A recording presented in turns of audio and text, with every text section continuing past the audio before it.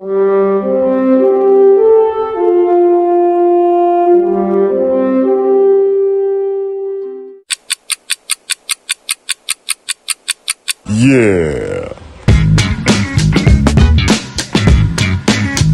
War campaign.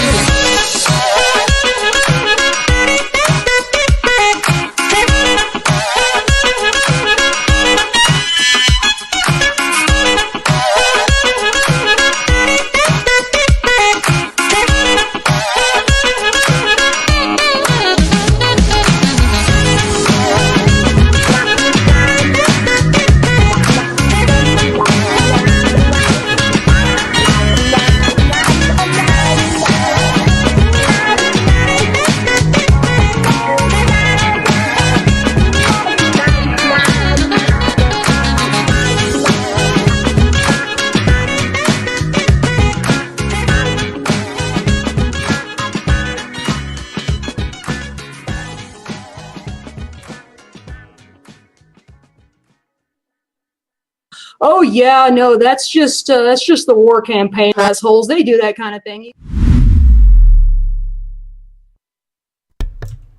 I said, "Hail, brethren!" And you know what? I got a pan. I'm feeling good, man. I just seen a message from Morgan Alexander. She says, "Bro, can we start the day up with your little voices? Do your little Scottish voice." Oh, okay. The freedom voice. This is what I live for. Thank you so much. Thank you, Morgan. Truly, finally, someone in my life who appreciates my voices. Let me. We all appreciate your voices. Yeah, right.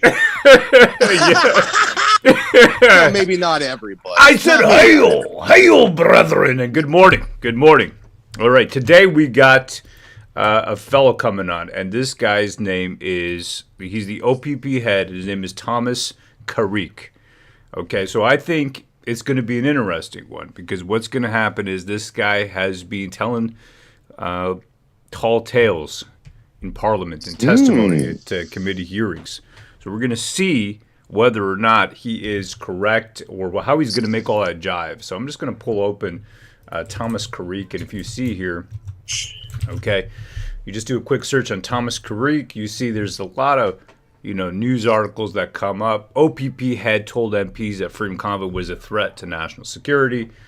Same thing from the Pembroke Observer. A lot of these are syndicated news articles. Right here, that's a syndicated article. That one is probably from the National Post or something. If you scroll down, you can tell, or from the Globe and Mail. Regardless, it is about this guy. By the way, yes, he is an egghead. Another one? That's Wait a minute. That's right. Hold on, I'll get a couple. Why are they all eggs? Well, brother. I mean, this is sort of a trend nowadays. Thomas Carrick. Let me give you some images here, so we can just first of all, there you go. That's him right there. Oh my goodness, he certainly is. That is an egghead. Yeah, I like this picture. That's him right there. That's a good one. So yeah, he's an egghead. All the eggs, says Dan Marshall. You got it. And no offense to anybody. Dan himself is an egg. He's our egg from right? Yeah, no offense to other eggheads out there. Yeah, no offense to other eggheads. It's not. We're not anti-egg by any means. Yeah, we're not discriminant or bigoted against eggheads. No, we're not. We're truly not. And but before we get into that and what he said and how he's going to somehow have to square this circle, I am actually going to do what I was asked to do. And because truly, Morgan, thank you so much. If you would like to hear me speak in Scottish, I live to please, truly. So what I'm going to do here is I'm going to first pick up, what's his name? Neil Oliver. Oh, okay. Okay, Neil Oliver. So Neil Oliver, he's a big voice in the UK. Now, he's got an accent, and that is, let's get his YouTube. All right, he's really, I like this guy. I really do. So what I want to do here is I want to first listen to him to just get it going in my head. Okay, and then once I got it going, then I'm going to be able to do it. Hold on a second here. You can channel your inner Scotsman. Exactly. Okay, here we go. Is too small a word for the wait a second. Why is it so low? There we go. Betrayal of it all. All those loudmouths who cheerled the masters of disaster are as much to blame as those they now seek to castigate. Okay, one more time. Hold on. You guys kind of look alike, too. Oh, you think so? Thank you. A little bit. Thanks. Yeah, thanks a lot, Pat. Appreciate that, brother. Of disaster are as much to blame about what a mess we're in. I mean, talk about collective responsibility. Talk about collective responsibility. All those masters of disaster that cheerled the lockdowns. I've seen so many children unable to learn at school. That, I tell you, brethren, is the problem.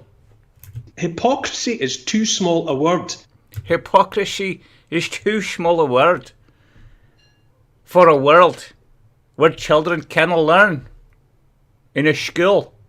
A school is for learning. Why can't children learn in the school? For the betrayal of it all. All those loudmouths who cheerled the masters of disaster are as much... Right there you go. That's my Neil Oliver. That's Aberdeen. There you go. That's the morning. I can do Russian and Scottish. Pan, you can do... Pan's got a great... hold on a second here. You want to hear... He's from Wakanda. You want to hear Wakanda? Wakanda. Yeah. Give us a little bit of Wakandan, Pan, if you'd be so kind, brother. My people, we have the world's largest stock of vibranium stored in our compound in Wakanda. They're hoarding vibranium. Yeah, do it all, Laws, says Morgan. All right. You can't get us going with this. You got to remember, we come from like parody internet shows. This is like what we used to do, like on our old shows. There's stuff like this. Mm-hmm. And now we're just watching politicians squirm, which is, I'm serious. Both very fun. We're serious. We're a serious news organization. I'm a serious news organization. It's a War Campaign News organization. All right. It looks like, we clamped down on Global News, who was streaming the Emergency Act hearings, but now they're not because they just couldn't compete. So it was good to kick their ass, Global have News. They quit? Have they quit completely? Yeah, they quit streaming. Oh, wow. The Emergency Act hearings. They just, boop, we're done. Can't compete. Huh, interesting. Okay, let's take a look at this article over here. Well, that's good. I'm glad that Global quit. They should know when they're beaten. We got quite troubled. MPs demand explanation from OPP over wildly different statements on the Freedom Convoy. OPP commissioner told the Commons Committee last spring that the intelligence unit had identified the protest as a threat to national security. And if you remember, clearly we had Mr. Morris, Superintendent Morris, who ran the POIB, which is the Organization for Intelligence. I'll give you the exact word, what it means. POIB. Here we go. POIB, OPP. It is Provincial Operations Intelligence Bureau. So the head of the POIB, the Intelligence Bureau for the OPP, came on, and he said very specifically that it was not a threat to national security. And now Thomas Carrick has to somehow either backtrack or square that circle. And that's what we're going to see today. So I'm going to play the clip here. Yeah, I got 2 clips here of him talking about this. Here we go. Those discussions with those. Okay, here we go. This one is just some frame skipping, but anyhow, here we go. Those discussions with those 2 past commissioners, they both felt that the Emergency Measures Act was not required in clearing this. Could you elaborate on that? Do you agree with your past predecessors on this? I can say that the Emergencies Act was an extremely valuable tool. This was identified as a threat to national security, and we were able to utilize a number of the powers in the Emergencies Act, specifically prohibiting people from attending designated areas, limiting the presence of children, which created a significant public safety risk, compelling service providers to assist with the removal of vehicles that required heavy tows, providing indemnification for those service providers, and the freezing of accounts. These tools made our operation very effective, and in the absence of having those tools, we could not have been as effective as we were. Okay, so that was one right there. That was talking about using specifically the Emergency Act, not the national security threat. All right, but so that was the fact that, the Emergency Act, there's some key words in here, and I'm just going to replay that here. Just let me see the exact, because it's important the exact words they say. It's too... To utilize a number of the powers in the Emergencies Act, specifically prohibiting people from attending designated areas. Okay, so prohibiting people from attending designated areas is talking about the red zone and the rest. We've heard differing thoughts about that. Limiting the presence of children, which created a significant public safety risk. Compelling service providers to assist with the removal of vehicles that require tow heavy trucks, the tow truck. Tows, providing indemnification for those service providers. Again, tow trucks. And the freezing of accounts. Yeah, the freezing of accounts, which I think is going to go into history as an incredible black mark on our country. The fact that you could financially terminate people. And that's why I don't like these euphemisms, right? Because what is freezing of your bank account? I don't know about you, but I got my credit cards.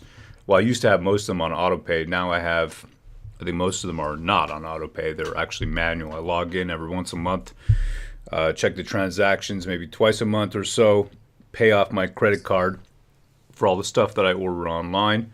And then,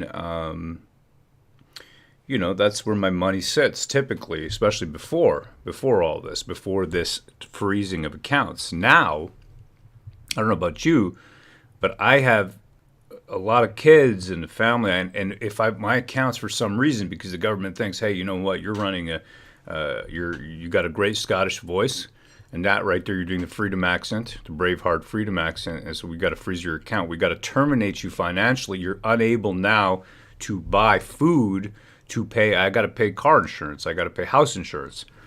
All that comes off my credit card, right? It is deducted monthly. So now what happens? Right? What happens to me now? So it's not financially, it's not a freezing your accounts, it's terminating you financially. It effectively is stripping you of your financial assets. It just takes a little longer for you to end up on the street. And what it is, you got to remember, it's one of the greatest threats in our modern society. It's one of the greatest threats. It's compulsion completely, more than coercion and compulsion. It is the slow stranglehold over you as you cannot pay for things to feed your family. I cannot buy the things that I need to feed my family. It's not freezing accounts. You're putting a stranglehold on my ability to provide. That's what you're doing, because I'm going contrary to a government edict, which is why this is such a serious matter, which is why we're not streaming about comic books and Lord of the Rings and having a laugh, because this is actually choking our democracies, choking the ability to speak freely. You're seeing people dragged before court and then their social media accounts frozen. Sorry, not social media accounts terminated. Pat King had to delete his Facebook to be able to get his freedom again after 4 months in jail. Tamara Lich unable to speak freely. You have MPPs here, like Randy Hillier, unable to speak freely. His daughter also wrapped up in another social media, something along those lines. I don't know the specifics, Chelsea Hillier, but this is what's happening to so many people who stand up and start to speak. And even if you don't agree with everything they're saying, right, or you don't like the way they come off, they're abrasive. Okay, jokes, it's as well being termed as criminal threats, which is jokes that don't land, don't get me wrong, stupid ones, but regardless, not threats. And it's a huge chilling of free speech. So I hate the euphemism freezing of accounts. Just want to take issue with that in the morning, I guess at 9:18 a.m. But there you go. It really pisses me off because that's a serious thing. You are disabling me from being able to provide for my family. You can't get food. I can't see the way the world is now. It's all these restrictions. The way the world is now, it's all automatic. It's all technical. It's all digital, right? The car insurance is taken, it's deducted from my account per month. So now if I get stopped for doing a rolling stop, I got 5 red light camera tickets in like a 6-week period. Speeding, rolling stop, whatever they were. I got a bunch of them because I was driving a different car for a few weeks when my cousins were in town and I wasn't used to the gas pedal on that car. It's just a big engine. And I'm just relaxing, driving fast. So what happens now if I get stopped and I don't have insurance because my insurance payment didn't go through and I don't know because I can't pay it all of a sudden. So now they can take my car or what next? It just keeps snowballing and before you know it, you're destitute. And you're reenacting a scene from Basketball Diaries just to make ends meet. Oh my God. So I'm just saying, there you go. This is Thomas Carrick. Let's hear another one here. This is a good one. At the time, though, did you feel that was a national security threat? When you received those assessments, did your police officers feel that was a viable national security threat? So I'm as the intelligence expert that we have with us, I'm actually going to turn this question over to Commissioner Carrick to identify as him and his organization were principal in gathering that intelligence. Commissioner Carrick. Thank you, Chief Bell. Through you, Mr. Chair, we did identify it as a threat to national security through the Provincial Operational Intelligence Bureau. Okay, so he's just straight out lying now, or contradicting at least, completely contradicting Mr. Morris, Superintendent Morris, who came on and said the exact opposite. So this is the part over here. So first of all, if you look carefully, this guy, and I'm going to slow it down just so you can see this, right? This egg. Okay, watch his movements here. It's really weird what he does. He does these weird facial movements, like he wants to eat my soul. Look at his mouth here. Look what it does. Oh my God! Right? He looks like a gargoyle. Just watch this. Yeah, dude. Watch his mouth. That's the face I do. Yeah, when my in-laws are talking to me, you know what I mean. And I'm sitting there. No, I'm serious, man. They ask me some dumb question. I'm just like.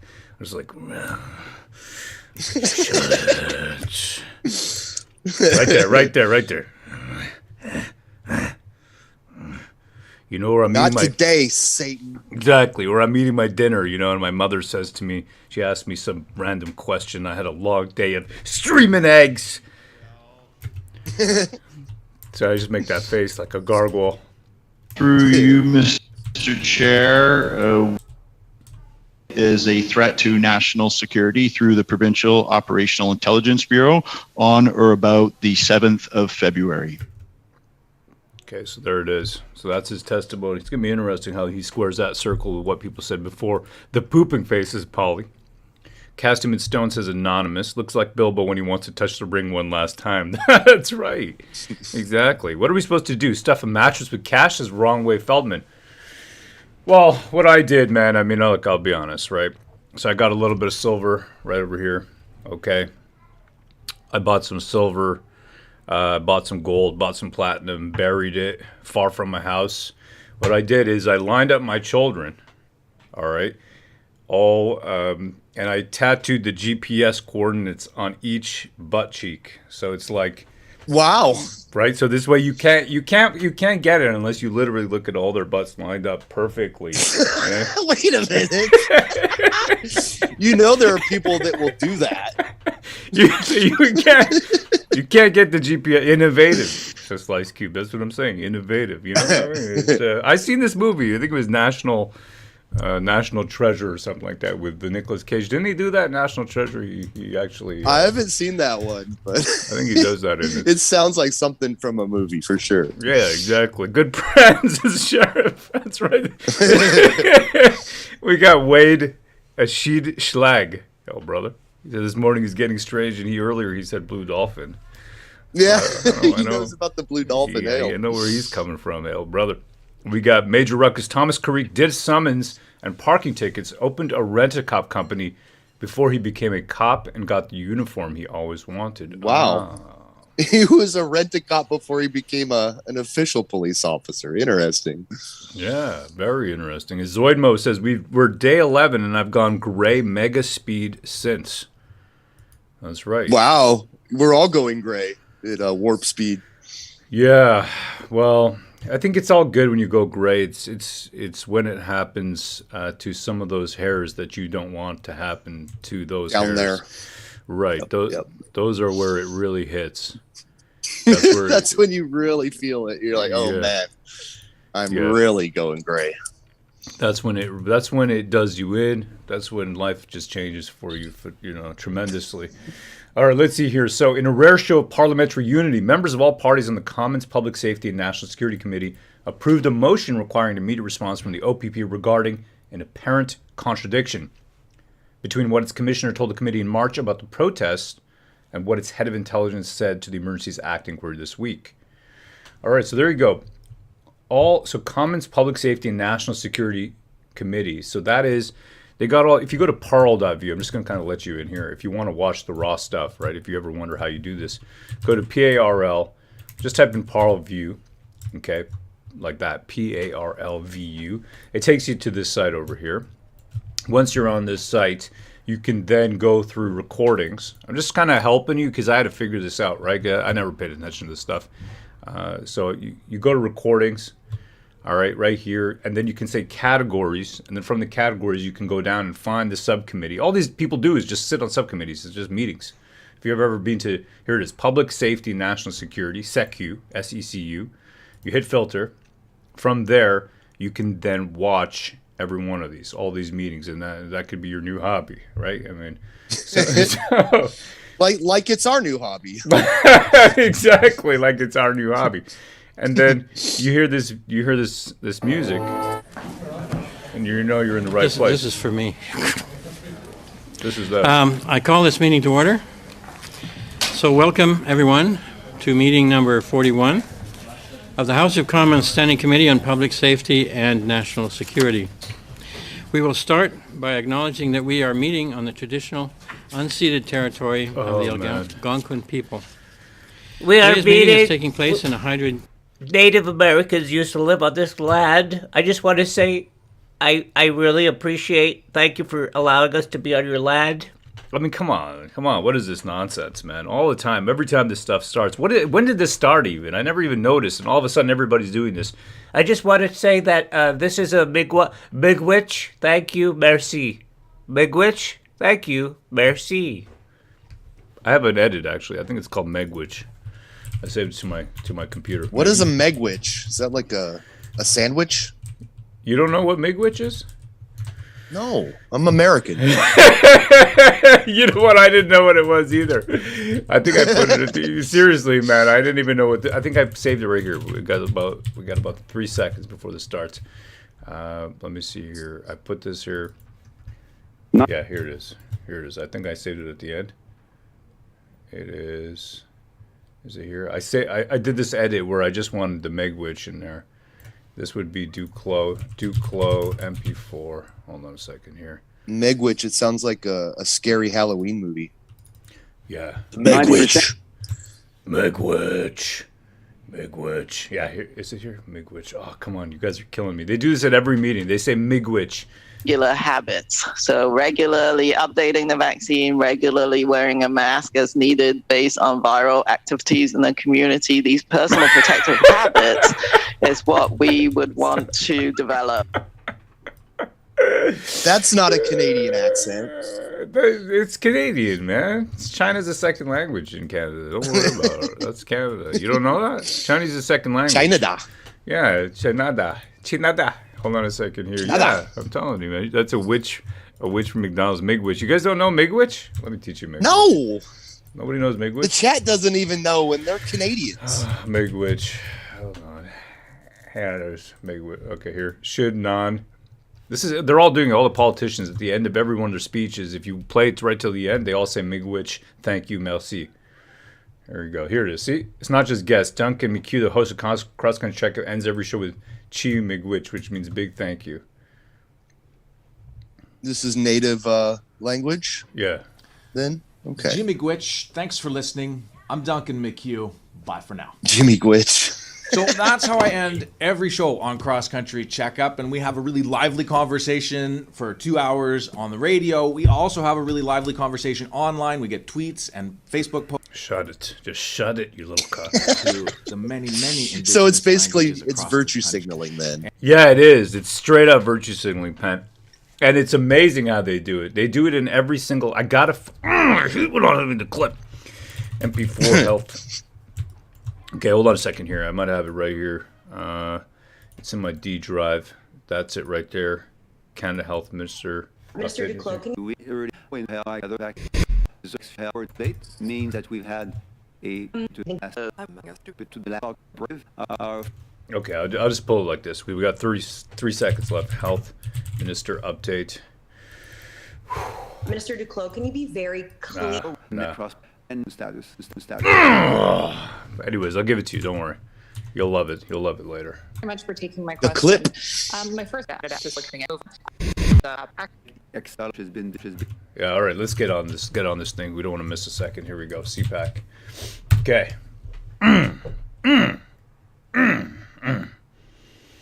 Okay, here we go. October 6th. That's not the one. Live. Everyone has their coffee ready for this. I'm ready. Live. Here we go. Come on. Hit me. Just hit me. Just put it in my friggin'. Let's go! Let's do this. Sit down. Sit down and bring out the egg. Bring out your Keep eggs. your mask off. You're indoors. Bring out your eggs. Bring out your bloody eggs. You're free. Take your mask off.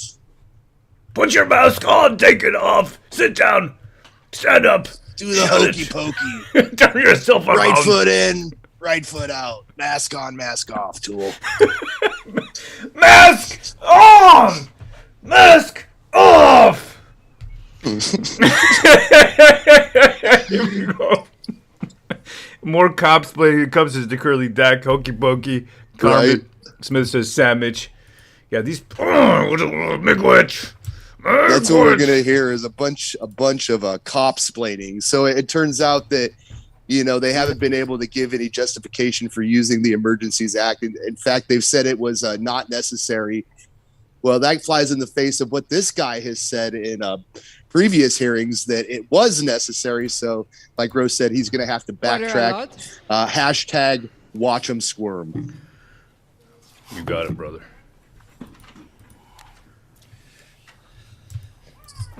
The Public Order Emergency Commission is now in session. La Commission Oh sur boy. l'état d'urgence est maintenant ouverte. Good morning. Bonjour. This is the first day of our third week. So it's only 5 more weeks to go. Okay. Morning, Commissioner. Good morning. For the record, Eric Brousseau, Commission Counsel, and I'd like to call the Commission's next witness, OPP Commissioner Thomas Creek.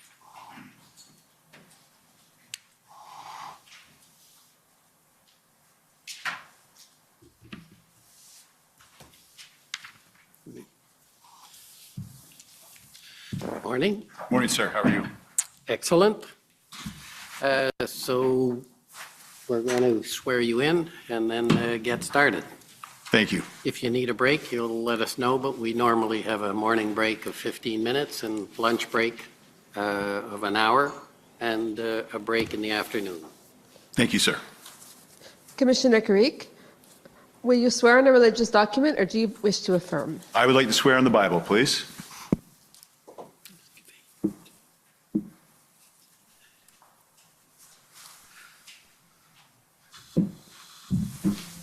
Thank you.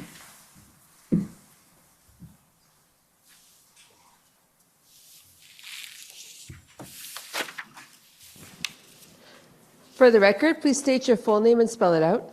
Thomas Carrique, THOMAS, Do you swear that the evidence to be given by you to this commission shall be the truth, the whole truth, and nothing but the truth so help you God? I do so swear. Thank you. Thank you.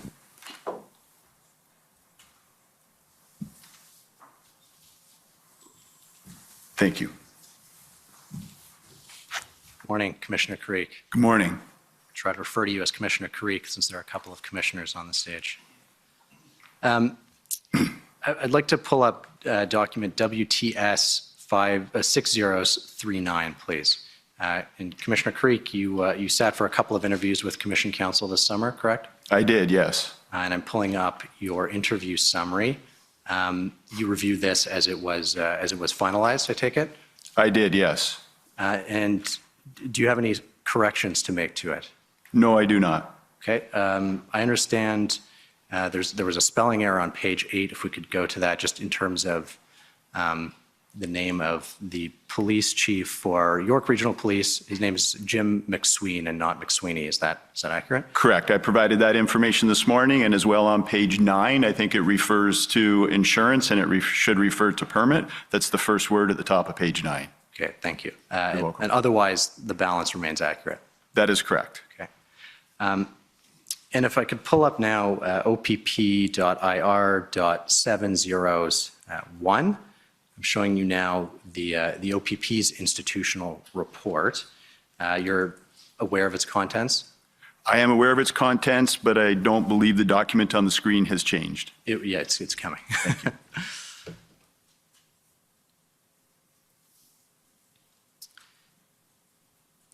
This is the OPP's institutional report?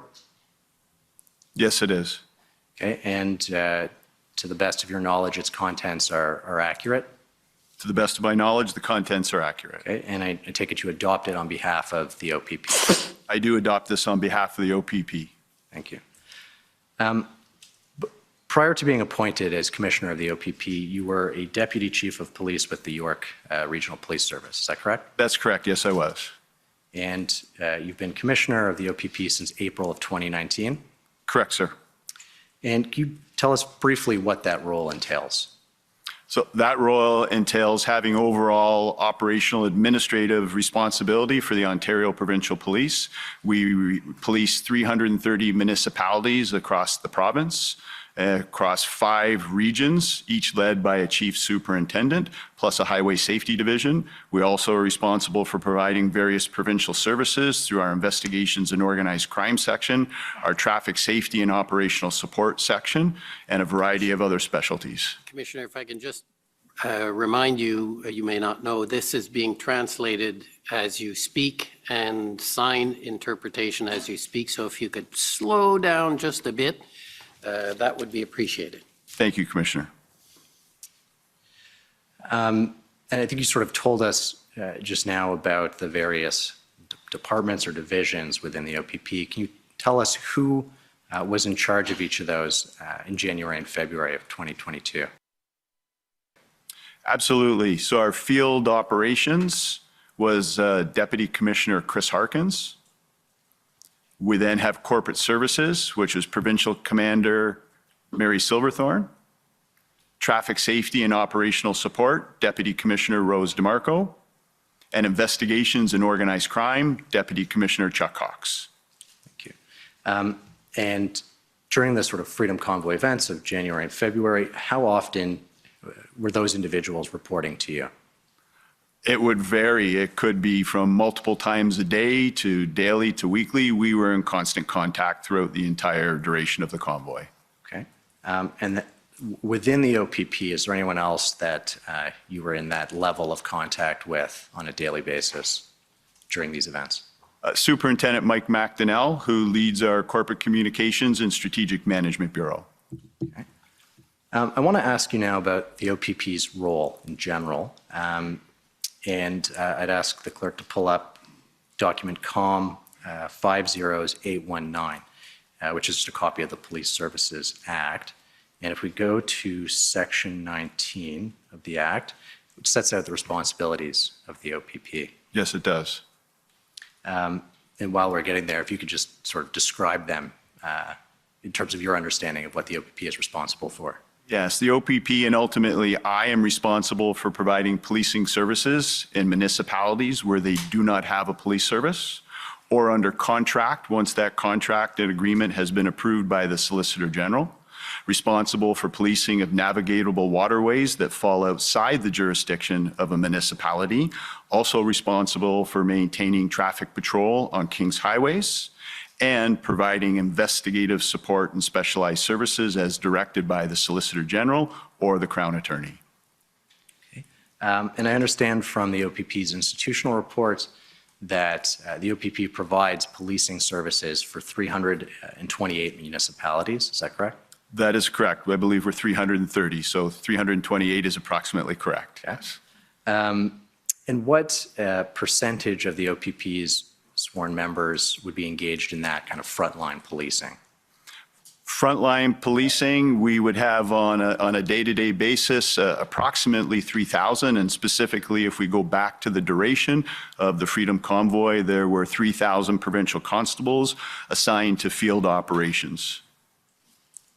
And that includes maintaining policing in these 330 or 28 municipalities? That it does. That does not include the other policing responsibilities that we have for all the other provincial services that we are mandated to provide.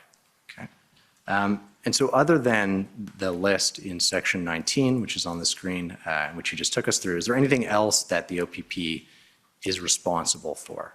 So we have a wide variety of specialized services that we provide, from aviation services, Provincial Operational Intelligence Bureau, which you've heard a significant amount about, also our provincial liaison team, which I know you've also heard a lot about. There is a wide variety of specialized services that the province relies on us to provide from a policing perspective. Okay. And one of those, I understand, is public order units. Is that correct?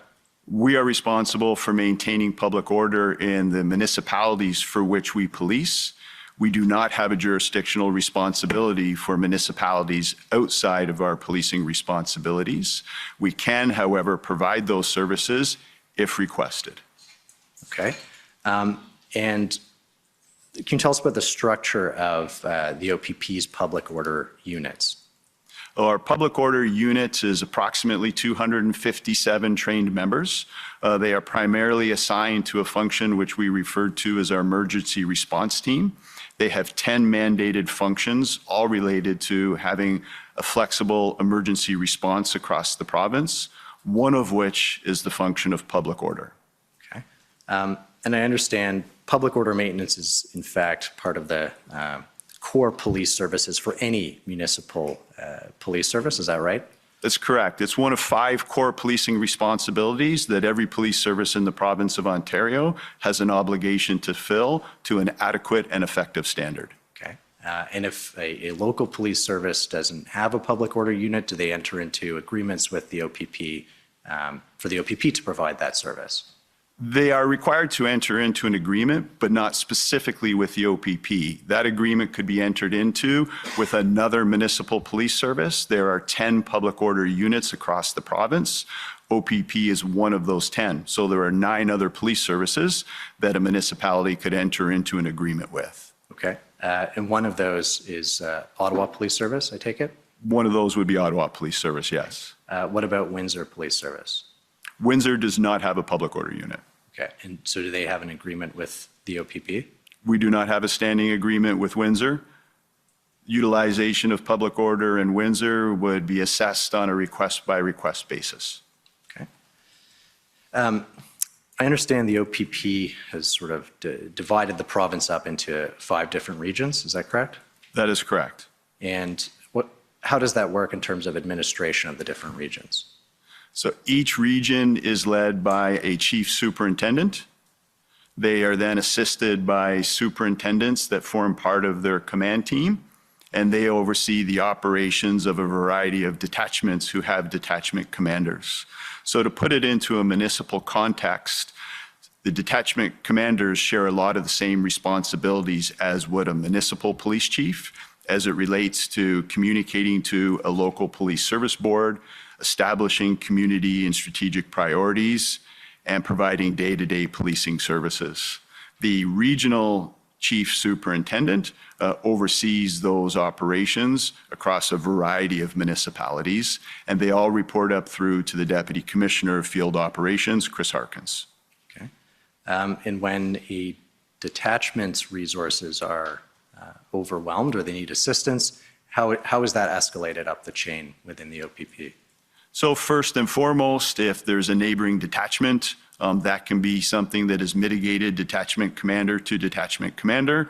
If it's not able to be resolved at that point, it would then be escalated through the regional command team, and it could eventually end up into the hands of the Deputy Commissioner of Field Operations.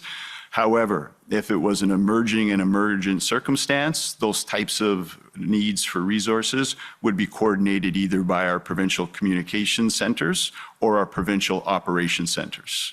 And if it was a long protracted event or a planned activity, we would establish what we call an emergency operations center, and our emergency management unit would be involved in that very complex process. Okay.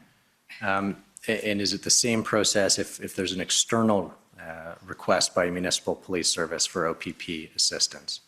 An external request would normally come into my office, and then it would be assigned to the appropriate provincial command.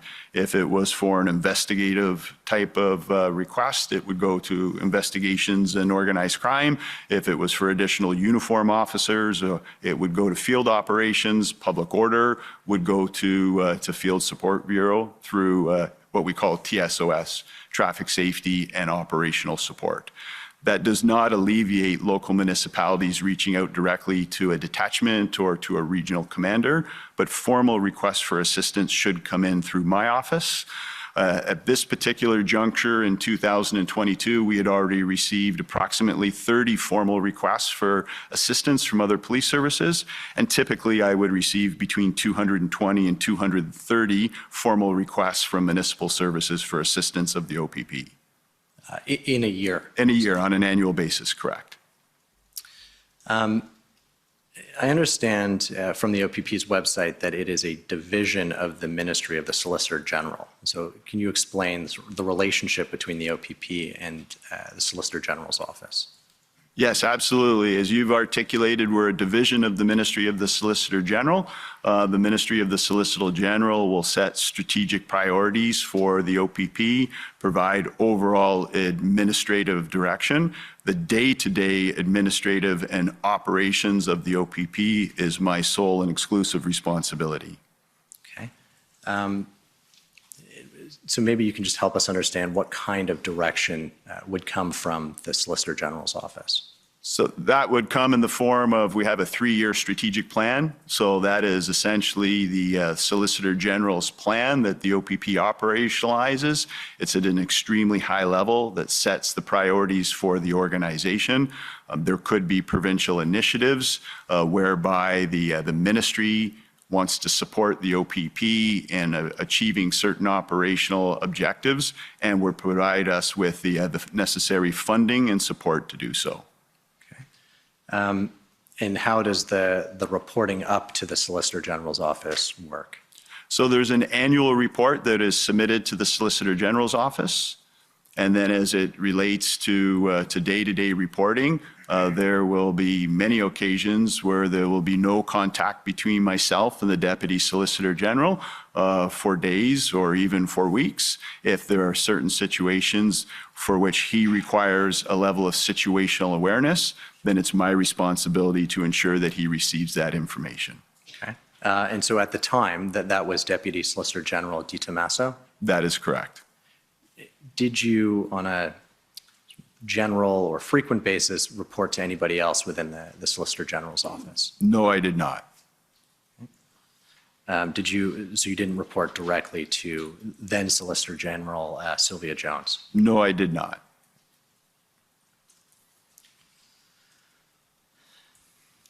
I want to ask you now about a term that we've heard, which is police of jurisdiction. Can you help us understand what that term means and where it's kind of grounded?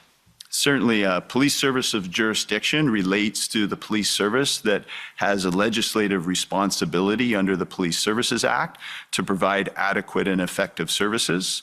That police service of jurisdiction will report to a local police service board who is responsible in concert with the chief of police in ensuring that those adequate and effective services are provided.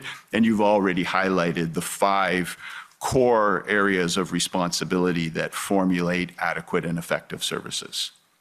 And when we talk about a police service of jurisdiction, does that police service have exclusive jurisdiction in their sort of physical bounds?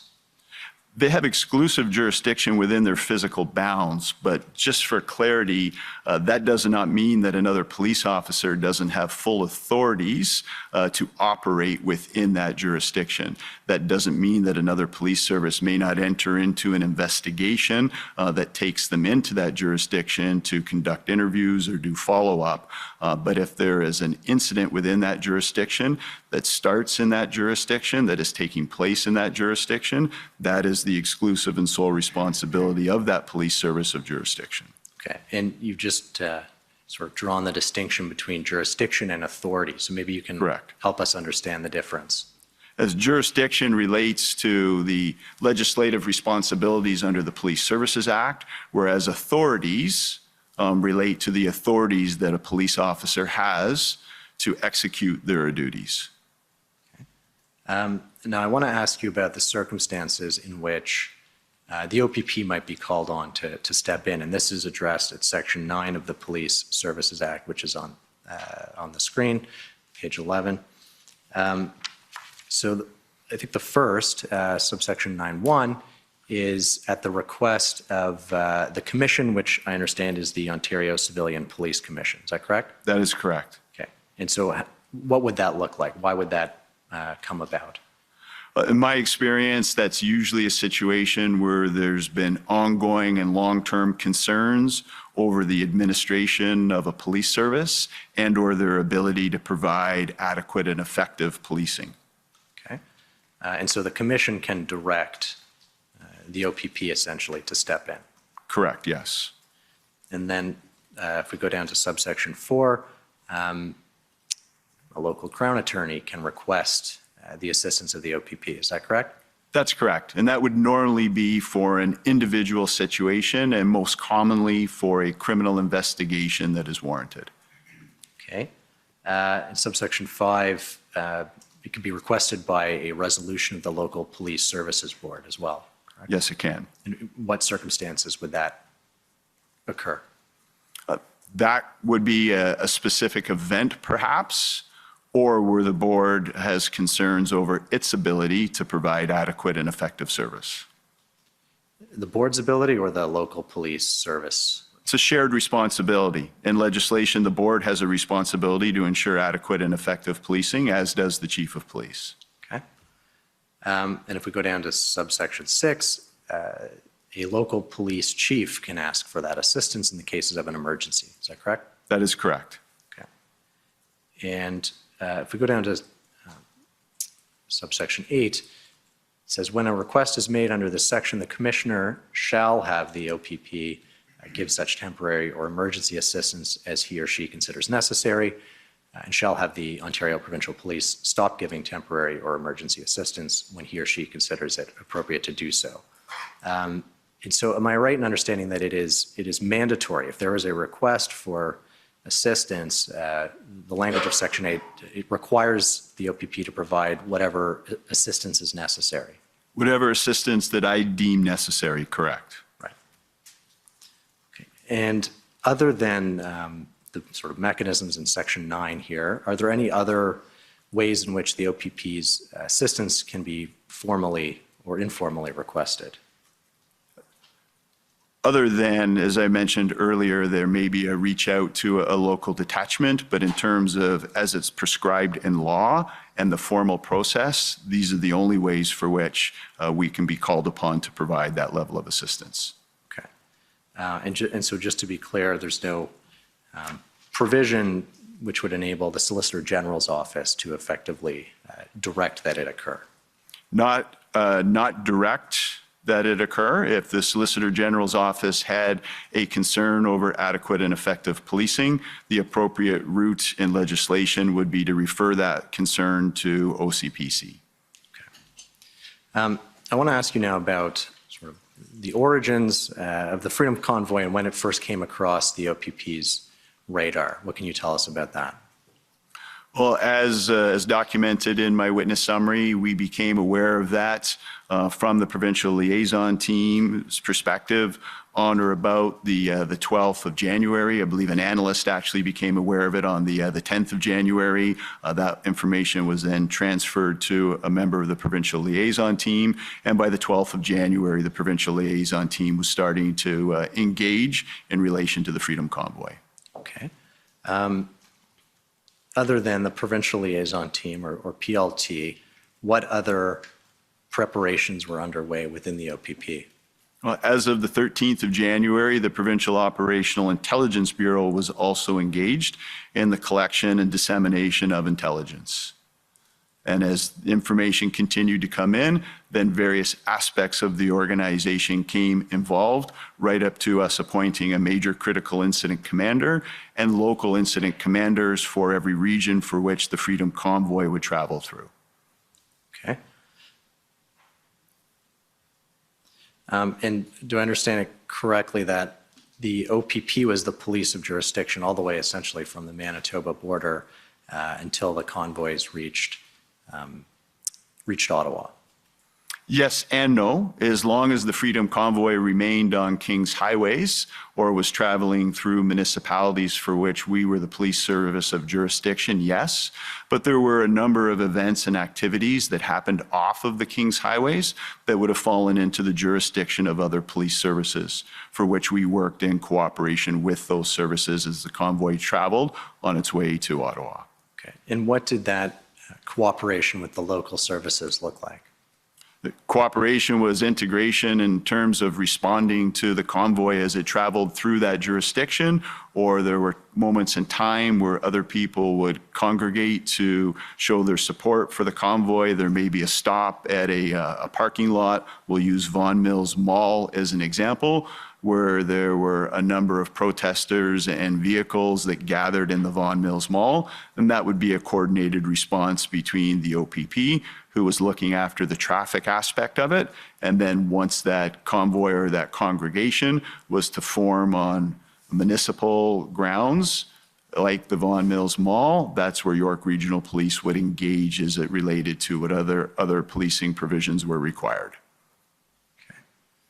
Now, I want to ask you about the OPP's intelligence gathering, and I'm sure you're familiar with the Hendon reports. Very, yes.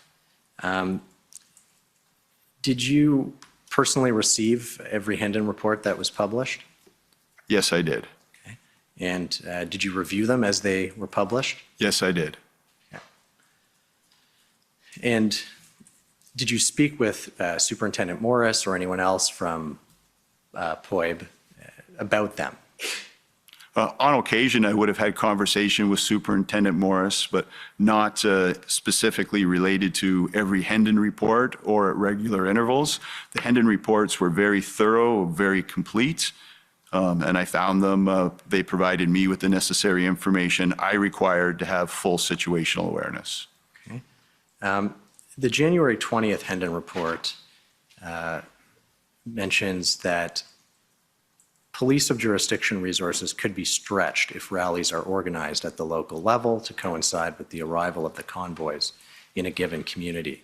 Is that, did the OPP take any action in response to the concern that local police of jurisdiction might be overwhelmed or stretched, to use the term? Yes, it's my understanding, and you've heard from Superintendent Craig Abrams, that Superintendent Abrams was engaged with Ottawa Police Service, offering and providing some support from the Ontario Provincial Police. And I'd also made inquiries with Deputy Commissioner Chris Harkins in relation to our knowledge in relation to Ottawa's level of preparedness. Okay, and I'll ask you about that in a second. But going into the first weekend, which is the 29th and 30th, what was your personal understanding of what this protest was going to look like in Ottawa? This was going to include a high degree of active participation, a large number of commercial motor vehicles and personal vehicles, as well as a commitment for longer term activity. There was no exit plan from the protesters, and there were also demands that we knew could not be realized in the short term, if at all. Okay, and is it your understanding that the Ottawa Police Service had that same understanding of what was going to transpire over the weekend and potentially longer? Yes, it was. I was well aware that Ottawa Police were also in receipt of the Hendon reports and had been for at least a year leading up to. And in fact, on January 21st, I made an inquiry with Superintendent Morris to ensure that all police chiefs in the province were receiving the Hendon report. Okay. What prompted that inquiry? The content of the Hendon reports, wanting to ensure that there were no gaps within organizations and that the chiefs of police had access to what I felt was necessary and important information. Okay.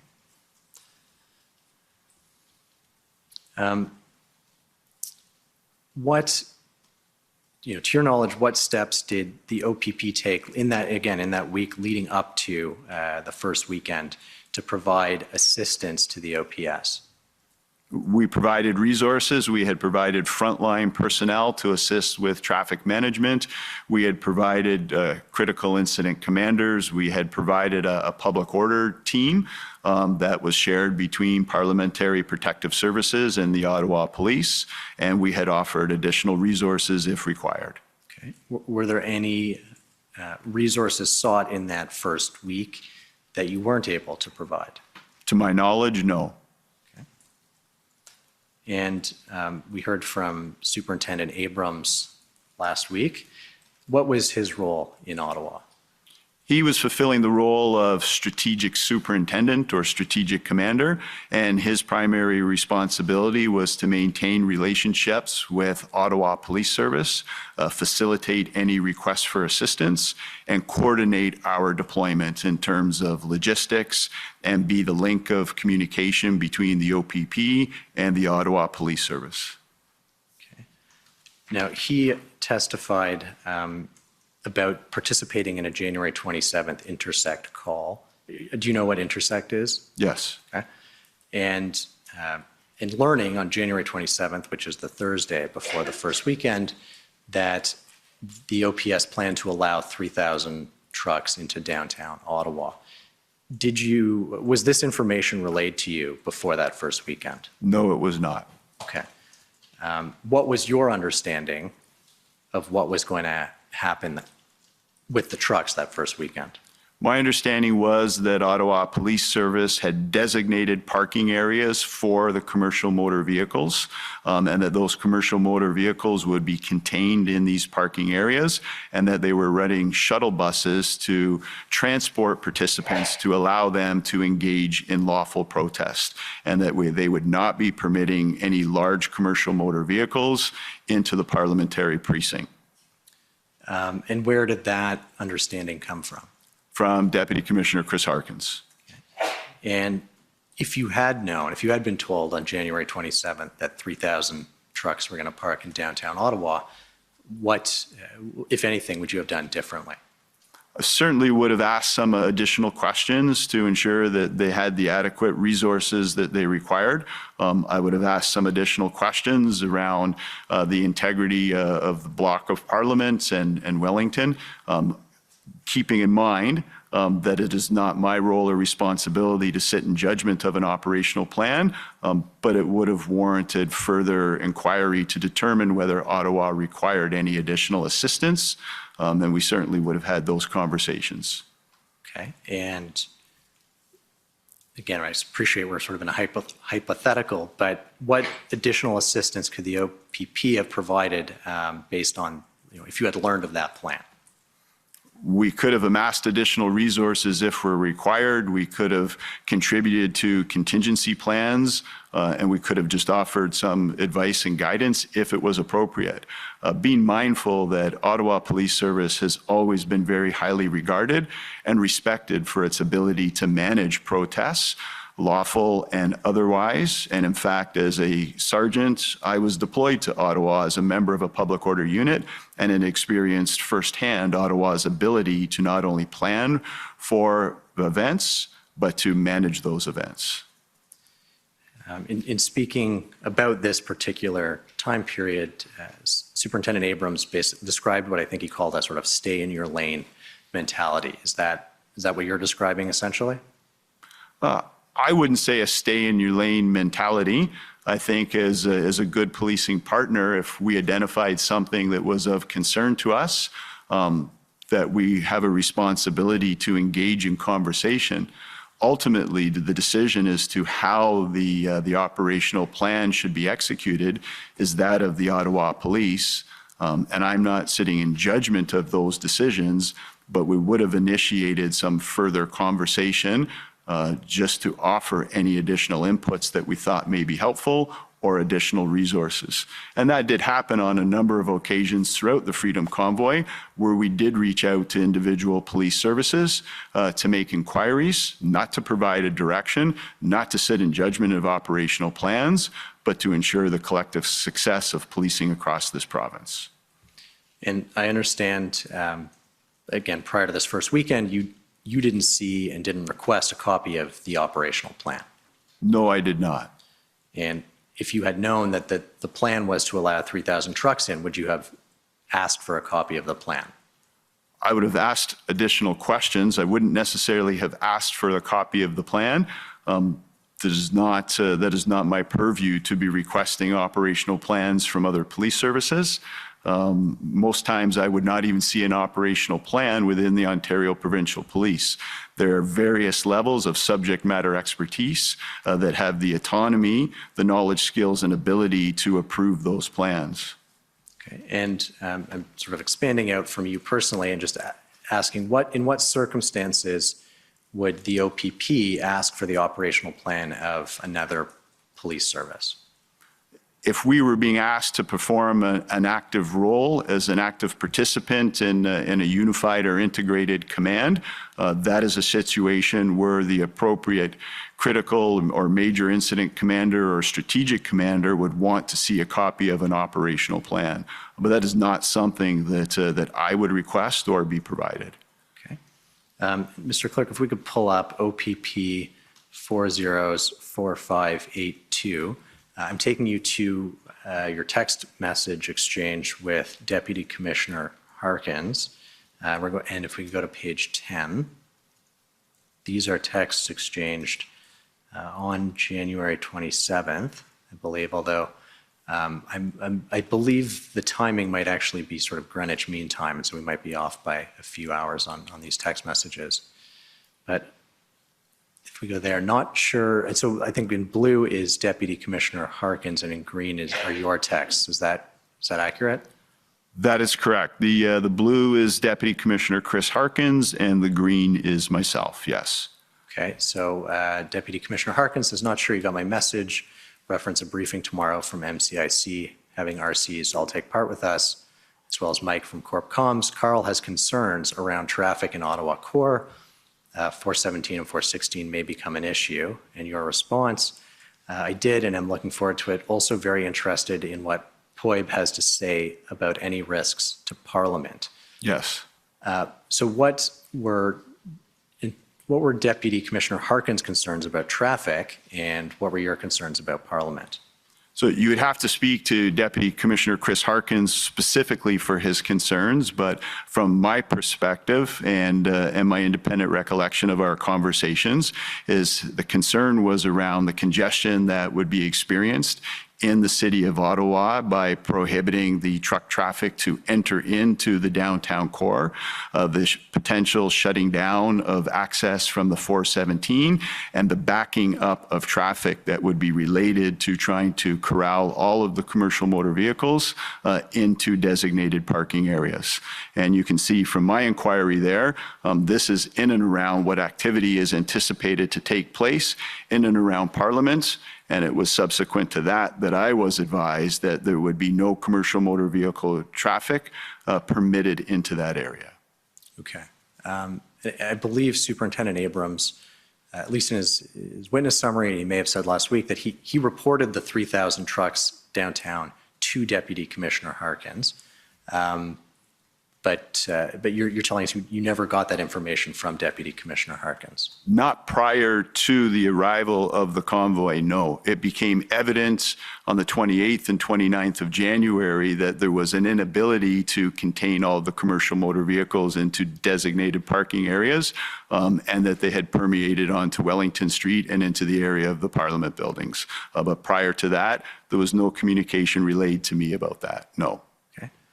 And I understand you spoke with Chief Slowly on Friday, the 28th of January.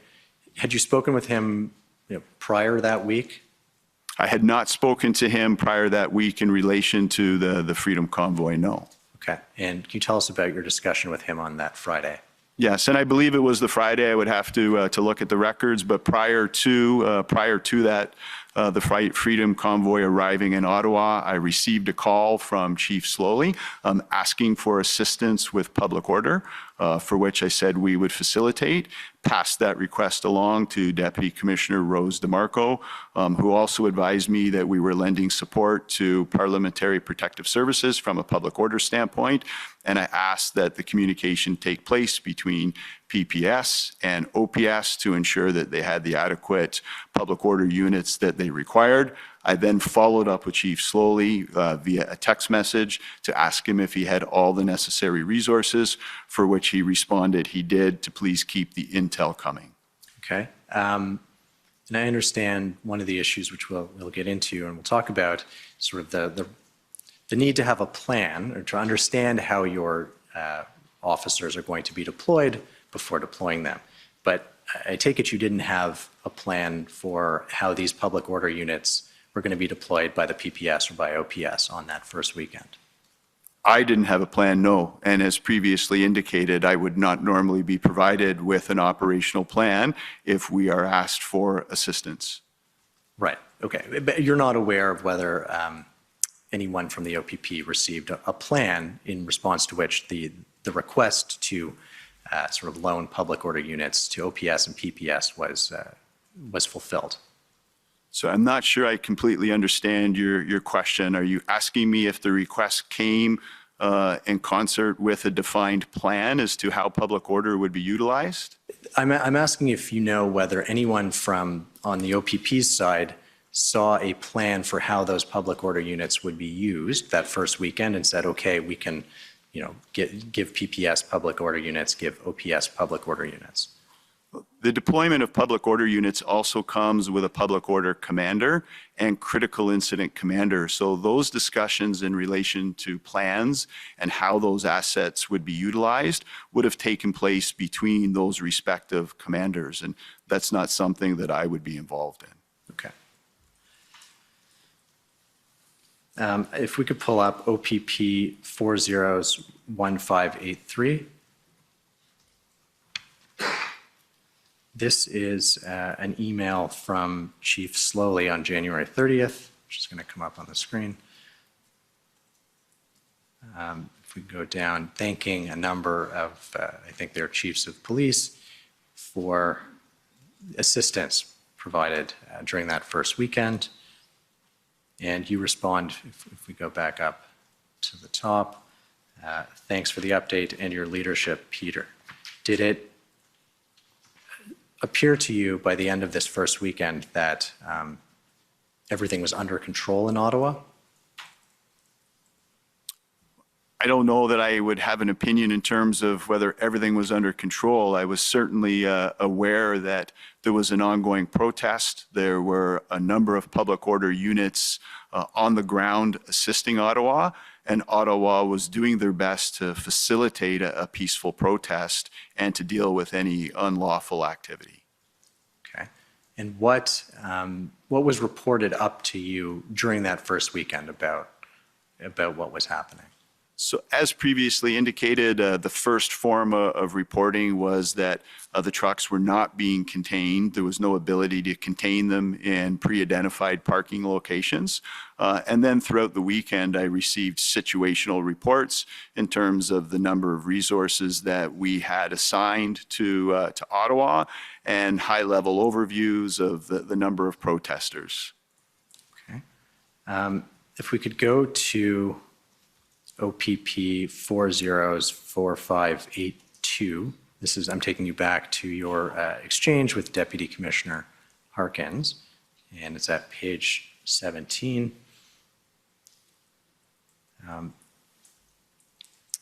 Deputy Commissioner Harkins writes to you, just FYI, our incident commander that is in the Ottawa Command Center said it's the most unorganized they have ever seen.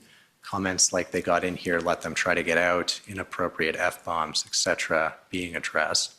Apparently willing to wait till Wednesday before action to remove if they haven't already. And then your response is, thanks, you available for a call in the morning. Did you have that discussion with Deputy Commissioner Harkins? I did. So the 31st, I believe, is the Monday. That's correct. Right, so we're past the weekend now. You had previously asked me about my level of knowledge as it related to activity over the weekend. So this is the first indication that there is this type of activity being reported. And I had also had the opportunity to engage in a meeting with Chief Slowly and Commissioner Lucky also on the 31st of January. Okay, and I want to ask you about that meeting. Can you tell us your recollection of that meeting? Yes, from what perspective? The meeting with Chief Slowly and Commissioner Lucky, what was discussed? Yeah, so Chief Slowly provided us with an overview of the situation, and we talked about providing any resources that he may require, and how this could be managed moving forward. Okay, and we've got notes taken by OPS legal counsel, Christian Huneau. Yes. So if we can get those up on the screen, it's OPS 3014454, and it's pages 1 to 3 of those notes. This is a recording by Christian Huneau of the meeting. And so I think you see the second point there. We planned for a sprint Friday to Sunday and negotiate our way out of it. Wanted to demobilize Monday to Wednesday, I think it says.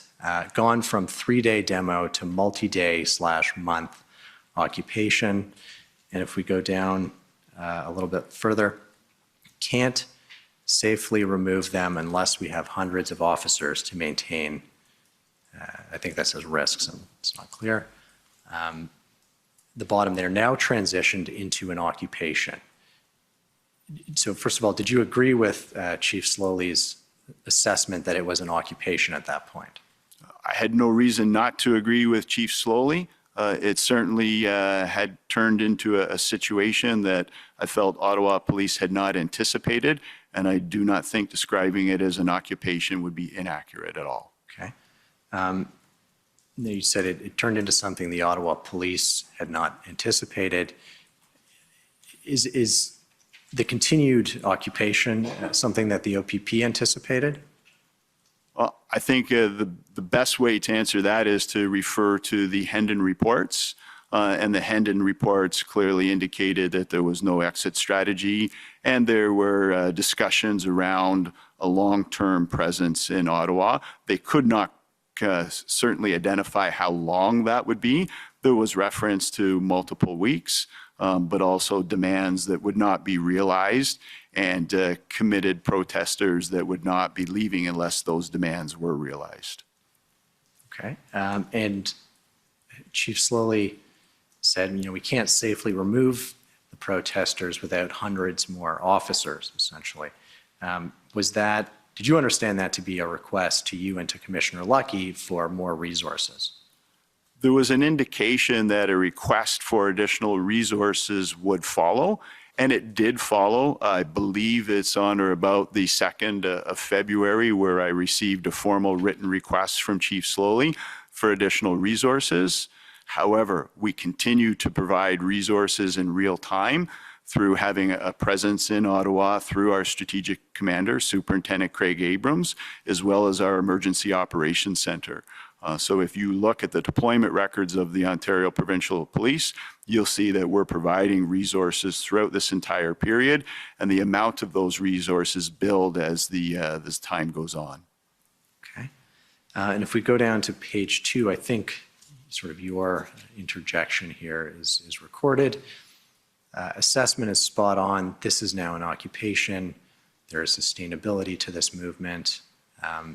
There's a reference there. No injunction puts us in a different space, then have to act on it, prepare one, but timing of getting one is crucial / dangerous. Why were you not supportive of an injunction at this point? So these are not my notes. This is the first time I've seen these notes. I would not say that I was not supportive of an injunction at the time.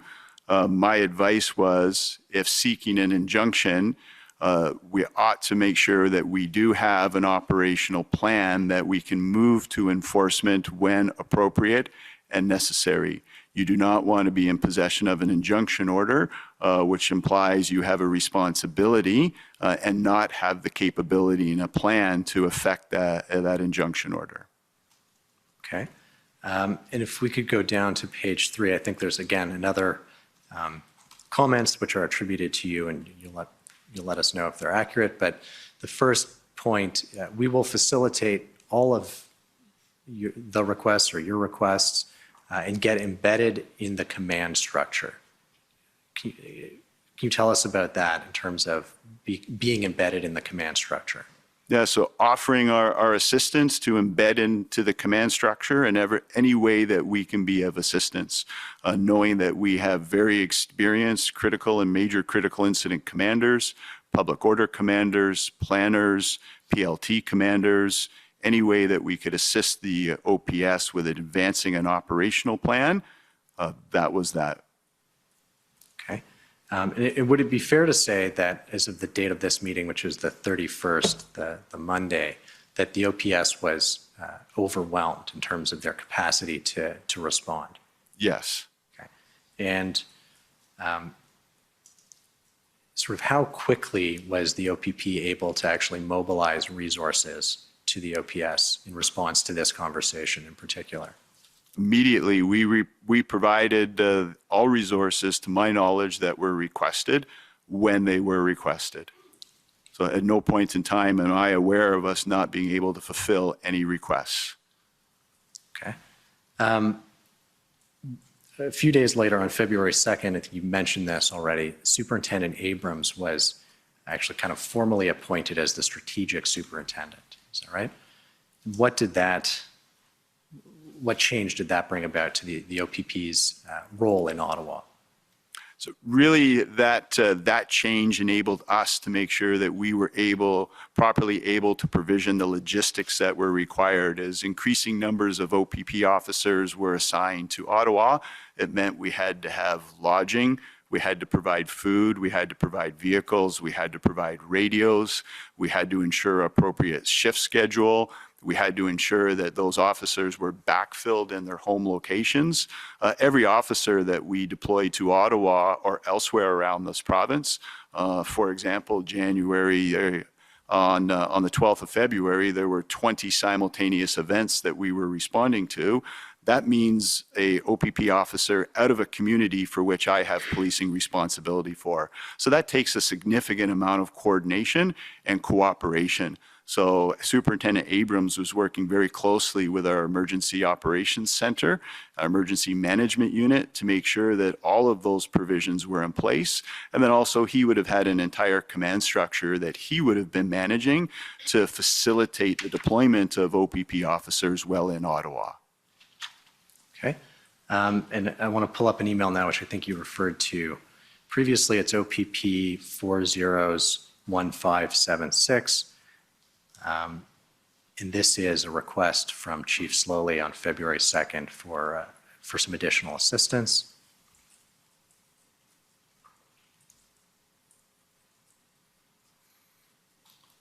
If we go down to the bottom.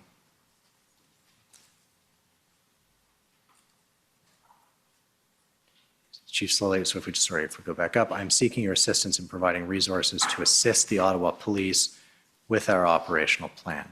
And so are you aware of whether, at this point, February 2nd, anybody, and I appreciate it wasn't necessarily you, but anybody on the ground, Superintendent Abrams, had seen a copy of the operational plan? I'm not aware. You would have to ask them that question directly. Okay.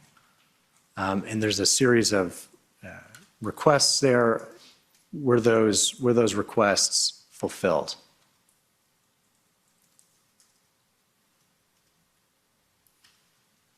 To my knowledge, all of those requests were fulfilled.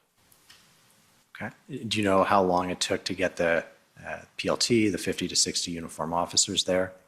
We had PLT there. I believe we saw an influx of PLT between the 2nd and the 4th of February. Inspector Baudouin, who appeared before the commission yesterday, would be able to provide you the specifics of that. I know he himself, at my request, attended Ottawa on or about the 4th of February. So it would be best to speak with those that were responsible for these assets to be able to get the timing of exactly when they were there. But many of these assets were already on ground in Ottawa, ready and able to assist at this time. Okay.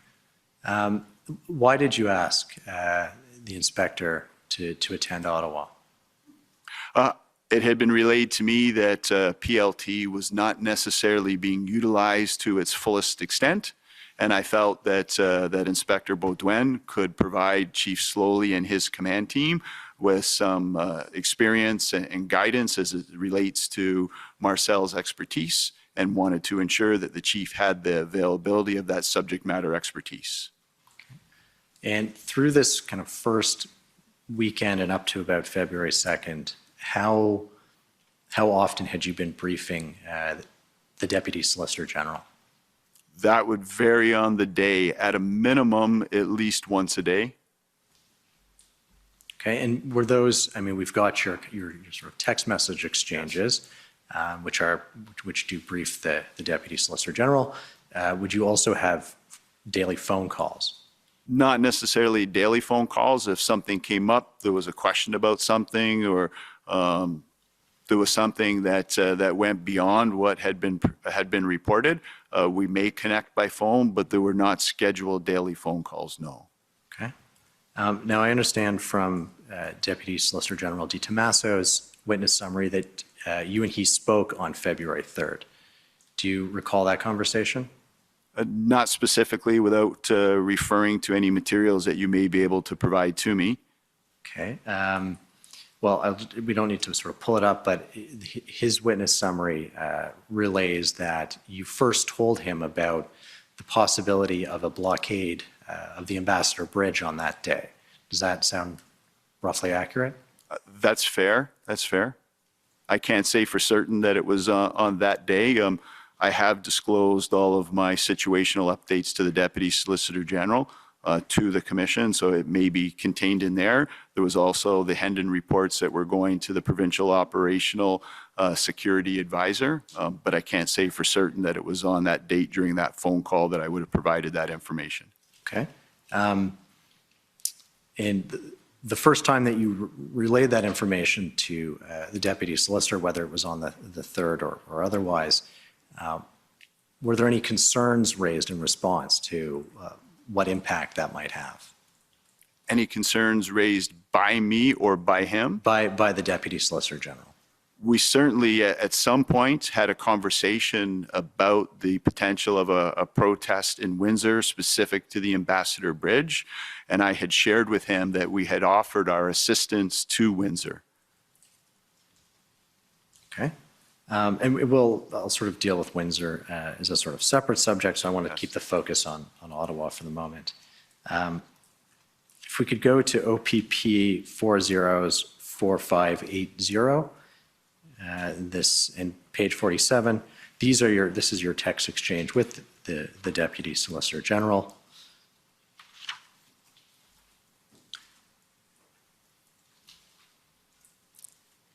And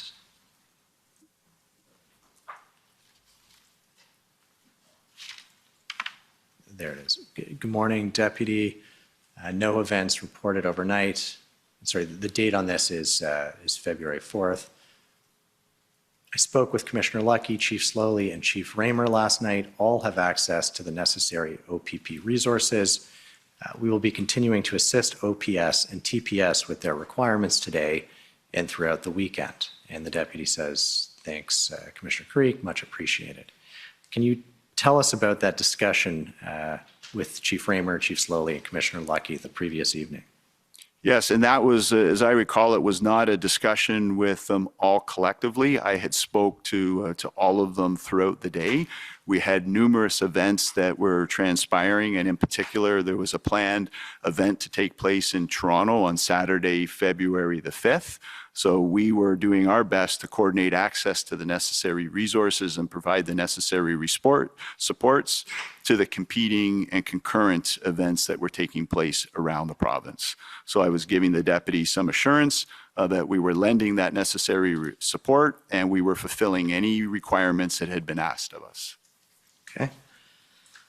And what resources were deployed to Ottawa and Toronto that second weekend of the protests?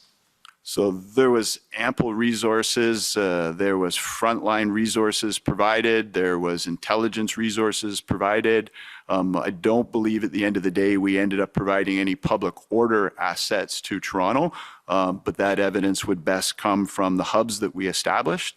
We had hubs that were ensuring that the public order teams were deployed where they needed to be, when they needed to be, which could mean any one of the 10 public order units would have been deployed to any one of these locations. So that level of detail would have to be shared with you from the hub. Okay. And based on what you were hearing from Superintendent Abrams, who is the strategic superintendent on the ground, did it seem that everything was under control at that point on the 4th? So I'm not in direct contact with Superintendent Abrams. My information is coming at this point in time from situational reps that are coming, that are coming multiple times a day, which is providing me with a level of situational awareness in terms of the number of vehicles, the number of protesters, any reports of criminal activity. Okay. So Deputy Solicitor General DiTommaso, again, in his summary, told us that he spoke with the Toronto Police Service Chief Raymer on February 3rd, which is the Thursday before this, and who explained to Deputy Solicitor General that TPS needed additional resources, and DSG DiTommaso told him that Chief Raymer, told Commission Counsel that Chief Raymer said the OPP doesn't have resources for us, essentially. Is that accurate, that there weren't actually OPP resources to be directed towards Ottawa? Toronto. First, I can't say whether Chief Raymer's conversation with the deputy was accurate based on what they knew at the time. Deputy DiTommaso did inquire with me, being under the understanding that Toronto Police had asked for OPP resources and they were not available. I directly inquired with Toronto Police and we sorted that miscommunication out. There were OPP resources available. We were already integrated into their command center. We had a presence in their command center through intelligence, our highway safety division. So we were providing resources to Toronto Police. Okay. And so it's not accurate then that that there weren't OPP resources available, that they did get sent that weekend? There were OPP assets and resources available, and they were sent that weekend, yes. Okay. And this weekend of the 5th to the 6th, was the potential blockade of the Ambassador Bridge factored into resource allocations in any way? We had made a number of inquiries with Windsor Police offering assistance and resources, and we were advised that that assistance was not required. If it was required, that a request would be made. The Chief of Windsor seemed confident that they were able to handle the anticipated activities with the resources they had available to them. Okay. I want to take you now to OPP 401507, which is a forward of an email that Chief Slowly sent to a number of people on his team the morning of February 5th. I'll just, if we can scroll down, I'll let you review it, see if you recall seeing this email.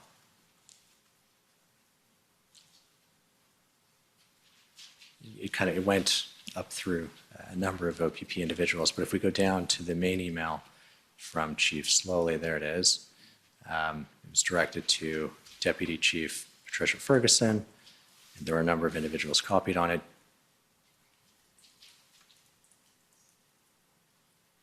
Sorry, what are you drawing my attention to? Do you recall receiving this email as a forward? Not without having had the opportunity to read the entire string. I can only see a small portion of the email. So I would have to ask your indulgence to be able to review the entire thing. No, if we can just scroll down, we'll let you review it quickly. It would be most helpful if you went to the top of the string. Okay, where you received it, you mean? Yes. Okay, sure. You received it from Deputy Commissioner Rose DeMarco, and you said thanks. Please, please, if you don't mind stopping there, I'd like to. Can you go back up?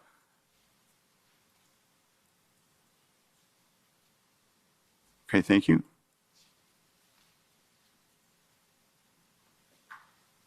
Stop there, please. This is the part that has my response.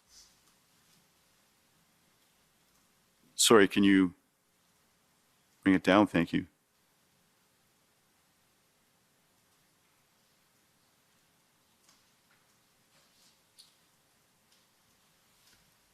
Thank you.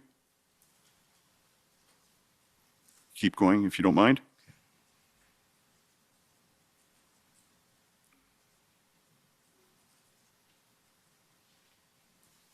Thank you.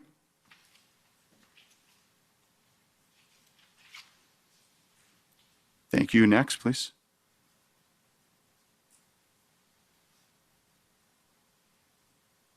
Please keep going. Please keep going. Okay. Thank you. Yes, I do recall this email. Thank you for your indulgence while I familiarized myself with it. That's all right.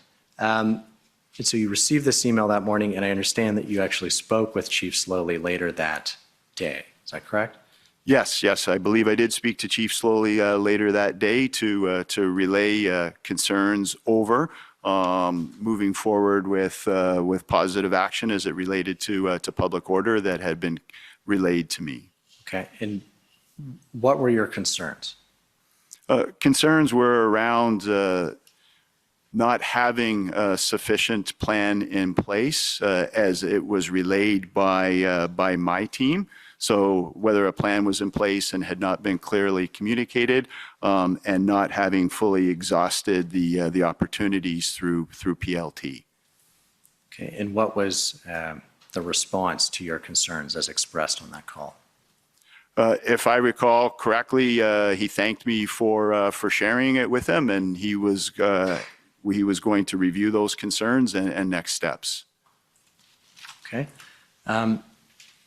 Now, did you raise those concerns with the Deputy Solicitor General? No, I would not have raised those concerns with the Deputy Solicitor General.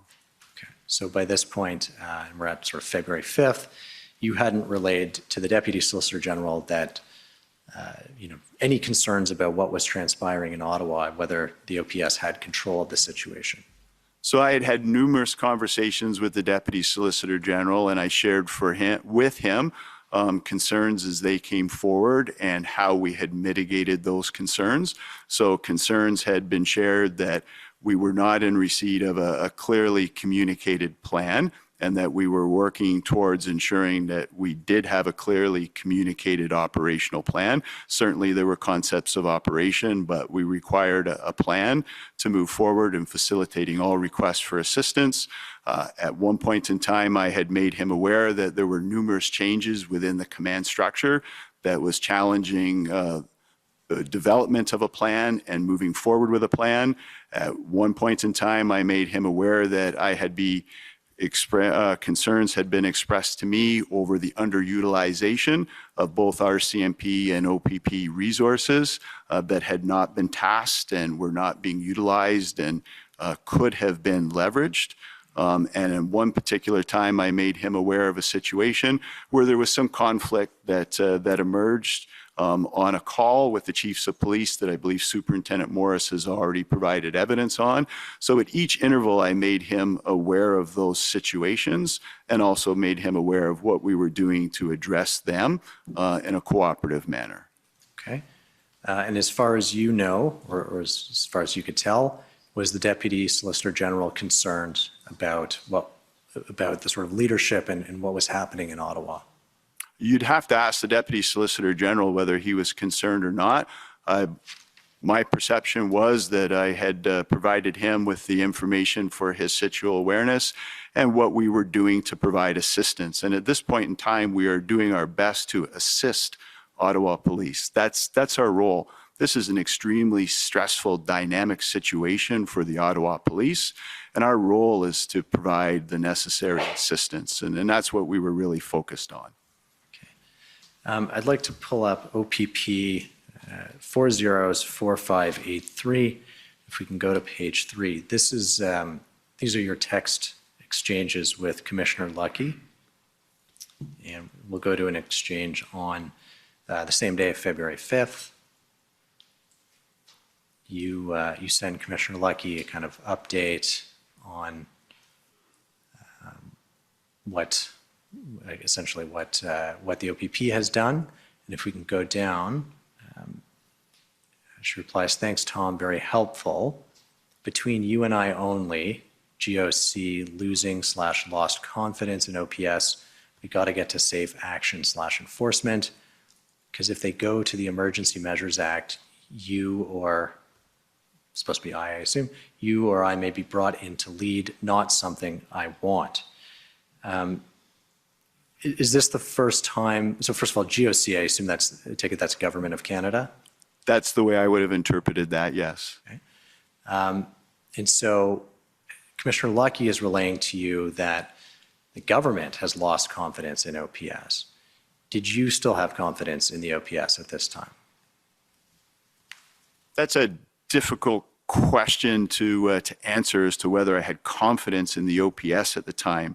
I was certainly aware of the challenges that they were experiencing, and I did feel with the support that we were providing that there was an opportunity to develop and execute a plan that would bring upon a resolution to this. And ultimately, that's what happened.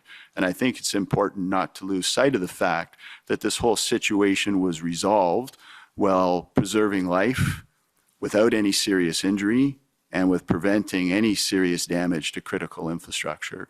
A significant impact on quality of life to the residents, the local residents, an impact on local economy, but a resolution through providing the necessary assistance was eventually the outcome of this. Okay. And there's a reference to the Emergency Measures Act. Was that the first time that had come up in your discussions with Commissioner Lucky? Certainly, to my recollection, at no time do I recall her or I ever having any conversation about the Emergencies Measures Act.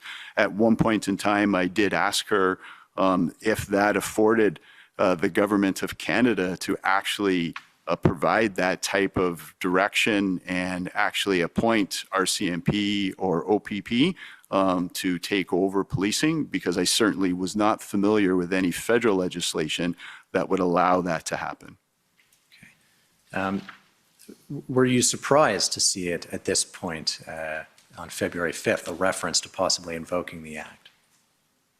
Can't say whether I was surprised to see whether there was reference to invoking the Act. That certainly would not have been the focus of my attention. It was more around the confidence that there was an indication that the government had lost confidence in the OPS. That is something that, obviously would be of great concern, not only to me as a policing leader, but should be something that the Police Services Board would have been engaged in. And I was aware through conversation with Commissioner Lucky that there had been some dialogue taking place, the details of which I was not privy to, but there were conversations taking place between the City of Ottawa and members of the federal government. And I think it's sort of a fair reading of Commissioner Lucky's text that she's reluctant to have the RCMP come in and sort of take over. Did you share her concern about having the OPP step in and take over the situation? Did I share her concern with the OPP? She says you or I may be brought in to lead, not something I want. Commissioner Lucky doesn't want the RCMP to be kind of appointed and put in charge. Was the OPP taking over the lead role in Ottawa something that you would have welcomed at that time, or would you have been as reluctant to take over as Commissioner Lucky appears to have been? If the request came as defined in the Police Services Act, it would not have been something that I would have been reluctant to take over. It would have been a responsibility, and as you've clearly articulated the responsibilities in the Police Service Act, it would have been one that would have required an assessment of me, but we would have absolutely been willing to move forward and fulfill our responsibilities. And that would have included working with resources within the Ottawa Police Service to succeed. Okay. I want to ask you about a text exchange with Deputy Solicitor General Di Tommaso the next day. So if we can go back to OPP 404580, it's at page 61.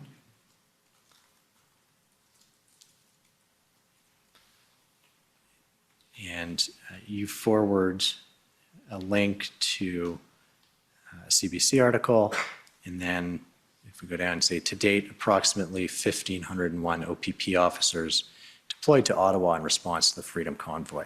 So was that information that the Deputy Solicitor General had requested from you in terms of the number of OPP officers deployed? Yes, that had been requested from the Deputy Solicitor General's office to my office. It had also been provided in an email, and this I know became a point of contention for the Ottawa Police, and that is in relation to an obligation that I have to take administrative account for the number of officers that are providing services. If I am planning on seeking financial reimbursement, that needs to be approved by the Solicitor General. So there was an interest in the number of resources that we were providing from a financial accountability standpoint, and to ensure that we were assisting. That 1,501 is an administrative number. That is derived at looking at approximately, I believe it was 135 to 150 officers a day over a 10-day period is where our analysts came up with that number. So at no point in time on that date would we have had 1,500 officers in Ottawa at one time. Okay. And later that same day, the Solicitor General, Sylvia Jones, made a statement sort of recycling that number, I guess, if I can use that term. Yeah. And as you've alluded to, that was something that Chief Slowly was unhappy about. Is that correct? That's correct. Okay. And can you tell us did you have a discussion directly with Chief Slowly about that? He and I did have a conversation about that directly, yes. Okay. And can you tell us about that discussion?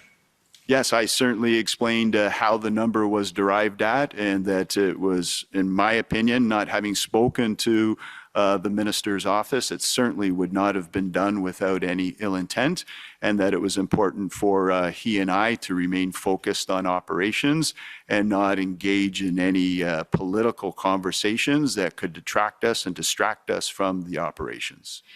Okay. And did he appear to accept that explanation? I felt the conversation was positive. I didn't feel that it had any adverse effect on our operational relationship, but it was clear that he was disappointed that that number had been shared publicly, and that caused him concern, and that he anticipated that causing him additional pressure, which was fair. Okay. And if we scroll down on this page, your follow-up text message to the Deputy Solicitor General, not for discussion with OPS, but for your and SOC. At one point, we had 3 times for uniform officers the ground in Ottawa than OPS did. This has since been balanced out / corrected. What, can you explain that? You're telling the Deputy Solicitor General that the OPP had 3 times more people on the ground than OPS, is that correct? That was my information at the time, yes. Okay. And this is, we've had the experience where the 1501 was released publicly. This was not for public consumption. There was great concern over OPS being provided the number of resources that they required. So this was providing the Deputy Solicitor General with a level of situational awareness. Should he receive similar information from his federal counterpart over the same concern that the RCMP had expressed, that this had been corrected. And so maybe you can help us understand the concern expressed about the numbers being requested. What was the concern? Sorry, can you repeat that? You said this was to help the Deputy Solicitor General fend off questions because there was a concern about the numbers that had been requested. What was that concern? Yeah, so, and I don't believe I said to fend off questions, to provide him with an appropriate and professional level of situational awareness. There had been concerns relayed to him over RCMP officers, allegedly sitting around not being provided direction. We had received same information from some of our officers, and the Deputy Solicitor General wanted to assure him that there was similar information, that we had had more officers there than Ottawa, however, that had been corrected and balanced. So should he have to explain that, enter into a conversation with regards to that, that situation had been resolved. Okay. Now, we've heard witnesses testify about what I'll call the Coventry Road incident. Does that ring a bell? Yes, it does. Okay. What were you made aware of in terms of what happened at Coventry Road? So my level of awareness on that was very specific to feelings from PLT, Provincial Liaison Team, that would have damaged the reputation and progress that they felt they were making. Okay. And if we could pull up OPP 401532. This is an email that Deputy Commissioner Harkins forwarded to you.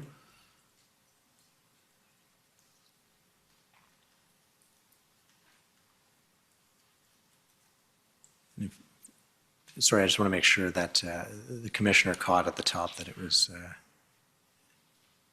sent to him. Thank you. Okay, and if we could scroll down now to the, it comes from, it's Superintendent Abrams who wrote the email. And I'll just give you a second to read it.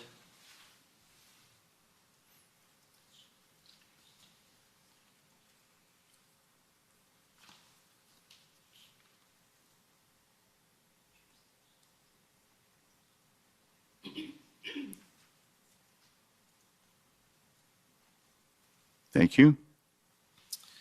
The part I want to ask you about, I think we don't have to sort of read the whole email, but I want to get down to the 2 major operational plans upcoming. So if we could scroll down to that part right there. So Superintendent Abrams was briefing others, and then this email gets passed on to you about a couple of planned actions, one at Rideau and Sussex, another which other witnesses have described as sort of snatch and grab, or was described as snatch and grab arrests. And if we scroll down, you see that Superintendent Abrams spoke with Superintendent Patterson and said, as a result, basically, Superintendent Abrams was not satisfied that there was any sort of plan or legal authority for the OPP POU to be participating in these two plans. Is that a fair assessment of the email? Yes, I would say it is. Okay. And do you recall having discussions amongst your team about that? Yes, and I also recall having a follow-up discussion with Chief Slowly on this as well. Okay, can you tell us about that discussion? I shared the concerns that were relayed by my team, and it was the next day that we had the integrated planning team that had arrived or had started to make their way to Ottawa to assist with more thorough planning. Okay, but you were concerned with the request for OPP members to participate in the Rideau and Sussex dynamic plan to clear that intersection. I accepted the advice of my team. I didn't personally have enough in-depth knowledge of what was going on the ground to have a personal concern, but certainly accepted the concerns and advice of my team and ensured that I relayed that to Chief Slowly, who I believe as a result, and maybe as a result of other inputs that he received, that action did not move forward. And I want to take you back to your exchanges with Deputy Solicitor General D. Tommaso, which is OPP 404580. If we could go to page 71 at the bottom.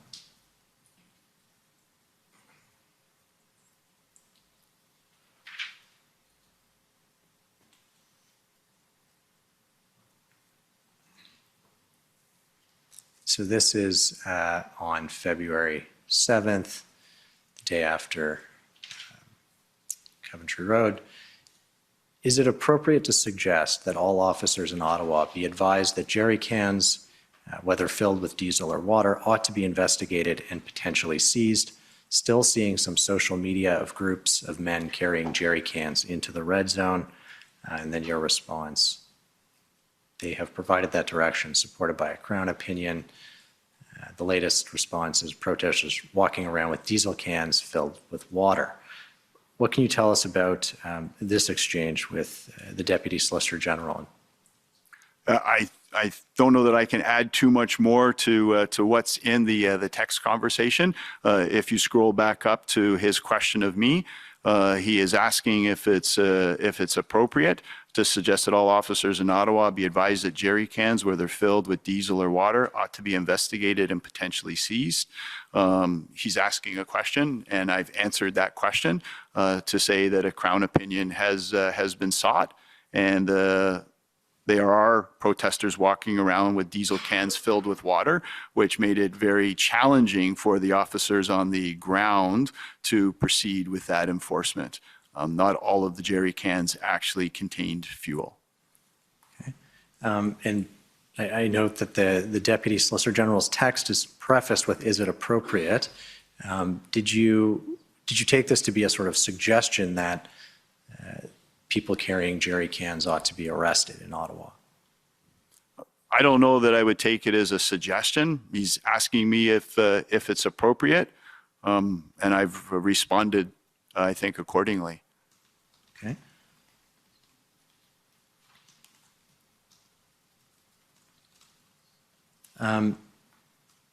If we could go to OPP 401546, I'm taking you to an email now, again, which was a forward from Superintendent Abrams arising out of the call that he had participated in with Chief Slowly and his team on February 6th.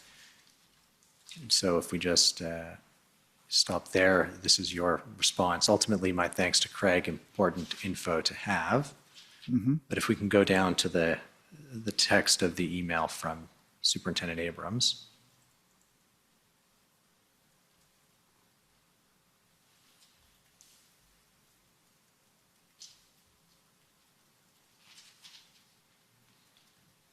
So why did you feel that this was important information to have? Well, I felt it was important that Craig share that with his deputy and in turn with me. Although it was important information to have, this did not impact in any way, shape, or form the resources that were facilitated to Ottawa Police. There was very clear direction provided to Chief Superintendent Carson Party that whatever resources were requested to perform permanent function or identified functions, that we would provide them to the best of our ability. But there was all sorts of public communication taking place over the number of officers, what was required, what had been provided. So I did see this as important to have, but not impactful in terms of how we would continue to assist Ottawa Police. Not a big enough concern for me that it's something that I would even bother following up on with Chief Slowly. It had no material impact on our planning process and the assistance provided. Okay. So you never discussed what you learned from Superintendent Abrams's email with Chief Slowly? I don't believe I ever discussed this with Chief Slowly.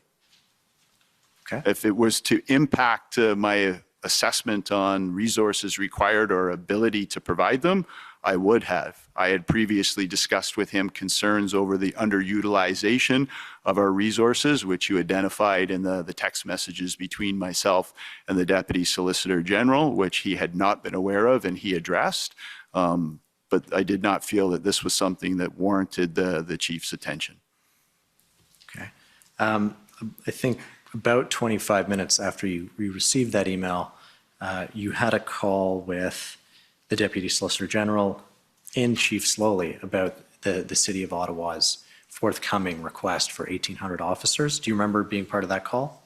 I don't recall that being a call with all three of us. No, I do not. But if it's the call that I think you're referencing, I think it may be cited that there was discussion around twice the number of resources, if you could take me to that document. But if I am recalling correctly, I certainly did share with the Deputy Solicitor General that this information had been relayed to me, and I assured him that it would not impact the resources we were providing to Ottawa. But I do not recall a three-way conversation where this was discussed. Okay. Let's pull up your witness statement because I believe it's in there, which is WTS 6039. It's at page 4.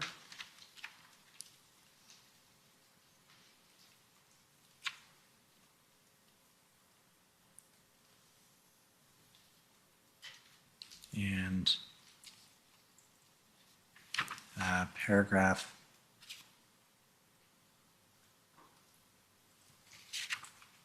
2.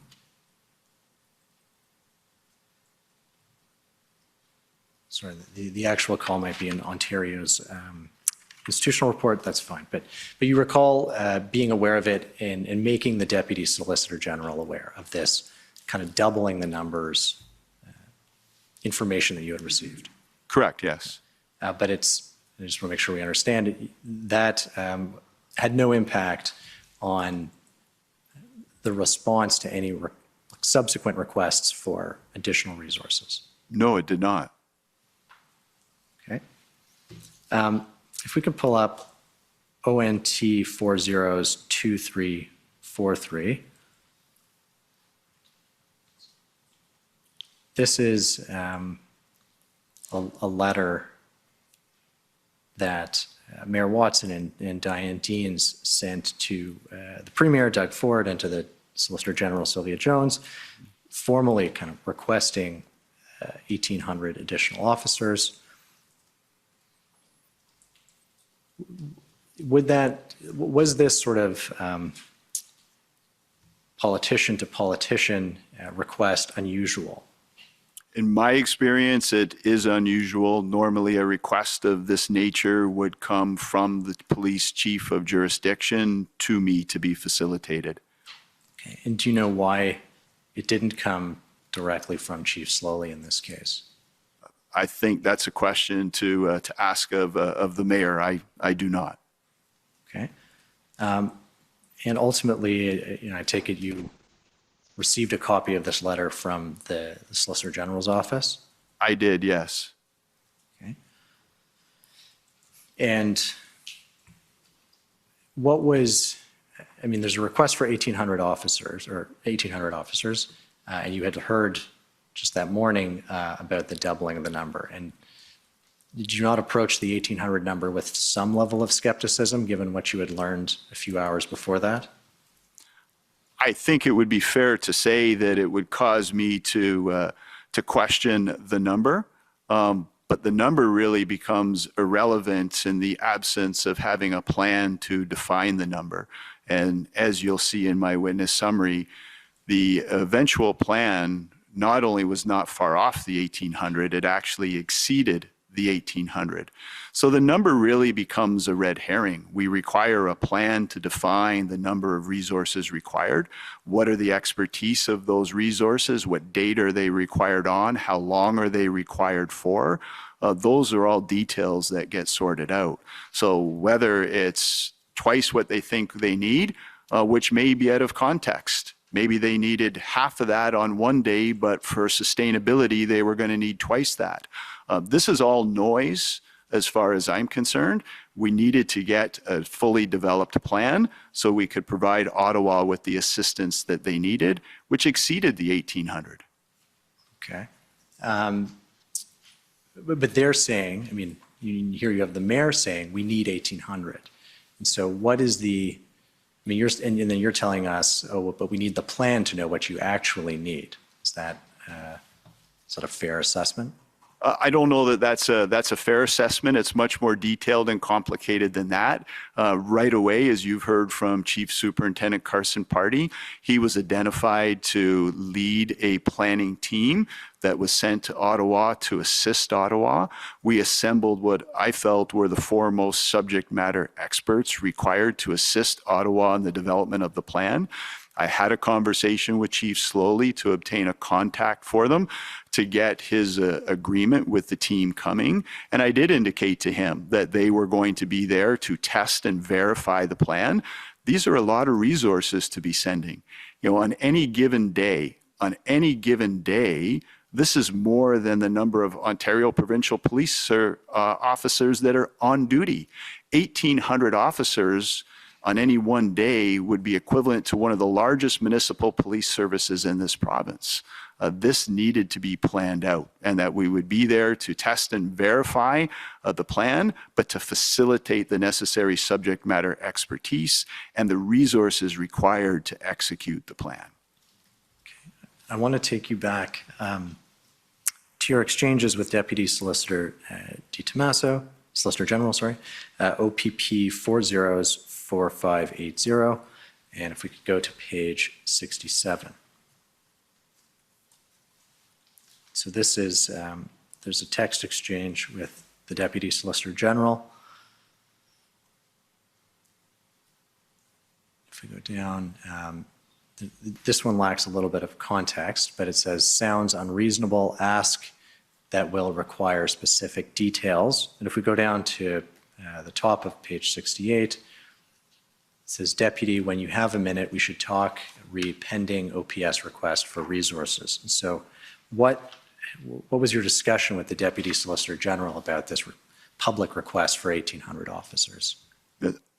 You know, I can give you a general overview as to whether it was that specific conversation or a compilation of conversations, but it was our overall strategy to facilitate this request. One, I had a concern that this request was made in the public, that it was made politically, that by Ottawa, the City of Ottawa indicating they needed 1,800 officers to resolve this matter. That showed that Ottawa Police was overwhelmed. And how did that impact our ability to ensure that we had the appropriate level of police resources to respond to concurrent multi-jurisdictional events that were happening across this province? To let him know how we were intending to respond to it by sending a chief superintendent that could work peer-to-peer with Chief Slowly on the development of the plan and the necessary resources to develop a fully informed plan. Okay. You mentioned your concern about the publicization of the number. the day prior, the Solicitor General had published the 1,500 number. Isn't that the same issue, that you're publishing the number of OPP officers? It turned out not to be an accurate or correct number, but you're publishing the number of OPP officers that have responded. Isn't that the same concern? It is the same concern, and the Deputy Solicitor General and I had that same conversation. As you will recall, those numbers were never shared with the intent of them being made publicly available. It was a financial account for the number of resources that we were providing, and to give assurance that we were providing the necessary support to Ottawa Police. That information was never shared with the intent of that being communicated publicly. Okay. If we can go down to page 70 of this document, you ask the Deputy Solicitor General whether the request for 1,800 offices will be referred to the OPP, and then the Solicitor General, Deputy Solicitor General says confident it will be referred, not certain, and then below that, referral to, below this text, referral to OPP for assessment only is approved. Can you help us understand what for assessment only means? I think that question is best answered by the Deputy Solicitor General, but my interpretation of it is they were not directing me to provide 1,800 officers, or I think it was 1,700 officers and 100 civilian is what the request was actually for, but that they were going to refer it to me for my assessment, which is consistent with the Police Services Act. As you recall, when you walked us through Section 9 of the Police Services Act, any request for assistance is to be assessed by me. Okay. And can I just ask why it seemed uncertain, or why you had to ask whether it would be referred to you? Would it not be the case that that kind of a request would automatically go to the OPP Commissioner? Well, yes, you're correct. As we discussed earlier, normally that request would come directly to me. So at this point in time, I'm responding to a request that has been made public and is yet to be received by me. The request was directed to the Premier and to the Solicitor General. So I wanted some assurance that that request would be passed over to me, which I was the appropriate recipient of that request. It should have been sent to me initially. Okay. And if we can pull up ONT 50851, this is the Solicitor General's response sent on February 10th, which is 3 days after the letter, the February 7th letter. And so my question, Commissioner Creek, is just, do you know why it took so long to respond, and what happened on the OPP side in the interim? I can't speak to the length of time that it took to formally respond to the request, but I think you have already heard in great detail from Chief Superintendent Carson Pardee what transpired after we were in receipt of the letter or the information as it related to the 1,800 members required. On the 7th, Carson Pardee was assigned the task of leading the integrated planning team. On the 8th of February, he was briefed by myself and Deputy Commissioner Chris Harkins, and then he immediately made his way to Ottawa and commenced his relationship with Ottawa and the rest of the subject matter experts in contributing to the development of a plan and the assigning of resources. Okay, and I did want to get into the integrated planning team. Where did that idea come from, and why was it necessary? So that was my idea as it related to the request that I was furnished to respond to. 1,800 officers, or 1,700, sorry, and 100 civilian staff. If that was what was going to be required, the Ontario Provincial Police did not have that capacity to fulfill that request on its own. It would take integration, cooperation from across the province and perhaps outside of Ontario, which it did. There were more than 20 police services that ended up contributing to the final operation. And knowing the status of the operation as it was, the reported ongoing challenges with moving forward, I felt it was most appropriate to support the Ottawa Police with providing the foremost subject matter experts to ensure that a plan was built that could satisfy the requirements that they were facing. Okay. And I won't take you there in the interest of time, but in a text message exchange with Commissioner Lucky on February 7th, you write, I spoke with Peter. He is agreeable. I will have Chief Superintendent Carson Party in Ottawa tomorrow to get things started. So yes. I take it you spoke directly to Chief Slowly about this integrated planning cell. Yes, I did. Okay. And can you tell us about that discussion? Yes, I think we covered this a few moments ago. So we did have a conversation where we talked about the manner in which the request was received, and also that I would be sending Chief Superintendent Carson Party if he was in agreement to establish an integrated planning team. It's been referred to as a planning team, a planning cell, a planning group, various forms of description before this commission, all essentially meaning the same. And that we would assemble the foremost experts. And I previously highlighted for you that included in that conversation was my responsibility to ensure that we had tested the plan and that we verified it and that we provided the appropriate level of expertise to that plan and the right number of resources. Just a reminder, you're speeding up again. Sorry. I know you're enthusiastic and we all love to testify, but it's if you can just try and keep in mind. Thank you. My apologies, Commissioner. No, that's fine. The City of Ottawa had requested the 1,800 additional resources the day before on February 7th.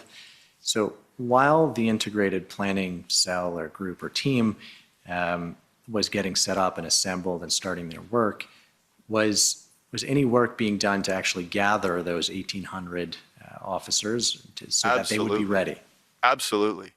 So there were ongoing meetings taking place with chiefs across the province of Ontario. There were federal partners engaged in those meetings as well. The resource requirements were discussed there. There were various forms of communication sent out to policing partners. Our Emergency Operations Center was actively identifying resources across the province that could be deployed. And I'm sure you will have heard in his evidence from Chief Superintendent Carson Party the great efforts that were undertaken to provide resources. And the evidence will show that the number of OPP officers steadily increased from that point forward. Okay. I want to pull up OPP 404561, which are minutes from a meeting of the Commissioner's Command Team on February 8th. First of all, can you tell us what is the Commissioner's Command Team? So Commissioner's Command Team is comprised of what we would call our provincial commanders and myself. So that is Deputy Commissioner Chris Harkins, Deputy Commissioner Rose DeMarco, Deputy Commissioner Chuck Cox, and Provincial Commander Mary Silverthorne. Okay. And if we could just scroll down, there it is in the middle. It's Commissioners, this is attributed to you. We'll need the process with OPS to be established. Where is the plan? Can't do anything until we either have it or assist with building it. How are you going to use the resources that you've asked for? Have a SMEAC for the next 24 hours at very least. And so again, I think this is reflecting that actually sending resources to Ottawa is contingent on either having a plan or assisting in building the plan. Is that? That's not completely accurate. So not sending 1,800, so 1,700 officers and 100 civilian could not be done without a plan. But that did not prohibit us from continuing to support Ottawa with frontline police resources, with PLT, and with public order. Okay. That support continued throughout. Can I ask, why did it take 10, 11 days to get this integrated planning group up and running? There were a few OPP planners who were embedded in Ottawa from a very early stage, but what is it that caused you to put this group together at this time?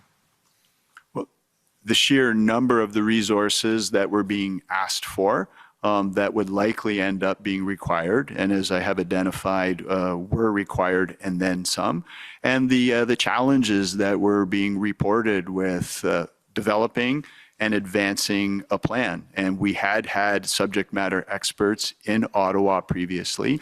We had offered their expertise and support, but not to the development of a plan that was ready to be executed. Okay. If we could pull up OPS 3014454, these are, I think we saw these earlier, these are notes taken by Christiane Huneau, who is counsel for the OPS and was taking notes at various meetings. And if we go to page 130, and this is not a meeting that you were at. Okay, thank you. Rick, I just, there's a reference here I want to ask you about. If we go down, it says, towards the bottom of the page, I believe, it says, this is a meeting that is occurring on the 8th, I believe. Tom C., and then it's got OPP kind of written in over top, is assessing if we are worthy of getting the additional ask resources. Do you know why that would have, that would have been a sense from somebody within the OPS? Why would they have used the word worthy of getting the resources? I certainly wouldn't use the word worthy to describe the process that was necessary, but I can sympathize with why somebody may feel that way. We've advised that we're sending a group of subject matter experts. There's been various intervals along the way where we've asked that a certain number of our subject matter experts be consulted and their advice considered. And Chief Slowly and I had very open and transparent conversation where I did indicate that we would be required to test and evaluate the strength of the plan. So I can certainly see why that may be described that way. Okay. If we could pull up OTT 405590.001.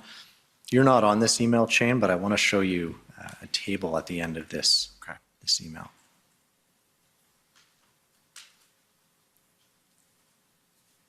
This is internal to the City of Ottawa, but it's something that Chief Slowly sent to them. And this is a table with, I think the total number of resources required there is, it says 1790 at the bottom. If we can maybe make it a little bit larger.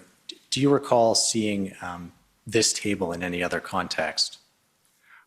I did see something similar to this at some point in time, yes. I can't say that it was precisely this, but at some point in time through the process, I had seen a table that identified what resources were anticipated being required or were required at that time, yes. Okay.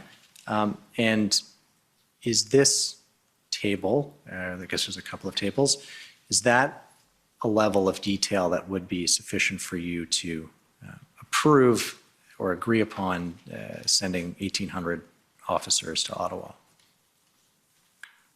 Not in totality, no. However, during this period, one thing that was clearly communicated was any request for frontline resources we would facilitate. And I think you will find that during this period, all requests for frontline uniform assistance was provided. The number again becomes a red herring. We need to know, for example, 1,000 general duty officers. Specifically, what dates are they needed for? What shifts are they going to be working? Where are they going to be staying? These things all have to be coordinated. It's not as easy as just pulling together 1,000 police officers and sending them off. Every officer, as I've articulated earlier, every officer sent to Ottawa was an officer out of a local community. We don't have a warehouse of police officers where I can pull them off the shelf one at a time. They're being pulled out of the front seat of police cars in our communities across this entire province. I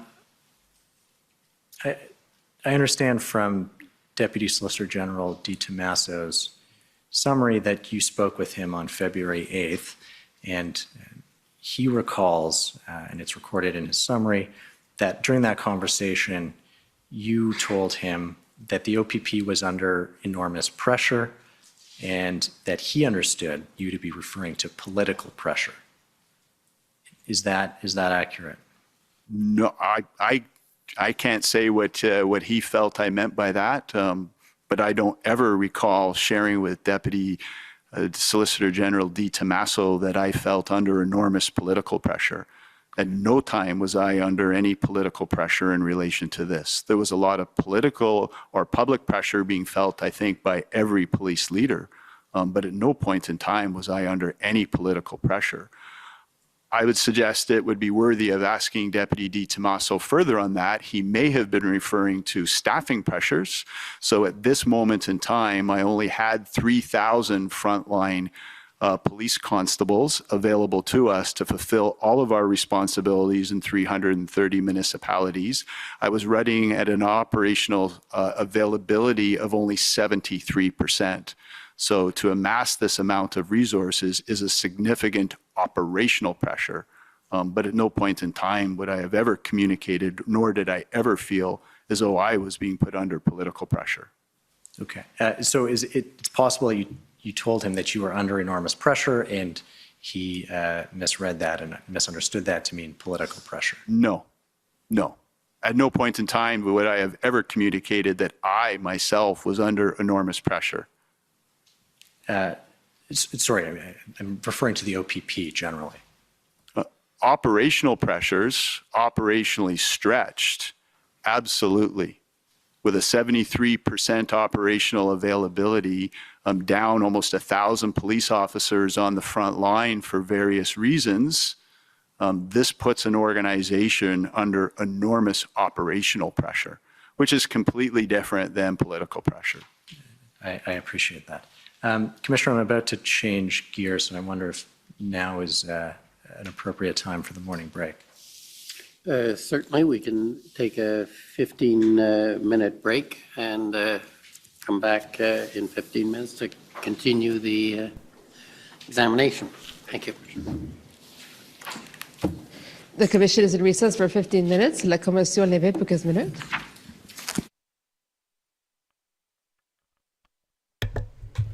Oh, yeah, there he is. Paul Chump. I just saw Paul Chump walk by. Beautiful. What a beautiful angel he is. Yeah, man, I watch out for him. Paul Chump? Oh, man. That guy drives me nuts. Oh, Paul Chump. Can't stand him. Give the cop a transfusion of poop, says Greta. All right, 15-minute break. There we go. Green eggs and ham, says Basshead 30. This guy, man, he's a real piece of work. There's a lot about him. By the way, I didn't know about Jim Watson. That's great for him for being proud, loud and proud, and standing up. That was 2019. Had no idea that he came out in 2019. So that's fantastic for him. Lee Sorensen, thank you for your coverage, bro. As boring as it is, I wish the states would review anything they've done in the past 40 years. Yeah, right. I mean, there it is. Well, I appreciate you being here, and thank you, Pan, for being with me every step of the way, right from the beginning of the Freedom Convoy, and being the, how can I put it, just sitting on my shoulder, that, brother, just sitting on my shoulder and being with me the entire time. Yeah. Well, it's an honor to be with the Canadians as they fight for their freedom. So hail, a big hail. Hail, brother. These are actually the speakers that I used, just like this, when I was out there. I just hung these around. They just right above. See that right there, like that? Right. And we would catch people off guard because he had me turned up to 11 and my voice would just boom out of those things, in the middle of the street. And people are like, what is going on here? That's right. These are actually speakers that I got off of Amazon, and I would just walk around town like this, and I'd just be like, hey. And then we'd start talking. And I'd be like, you are live with War Campaign. Exactly. Everybody's doing it. You can do whatever you want these days. You can do whatever you like, Yeah. Mm-hmm. You can be flamboyant, like Jim Watson. Be who you want to be. Be who you want to be. Mm-hmm. That's right. Exciting. It's an exciting testimony today. Ooh. This all right. egg, he keeps spitting into the mic. He's like, he keeps spitting. If you fellas had boobs, you'd get no work done, says Leanne Christensen. Probably That's not. Right. That's right. Nice. And I gotta just really quickly, I gotta update a statement I made earlier. I said that Global News was not streaming. They didn't stream yesterday, and I thought we had them out for the count, but they are streaming today. But their chat is dead. So hail the chat. Thank you for being here. Yeah. Well, I mean, these guys don't know how to run a chat at the end of the day, Here, there's actually some people have said, hey, listen, Ro, I don't know if you know, but your mods are trolls. And they said it like this. Yes, we are. Actually, the line was, your mods are trolls, Ro, help us. And I was like, what can we do? The mods are even trolls. Even the mods are trolling. Here, this is it. This is the image here. I want to show you. There it is. Right there. Here it is. This is what they sent me. And I said, whoa. I said, bro. It's true. It's true. We are trolls. That's kind of how we got our start. Just like being obnoxious trolls, promoting comic books, having fun on the internet. So here we are. Exactly. I just want to hold on a second here. I'm really getting in the mood here. Just gonna. Oh.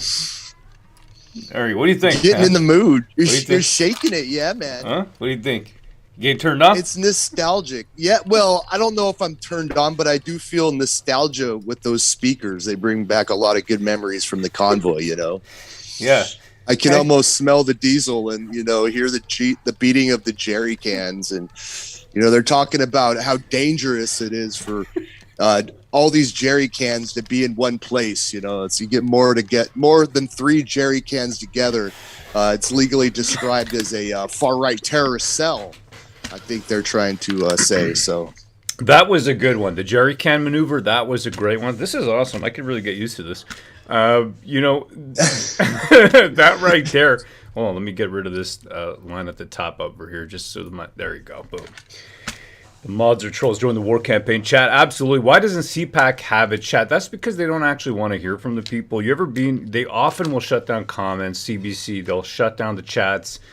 Listen, I'll tell you something. I used to watch TV, okay, and I would be drinking a beer, and I would inevitably throw my empty can at the TV. I mean, that's just how it went. So, when you're watching TV and the politicians and everybody's making you mad from what you're watching on TV, you just throw it at the screen. Right. And I'd be like, boom. When you have these old CRT TVs, you can do that. These days, though, with the LCDs, you don't really want to be throwing things at it. No, too fragile. So now, that's what the chat is for. The chat is so that you can express displeasure, enjoyment, excitement, feel emotions, right? Through emojis, the power of emojis, you can express how you feel. So that's how I see the chat. The chat is an alternative to throwing things at the screen. Is you can just type things. I mean, what do you think, man? No, I like that. Yeah, you can get some, frustration out, some feelings, have some fun, just get your voice out there, Exactly. Troglodyte says, laugh while the country crumbles under the weft boot. Ooh, ouch. That's a tough one, man. We got GB802. LCD TVs are for throwing Wii remotes through. Exactly. Mr. Speaker, says Basshead30. Mr. Speaker. Ain't no party like a war campaign party, says Bohemian Coven. Hail, brother. And Victoria, thank you. Victoria is actually very well read. You know what? There's a lot. We got Kim as well. She's also very well read. And I appreciate that because I'm learning things from being in the chat. Kippy80, if there's no chat on the stream, move on. CBC used to be more open. No way now. So, bye-bye, CBC. Absolutely. Bye-bye, CBC. Bananapus, Elvis and Pink style. Be it bootkin built or guitar smash. Kabooble, hurl insults through your keyboard. Oh, I know where I got this. Hold on a second here. Yeah.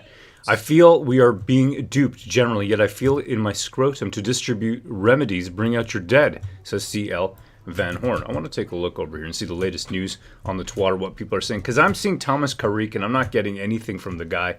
I find when these the commission people start to come on, there's just nothing there, Pan. Do you know what I mean? There's nothing there at all. It's like, you just stare at this egg, and the egg just goes on and on about Dupran. And you're like, man, we've heard this, come on. Someone, get to the good stuff. Like, why were you beating protesters?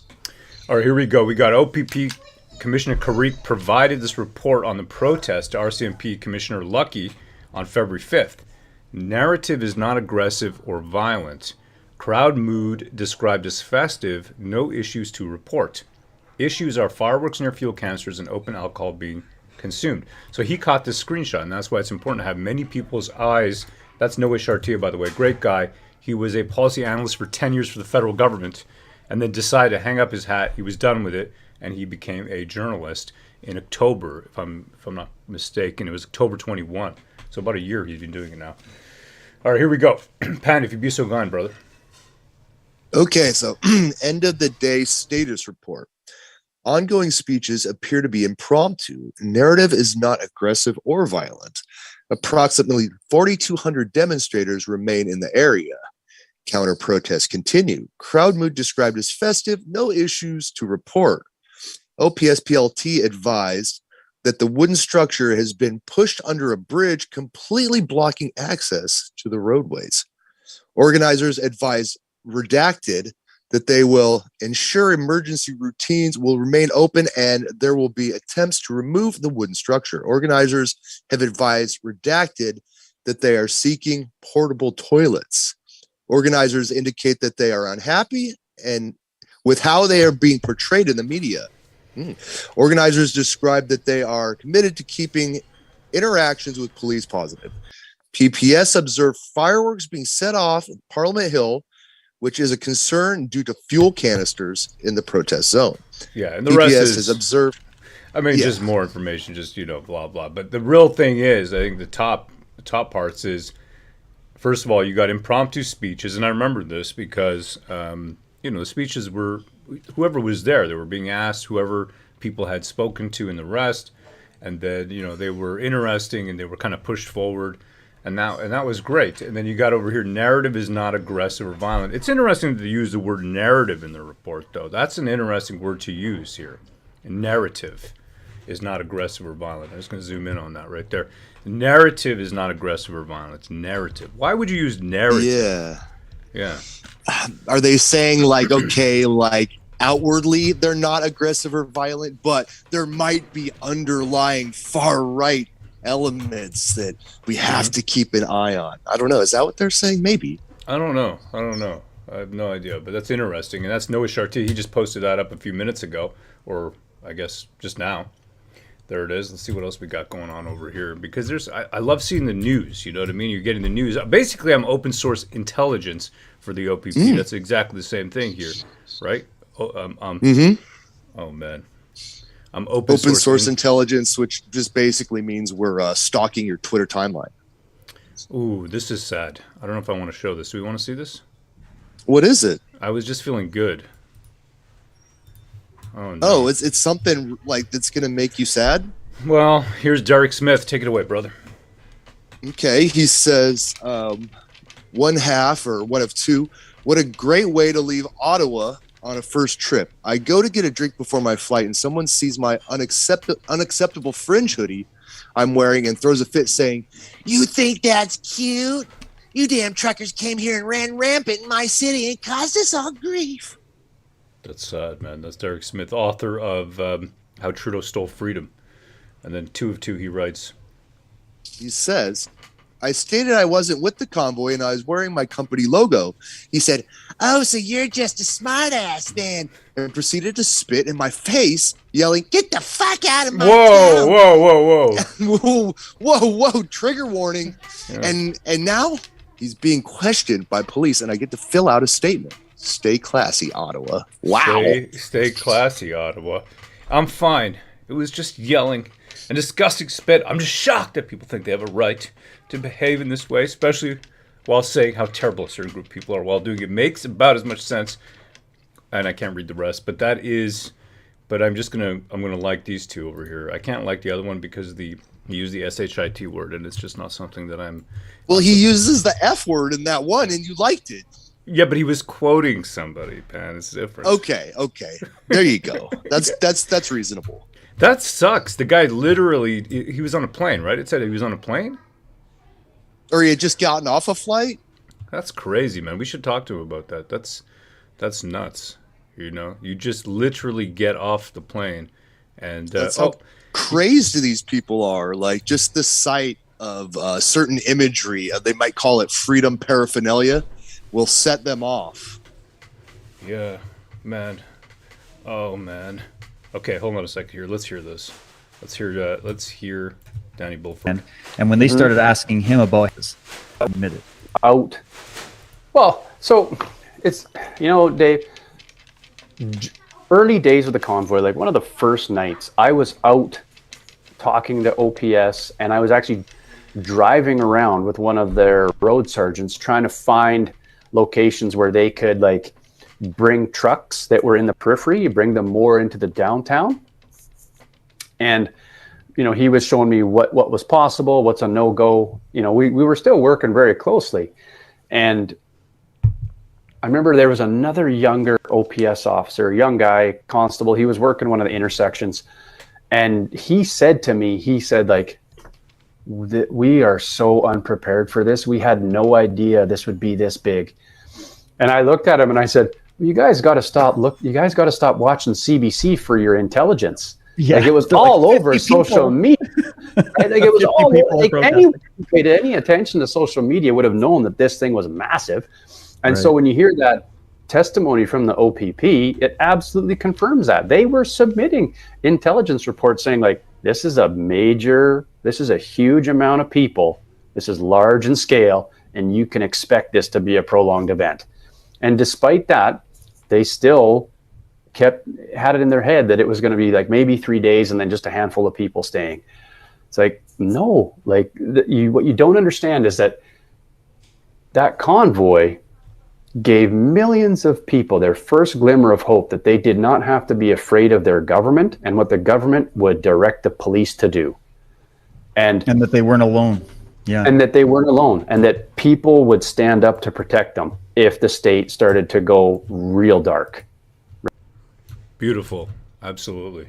100%. That's Danny Bulford, top class guy, really top class gentleman. And thank you. That's right. Absolutely. Check the inquiry stream is back, says John Doe. You're right. I got a little busy there. I was watching Danny Bulford. We're good still. We're good. He's a great guy, by the way. Check him out. Like he said, inspired millions of people, and that's all across the world. That's not just, you know, North America or Canada. You know, that's global. Like what the Canadians did at the trucker convoy, that inspired the whole world, who were, you know, under these increasingly globalist tyrannical governments. So yeah, very important. I liked what he was saying there. Absolutely. We're just going to take a second here while this is still resuming, and I just refreshed it, just to bring you these cans.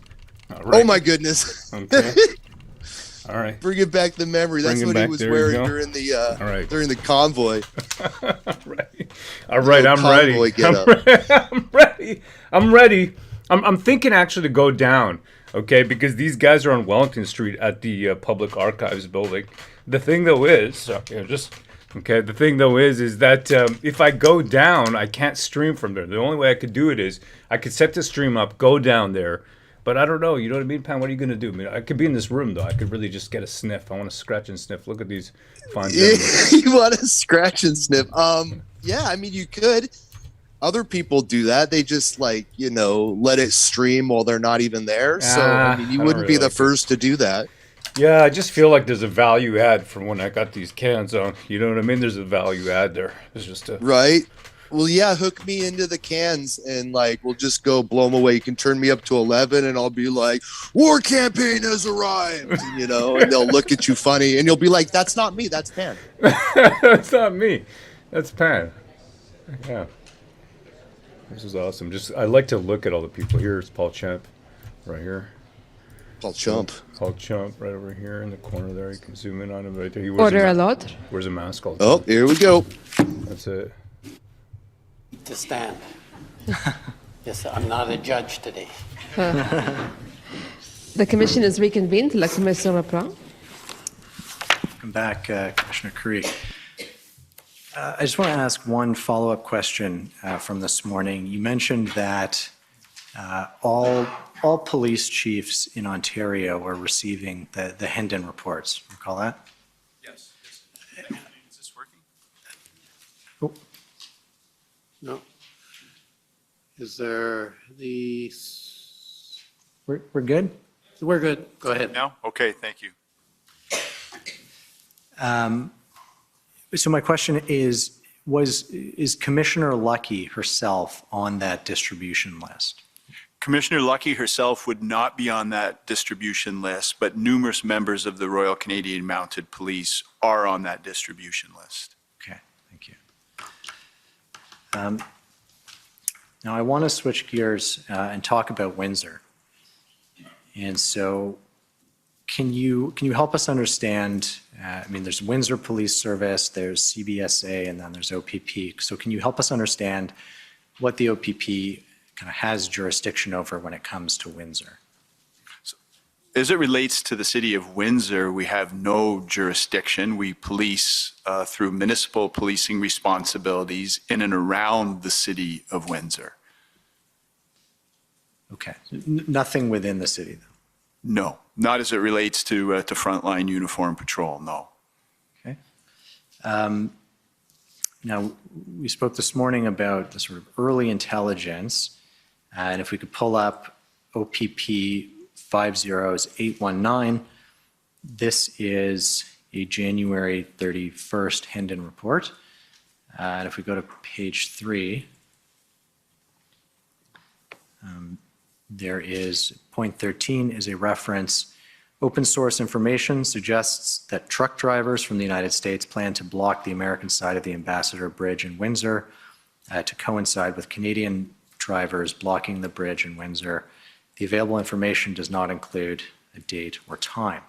To your knowledge, did the OPP take any sort of positive steps to try and figure out when a blockade might occur after this January 31st report? So that level of detail isn't something that I could provide you with. That would be more appropriately asked of Superintendent Morris, who's previously attended, or those that were assigned taskings related to the intelligence. Where there is intelligence that requires further information, a lot of times there'll be taskings that come out of that. But that's not a level of detail that I would be privy to. Okay. And if we go ahead to the February 4th Hendon report, which is OPP 50825, page 6. This is the evening of February 4th. There's a little bit more specificity to the threat here. In a section called Ontario Open Source Information, a social media message is calling for Canada-wide rail blockades on February 5th. Commercial truck drivers and supporters may conduct slow rolls on roadways near the Ambassador Bridge over the next 3 days and may attempt to block the bridge on February 7th. Do you recall being made aware at that time, February 4th, that there was an impending blockade? I was aware of the pending blockade, and I had communicated with Chief Mizuno to determine whether they required any additional assistance, and we were connected at an operational level, and at that time we were not required. Additional assistance was not required? Was not required, no, sir. Okay. If we pull up OPP 501519, this is, and it's page 1 at the bottom, this is sort of a note to yourself or an email to yourself from the same day, February 4th. And it says there, the second to last point, the Chief of Windsor Police has requested assistance with convoys and a potential blockade at the Ambassador Bridge. So it's my understanding that as of February 4th, Windsor had in fact asked for assistance. Does this kind of give you a better sense of what had been requested and when? Sorry, could you go back up to the top?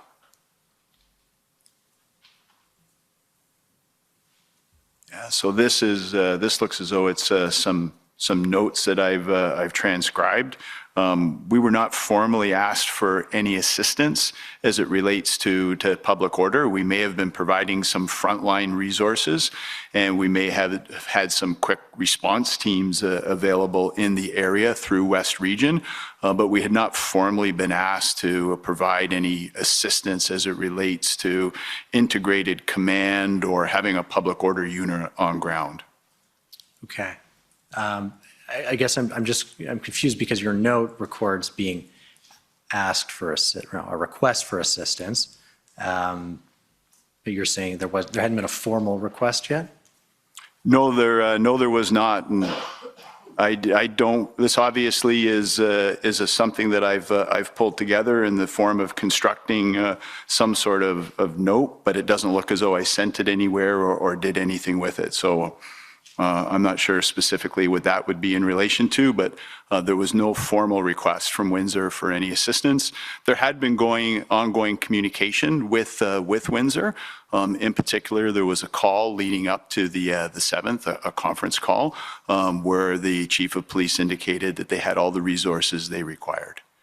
Okay. And that they would obviously be monitoring it.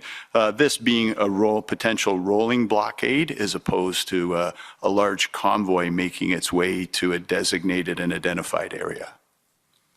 Okay. Well, I think the Hendon report we saw talked about both, like rolling slow rolls on the weekend and then a potential blockade on the Monday.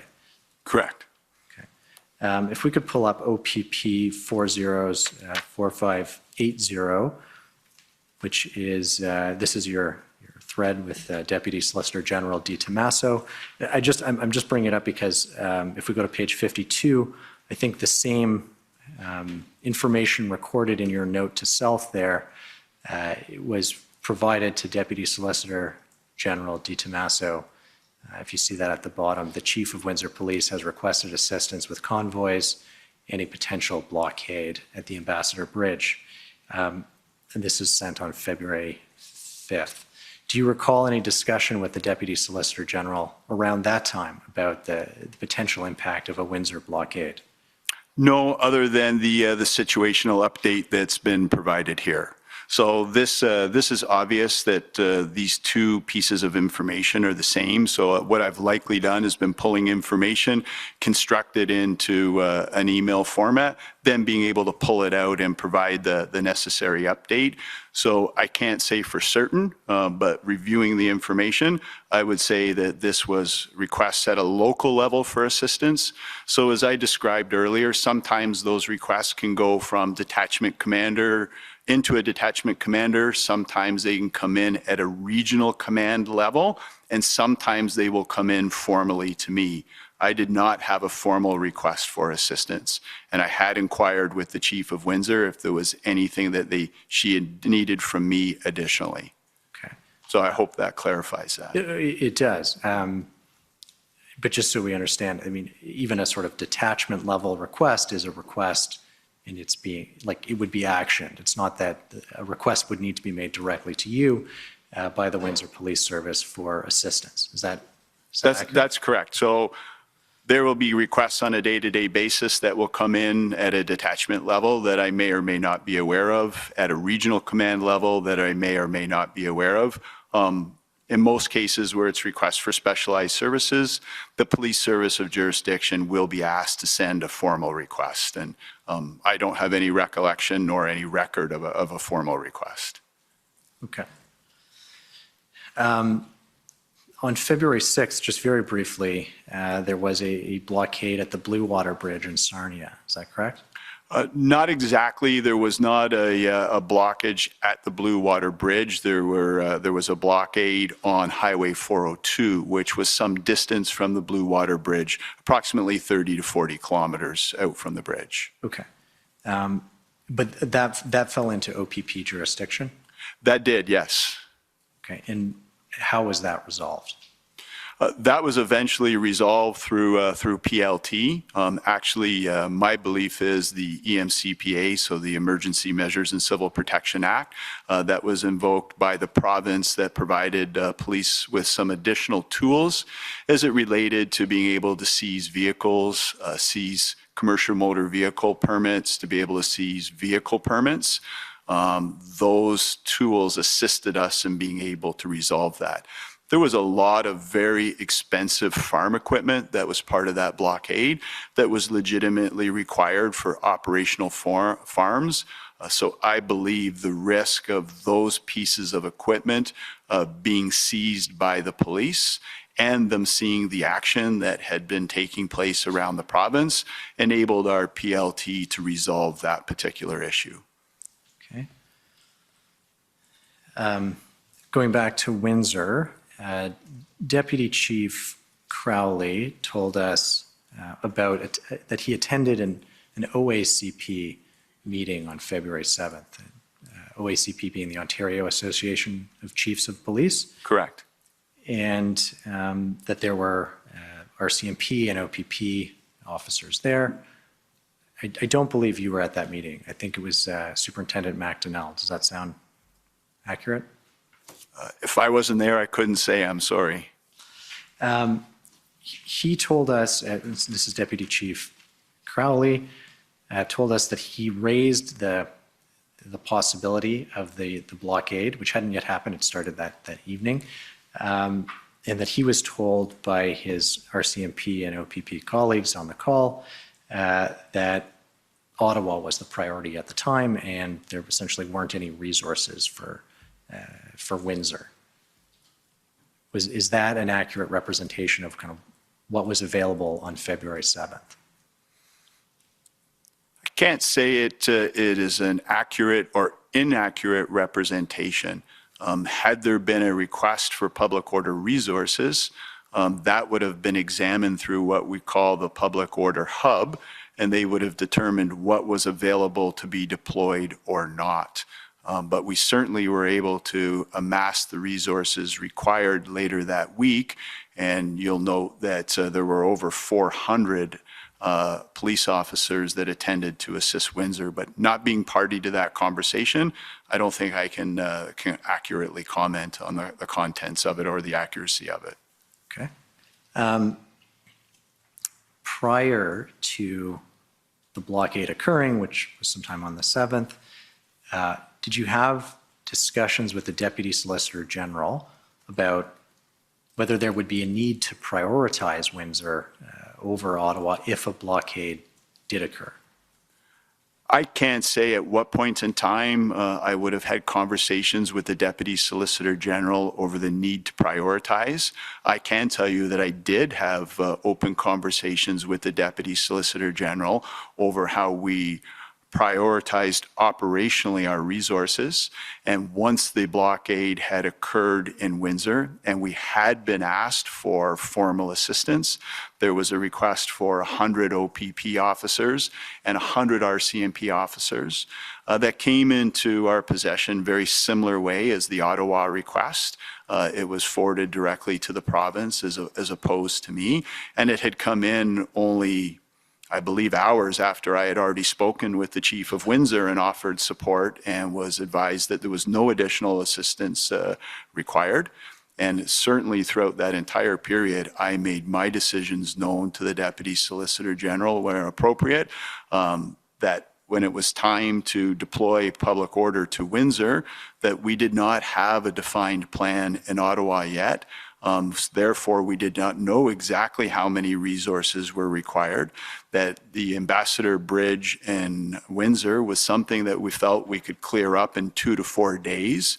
Ottawa would be 5 to 10 days, at least once a plan was established. We also had concurrent events happening in Toronto, Queen's Park. We had attempts being planned to put blockades at the Peace Bridge in Niagara. We still had Highway 402 on the go.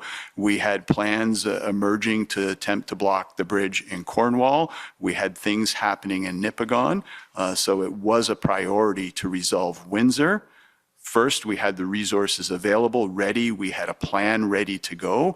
And there was an enormous national financial impact on the closure of that bridge, totaling $700 million a day, in my understanding, of two-way trade. Did the financial impact of the blockade affect the fact that Windsor was a priority? Not merely the financial impact, but economic security is something that needs to be taken into consideration when you look at the totality of national security and quality of life in our communities. If $700 million a day in trade is not able to take place, What are the ramifications of that? I would suggest that perhaps factories start shutting down, people start losing employment, people may start to lose their homes, etc. That's a significant economic impact that affects quality of life in community, and in those conditions can affect crime in community. So it is something that needs to be considered in and amongst all of the other factors that we need to weigh as it relates to public safety, quality of life in community, and the bigger picture of national security. This is, I don't know if it is the most active or relied upon. CBSA would be in a better position to share that, but this is a significant international crossing, which is a concern, obviously. And you said that that is something that needs to be considered, but I just want to be clear. It is something that was considered in the need to quickly clear the blockade in Windsor. Is that fair? One of many factors. How many officers were required, the existence of a plan, how long it would take, proximity to other events that were going on. We also had plans that we were aware of for the Peace Bridge. So by having public order assets in Windsor, we can quickly pivot between the Ambassador Bridge and the Peace Bridge. We can pivot over to the Blue Water Bridge. That's a big difference from being in Ottawa. Make no mistake about it.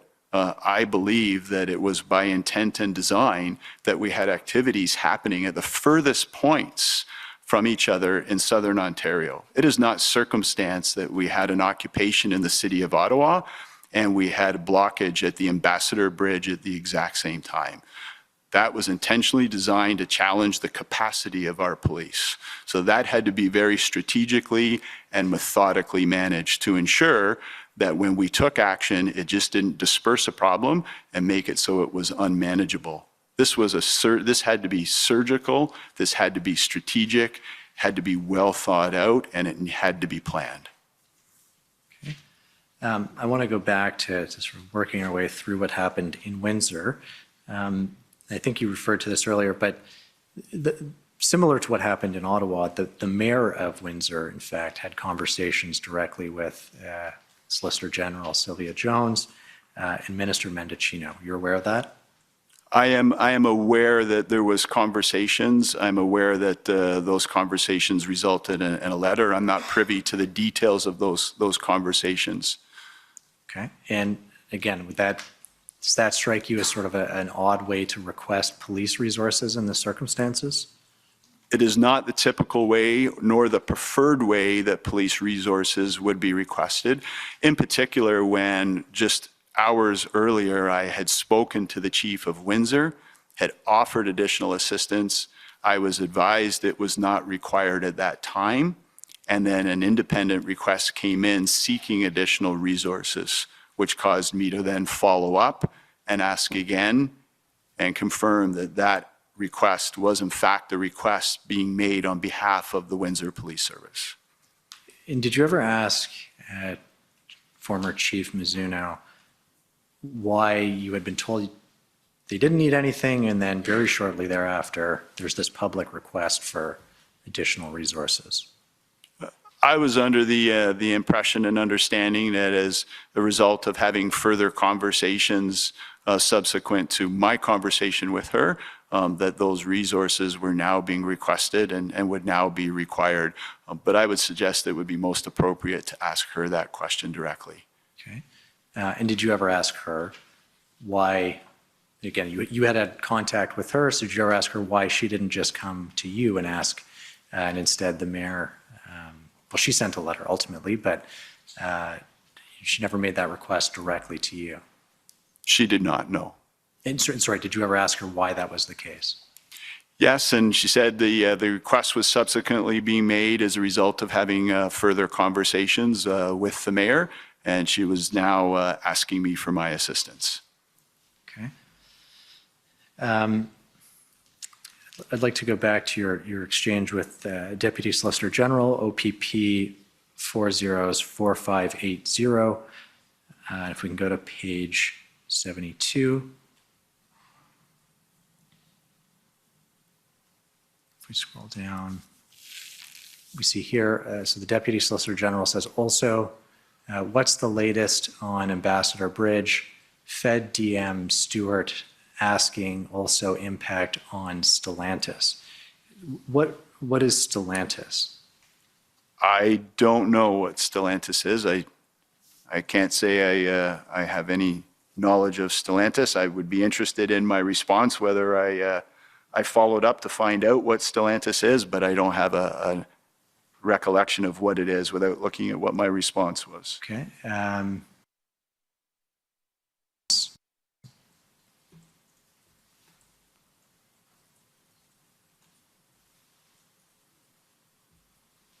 So I'm guessing that that's perhaps a company or something otherwise.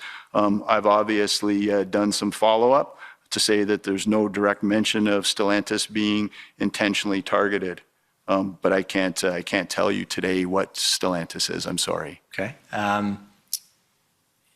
Stellantis is, if I were to tell you that it's an automaker essentially, a manufacturer of parts, does that sound accurate? Does that ring? That would absolutely sound accurate. Yes, thank you. And do you know why the Deputy Solicitor General was passing on a sort of question from a federal counterpart about like a private business, essentially? I can only estimate that it was significant to international relations, but that would be me surmising that. Okay. And can you tell us what assistance was provided in response to the letters seeking 100 additional officers from each of the OPP and the RCMP? So again, similar to the situation with Ottawa's request, there were more officers provided than were requested. And there was some confusion. One of the conversations that I did have with the chief from Windsor at the time was it a request for 100 each, totaling 100, or was it 100 in total? Because they went independently, that request went independently as well. But again, we ended up deploying over 400 officers to Windsor, again showing that the plan drives the number doesn't drive the plan. Did the OPP deploy officers to Windsor in the absence of seeing the operational plan that they were going to use to clear the blockade? So like Ottawa, we did have officers deployed to Windsor. And as you pointed out to me, we obviously had officers deployed assisting Windsor leading up to the blockade. So those would have been frontline officers. We would have been assisting with traffic management. We very likely would have even had a quick response team in the area, but we would not be deploying public order and taking positive action in the absence of a plan. It would be wholly irresponsible to do so. Not only operationally, but ethically as well. There are many factors that need to be articulated and described in a plan to ensure the rights of those that may be lawfully protesting, to ensure the safety of officers, the safety of community, the sustainability of a plan. You can't overemphasize, you simply cannot just send an arbitrary number of officers to a location to deal with something so complex. Okay. And I understand on February 9th, OPP Superintendent Dana Earley was appointed sort of in charge of the OPP's Windsor presence. Is that correct? That's correct. Yes, she was. And did you appoint her, or was she appointed by a deputy commissioner? In conversation with Deputy Commissioner Chris Harkins and we identified Superintendent Early to be the commander in that particular event, and he was the one that had the conversations with her, assigning her that role and responsibility. And then she built her critical incident command team out from there. And Deputy Commissioner Chris Harkins was also the one to have communication and direct contact with the deputy from Windsor, subsequent to my conversation with the chief, to say that we would be assisting and we would be sending whatever was required. Okay. And now I want to sort of return to the issue of Windsor being a priority, because again, this is something that came up with the deputy solicitor. And so his summary records that it was his understanding, the Deputy Solicitor General, that the occupation in Ottawa was limited to the red zone with a main impact on Wellington, and it was, he calls it a significant inconvenience, but not an overriding public safety risk. Whereas in Windsor, the blockade had a significant and substantial impact on economic security, resulted in plants shutting down, loss of jobs, and that law enforcement had finite resources and could not effectively address both situations, essentially. And so I want to understand if you agree with these sentiments about what Ottawa represented, what Windsor represented, and the fact that law enforcement couldn't clear both at the same time. So it's absolutely true that law enforcement could not clear both at the same time. I don't think it's fair to try to separate them in terms of assessment and or necessarily in terms of risk. We have to separate them in terms of prioritizing where we can take action first based on the level of risk and the amount of resources available. I think for an accurate description of what was happening at the time, you truly need to go to the Hendon report of February the 7th. And in that report, in the Hendon report, the assessment is taking into consideration the totality of all the events around the province and the country, that it posed a possible threat to national security. That was clearly defined in the Hendon report. So it is impossible to separate all of these events and say, I'm going to deal with this one in isolation, and when I'm done this one, I'm then going to move to the next. It couldn't be managed that way. And if you look at the evolving increase in police resources in Ottawa at the time, during that same time period, the 12th to the 14th of February, I think you will find that the number of OPP resources in Ottawa almost doubled during that time period. So it wasn't as if attention was taken away from any one particular event. This all had to be managed as a multi-jurisdictional event happening concurrently, all connected to each other. And whether there's evidence to prove that they were connected, that is irrelevant at that stage. This is about a strategy that ensures we can mitigate the risks that were before us as a province and as a country. And that needed to be done in a strategic way. Okay.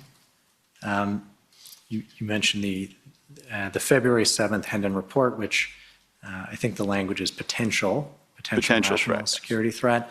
The next day's Hendon report, it said potential threat to Canada's sovereignty and national security. I think those are the only two times that phrase appears in the Hendon reports. Well, you may want to go to the 19th of February, which I believe there's similar language around that. And with your indulgence, Commissioner, I think it is important to talk about the terminology. When we say potential threat, the term threat in a strategic intelligence report is to indicate something could happen. This is not about establishing a threshold as defined in the COMISSION Act under Section 2, and not even defining the threshold of reasonable grounds to pursue charges as terrorist activity. This is talking from a strategic level. What are the risks that need to be taken into consideration when making decisions and developing plans? So the word potential is almost immaterial. It's like saying there's a threat of rain today. Does it change the situation when you say there's a potential threat of rain today? I would suggest to you it does not. What is required is further analysis of that threat. And Hendon and Poib did have those conversations with the appropriate security partners, CSIS, as well as INSET, the Integrated National Security Enforcement Team, to see if that potential threat rose to the point that would warrant them enacting their mandates for the items that they're responsible for. And as we know, as in the COMISSION Act, it says the security of Canada. It doesn't actually say national security. Public Safety Canada goes to a much broader context when describing national security. And one of the items in national security, if you look at the national security strategy and how it's described by Public Safety Canada, actually includes impact to economy, activities at critical infrastructures, international border crossings. So as you can see, it's a very complex situation that requires detailed analysis. But I take it you're aware that once the February 7th Hendon report was published using the phrase potential threat to national security, CSIS and INSET contacted Superintendent Morris and were concerned with the use of that phrasing and that language in the Hendon reports. I'm not aware of who contacted who, but I certainly was assured that those conversations took place. And I think Superintendent Morris did a very eloquent job of explaining the intention of the Hendon reports. He is the foremost subject matter expert in this province as it relates to intelligence. And I would have hoped that he would have described to the Commission that those reports were for strategic purposes, for decision-making and planning. And those references to possible threats to national security, I would suggest to any police leader, ought to be taken extremely seriously. Okay, and I think the superintendent's evidence was that there were no threats that materialized, and it said there were no credible threats to national security. Do you agree with that? I do agree with that. I do agree with that. And that's a very important part and piece, is that when you move from strategic intelligence into operational and tactical intelligence and establishing thresholds for mandates and thresholds for charges, that further analysis needs to be done to determine whether it's credible and whether that threat actually came to fruition. Okay. And just so I understand, based on your testimony just now, when the Hendon reports use the phrase national security, are you saying economic security is part of that, like that's bound up in national security? I would say that economic security forms a part of that from a strategic thinking standpoint. Again, I don't want any confusion over threat to the security of Canada as it relates to the COMISSION Act.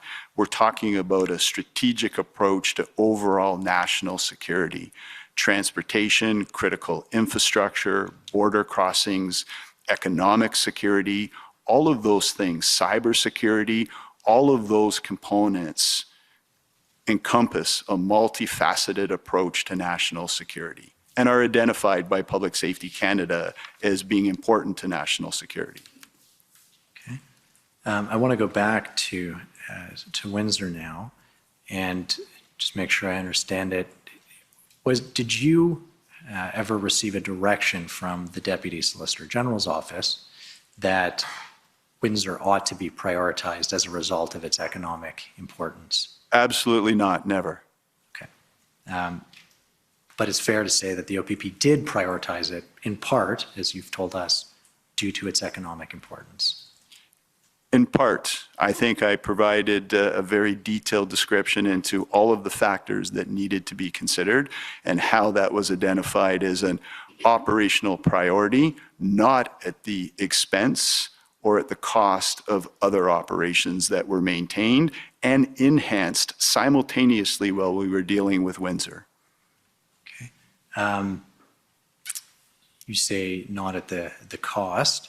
Again, just returning to Deputy Solicitor General Di Tommaso, and I will say he sort of speculated, but it was his opinion that Ottawa might have been cleared sooner had Windsor not been prioritized, essentially.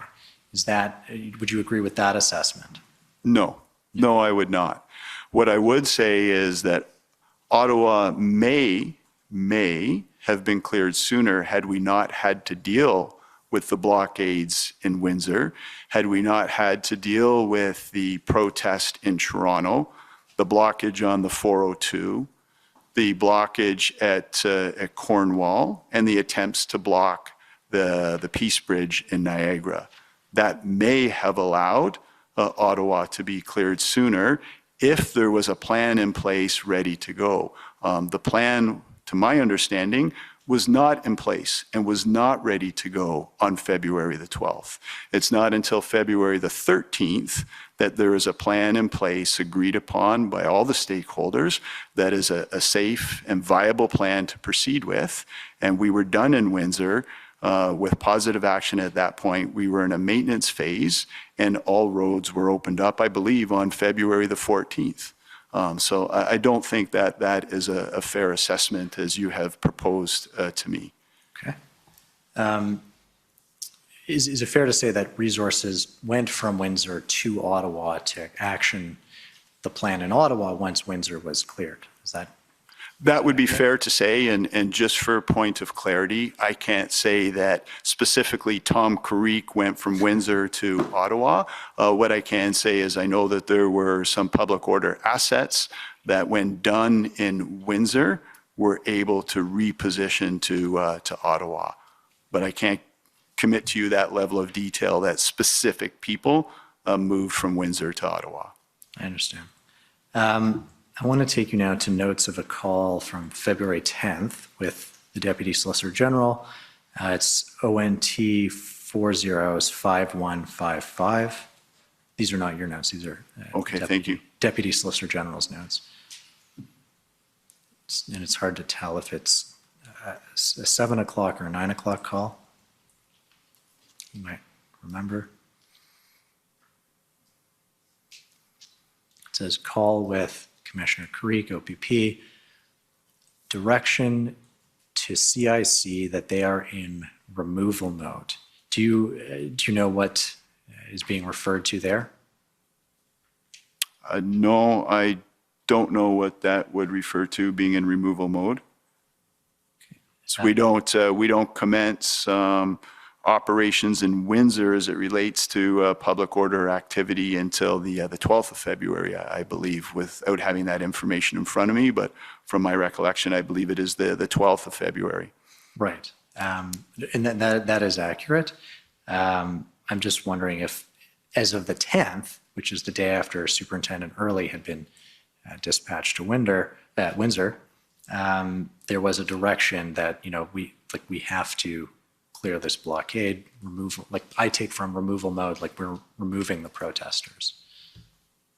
And I don't know if that helps. So we were certainly planning for that as we were in Ottawa, but that does not alleviate the responsibilities of trying to negotiate a peaceful resolution. And I think you will have been provided information as it relates to negotiations that were attempted through PLT, including a letter from the Solicitor General. So there were ongoing efforts to de-escalate this before we would ever move to enforcement. But you need to be building that plan while those activities are ongoing. You ought not to wait until all opportunities to de-escalate have exhausted themselves and then turn your mind to an operational plan to utilize public order if that is eventually going to be required.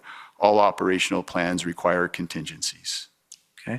I want to take you now to Superintendent Early's notes, scribe notes, I believe, OPP 404543. If we can go to page 8. Again, these are her scribe notes. You're not part of this call, but I want to ask you about what is transcribed. It's a call, again, the morning of February 10th, 8:30 a.m.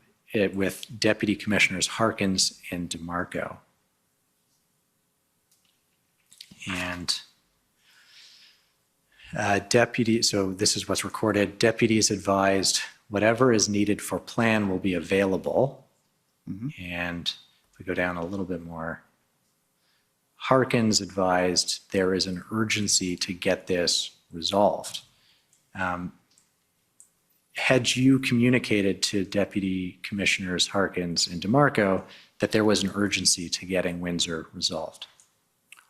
I wouldn't have necessarily used that terminology, but I think it was well known and agreed upon, and certainly my intent that there was some urgency to get this resolved.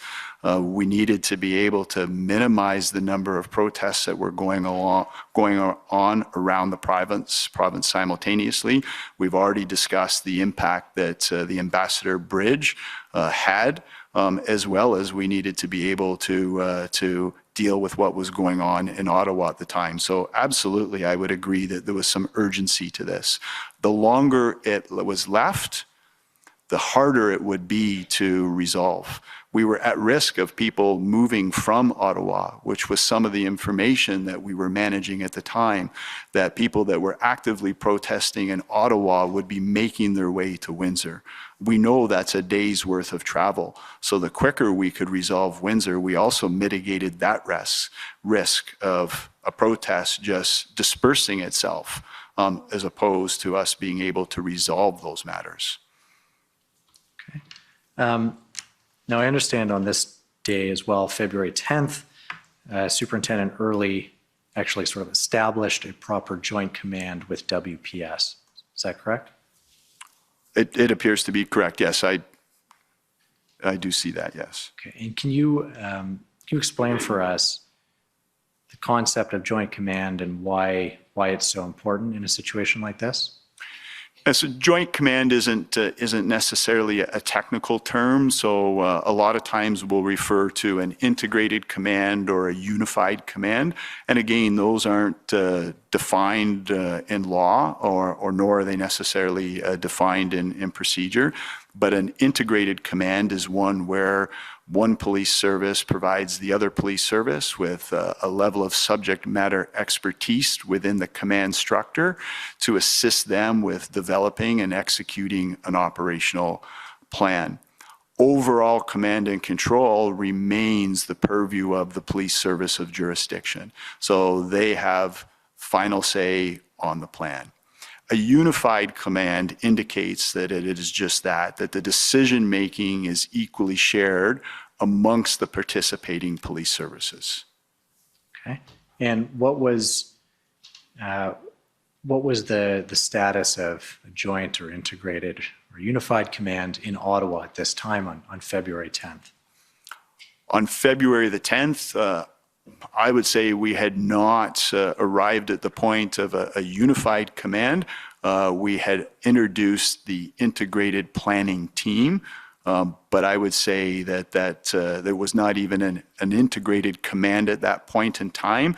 The plans were still being developed. There was an operational plan, or what I've heard referred to as a concept of operations, I believe, that was established on February the 9th. That was provided to the integrated planning team, which they built upon, and they had submitted their inputs to that to Ottawa on or about the 11th of February. And then I believe by the 13th of February, that integrated team had come to agreement that that was the plan that would move forward. There were some obstacles from the 13th through to the 15th with operationalizing that, but that was the sequence of events. Okay, and we'll get into those obstacles. But in Windsor, on the 11th, this idea of a letter to the protesters comes about. Can you speak to us about that? Yes, in general terms, I can. More specific evidence would probably be best to come from Provincial Liaison Team, Inspector Baudouin, but certainly it was brought to my attention as a proposed strategy through Deputy Commissioner Rose DeMarco, who ultimately oversees the Provincial Liaison Team, as a way of de-escalating the activities that were going on in Windsor. I supported the idea. I thought it was appropriate, and it was certainly worth the effort of trying to de-escalate those activities. Okay, and did you understand that there was a POU plan or a sort of plan to clear the blockades that was ready at that time as well? Whether it was ready or still in development, I certainly knew that we were working towards that with the intention of activating that plan on the 12th. So, thank you. And were you the sort of point of contact with the government and getting their sign off on agreeing to the letter and agreeing to this proposal in general? Point of contact is probably a fair description. There's many people that assist with the administration and the flow of information. But essentially, the request would have been made at my direction, with my support, with my endorsement. Absolutely. And just so I understand, when you say the request of government to sign off, of the provincial government to sign off on this idea? The request of the Solicitor General to sign the letter extending the invitation for further discussion or a meeting if the blockade was to end immediately. Right. And did you personally make that request through the Deputy Solicitor General, for instance? Ultimately, yes, it's my request. Yes, I can't say whether I personally emailed the request, but ultimately that is my request. Yes. Okay. If we could pull up that letter, it's ONT 50858.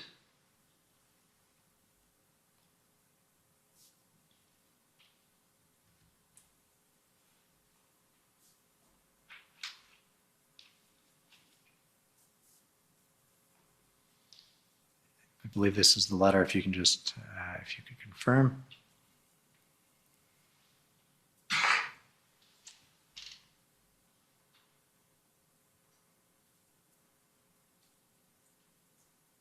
Yes, I recognize that letter. Yes. So who made the decision to have it be directed towards you as opposed to directed to the protesters, for instance? Ultimately, that would be my decision. Okay. And so why did you ask that it be addressed to you?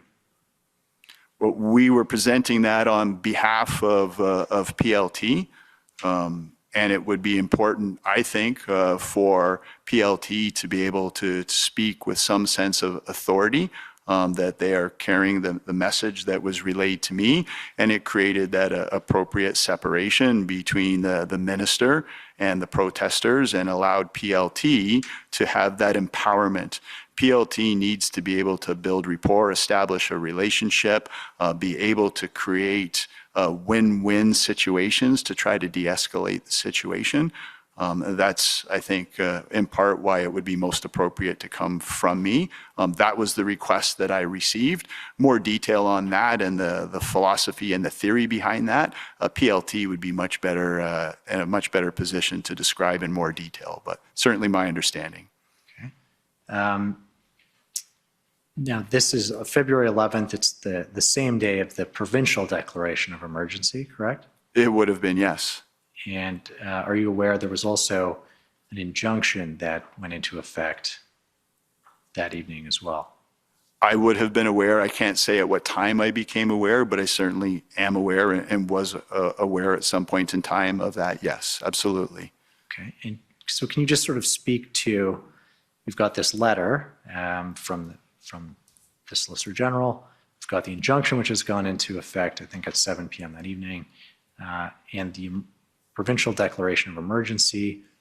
How did those three interact together, and which of them, if any, did you believe were the most effective in that circumstance?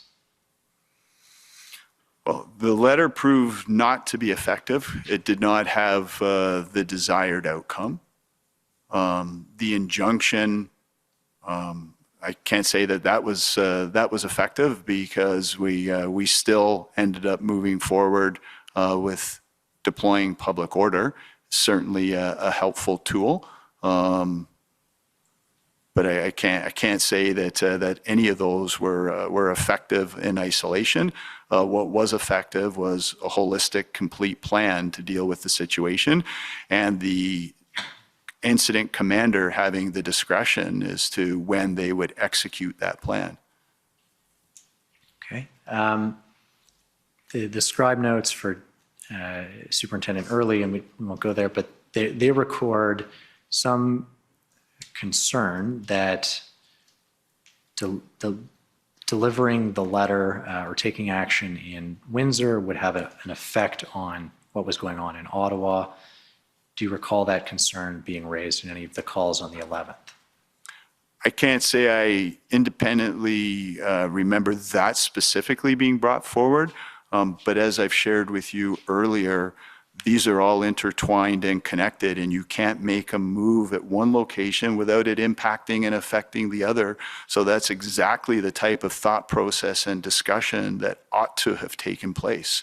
These are not isolated incidents. Okay. Did you see, did the OPP see any effects of taking action in Windsor on the 12th and 13th on what happened in Ottawa or elsewhere? I don't have that level of detail. I can't say that I personally noted anything. Yeah, I don't think I can answer that question honestly. Okay. And so, did you participate in the drafting of this letter with the Deputy Solicitor General's office? I approved this letter. So we provided, PLT provided the recommended wording in the letter. This was a request by us to the Solicitor General to assist in trying to de-escalate this situation. This was driven and born from our provincial liaison team. This was not something that independently came out of the minister's office. This was a request that we made of the minister and was granted. Okay. Was there was any similar request made to have a letter delivered to the protesters in Ottawa, for instance?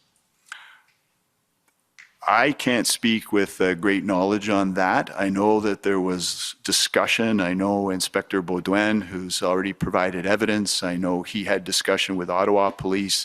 He had discussion with Deputy Minister Stewart. There was discussion around it.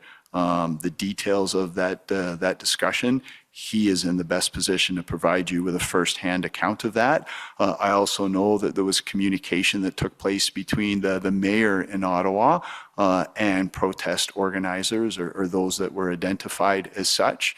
But I don't know that I can say with any level of knowledge what letters may have been provided, but there was certainly dialogue, and I believe at one point in time they had agreement for partial components of the demonstration to move, which would have moved them into OPP jurisdiction, but cleared up some of the area of concern in Ottawa, and that did not come to be either. Right. But I guess what I'm trying to understand is why this letter came about as a result of, as you say, an OPP request, essentially, that it be delivered. So I don't understand your question. This letter was the result of a request to the Deputy Solicitor General's office. So right? it was a result of a request to me. Right. Yes. Which you passed along to the Deputy Solicitor General's office. Correct, I did, yes. And so, and this letter is drafted 4 days after the blockade starts in Windsor. Yes. And so, but by the 11th, it's 2 weeks into what's happening in Ottawa, and there wasn't a similar request for a letter in Ottawa. That's what I'm trying to understand. Why not? Well, that's a question you would have to ask of Ottawa Police. That's not a question that I can answer. We were not in charge of the operation in Ottawa. One of the slight differences with Windsor, we did agree to assist, but it was with a clear understanding that although it was a unified command, that we would be in charge of the development and execution of the plan. Okay, and why was that important to you? That was important to me given the situation that we found ourselves in with all of the activity taking place. I felt it was absolutely crucial that we maintain the trust and confidence of Ontarians and that we absolutely needed to succeed with the development and the efficient and effective execution of a plan. And I felt that we were in the best position to take responsibility for that, not to push Windsor Police aside. It was something that they would have to agree to, But that was something that I had requested of Deputy Commissioner Chris Harkins and his initial discussions with the deputy from Windsor, and it was something that was agreed to. So our Major Critical Incident Commander was ultimately responsible for that operation, which is why this request would come to me. We were never ultimately responsible for the operations in Ottawa up to this date. Therefore, I can't speak to why a request would not have come to me of this nature. Did provide access to Inspector Baudouin on multiple and numerous occasions to provide advice and guidance as it relates to PLT strategies. But why I did not receive a similar request, you'll have to ask that of the Ottawa Police. I'm sorry. Okay. You mentioned there that, again, I'm paraphrasing, but you felt that public trust in the police couldn't suffer another blow, essentially. Is that, and when you say that, you're referring to the fact that the situation in Ottawa is entrenched and it's not being resolved by police action at that point in time. Is that fair? That is fair to say. There was all sorts of public and political attention on what was happening in Ottawa Police, and with the Ottawa Police, and there was all sorts of public comment.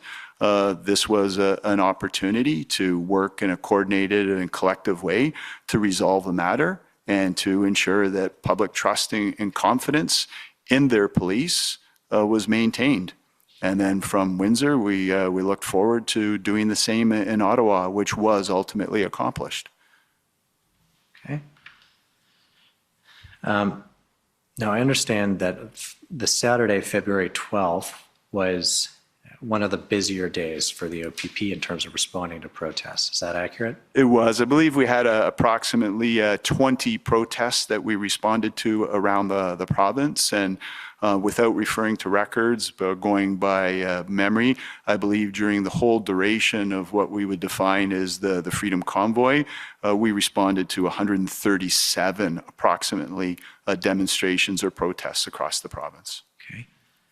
And so on the 12th, one of the busier days, were there places or protests or requests for assistance that the OPP just couldn't fulfill? Not to my knowledge, no. Okay. And it's it's important, I think, to speak about the amount of integration and cooperation that was happening at this time. There's been reference to the calls that included the police chiefs of all of the affected jurisdictions, included Canadian Border Services Agency, included the RCMP. So at this stage in activity, everybody is pitching in, leaning in, propping each other up. All of the resources are coordinated. By the 8th of February, we have what we called the Public Order Hub officially established. They are making decisions on where public order assets need to be when, and what amounts, and when they can move.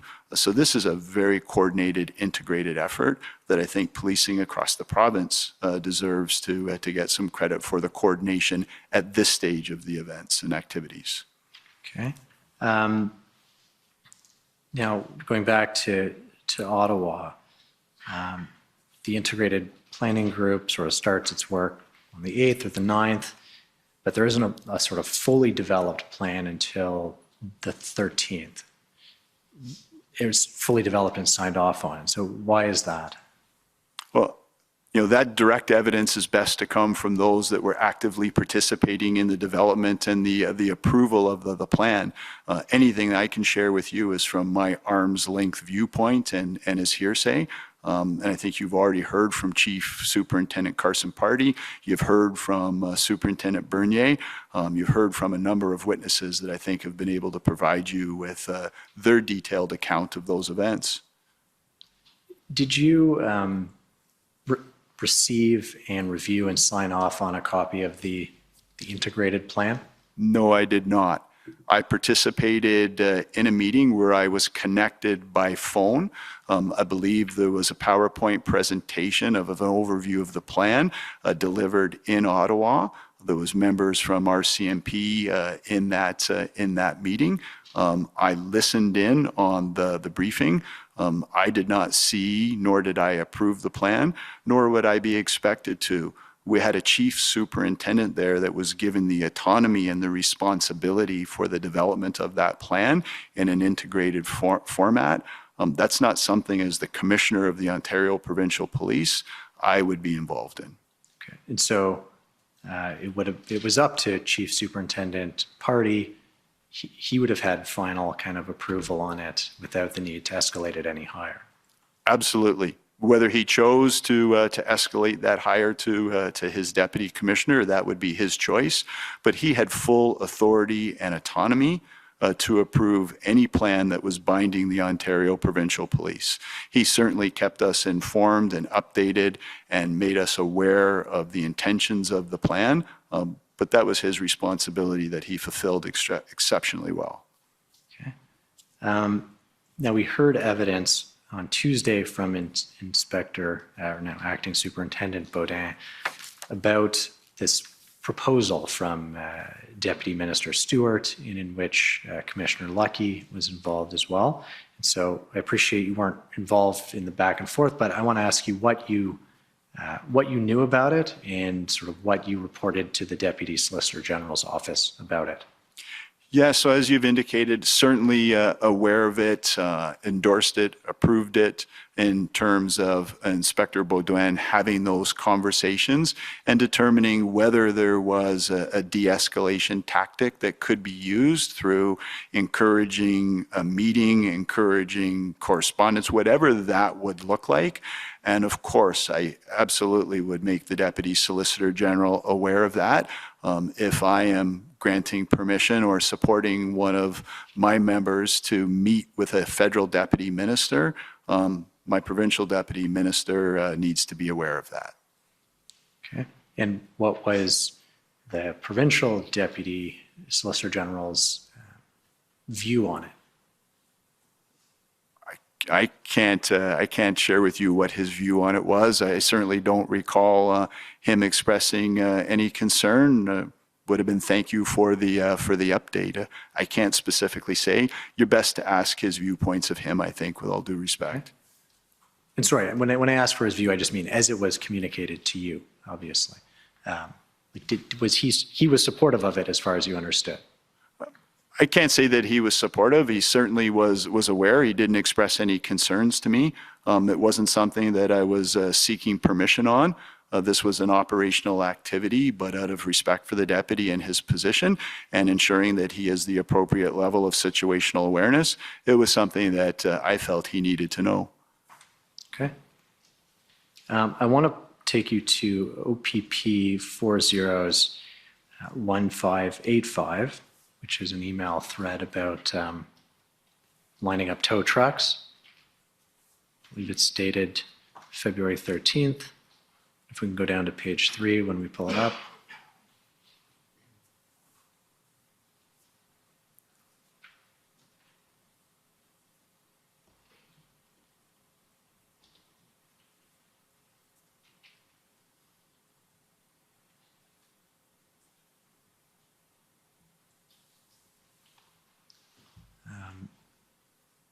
So I believe I'm not sure if you're on this initial chain, but it's ultimately forwarded to you. Yes, there's a lot of activity in and around the coordination of heavy tow trucks at this point in time. There was a lot of challenges with identifying the number of tow trucks that were available, those that would willingly provide those services, those that were looking to be compelled or indemnified. There was a lot of work that went into the administration of this, yes. Okay. And sorry, even prior to the invocation of the Emergencies Act, there were tow trucks and towing companies looking to be compelled? Not looking to, well, I shouldn't say not looking to be compelled. My understanding was that there were some of them that were reluctant. There may have been some that were refusing to assist, but there had been some identified that were willing to assist. There were concerns that they may back out at the last minute, which could presented a risk to moving forward with the plan. The biggest concern was around indemnification. So one tow company in particular was seeking indemnification, which is not something that we would normally provide. And we were trying to determine the best way forward through the province and how, if so, how we could provide some indemnification. Okay, and you're talking about prior to the invocation of the act, is that? That's correct. This is all happening simultaneously. Right. And as you can appreciate, we are not paying any attention to the invocation of the Emergencies Act. There was no pre-warning to me. There was no heads up. There was no consultation. Learned of it as it was happening, and we are adjusting in real time. So this is work that is taking place concurrently. So it's not as easy as stopping and starting with a demarcation point. Right. And so I was going to ask you, after the reference in the February 5th text message exchange with Commissioner Lucky, had you heard anything about the possibility that the act would be invoked, or was it, as you say, a sort of surprise? I don't know that I'd categorize it as a surprise. It was just something that was not known to me, nor was it something that I had turned my mind towards. It had nothing to do with the Ontario Provincial Police. It was something that the federal government chose to do. I wouldn't have necessarily expected that I would get a heads up, but it was not something that I had at forefront of mind, nor did we ever contemplate if it happened, how would this impact us. Okay. So I want to go back to sort of February 15th, which is the day on which former Chief Slowly resigned. You had 2 calls with Commissioner Lucky and other members of the OPS on that day. Is that correct? That is correct, yes. Yes, one was with RCMP and OPP, and then the subsequent one included Ottawa Police. So it was the difference in those 2 meetings, yes. And the first one, which was just RCMP and OPP, was prior to Chief Slowly's resignation. That is correct, yes. Okay, so I want to take you to the minutes of that call, which is OPP 50787. Just while that's getting pulled up, you referred earlier to sort of a plan being ready by February 13th, but not being operationalized by the 15th. To your understanding, what was the delay? What was the problem? So what became increasingly known or reported was that there was confusion over whether the plan had been approved or not, who was required to approve the plan, and that was creating a delay in actually operationalizing all components of that plan. Okay, and we can kind of scroll through these minutes, but I want you to tell us what was discussed on this first call, which was just RCMP and OPP. It was the concerns over being able to move the plan forward, the perception that that plan needed to be approved by the Chief of Police, and if not the Chief of Police, then by the Chief's Council. And there was confusion within, it appeared, OPS, certainly within OPP, and RCMP in relation to that. So the discussion was in relation to that confusion. Certainly on the 13th, the email is clear from Chief Slowly, which I thanked him for. I was under the understanding that the plan was ready to be operationalized, and as we move towards the 15th, we're now in a position where we appear to have challenges that are preventing that integrated plan from being realized. Okay, and what was, into recollection, we can go through the minutes, but what was the solution that you and Commissioner Lucky how were you going to deal with this essentially? Yeah, so we got to the point where I was going to speak to Chief Slowly post the Police Services Board meeting. So I knew that he was tied up in a Police Services Board meeting. We had offered or agreed to lend the support of Superintendent Morris to assist him in communicating with the board, as well as Chief Superintendent Carson Party was supposed to attend that Police Service Board meeting.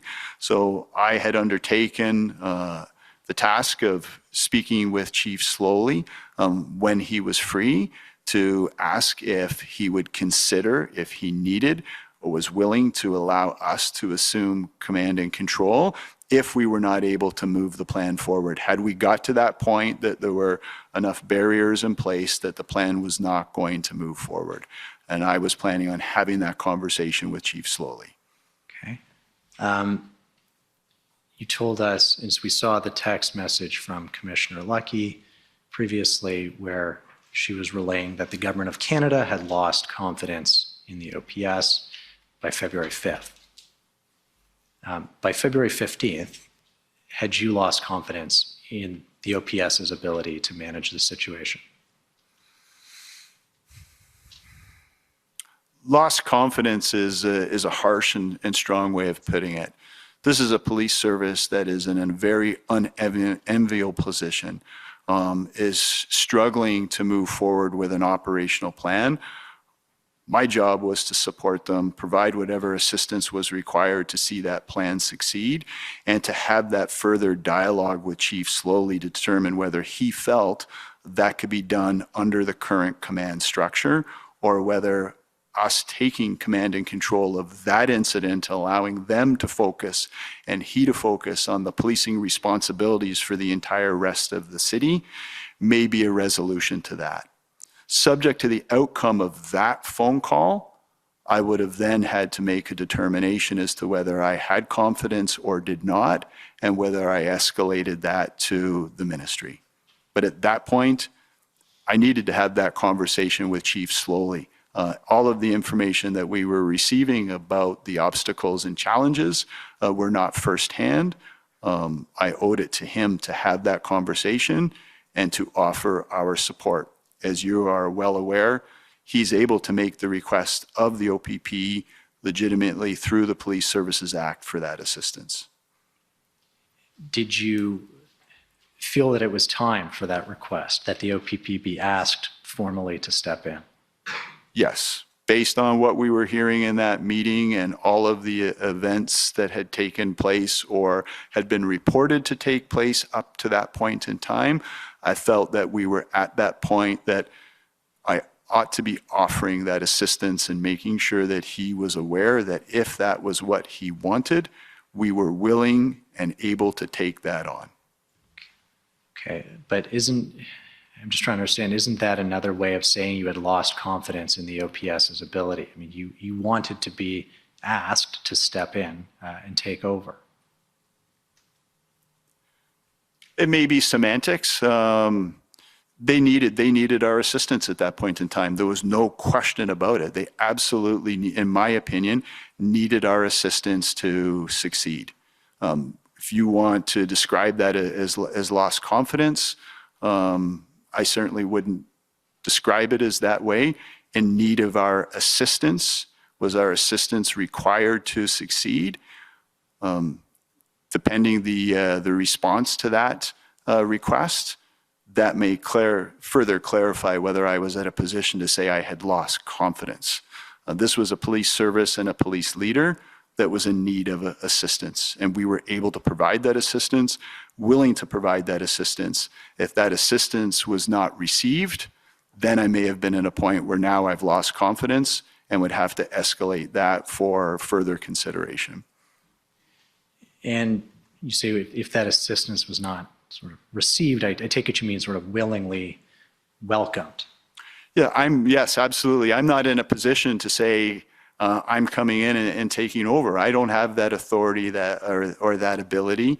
That is not the role of the commissioner of the OPP. So the appropriate, the lawful, the professional next step was to have that conversation. And then to be able to make that determination. Were we going to be able to move this forward in a collaborative way by taking the lead? Was it actually necessary? Maybe Chief Slowly had other information that would cause me to reconsider where I was at that point in time. But that's where I was at. I was at that juncture that had we not been asked to assume command and control of this operation, that I would have felt obligated to make that known to the minister for consideration to be known to the Ontario Civilian Police Commission. Okay. You never had occasion to have that conversation with Chief Slowly, correct? I did not, no. He resigned sometime after or maybe even during this call. Is that accurate? Yeah, sometime between us having this call and plans to seek a meeting with Chief Slowly. Okay. And then you had a follow-up call with Commissioner Lucky, and this time with members of the OPS as well, right? Correct, yes. And if I could get OPP 50788, I think these are the minutes from that second call on that day. But while they're being brought up, can you tell us about what was discussed during that call? It was confirming that we were in a position to operationalize the February 13th plan. There were no obstacles standing in our way, that there was a clearly articulated and described command structure. There are various forms of describing incident command. So we wanted to make sure there was a clear understanding. So we diverted to a model most commonly known to the RCMP, gold, silver, bronze. And at that point, came to agreement that it would be an absolute unified command, and that we would be sending Deputy Commissioner Chris Harkins, and the RCMP would be sending Deputy Commissioner Mike Duhem to represent our services on the gold level, which was on the same level as the Chief of Ottawa. Okay. And had you not had success in achieving unified command until this call with then Interim Chief Steve Bell? Like you just described that, okay, we're going to have unified command, we've got this plan, and we are going to action it. What had been the impediment to doing that on the 14th or on the 13th when the plan was completed? I think Ottawa Police Service is in the best position to answer that. Not having had the opportunity to have that conversation with Chief Slowly, I can't say that I'm in a position to sit in judgment as to specifically what prevented that plan from moving forward from the 13th to the 15th. You're going to have to discern that from the evidence provided by Ottawa Police and your discussion with Chief Slowly. But I had yet to have that conversation with Chief Slowly. Okay. But the result of this second conversation, the resignation and the second conversation in the plan for a unified command, was that you no longer had concerns to escalate to the Deputy Solicitor General. Is that correct? That is correct. Okay. And did you, on the 15th, before, between, or after these calls, did you speak to the Deputy Solicitor General about what had transpired? On the 15th, yeah, I can't say exactly at what time, but we did have communication throughout the day. And certainly by the time we had concluded things, he was well aware of the way forward. I did have some concerns over the resignation of Chief Slowly and what the board would be doing for an interim chief.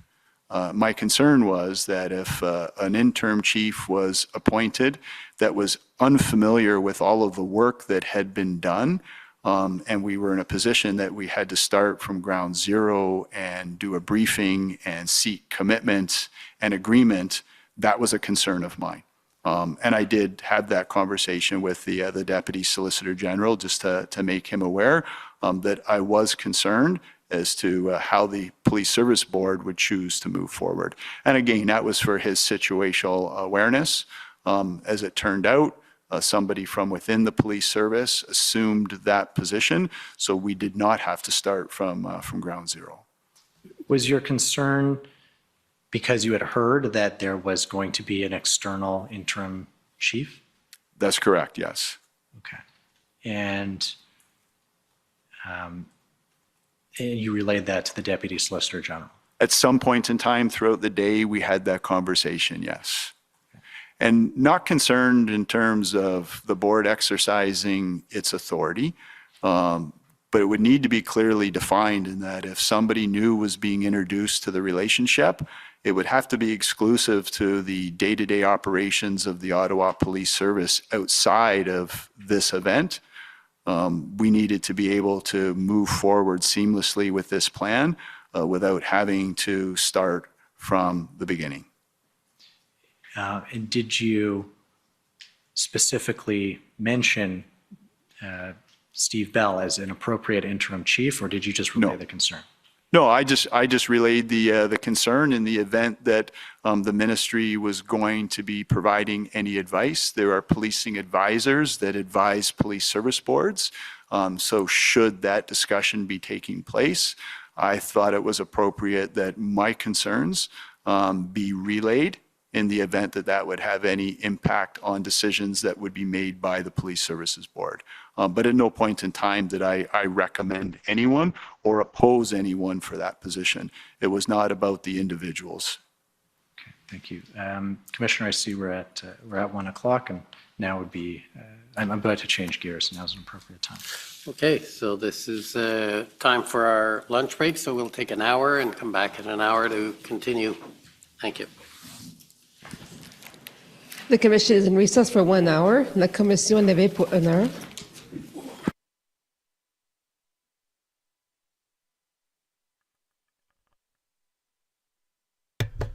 Absolute garbage.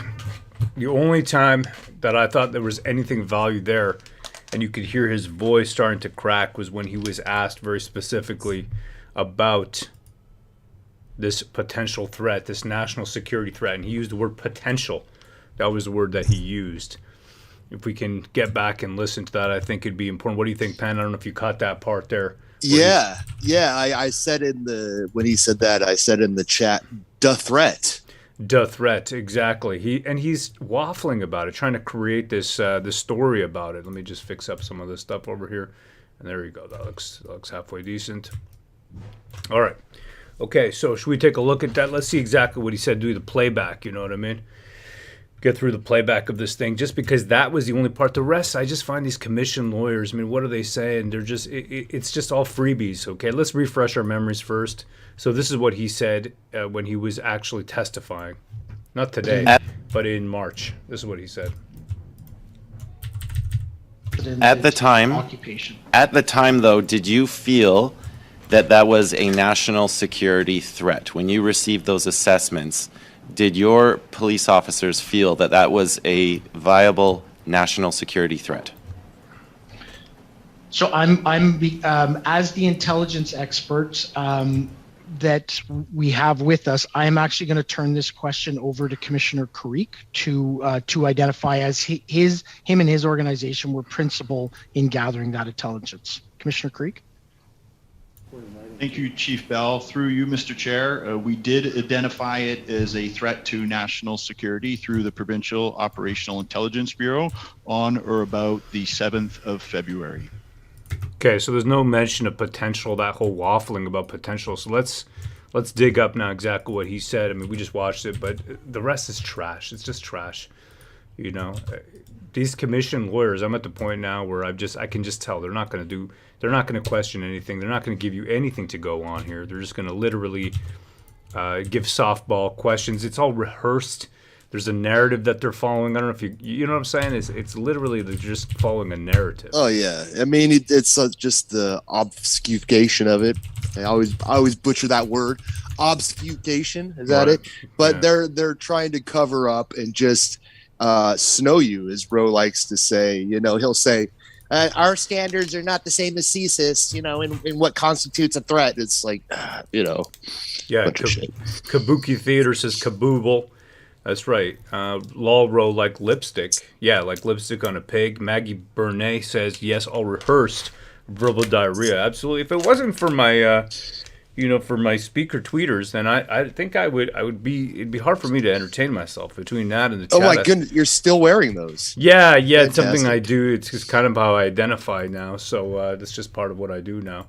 Let me see over here if we can In the chat, we're calling them rose cans. Yeah, yep, they're my cans. I mean, you can do it. There's no big deal. You could be anything you want to be. So this is what I choose to be. So let's see here, if we can get to the point. You identify as a human boombox. Yeah, it's about here, I think. Let's see. Now, going back to Ottawa, the integrated plan on the 8th or the 9th, but there isn't a sort of fully developed plan until the 13th. The detailed account of those events. Did in a meeting where I was connected by phone. I believe there was a PowerPoint presentation, the briefing. I was of the plan, but that was his responsibility. That was correspondence, whatever. To his comment, this was an opportunity to work in a coordinated and collective way to resolve the matter, and all sorts of. Why this letter came about as well, the letter proved not to be in which. In the flow of information, but essentially the request would have been made.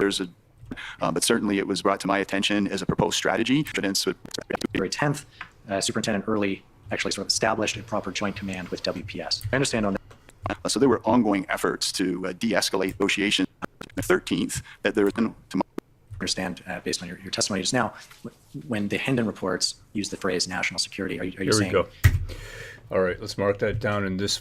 At least in this, it is 3:11. This is a recording of my recording, so these timestamps are not going to align with the official timestamps. But there it is. Hold on a second here.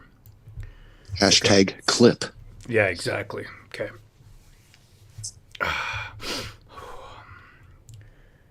Okay, 3:11. Economic security is part of that. Like that's when the mission. And just so I understand, based on your testimony just now, when the Hendon reports use... You can see this guy, this government lawyer, this commission counsel, right? And I can't remember his name. It's written down. I got to file with everybody's name. But anyhow, you can see this guy. He knows that this is a problem. I'm just going to zoom in on this, okay? He knows... He doesn't know how to approach this. He's trying to let this guy off the hook. That's what's happening here. He's trying to let him off the hook. Again, the chat's going, but which is great. So let's watch this. Here it is. The phrase national security. Are you saying economic security is part of that? Like that's bound up in national security? I would say that economic security forms a part of that from a strategic thinking standpoint. Okay, so this is now the definition of national security. That's what we're into. Okay, so again, just to again get the timestamp over here, this is at 3:11:43. Let's go back a bit. Detailed analysis. But I take it you're aware that once the February 7th Hendon report was published using the phrase potential threat to national security, CSIS and INSET contacted Superintendent Morris and were concerned with the use of that. And okay, one more time here. It was published using the requires detailed analysis. But I take it you're aware that once the February 7th Hendon report. Okay, so there's a February 7th Hendon report put out by the Intelligence Bureau of the OPP. That report specifically uses the phrase national security threat. Once that phrase is used, this is what he says here. It was published using the phrase potential threat to national security. CSIS and INSET contacted Superintendent Morris and were concerned with the CSIS and INSET. INSET is the integrated something, right? INSET. I think it's INSET. I don't know if he's You pronounced. Canadians, you have so many acronyms. Yeah, February 7th. Just remember that, February 7th, Hendon report. use of that phrasing and that language in the Hendon reports.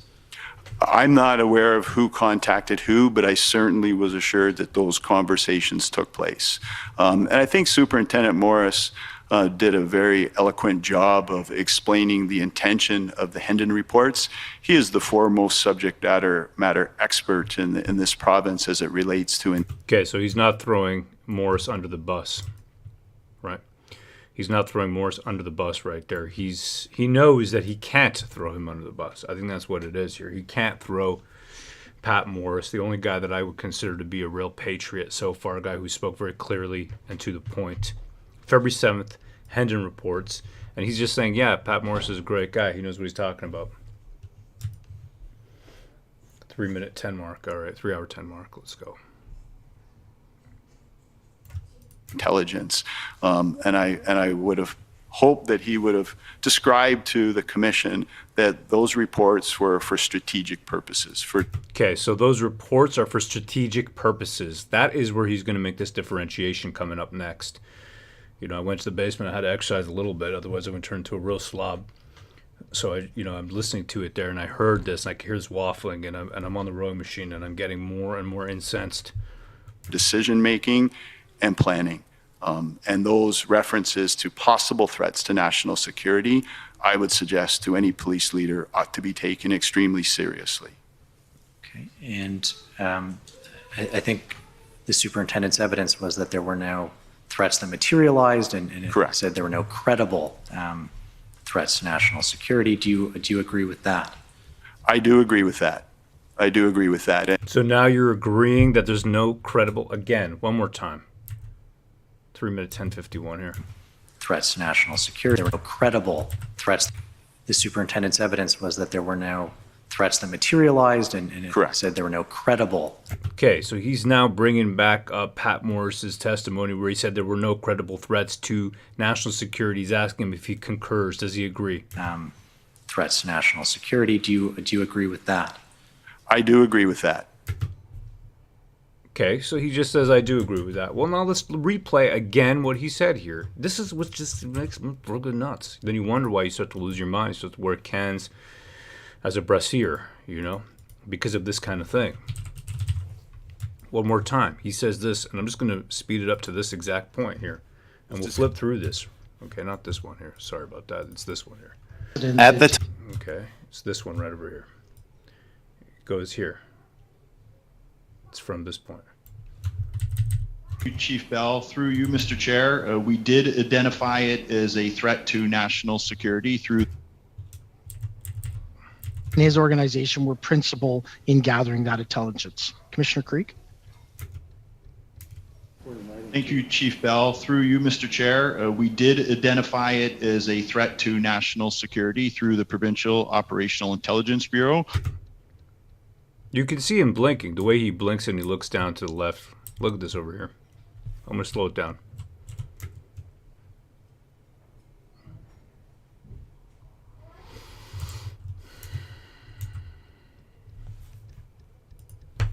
Okay, it doesn't like to be slowed down for whatever reason. It's not working. Let's see here. We'll bring it back up to regular speed. Depending on the video. At the time. Mr. Chair, we did identify it as a threat to national security through the Provincial Operational Intelligence Bureau on or about the 7th of February. Okay, so there it is. So he's saying that on February 7th, so that's the February 7th Hendon report. That's what they're referring to. Okay, it's all making sense now. Sometimes I got to listen to these things like 700 times until it clicks in my brain because there's so much bull S into this stuff, right? Okay, so he's now saying right here, he's saying that we did identify it according to the February 7th reports, the Hendon reports, that's what he's talking about, as a credible threat to national security. They contradict themselves, sometimes in the same sentence as Bond Pearl. Okay, so there it is right there. I mean, Pan, am I losing it here? You can hear it as good like I can hear it, right? No, he's absolutely contradictory of himself. Okay, so what we're going to do is this video is not allowing me to it's not allowing me to to slow it down, depending on the codec, depending on the format. I have a program, luckily, that I wrote, I don't know, like 10 years ago. Here it is. This is the program. Oops. Let me just, there it is. Well, I got one, actually. I got one. It's called Deep Nut. There you go. Oh. Yeah, I wrote this program years ago. It's called Deep Nut. You can probably find it online for free. I threw it up there for free. Okay, anyway, so what I'm going to do now is you throw your file into Deep Nut, and then you press Start, and it's going to re-encode it. I'm going to say I want high quality, high file size. Yeah, take your time to make it. Hit Start. What's wrong with it? Okay, it's finished already. Oh no, it failed. Okay, I don't know why. I got another program as well that I wrote. Hold on a second here. One of these will work. Whoops. This is what's good about being a nerd. Okay, here we go. Automatic. Why is it not finding it? Oh, that's what the problem is. It's because there's the file name it doesn't like. All right, no problem. That's maybe what's happening here. It's just computer stuff, but this is good to do because we want to be able to slow it down because we want to catch them out, right? That's the point here. Sometimes it takes time, but it's best to do it right. All right, so there was an error with the file name. Try again there. Okay, what's wrong with this here? I think I got this file open already. 1 second here. This is important to do. There it is. Thomas Karik. I got so many open here. Close all these out. I got Spanked open. I got Noah Harari, his gay video. Okay, try this again. See this, man? There's a lot open, man. That's why I got 96. Right? I got 96 gigs of RAM in this computer for a reason here. Okay. Yeah, simplify your windows so you can deep nut this guy. Yeah, we're gonna deep nut him. Okay, so that's it. Because I mean, that's it. You know, and I honestly, I used to have a good time making these programs and naming them funny names because it would make me laugh. You know, which is part which is part of the fun.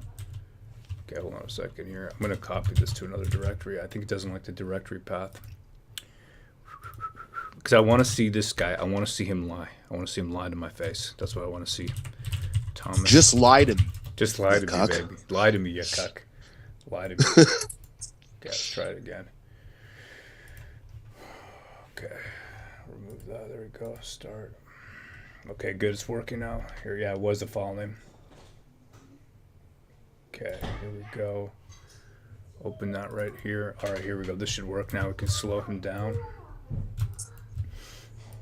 Right from here, we're going to slow it down to 0.5x.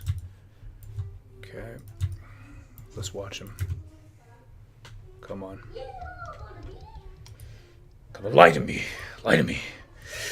Lie to me! Thank you, Chief Bell. Through you, Mr. Chair, we did identify it as a threat to national security through the Provincial Operational Intelligence Bureau. Lie to me! Wow, he just lied to you. Sorry. Okay. I see you're handling it well.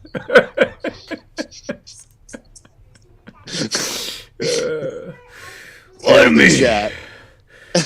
The chat, you're the only thing between Roe and insanity. So, you know, you gotta help me out here, you know. Roe's losing it. Lie to me. Just lie to me, you cock. Lie to me. All that it was to inspect. Okay, and it was 3 minutes 11, right? This is why you got to memorize all these timestamps. You got to memorize. You got to hold all these, like you hold all these variables in your head when you're programming. I hold all these timestamps in my head. My kids' names, I mix them up, right? Polaris, Solaris. I just go Polarin.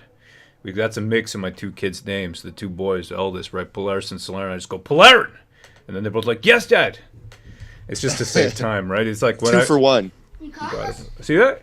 Yeah. No, I'm not calling you. I'm good, bro. That's good. Thanks. Oh, yeah. See? Wow, they're attentive. You're good. Good kid, man. Same thing. We're so busy. You know what I mean? It's like you got a microwave something for 20 seconds. You don't press 20. You press 2-2. Because it's like we're on point. 2-2. Boom. I don't have time. I'm a busy man. All right. Operational and tactical intelligence and establishing thresholds for mandates and thresholds for charges. That's security. Do you agree with that? The superintendent's evidence was that there were no threats that materialized, and it said there were no credible threats to national security. Do you agree with that? Do you agree with that, you cuck? I do agree with that.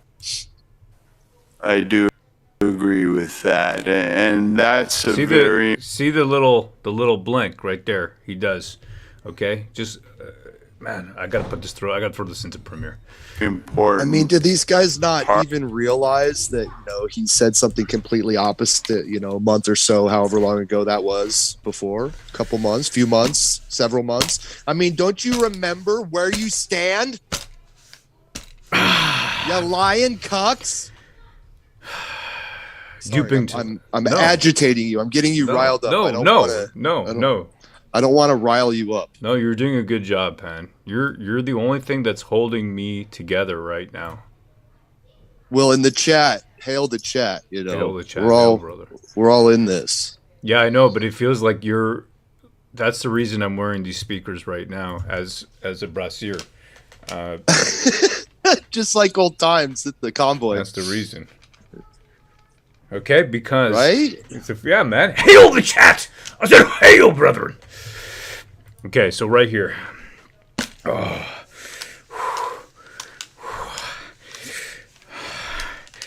You're making me nuts. All right, let's see here. Let's go back a little bit here. And you can see, yeah, that's right, right? Look at this smirk on the Lord's face as foreigner. Welcome to the digital battlefield. Together we win, says Mike Noy B. Hell, brother. That voice, dude, that's how I feel. This must be so weird for Pan watching Canadian politics. What do you think, Pan, watching Canadian politics, man?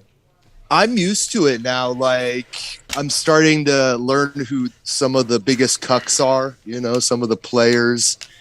It's something I never thought I'd be doing, like I've always kind of shied away from politics, and now we're right in the middle of Canadian politics, no less. Life is unpredictable, but it's an honor. I mean, we're doing something that's worthwhile and good with the War Campaign YouTube channel, so on that level, I love it. But on another level, it's kind of weird seeing, my buddy Roe and all the Canadians lose their freedom. So it's wild. It's a trip. Okay, I'm just calling this project Lie to Me. I figure we'll make a clip. Clyde, you're around, brother. Just throw this up, man. Put this up. Get this out there. Let's get some fucking eyes. Excuse me. Let's get some eyes on this. All right, let's do it, man. I just want the word out. I want everybody to know. Okay, hold on a second here. Let me throw this in here. Excuse my French. Because this is ridiculous. It's just absolutely ridiculous. Okay, give it a second. It's got to make some cache files. So it's taking a second here. And then we'll just throw that together because it's just lying to me. Just lying to me. Like when you get the two clips back to back, where he's like, yes, we did think it was a threat to national security. In fact, it is a death threat. And then he's like, oh, no, it's not. It's not. Didn't quite think it was a threat. Not a credible threat. Lie to me! Lie to me! It's wild. All right, here we go. All right. We're gonna do this. All right, all good.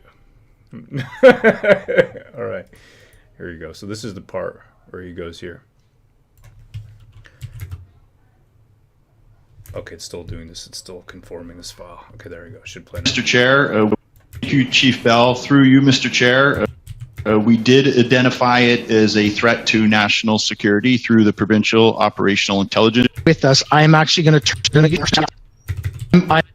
as the intelligence experts that we have with us, I'm actually going to turn this question over to Commissioner. Officers feel that was a viable assessments. Did your police officers feel that at the time, though, did you feel at the time though, did you feel that was a national security threat when you received those assessments? Did your police officers feel that was a viable national security threat? So I'm as the intelligence experts that we have with us, I'm actually going to turn this question over to Commissioner Karik to identify, as him and his organization were principal in gathering that intelligence. Commissioner Karik. Thank you, Chief Bell. Through you, Mr. Chair, we did identify it as a threat to national security through the Provincial Operational Intelligence Bureau on or about the 7th of February. Okay, that's the actual clip because he says the words February 11th. So I'm just going to put that in as lie. There it is. This is the actual lie, this part right here. Thank you, Chief Bell. Through you, Mr. Chair, we did identify it as a threat to national security through the Provincial Operational Intelligence Bureau on or about the 7th of February. Okay, so there you go. So February 7th. And then we got this one over here at the 3 hour 11 mark. Okay, there it is right there. That. I do agree with that. Okay, there it is. Okay,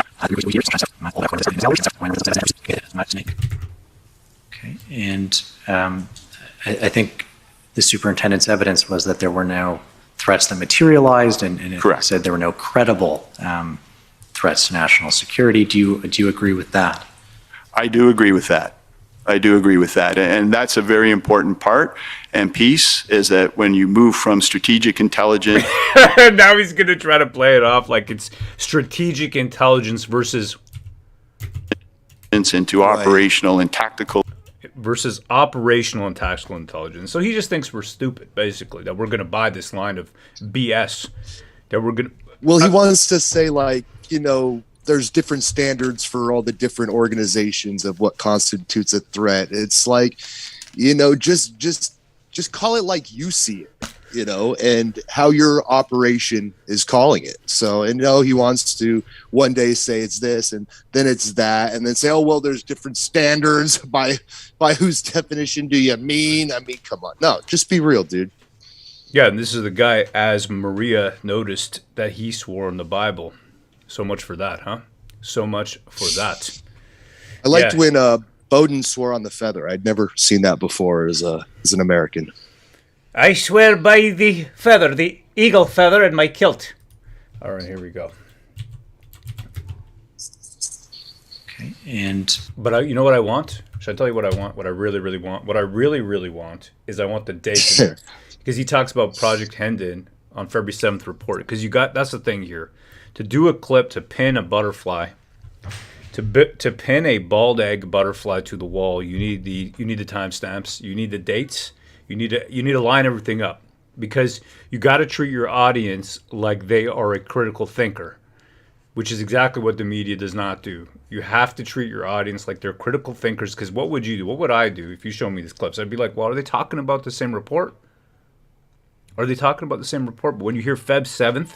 Hendon report and Feb 7th report, well, that lines right up.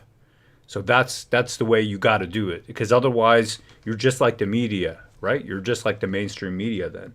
That's the trouble, and we don't believe them anymore because of this kind of thing. Isn't it, Pan? You tell me, brother. Well, yeah, and still you're going to have people arguing semantics. You'll have people say, well, credible threat versus potential threat and this and that, and, people will argue about it, but fact of the matter is, one day this guy thought it was a threat. The other day, now all of a sudden, he doesn't think it's such a threat. Exactly. You tell me.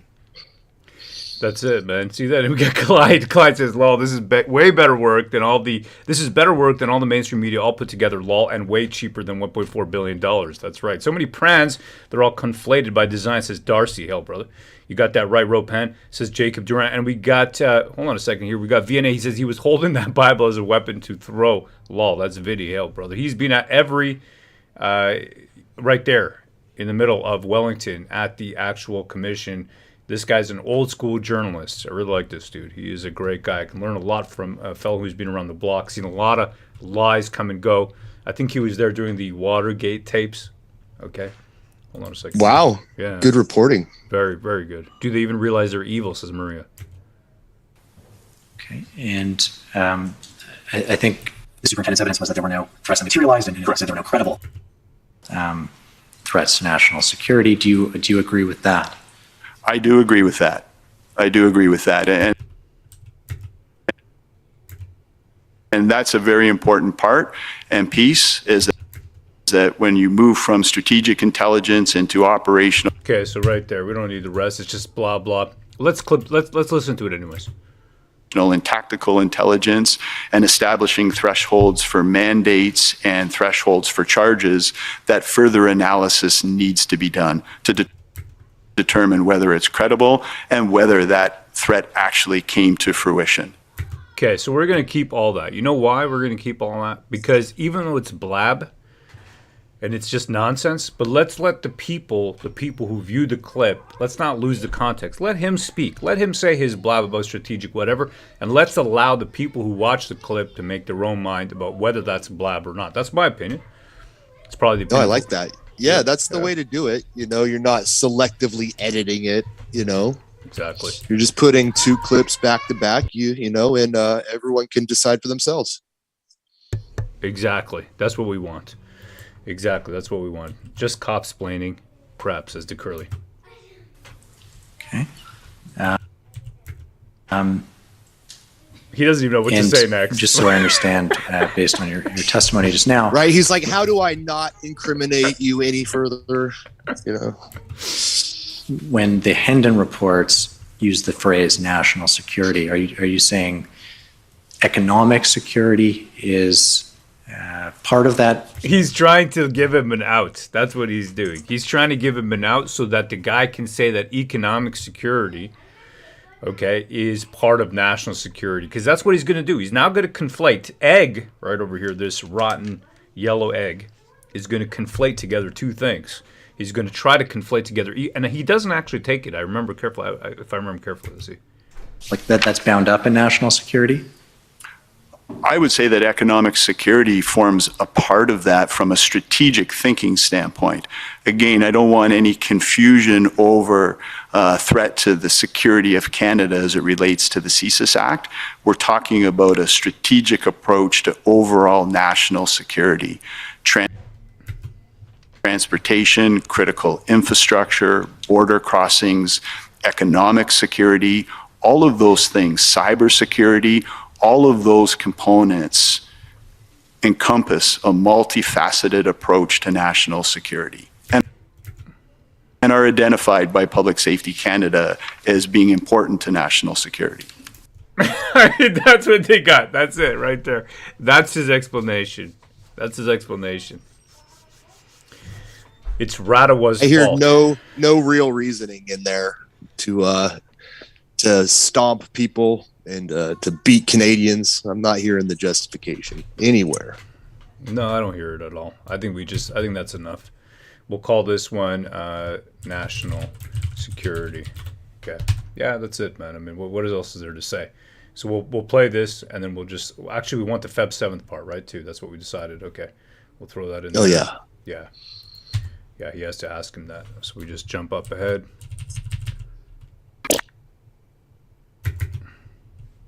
And we're concerned with the use of that phrasing, that language in the Hendon reports. I'm not aware of who contacted who, but I certainly was assured. Yeah, it's right before that.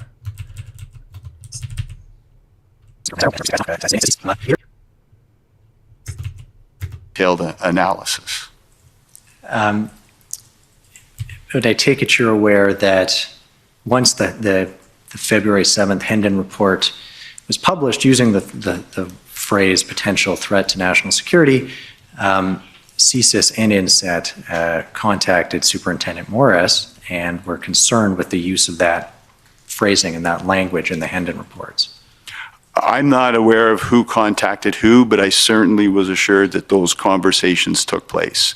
And I think Superintendent Morris did a very eloquent job of explaining the intention of the Hendon reports. He is the foremost subject matter expert in this province as it relates to intelligence. And I would have hoped that he would have described to the Commission that those reports were for strategic purposes, for decision-making and planning. And those references to possible threats to national security, I would suggest to any police leader ought to be taken extremely serious. Okay, so that's what he's saying now. So he's not throwing Pat Morris under the bus. What he's saying is that he hopes that Pat Morris, Superintendent Pat Morris, head of the Intelligence Bureau at the OPP, he hopes that Pat Morris would have made it clear in his testimony that the Hendon reports for February 7th, where he used that phrasing that there were no credible threats for national security, was from a strategic point of view, which is different from the point of view that he's trying to create now. There you go. So CSIS wasn't happy with that overreach, says Can You Honk. Yeah, CSIS has come out and said it very clearly right over here. Okay. October 19th, CSIS found no foreign actors funding the convoy protests according to public inquiry evidence. Pana, please take it away, brother. I'll drop it to you right over here. It is, give me a second here. It's credible threats, right? That's what we're looking for. Credible. Well, there in this article, there's quite a few things here. They're talking about foreign interference. CSIS is not foreign money coming from the states. Well, there you go. However, they are not actively participating. There's nobody who's going to use violence who is participating or organizing it, but they could use it as a recruiting ground. We're going to hear. I don't know if CSIS is going to testify what they're going to do here, but the headline is this from the Globe and Mail. There are no foreign actors identified at this point supporting or financing this convoy. FinTrack is supporting this work assessment. The banks are also engaged. CSIS Director David Vigneault said, according to the minutes. Less than a week later, though, PM Justin Trudeau said there was significant foreign funding and leaked donor data from one American crowdfunding site, GiveSendGo. Not leaked, it was hacked, showing that 40% donations to the convoy originated in the U.S., which was incorrect. Totally a lie. All that information was shown afterwards, and also the GiveSendGo. Jacob, his name is Jacob, him and his sister run GiveSendGo, and they testified all the numbers, and the numbers are totally incorrect here. It's 85 to 88% were Canadian. It's all homegrown, freedom-loving people. So I am going rogue now, says Kim's tripping. Okay, we're just going to get this Feb something, that's it. And I take it you're aware that once the February 7th Independent report was published using the phrase potential threat to national security, CSIS and INSET contacted Superintendent Morris and were concerned with the use of that phrasing, that language in the Hinton reports. Yeah, we'll keep the whole thing. I'm not aware of who contacted who, but I certainly was assured that those conversations took place. And I think Superintendent Morris did a very good job of explaining the intention of the reports. He's the foremost subject matter expert in this province as it relates to intelligence. And I would hope that you would describe to the Commission that those reports were for strategic purposes, for decision-making and planning. Those references to possible threats to national security, I would suggest to any police leader ought to be taken extremely seriously. Okay, it's good enough. People are going to have to make up their mind. That's the thing. You can't, you know what I mean, Pan? You can't actually, you can only lead it so much, and then you have to just leave the clip as it is. And then that's kind of why I think it's really good to, broadcast these hearings and just flat. You're doing your commentary on screen, but we're not talking over it or making jokes over it. Everyone's hearing it for what it is. These guys trying to cover their own butts, shift the blame, basically sell out the Canadian people. It's important for people to hear this, unredacted. It is important. It's very important, actually, I think. And this was going to be, okay, hold on. So this 220324, 2022-0324, March 24th, 2022. So you got to put that in there. So we just drag that text in here and say March 24th, 2022. So people can see this right over here. Make that font bigger. Maybe you could read the chat while I just do this. Pan. Yeah, we have CDM Pureblood says, what number is this witness today? Waiting for Trudeau number 62 on the list. Yeah, we got a ways to go, brother. Actually, today he was saying there's 5 more weeks left. Right. Yeah, so it's gonna be a while. Buckle in. Buckle up, buckle in, because this is going for a while. This is not it's not ending anytime soon. That's just what it is. We are talking a long, long time. And that's what we're doing here. DNA says, it's awesome to see Tamara with nice hairstyle now and smiling on her face and hearing lunch breaks instead of the persecuted in cuffs her a little while ago. Yeah, she, it's good to see her. She's going to testify next week. That should be fire. Yeah, that's going to be awesome. That's going to be fantastic. Okay, so we take these two over here, group these two together, and then we're just going to get rid of most of this, and we're just going to zoom in here so people can really see what this is. Oh, that didn't work. Okay, I want that and that. That's grouped. I want it to be nested. My kid taught me how to do this, my 13-year-old, because I got a course on Udemy for him. And I'm like, can you cut some of these clips for us when we're just doing our parody show? And then he's right. Oh yeah. Yeah. He was doing some editing back in the day for our war campaign videos. Exactly. That's right. We should keep his name in there too at the top. Actually, we can cut it off and we'll add his name in at the top. There we go.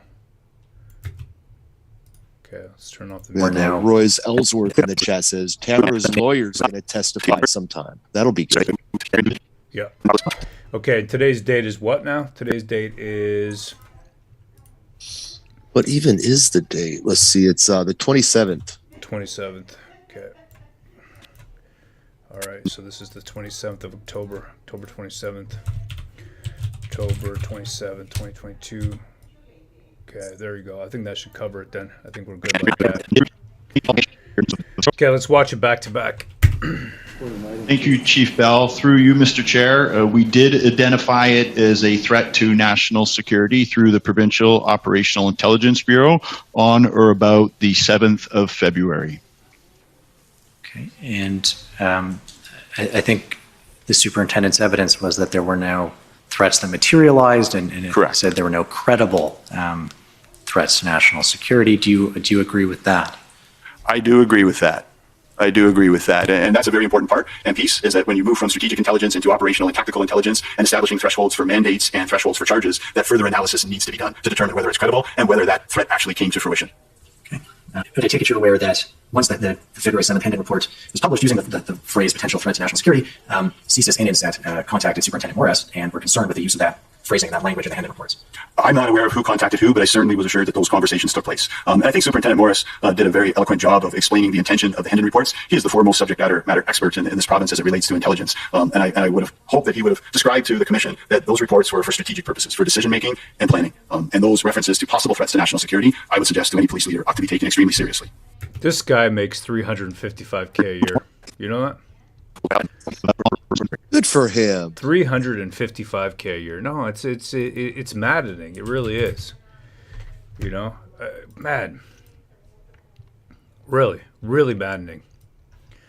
But there it is. This is the world that we live in right now. We live in the age of absolute liars and politically corrupt people. Truly corrupt. Totally corrupt. And we've got to accept everything, what is given to us. That's what they want us to do. That we will have to accept it.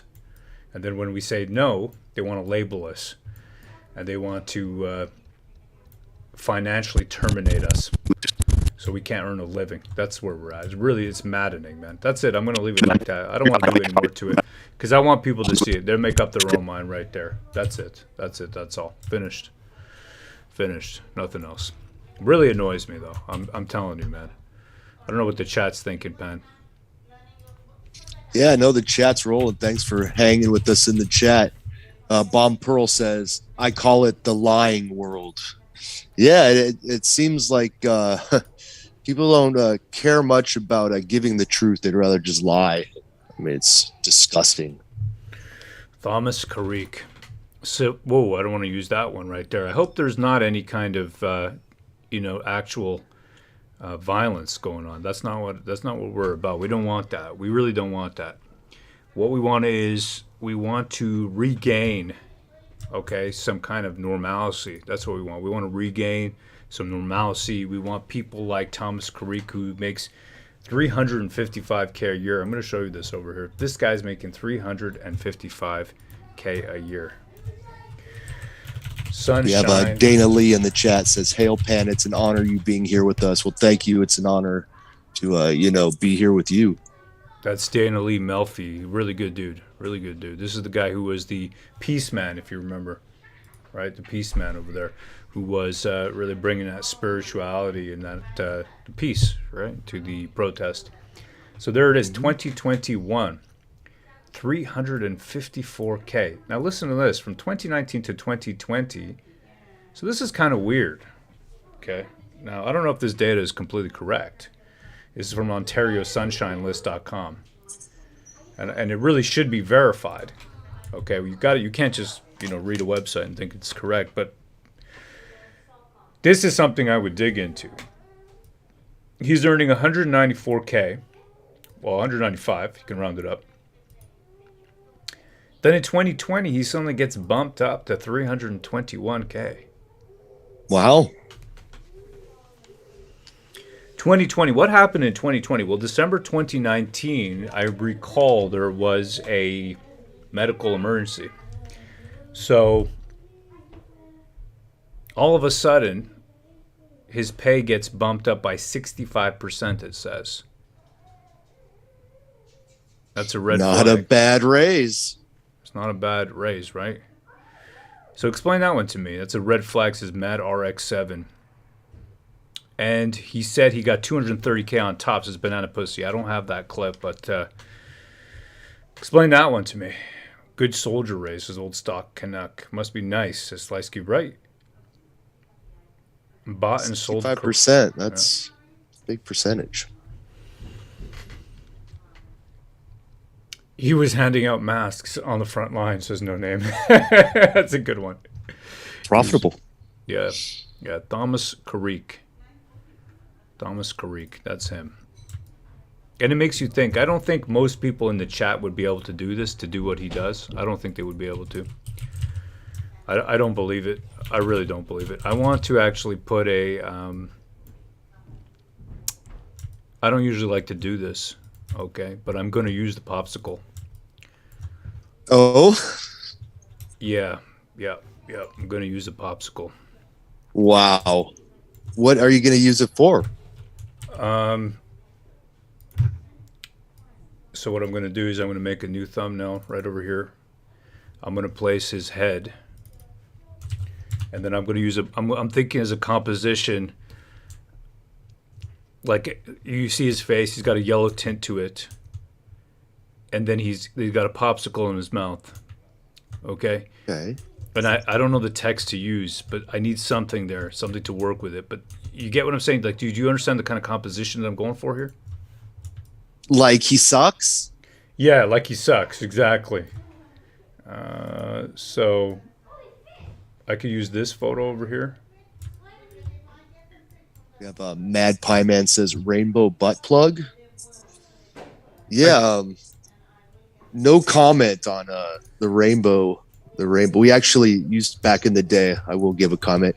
The war campaign, we were kind of known for our rainbow memes. Rainbow dongs to be exact. Okay, so how about something like this? Like I do this. I got this guy, right? And he's... Oh my God. He's looking at the other dude, right? And this guy, he's just like, what? And this guy's like, he loves it. You know what I mean? Like that's the kind of...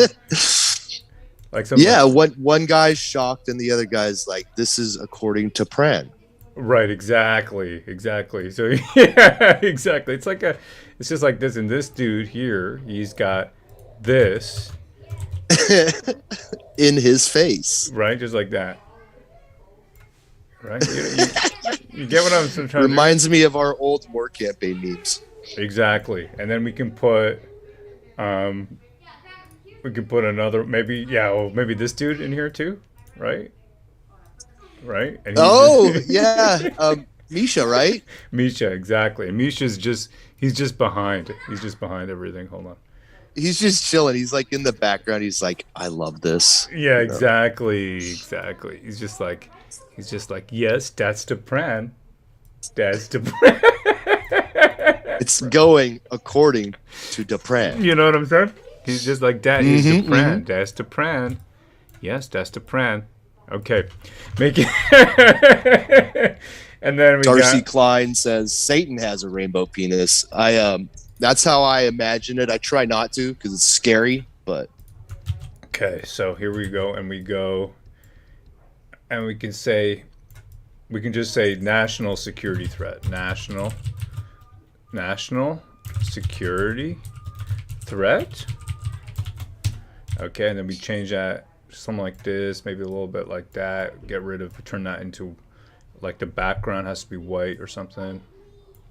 Change that, what's it called? The outline on it. Turn off the outline. Turn it on, but put it black. I think that should do it, man. Something like that. Really simple. You know what I mean? Simple to the point. This is great. I mean, it's like we've come full circle, but now we're rainbow donging Canadian politicians instead of cucks in comics. What do you think? Am I missing something there? But I think, you know what I'm saying? It's like,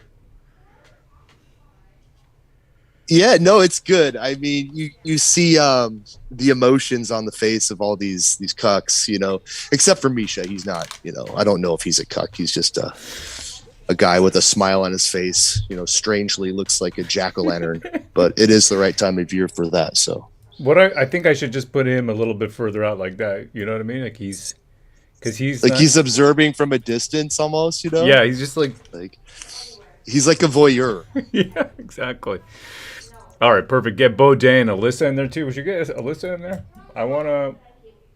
Let's see. Bowden with his gothy look. He kind of had like a little bit of a gothy look, and he was in love with Alyssa. How about that right there in the corner?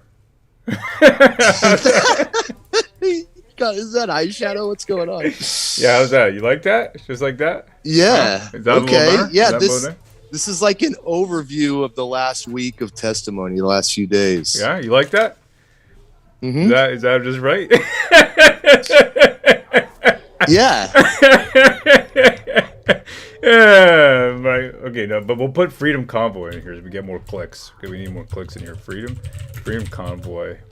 Well, yeah, because that's the subject, Exactly. Is the Freedom Convoy a threat? Duh, threat? Yeah, let's see about that big. Freedom Convoy? Duh, threat? You mean they're jerry cans? Just this mass amount of jerry cans is a threat to national security? There we go. Yeah. Put Zexians is on there. Ooh. This is it. Okay, we still got about 8, 9 minutes, 10 minutes. So let's see here. I think this is it. All right. I think it's good. Sometimes less is more. I think that's saturated. You know what I mean? That's just gonna watch that on Rumples' Banana Puss. On a serious note, Rose Santa for Christmas. You want me to be Santa for Christmas? I don't know, man. Let me see here. Let me just say. That'd be pretty good. National security threat. I call this one Thomas Karik lies. Export that.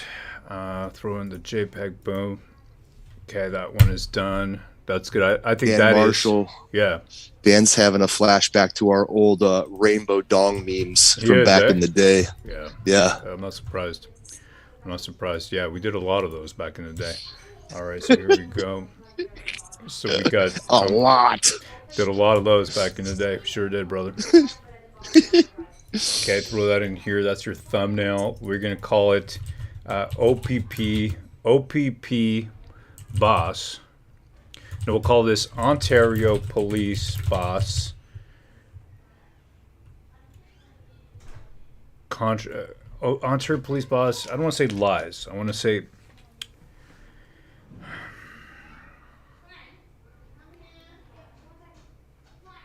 Just yeah, because you don't want to like be too leading. No, or exactly. anything. Exactly. I want it to be like Ontario Police Boss. Not contradicts. You could use contradicts, or you could, but you don't want to. This is yeah. This is kind of an interesting one. Okay, how about this? Ontario Police Boss on national security threat of Freedom Convoy. Simple. Yeah. You know what I mean? That's it. Yeah. And then we go Ontario Provincial. Let me turn off the keyboard here.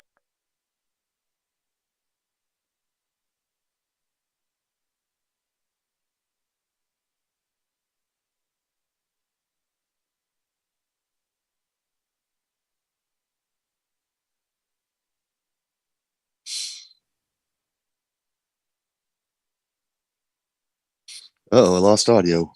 No, it's just me. I just Uh-oh. muted. Yeah, because of the typing. You know what I mean? I just figured the typing. It's annoying. I think people like to hear you type. You like the typing? It's up to you, man. Or is it made for kids? It's definitely not made for kids. Monetization? No, I don't want any. Thank you. I want this to go out to everybody. And then we got checks. That's checked. That's pretty much it. Ontario Police Boss on national security threat of Freedom Convoy. And then we go subscribe to the War Campaign newsletter. And we say http wcfreedom.com. Boom, just like that. Simple. wcfreedom.com. Yeah, and if you haven't already, make sure you do so we stay in touch. Boom. Ontario Provincial Police Commissioner Thomas Carrick on Freedom Convoy being a national security threat? Question mark. At Public Order Emergency Commission, October 27th, 2022. Boom. Boom, bada bing. That goes out. And then that's it, man. That goes out. Hit next. Visibility, public, boom, published. And that's it. That's all. 355K this guy gets, man. Yeah, 65% pay raise. Not bad. Yeah, I mean, this is it. Who's even asking these questions? You can't even get the media to ask any of these questions. You know, it has to be, you know, one dude with his 13-year-old kid, and, you know, Pan with his in his turtle cave, and then the chat, just regular Canadians. And I know we got the odd American, and we got people over there in Netherlands, all kinds of people around the world. That's who it's left to. It's left to just like regular people, you know, in their mom's basements. Just regular people in their mom's basements. Okay, I don't want to miss anything. I'm going to just get that window open, make sure we're not going to miss this. Here it is. Okay. Let's see here, because these guys are tricky. Sometimes they move fast. Sometimes they move slow. We'll keep it open. Right? Yeah. Never can tell. Sometimes it takes 15 minutes for them to rotate an image or to get a link straightened out. What am I looking at here, Ben? Oh. Yeah. Oh, look, it's the guy from today, Carrick, and he's standing with a tattoo from, what is that, Fantasy Island? And they're saying, da plan. Jeez OPP. Louise. I like him. I think he looks good. We got to get some Benny Hill music. I had seen that in the chat earlier. We wanted some Benny Hill music. If we can Someone said you should have like the Benny Hill clip of him slapping a bald guy every time an egg comes on. Right. Okay, hold on a second here. Boom. I think that's it. I'm just going to post this one up on Twitter too. OPP Commissioner Thomas Carrick on Freedom Convoy being a national security threat at Public Order Emergency Commission, October 27, 2022. Boom. Finished. That's it. Bombs away. Bombs away. Let people make their own mind up. The media does not do this. The media does not allow you to make up your own mind. It does not allow you to make up your mind. They want to lead you to an answer directly. They want to tell you what to think. And what to think is usually, in my experience, what they're paid. Like, look at this one over here. You want to see something nasty? You ready? Uh-oh. Check this out. This is kind of gross. Make you sick a little bit. Blacklock's reporter, one of the few good journalists left. I'm subscribed to them. A little bit pricey. Cost me about $350 per year. But worth it. Check it out. Paid experts at the Public Order Emergency Commission include Ottawa pollster who called Freedom Convoy protesters thugs and jihadists. This is a guy on the Public Order Emergency Commission. Paid expert. Okay, now I can't show the entire article because it's what's the word? It's under copyright. a paywall? Yeah, it's under a paywall, and I pay for it, but I can't put it out there. Okay, so Frank Graves, he's on the Public Order Emergency Commission expert. Let's do a quick search over here. But you could read that while I pull that up, Pan, if you'd be so kind, brother. Sure. So Frank Graves says, my business on Kent was shuttered for 3 weeks thanks to the so-called Freedom Convoy. Oh, maybe. Okay, here, maybe I should read it like this. So Frank Graves, my business on Kent was shuttered for 3 weeks thanks to the so-called Freedom Convoy. These thugs shut a city down based on some hallucinogenic, toxic, anti-democratic jihad. And that was the least of their enduring corrosive legacies. Okay, so this guy is who they're using to quote to be an expert at the Public Order Emergency Commission that we are watching continuously. That's who is being used as an expert. Frank Graves. He's a soy muffin, that's for sure. I'm going to see if I can get a direct piece, a screen or something to show how he's an expert. That's what I'm going to try to do here. All right. Yeah. Frank Graves, show us how you're an expert, you cuck.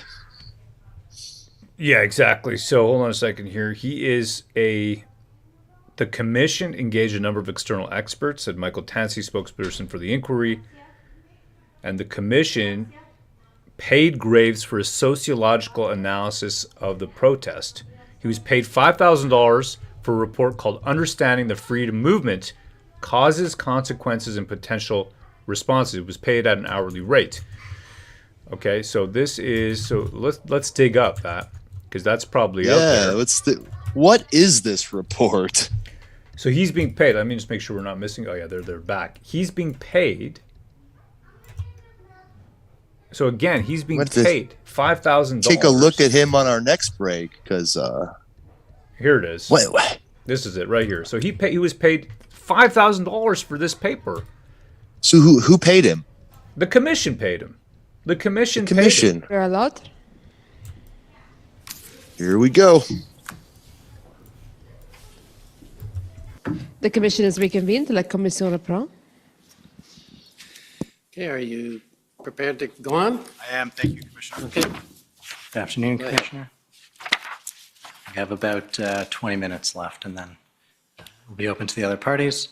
I want to pick up on something that you mentioned before the lunch break. I think you referred to a public, in talking about national security, you referred to a Public Safety Canada definition of national security, which I think you distinguished from the sort of COMISSION Act definition of national security. Do you remember that? Yes, I don't think I called it a definition. It's in reference when they reference national security. I'm not familiar with an actual definition as it relates to Public Safety Canada. And of course, the COMISSION Act refers to the security of Canada.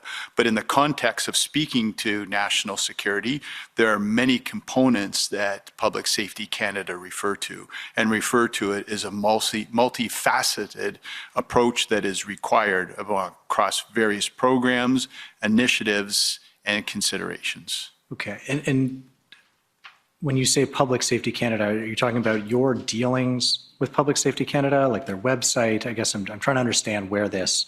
Well, there's all sorts of materials on Public Safety website for anyone who is Public Safety Canada website for anyone who's interested. There's various acts. There's been reviews of the COMISSION Act. There's all sorts of material that references and responsibilities in reference to national security.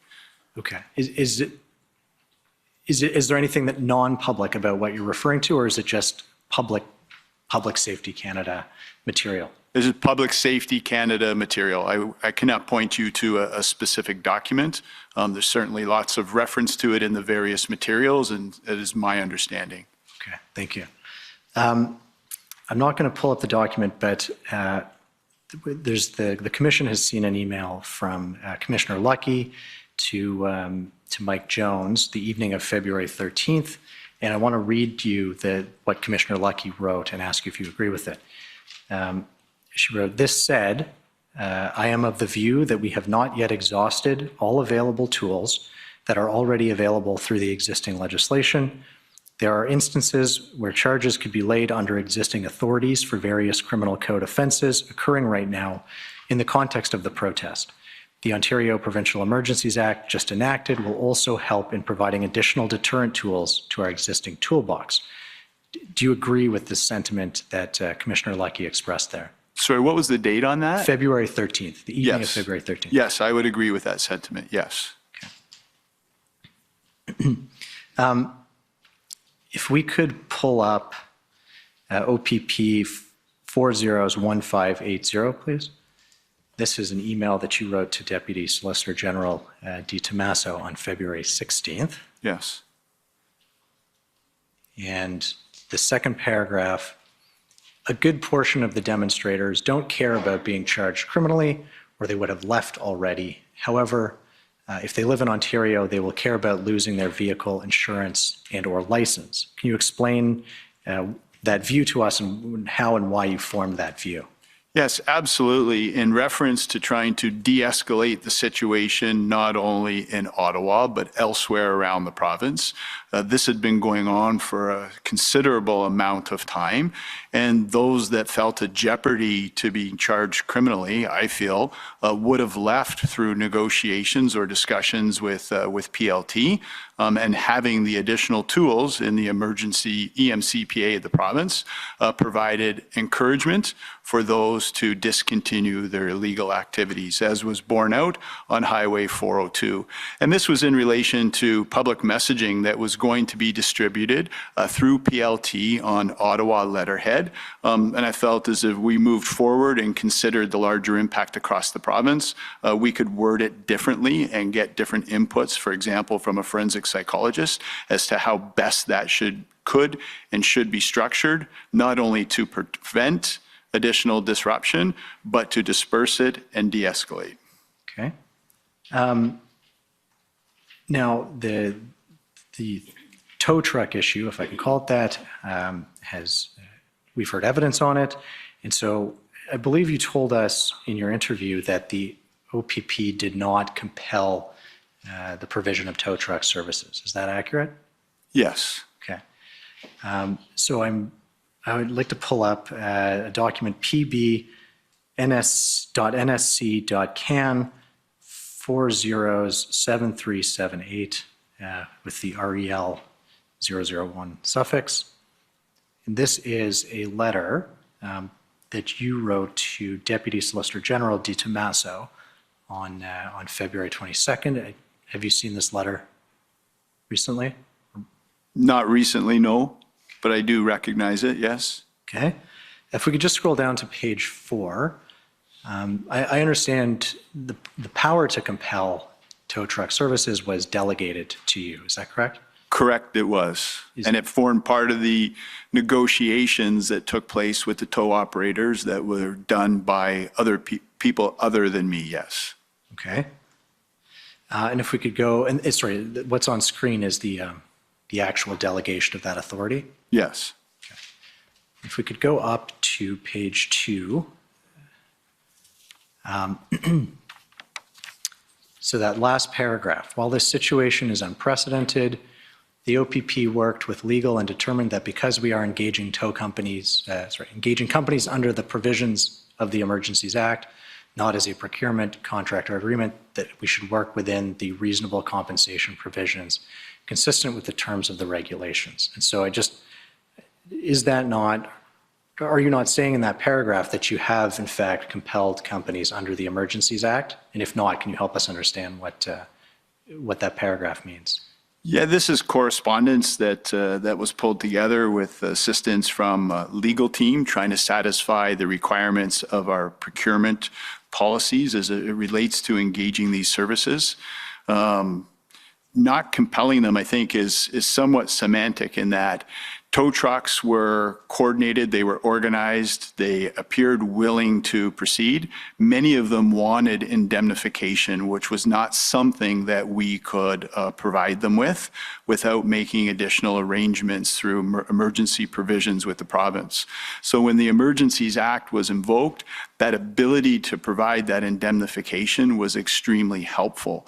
We were also concerned at the time that those that had agreed to provide their services would back out as we got closer to the operation. So technically, could we have compelled them? Did we provide them with information in writing that would insinuate they were compelled? Quite likely, but did we actually have to direct them? No, they had willingly agreed to assist. It was the indemnification that was the issue. And we were trying to make sure that with new legislation and procurement processes that everything was done appropriately and legally. Okay. So it's fair to say then that they were indemnified under the Emergencies Act, but they were not actually compelled under the Emergencies Act? That's how I would describe it. You would be best to speak with those who had direct contact with the tow providers. They were provided correspondence under my signature and the authority to disseminate that correspondence. My understanding is they did not have to rely upon that to compel anyone to provide their services. It was the indemnification that was the critical part. Okay. And if we actually scroll down, I think that correspondence is attached to this letter that passed the authorization to all identified towing companies. That's the correspondence you're referring to? That's correct, yes. Okay. Commissioner Creek, in my last sort of 10 minutes, I want to ask you a few bigger picture questions. Yes. And the first one is about incident command. And you are one of very few people who are going to testify at this commission who has sat atop a police organization. And so I'm sure the commissioner will be interested in your thoughts on the proper role of a police chief when it comes to the incident command system. So proper role of a police chief depends on the situation, it depends on the circumstance, it depends on the size of the police service and the capacity of a police service. For a small police service, a chief of police may fulfill many roles, some of which will be very operational. To mid and large size police services, where the larger the police service, the more distant the chief of police becomes from operations. Ideally, your chief of police would be that of a strategic level if they have the necessary qualified people within their command to fulfill the other operational roles. But what is most important is there's clarity on command and control. When embarking upon any situation, planned or unplanned, there needs to be that clarity of command. And you will have likely have heard reference to SMEAC, which is the operation planning format, situation, mission, execution, and communication or command and control, depending on what form you use. And those terms need to be clearly defined. Who is in charge, who has what roles, and who has what responsibilities. There are various forms of incident command structure. What would be very helpful is having a consistent incident command structure that is relied upon by policing right across Canada. Okay. We looked at Section 9 of the Police Services Act earlier, and that set out the situations under which the OPP might be called on to assist. In your view, should that be revisited, or should there be other mechanisms by which the OPP could become engaged when an event overwhelms a local municipal police force? I think given all that we've experienced as of late, I think that's very worthwhile being revisited, an appropriate consultation taking place with the affected police leaders, with the affected police boards. I don't think it would be fair to suggest that, I as the commissioner of the OPP would necessarily have the authority to go in and take over operations. But I think there is value in examining a mechanism by which a threshold could easily be identified that would allow that to happen seamlessly, and more integration as it relates leading up to these events. So if we can take one lesson away from this, it would be absolutely ideal that we had one central repository of how many police resources are on duty at any given time and projected out for a period of time. So if we found ourselves having to plan something, that integration is be able to respond and react much more quickly, efficiently, effectively. And we do manage what's called the Provincial Operations Center, which would make good common sense to house that type of information as to the resources that are available and accessible. Okay. Looking at Ottawa and what happened in Ottawa, you told us, and we've seen emails, that you offered whatever support was necessary, whatever you need, Chief Slowly, OPS, it's yours. And we've also heard, again, from witnesses who have testified that, and you've said this yourself, that it's not possible, or it's not advisable or feasible to send resources in the absence of a plan. And so, and I know we've touched on this, but I just want to put this to you, that there's sort of a contradiction there, that we will do anything we can to help you versus we really need to see a plan from you before I send one more OPP officer to Ottawa. Can you help us understand why that's not a contradiction, if it's not a contradiction? Yeah, I think it's a really good question, and on the surface, it may appear to be a contradiction. But I think to be fair to the proceedings, that contradiction is mitigated by actually looking at the data and the evidence. Look at the number of officers that were deployed on each and every day at various intervals. Look at the requests that were made and how they were responded to. And it's only till we get to a point in time where we need to be able to manage the availability of those police resources for a protracted period of time across the province and manage all of the logistics that are associated to that, that there needs to be a more defined plan. So I don't think they're contradictory in any way. There's a point in time where we hit a threshold where it's just not possible to provide 1,700 police officers and 100 civilians. On any given day, as I've mentioned, we may have a little over 1,000 working with the OPP, and we're managing on a daily basis, on average, approximately 3,400 calls for service, 20% of which are what we call priority 0 or priority 1. So those are emergent 911 calls that warrant an immediate response. To manage all of that across 330 municipalities and a critical event, you need to have a plan. And in the absence of me being satisfied that there is a plan to deploy those resources, I and every other police leader would be negligent in their duties. Turning to Windsor for a moment, I believe OPP Council in their opening referred to it as a success story in terms of how it was handled, which may be true in terms of the amount of time it took to clear the blockade, but based on the fact that there was intelligence that this blockade was potentially coming for several days, if not a week before it happened, and the importance of Windsor, was it preventable? Was Windsor preventable? Yes. I think you'd have to ask Windsor Police that. I think they felt prepared to respond to the intelligence that they had before them. I think you would have to ask them what prevented them from being able to mitigate the blockade. It's a very tenuous situation. We have to allow the environment for lawful protest.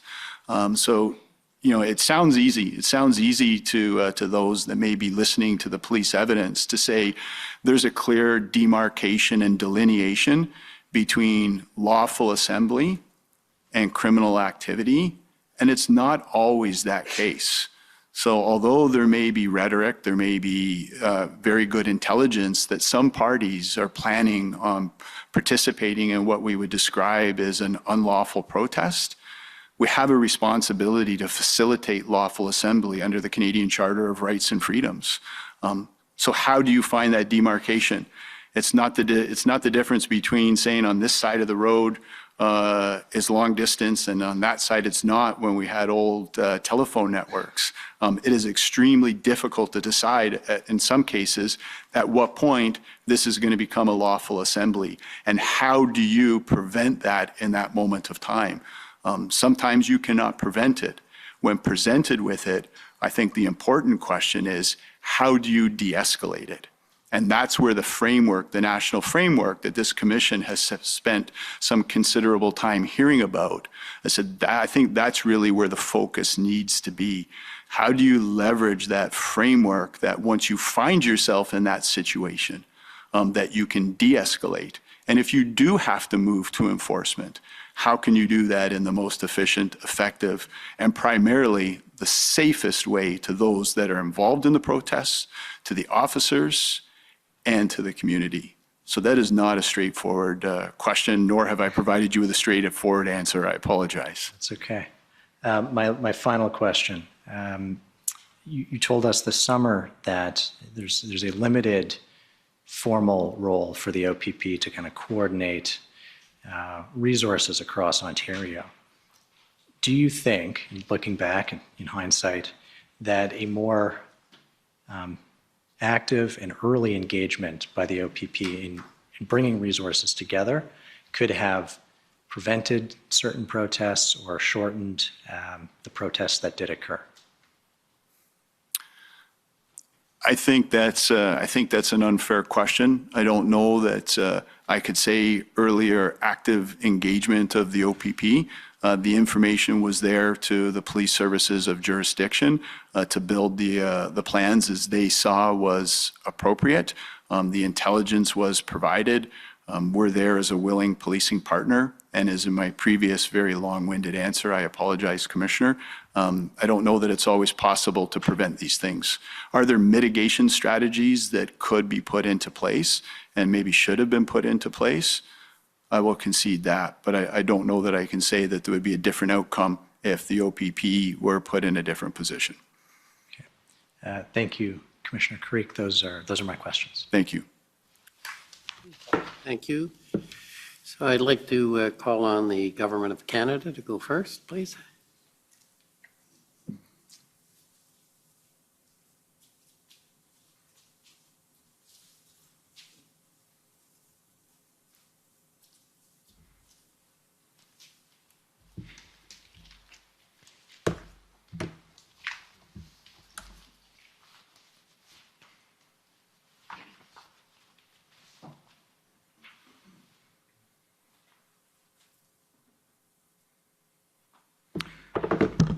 Good afternoon, Commissioner Carrick.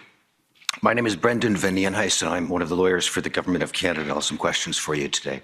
Thank you. Good afternoon. Good afternoon. I'd like to start with an issue my friend was just asking you about after the lunch break, and that has to do with the issue of towing.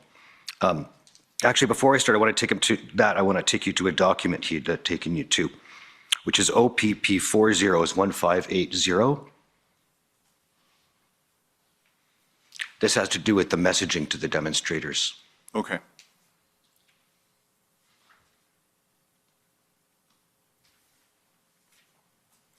Could you look at the third paragraph? You see there that your advice to the Deputy Solicitor General is that the messaging to the demonstrators should start with the Emergency Measures in Civil Protection Act, right? Yes. And secondly, it should go to the FA. I take that as a typo for the EA. Is that fair? I think that is very fair, yes. And the EA would be the Emergencies Act, correct? Yes. Because it refers to the enforcement of the designated restricted zone, right? Absolutely, yes. And the prohibition of children? Yes. And those were measures that arose under the Emergencies Act? Correct, yes. And your point there is that you want to emphasize the Emergencies Act consequences and the EMCPA consequences ahead of emphasizing the criminal charges, right? That is the way that I've articulated it, yes. Because those messages will be more effective than the ordinary available charges under the criminal code in reducing the footprint of the protest site before the POU operation took place in earnest. They may be more effective, depending on the situation, depending on the circumstances. They were definitely an effective tool for those three areas that I've highlighted.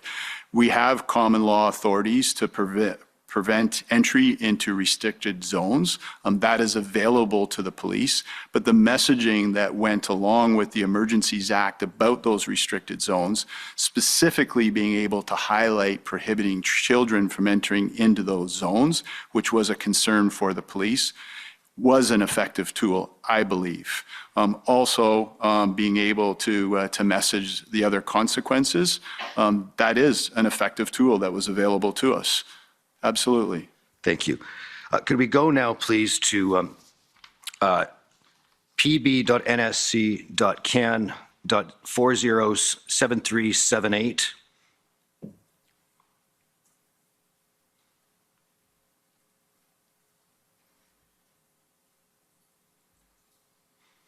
I want to take you back to the letter that you wrote on February the 22nd to the Deputy Solicitor General Di Tommaso. You recall being asked about this a moment ago? Yes. Yes, and I just want to go out, make sure that we read the whole of the letter. If we go down to the first paragraph, please. You say this is further to an original letter you'd sent him on February 15th, right? That's correct. We had sent initial correspondence on February the 15th regarding a non-competitive procurement process while we were procuring the services of tow operators. Yes, and you say at the time you thought that the best approach would be the provisions of the Ontario Public Service Procurement Directive and the emergency provisions underneath it, which allow for non-competitive procurement, correct? Correct, yes. And you say as matters unfolded operationally in real time, the OPP learned that the vendor community was highly reluctant to assist the police. Yes. And initial conversations with them revealed that they required unusually broad and high-risk indemnification from the province, right? Correct, yes. Secondly, a commitment not to reveal their name, correct?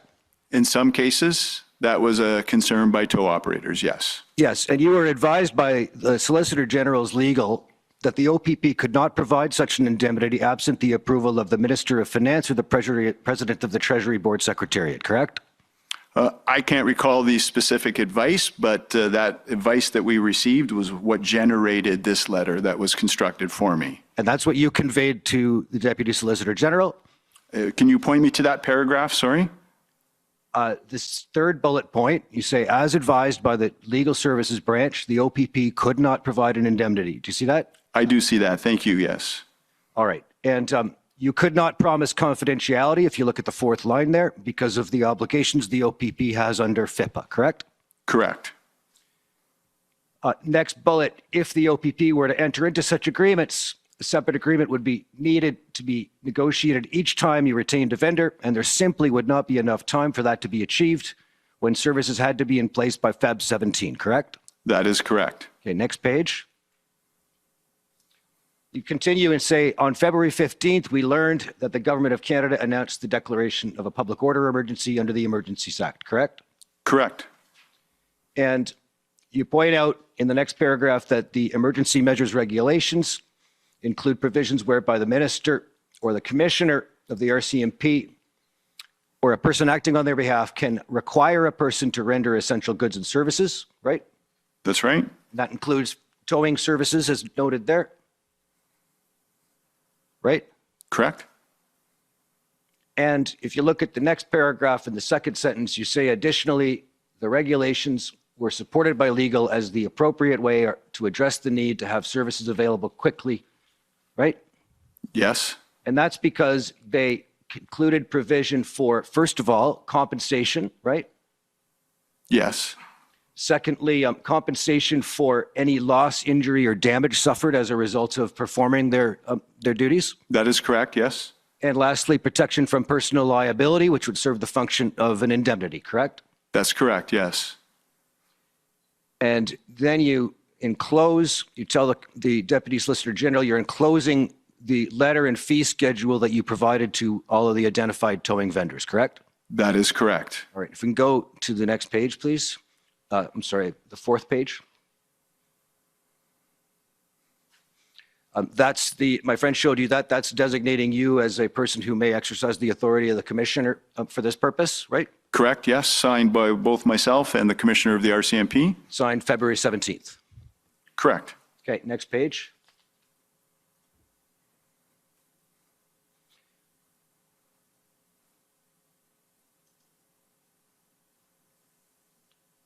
If you look at the second paragraph there, this is a letter that's signed by you. It says the OPP thanks you for your willingness to engage in discussions to date to determine a solution that will help us move forward in this emergent situation, right?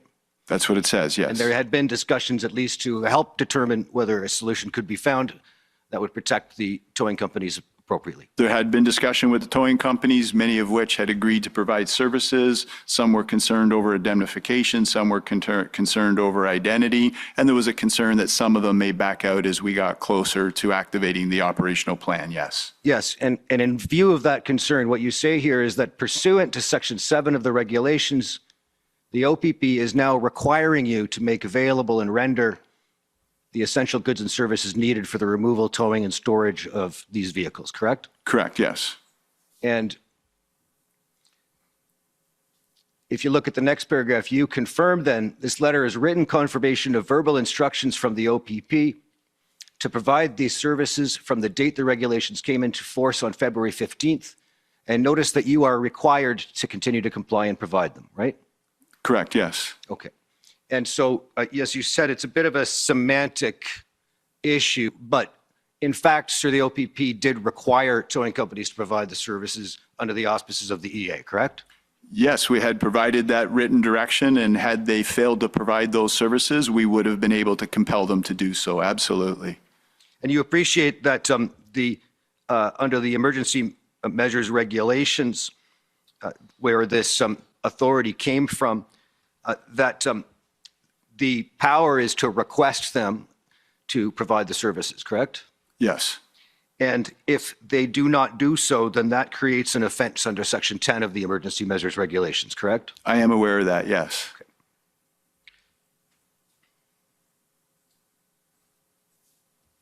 Could we go now to, well, actually, go to the next page. You see there's a note about compensation, right? Correct, yes. And then if you go to the next page, there's a second letter that also goes to the towing companies that sets out the compensation levels, correct? Yes, yes, it does. And it's got a schedule on the last page of the document, page 9. And that sets out the hourly rates for these services, right? Yes, it does. Ranging from 175 or so dollars an hour up to 750 for the really big 65-ton rotator trucks, right? It appears that's the range, yes, absolutely. Could we go now to pb.can.00001628?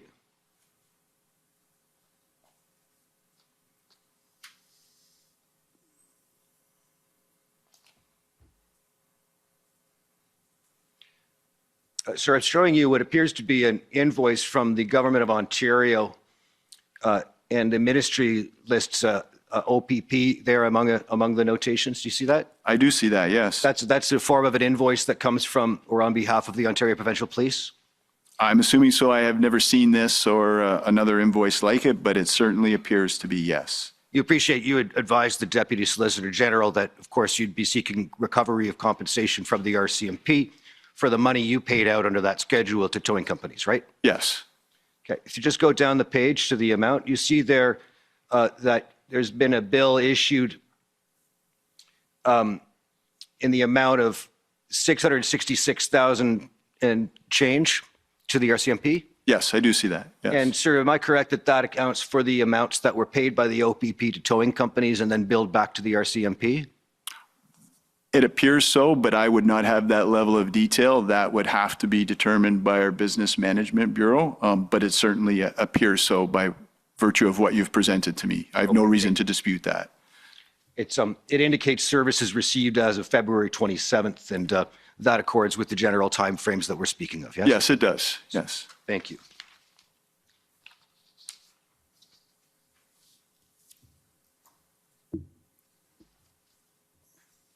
All right, I'd like now to go to your text messages with the Deputy Solicitor General. They are at OPP 404580.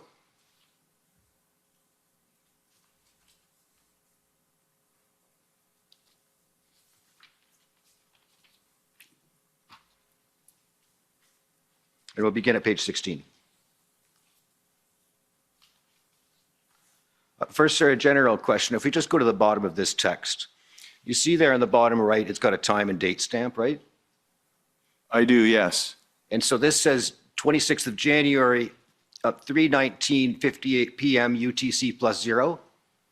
That's what it says, yes. And you understand that UTC is Coordinated Universal Time, and that refers to a time that is during Eastern Standard Hours. It is closed in February. I didn't know that, 5 but hours. thank you for the explanation, yes. Is that right?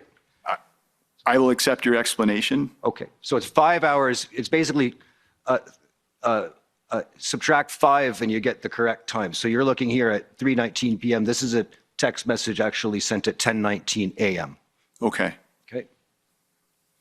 And in fairness, you'll see in other texts that you talk about the time that it is that will assist in confirming that. But okay, thank you. If we can just go with that, that'll help us orient what happens when. Thank you. So in this text message, I understand, and I'll represent to you that this is the first indication of you reporting at least via text, about the incoming convoy to the deputy. Is that appear reasonable?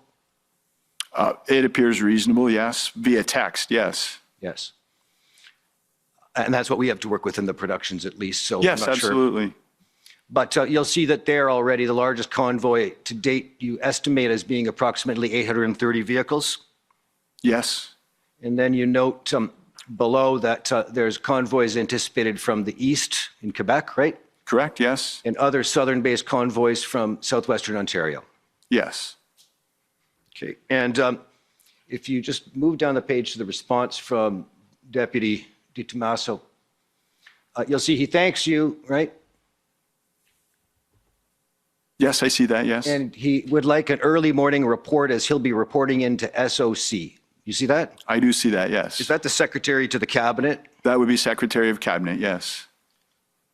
If we go to the next page.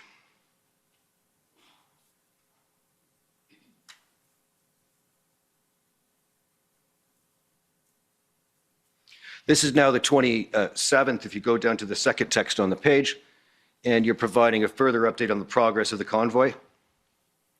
Yes.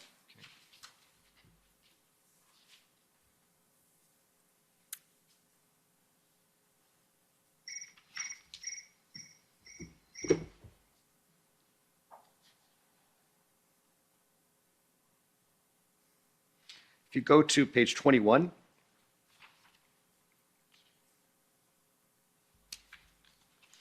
you'll see there on the bottom text on the page on the 28th, again, you're providing a further update. Sorry, that's 21. A further update on the 28th now, right? So this is dated the 27th, sorry? Oh, you know what? You've got me. You're right. There's that UTC issue. So you're saying the 27th, but this is actually 5 hours earlier. It's 9:40 p.m. on the 27th. Okay, thank you. Does that make sense to you? That does. It's helpful because I had put the date at the top. Otherwise, I would have fallen victim to the same timestamp. Thank you. Easy to do. You look at the bottom entry in your report that there's a focus by OPS. If you just go to the bottom of that text, that OPS is focused on access and egress routes to hospitals and any risks associated to vaccine clinics, right? Yes. That's because there's a concern about the purpose of the convoy and the potential for disruption of vaccination sites, right? Correct, yes. If we go to page 23.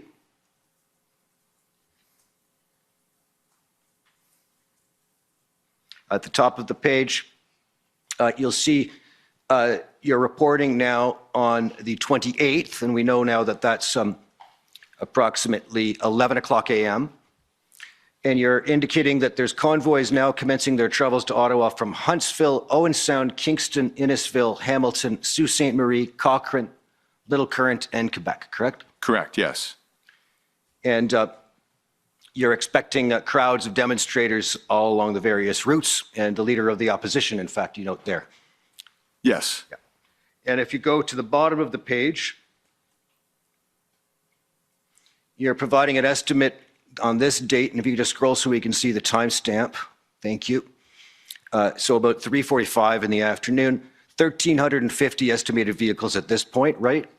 Yes. And you're reporting on flatbed trucks with heavy equipment, utility vehicles, seating, portable toilets, and a boat with graffiti directed at the Prime Minister spray painted on it, right?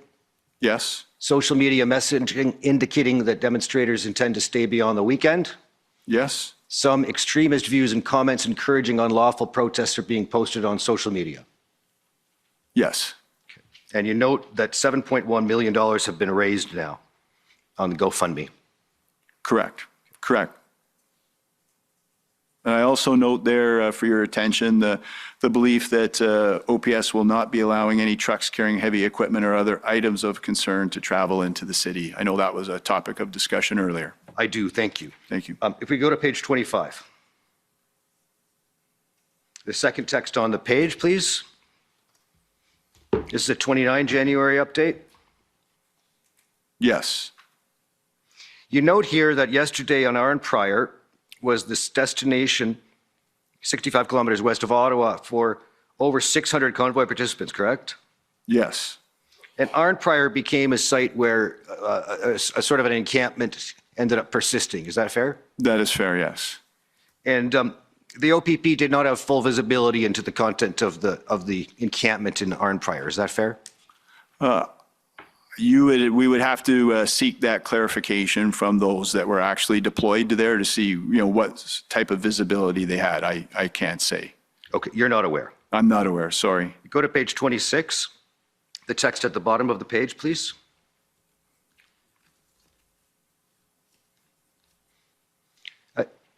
You see there now you're reporting to the Deputy Solicitor General that a farmer's field has been cleared on Route 200 in Embrun for parking. Do you see that? Yes. A site that could hold 400 trucks. Yes. And a shuttle had been arranged, I guess, to shuttle protesters back and forth to the city. It appears so, yes. And again, the site in Embrun, and maybe you don't know, but the site in Embrun was one in which the OPP and other police services did not have visibility as to what was set up there and what was occurring at that site. I certainly do not. Those that were operational during the time could answer that with more accuracy, sir. Do you know where Embrun is? About, I think about 40 kilometers to the southeast of Ottawa, yes? Generally, yes. Commissioner, if I could just interject quickly, I've got a request from the translators that counsel slow down especially when reading. They're having a hard time keeping up. I apologize. I will do better at that. Can we go to page 28? The third last text on the page. If you see, there's an indication there you're giving it would be 7:44, so 2:44 in the afternoon on the 29th, right? Yes. And that is that a private helicopter is flying over Ottawa with an anti-government sign on it, correct? That is correct, yes. And Deputy Solicitor General Di Tommaso responds to you. If you move down. I saw that on the news. How is it permitted to enter into restricted airspace? Yes? Yes. Was that a concern? Was that a concern to you as well? Not at that particular time. I had not thought of that as a concern of mine with a provincial mandate, no. Okay, fair enough. At any rate, you thought it was a sufficient concern that it should be brought to the attention of the Deputy Solicitor General? Yes, I did. It was all part of providing accurate situational awareness as to what was happening at the time. Yes. Okay. If you go over the page, you got a 3 p.m. update, and you're indicating to the deputy that some protesters have exhibited aggressive and threatening behavior towards uniformed police officers already on the 29th, correct? That's correct. If you go to page 30,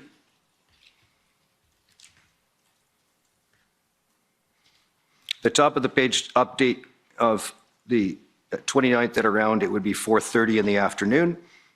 You've indicated that protests have concluded, in other words, they've occurred, but they've concluded in Bracebridge, Huntsville, and Thornbury, correct? That is correct, yes. And they are ongoing at Kapuskasing and Cochrane. That's correct, yes. Moving down the page, you continue in the same update.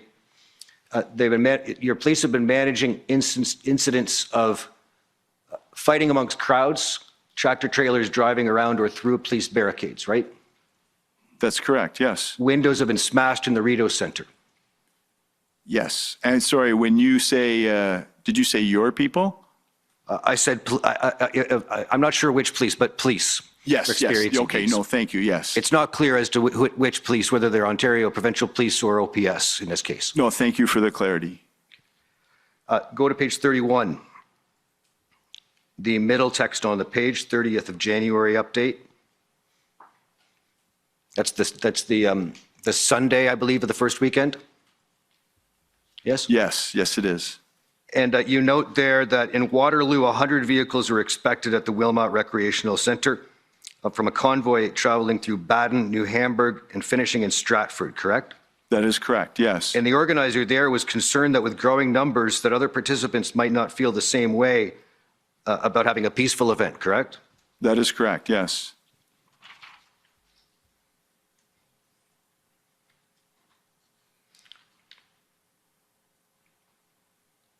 Could we go to page 33? Bottom text on the page, please. This is a 3 o'clock p.m. or so, update again on the 30th, the Sunday. Okay? Correct? Yes, it is. Yes, sorry. And the second last item in your report, you indicate that as a precaution and for special attention, we are in the process of messaging all police services in the province with vaccine clinics in their respective areas for the coming week, correct? That is correct, yes. You were concerned about possible obstruction or other criminal or concerning at least activity occurring near vaccination clinics because of the apparent motivations of the protesters. I was, yes.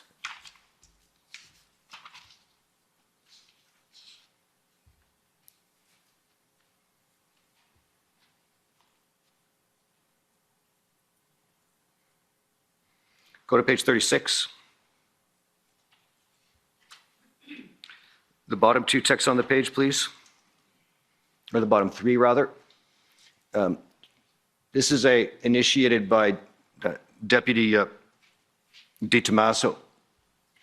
And he says, good morning, Commissioner Carrick. I take it as CC. Yes, that is me, yes. Can you ensure that the issue of healthcare worker access and egress to hospitals and clinics is raised, correct? Yes. The Minister of Health, that's the Ontario the Ontario Deputy Minister of Health raised the issue this morning with the Secretary of Cabinet. Yes. And he committed to the Secretary of Cabinet that we would make Ottawa Police Service aware of this issue, right? That is correct, yes. You then respond and confirm you'll do that, and you say there's no change from the 7:37 a.m. update in the city, correct? That is correct. This is on Monday, the 31st, the day that everyone hoped the convoy would leave. I'm not going to suggest that, well, I would say, yeah, everyone hoped it would leave, but certainly was not expecting it to leave. Okay. And you see that Deputy Solicitor General Di Tommaso has his fingers crossed that that will indeed occur, right?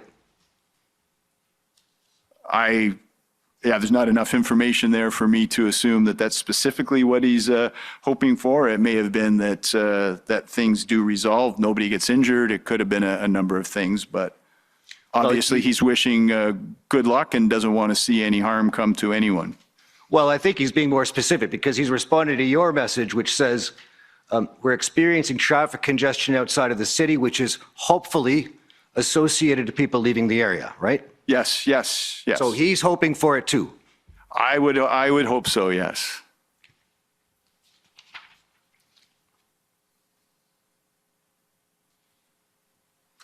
Go to page 39.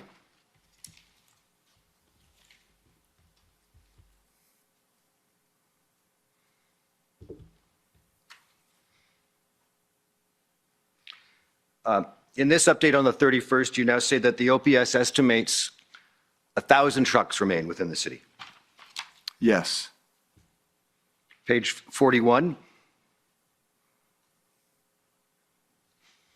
And if you just go to the timestamp, it says 1st of February, but we know now that that is about 7:38 at night on the 31st. Yes. Okay, and it indicates in your last report in your bullet that OPS PLT is advising that all hotel rooms in Ottawa are booked for the next weekend due to additional convoys attending the area, right? Yes. So the hope was not really materializing. No, it was not. Page 43. You're giving a status update on the 2nd now, which is the Wednesday, I think, of that week.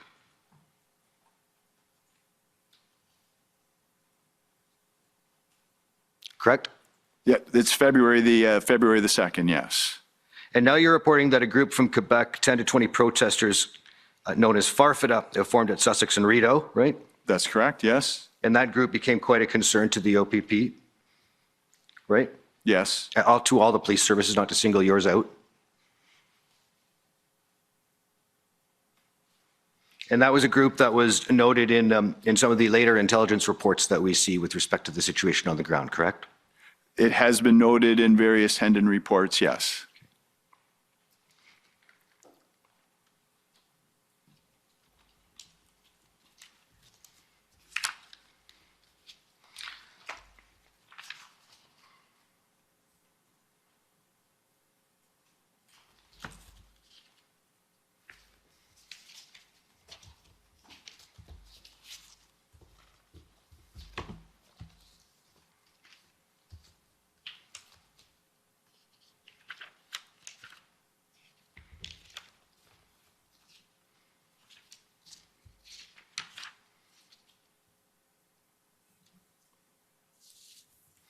Okay, let's move forward to page 47.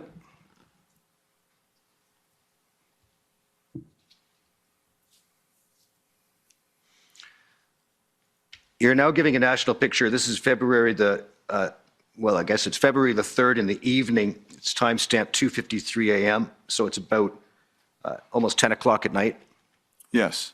And you're now reporting to the deputy that the ongoing truck blockades in Ottawa and now in Alberta have the potential to develop into a national civil disobedience movement that could extend to maritime transportation and potentially other major transportation sectors, right?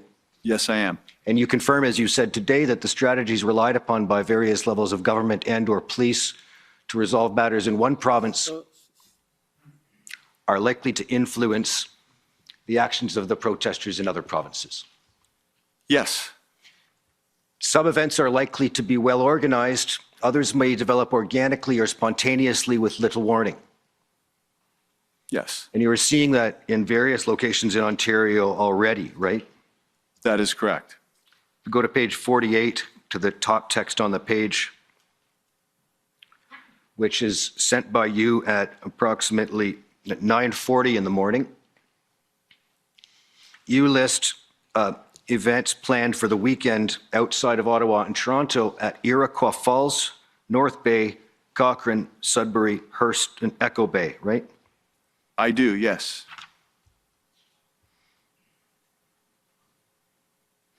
And so you have to make provisions, or your officers in these detachments need to make provision to be able to police these events as well as what's going on in Ottawa and that is exactly what would be happening across the organization. Yes, not me personally, but absolutely our team would be making those provisions.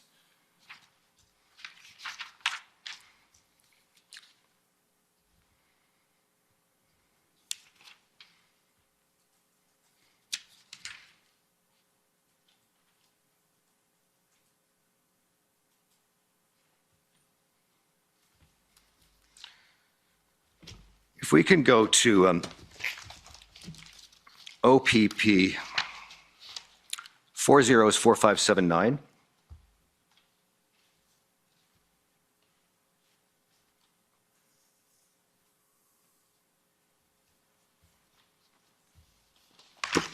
These are your text messages with your Deputy Cox. Okay, thank you. And it looks like you didn't text as frequently with Deputy Cox as with Deputy Attorney General, Deputy Solicitor General Di Tommaso. Fair?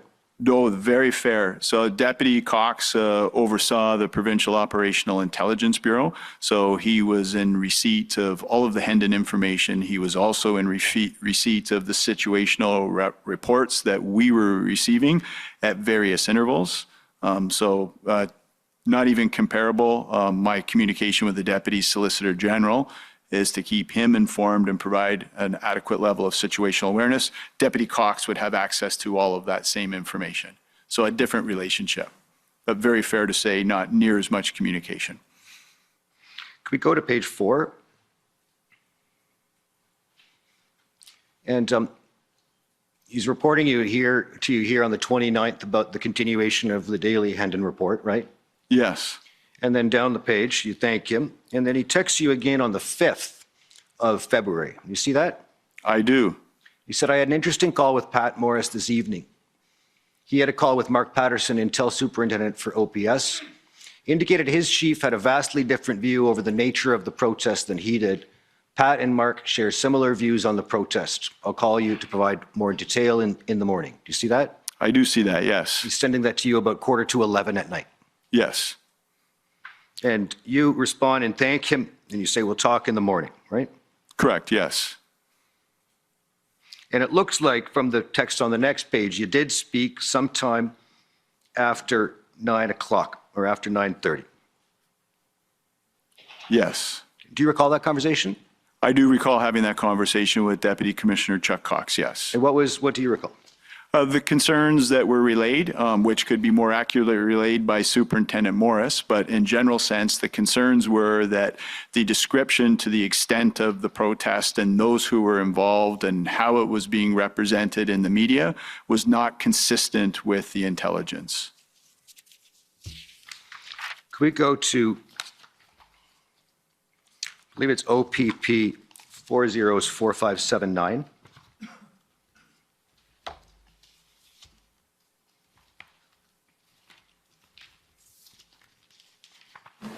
Council, I believe that's the document we're currently on. Sorry? Oh, it's the same document. I've got the wrong document number. Shoot.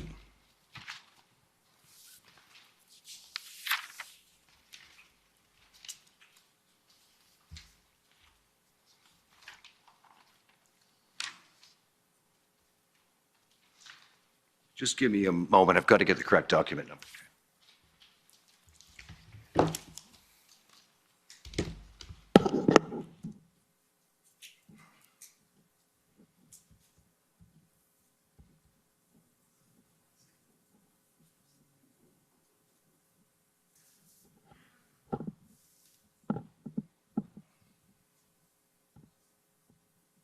OPP 403444.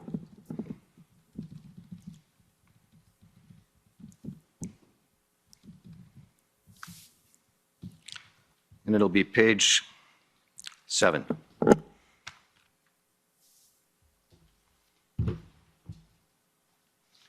This is a email from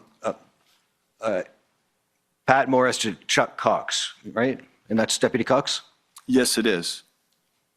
And you'll see here that Deputy Cox's twigs to him earlier that day on February the 2nd to send him an email as a follow-up to an earlier conversation so he can raise it with CCT. Do you see that? I do see that, yes. Is CCT you? Yes, I lead CCT, so that's abbreviation for Commissioner's Command Team, which I previously described who comprises of that. And I can re-explain that if it's helpful, sir. And if you go down the page to the next page, it's the email that comes in response from Superintendent Morris, okay? Yes. And this has to do with requests for intelligence with respect to various individuals, correct? Yes. And if you could just go to the third last paragraph on the page. This is, of course, February 2nd. It's occurring in the context of the convoy, right? Yes, it is. He says, there appears to be an incredibly heightened appetite for any and all information on entities that cause discomfort to the status quo, right? Yeah. Yes. And then the next paragraph, I'm concerned that success is seen as satisfying intelligence requirements and requests quickly, right? That's what he says, yes. As opposed to satisfying the correct ones to the correct actors, right? Yes. He says, I have acted to prevent/slow down these requests and or responses to them, right? Yes. And is that the topic that was raised with you by Deputy Cox? So we talked about this as well. He certainly was concerned about individual requests coming in outside of the channels of Hendon and what those requests were, but also about the dis and misinformation that was out there as well. Did he refer to you about slow walking effectively or preventing requests from being fulfilled? Not in the sense that I think it's being portrayed here. In relation to making sure that all requests are prioritized, they're ethical, they're in keeping with standard operating procedure. This is not about slow walking or not responding to requests that should not be happening. And Superintendent Morris, I think, goes on to cite his reasoning for that. Yes, and he's suggesting that it's inappropriate for for this intelligence to be, gathered and passed along outside of channels that he characterizes as correct. To be being reported in the media, and there had been some Hendon documents that had made their way into to hands to people that should not have been in receipt of them. So he was concerned about protecting the integrity of the Hendon reports. Yes. Could we go to OPP 403443?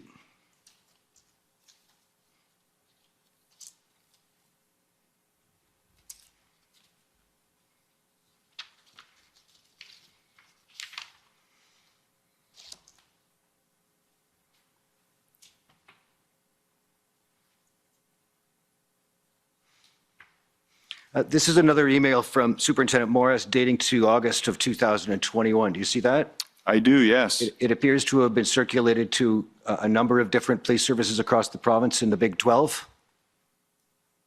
It does, yes. Okay. If you look at the second paragraph, here he's indicating that he's reflecting on the hate crime and hate bias motivated crime occurrence having spiked by approximately 37% in the previous year. Yes. And he says here that there has also understandably been a significant appetite for this information from government and the public, right? Yes. And that suggests, does it not, that that's an appropriate appetite to, in consequence of the significant spike in these type of crime occurrences? Sorry, did you say inappropriate? Appropriate. Appropriate. Yeah, I don't see anything inappropriate about it. Yes, he says, Hendon has these matters in our intelligence collection plan and has been capturing much of this information from all of our services. And he references the White Lives Matter movement, Patriots movement, anti-government activity, and extremist entities engaged in anarchism, environmental issues, etc., right? Yes, he does. And the appetite for that information is therefore understandable in the view of Superintendent Morris of 2021. That's what he's communicating, yes?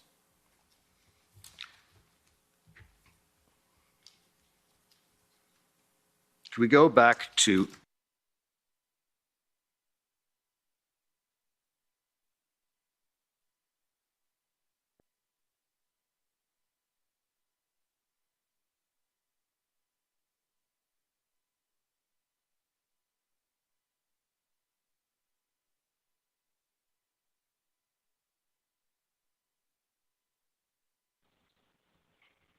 in view of the time, Commissioner Creek, I'm going to skip ahead to February the 12th in terms of your updates. At page 99,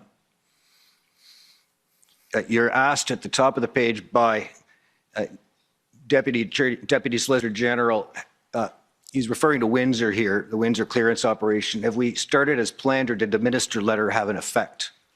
Yes. Right. And that's the letter we saw earlier from Solicitor General Jones, correct? Yes, it was, correct. Which I think was Ontario. No need to go to it, but 50858 for the record. And you respond to him that your proceeding is planned, no effect, right? Correct, yes. The letter had no effect. The offer of negotiation had no effect on the determination of the Windsor protesters to stay. That is correct, yes. And neither did the injunction that had been ordered the previous day, correct? That is correct. And neither had the invocation of the Emergency Management and Civil Protection Act by the province of Ontario, which had occurred the previous day as well, right? It actually didn't come into effect, I believe, until the morning of the 12th. But no, it would not have had any effect at that point. It was later effective for us on Highway 402, but that's a different date and a different situation. That's fair. But in this crowd, these three instruments did not seem to affect their determination to stay and block the bridge. They certainly did not, no. And I know you'll have Superintendent Dana early before this commission in the future, and she can speak in more detail. But from a strategic level, no effect. You are correct. If you go to the next entry on this page, it's we're at 1:15 p.m. roughly UTC, so that's about a 8:15 in the morning. Yes. And you're now reporting to him that the port of entry in Cornwall has been blocked by 50 to 70 vehicles. That's right. And there's conflicting reports about that, but it now adds Akwesasne to the mix, right? That is correct. And that was a significant concern for you, right? Yes, it was. Let's go to OPP 404584. These are your texts with, is it Superintendent McDonnell? It could be. We'll see the text. Where are they? Sorry. I'm just trying to get the rank right. Oh, okay. Sorry. Yes, it's Superintendent Mike McDonnell. Yes. Thank you. And he texted you information much more frequently than, for example, your Deputy Cox. Yes, he would have. I'd like to go to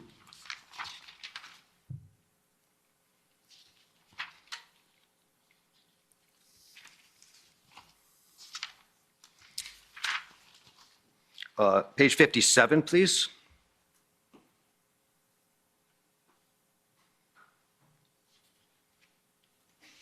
And if you look at the 12:58 p.m., so about 8:58 in the or 7:58 in the morning, he says it's totally different dynamic, referring to Cornwall. The Mohawk community of Akwesasne gets a vote on this one. This is their lifeline. Reliance on healthcare top priority. All residents of Akwesasne, Ontario, Quebec, and New York rely on Ontario healthcare, right? Yes. And if you go down the page, the further report you get is, if you just go down to the very bottom here, it's being reported to you by your individual on the ground that this could cause the territory to react unfavorably towards the protesters.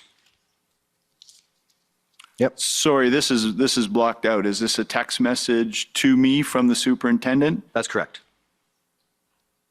Yes. Okay. We go over the page. He gives you some background about the connection between Akwesasne, Kanesatake, and Kanawake. Yes, he does. They'll be quick to mobilize if the ask is made. First level is a community ask. Next will be a warrior ask, right? Yes. And that's reflecting the possibility, as he saw it, of violence inflaming that particular convoy blockade in Cornwall. Yes. That's a very jurisdictionally complex place, is it not? Probably even more so than Ottawa. It certainly is. Go to the top of page 59.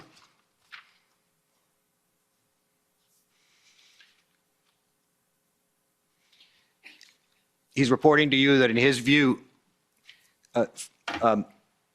first there will be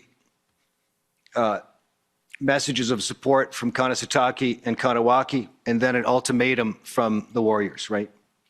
That's what he's communicating, yes. And he's concerned, and you're concerned about the possibility of serious violence erupting from that scenario. We are concerned about violence erupting from that scenario, yes. Could we go to page 51 of these texts?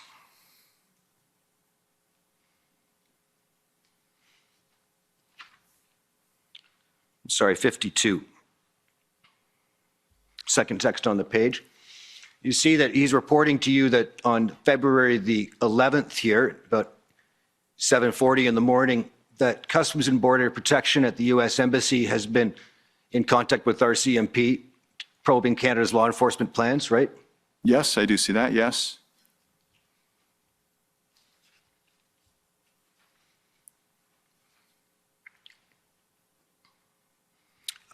Next text on the page.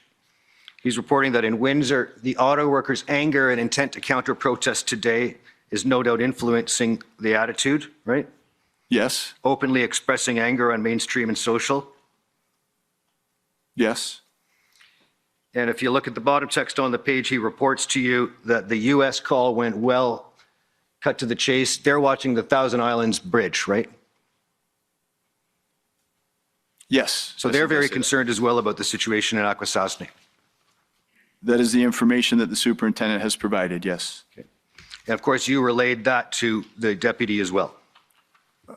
I can't say whether I did or not. I would have to review my reports, but certainly this information was very helpful to me, and it informs a lot of the thinking that I've already provided to the commission is relation to potential threats to national security and the need to coordinate all of our efforts. This is all in relation to that fateful day that we talked about being the 12th of February. All this activity is happening simultaneously.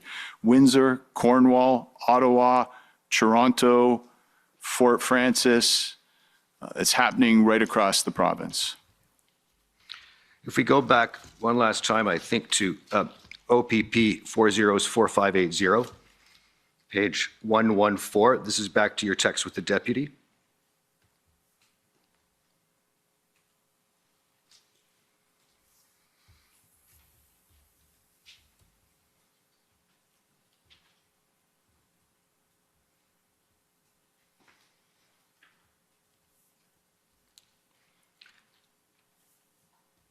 Oh, right. At the second text here, you're reporting about the protesters. Apparently, this is the 13th, so Windsor has been cleared or sort of in the process of being cleared?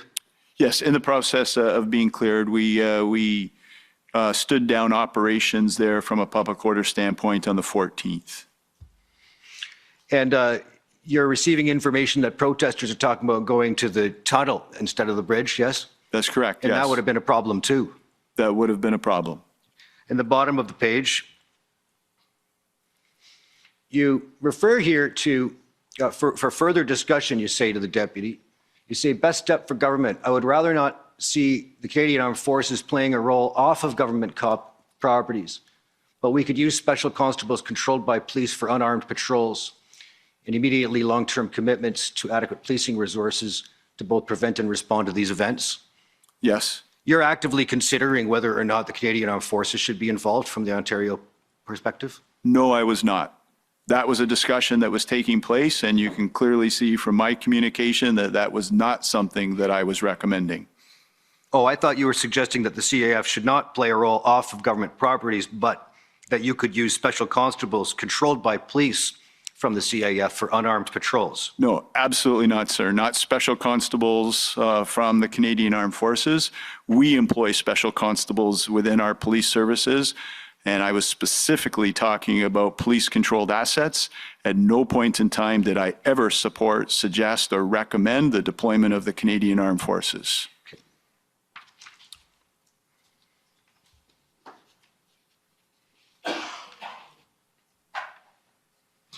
Page 121.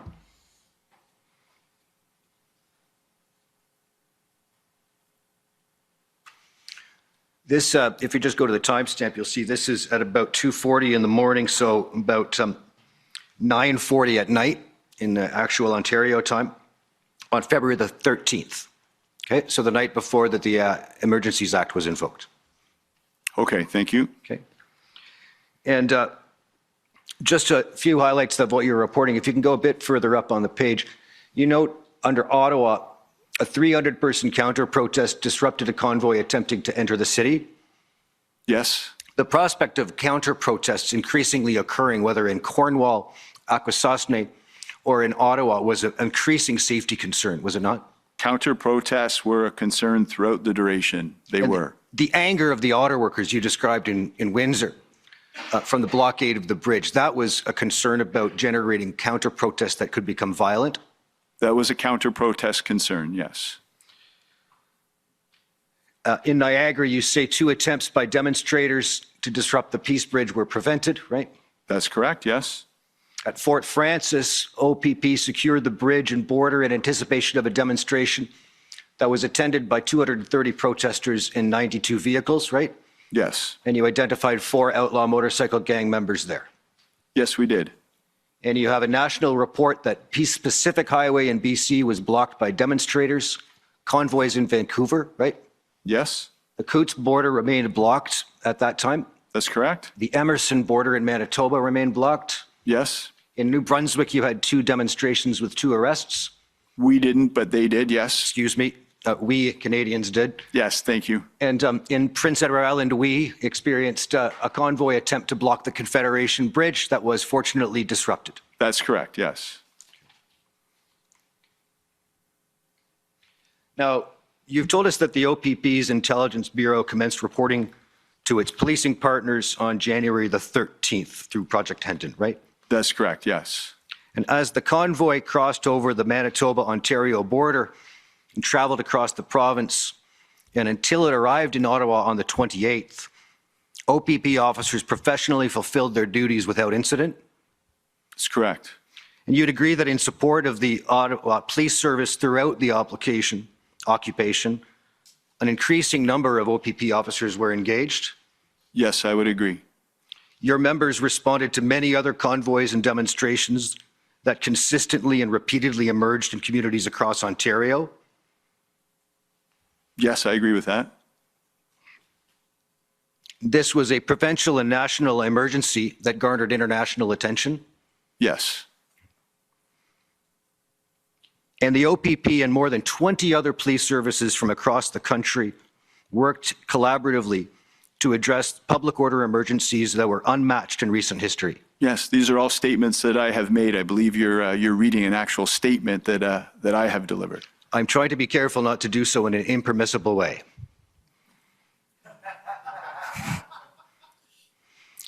The illegal Ottawa occupation was accompanied by numerous other high-risk Freedom Convoy-related protests and blockades across Canada.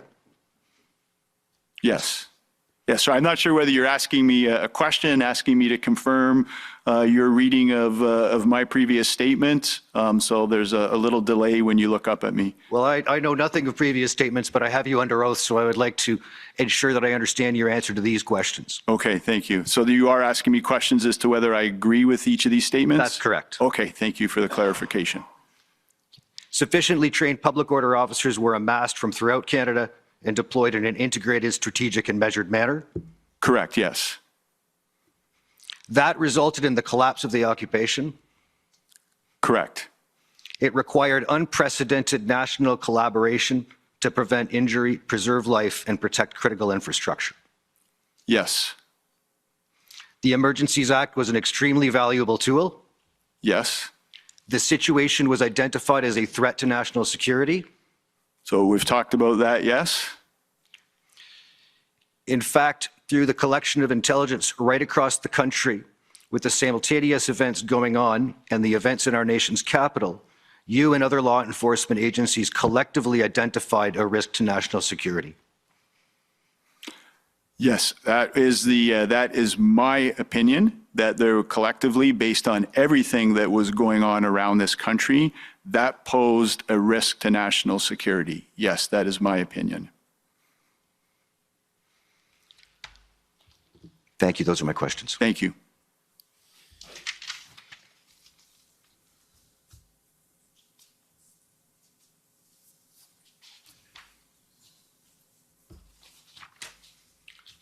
Mr. Commissioner, I think I have 4 minutes left. I'll give them to Mr. Curry. Yes, well, I think you should give them to the interpreters, but I will call on Mr. Counsel for for former Police Chief Slowly. Commissioner Creek, I'm Tom Curry. Pleased to meet you, sir. Nice to meet you, and thank you for your help with this, the work of the commission. Thank you. Chief Slowly, you have known him for a long time. I have, yes, sir. And if I understand, you've known him in the capacity of a police leader, correct? Correct. So we were both deputy chiefs at the same time for neighboring police services when Chief Slowly was with Toronto Police Service and I was with York Regional Police. And in that capacity, as I understand it, you had professional interactions dealing with matters of mutual interest. Sometimes you came to his jurisdiction to help the Toronto Police Service, and sometimes he was in York Region to help your police service. Absolutely, yes. And you know him to be a professional of the highest integrity. Yes.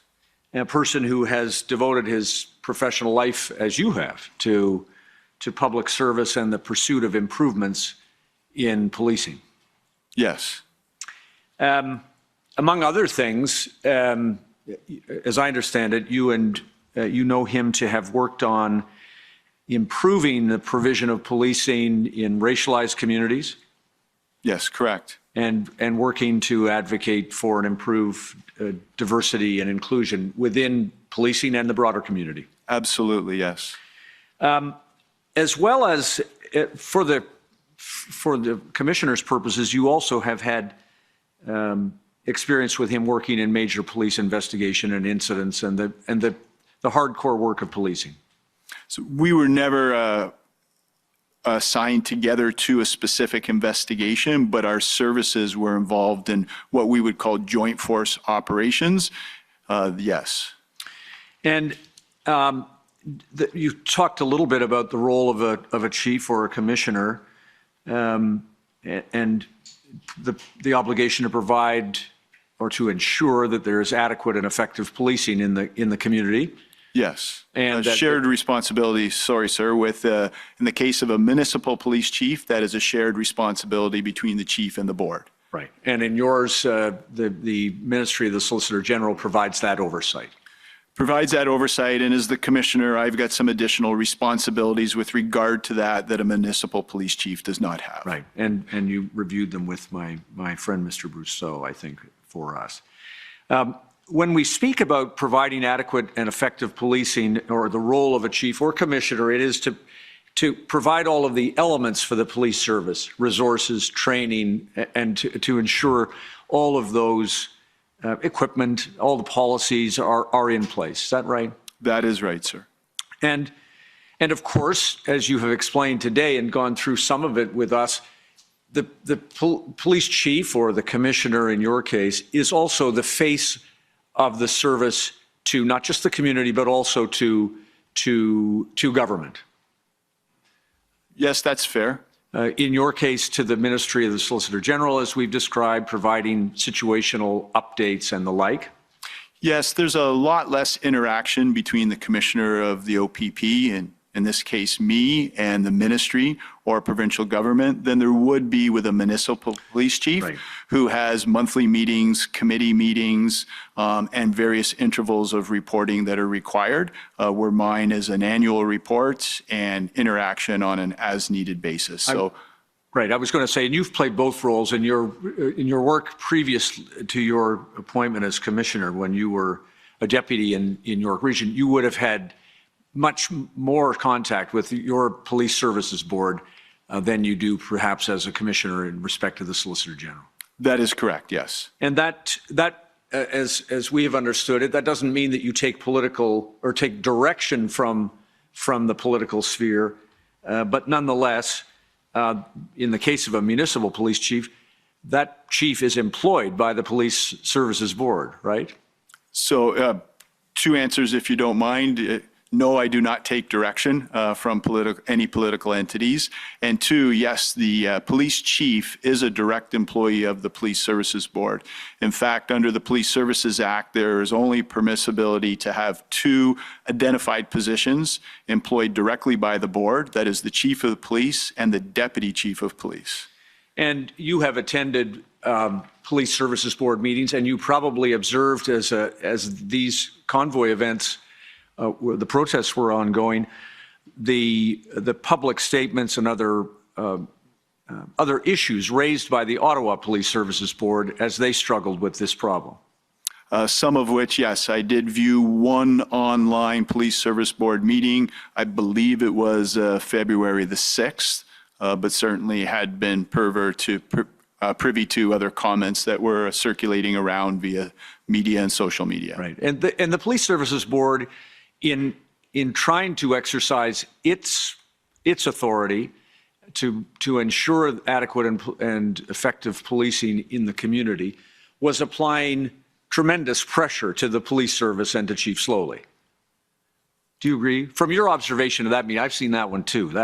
From that meeting, I would agree with that. Right. That meeting, the questions that were being asked, the level of detail that was being requested, that would have been most appropriately conducted in an in-camera private session. Right. The board has the ability to ask the chief information, but those particular questions, I felt, many of which should have been done in camera. And you also observed, probably as this was unfolding, because it had some relevance to your role in respect of this resource request, you probably also observed the attendance by Chief Slowly at meetings of the Ottawa City Council, or did you become aware of those?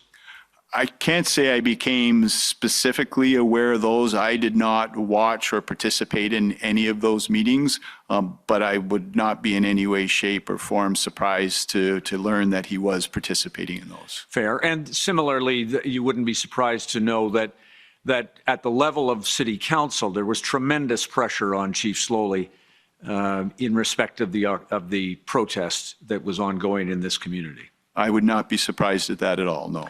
And you know from what you saw at the Police Services Board, the board was demanding action effectively. When are you going to end this illegal occupation and the like? You observe that? I would hesitate to say that I specifically observed demanding action, but certainly observed the questions, and I've shared my opinion that I felt that should have been done in camera. So back to the command structure, if I can, for a minute. Chiefs you've described have, back to a municipal police service, chief of police would have deputies, usually responsible for certain functions organized as in this case, we've learned operations and intelligence separated between two deputies. Yes, the command structure for the benefit of the commission is clearly defined in the Police Services Act as it relates to a municipal police service. There are specific ranks identified that the chief can choose to utilize. Chief, deputy chief, superintendent, inspector are the senior officer ranks, and then staff sergeants and sergeant. Got it. And then below that, the executive command, the chief and deputies, the chain of command that you've described branches into the organization all the way down to constables with specialized services and the like. That's usually the organization? That is usually the organizational structure, yes. And as a police leader, you rely, and Chief Slowly would rely on those deputies and the chain of command, including subject matter experts, to provide and deliver police services. I rely heavily upon my chain of command and police experts as a command team. We often like to refer to ourselves as, so yes. Got it. And they would, for example, be responsible for the development in a situation like this of plans, operational plans, in order to provide the kind of operation that we saw played out here.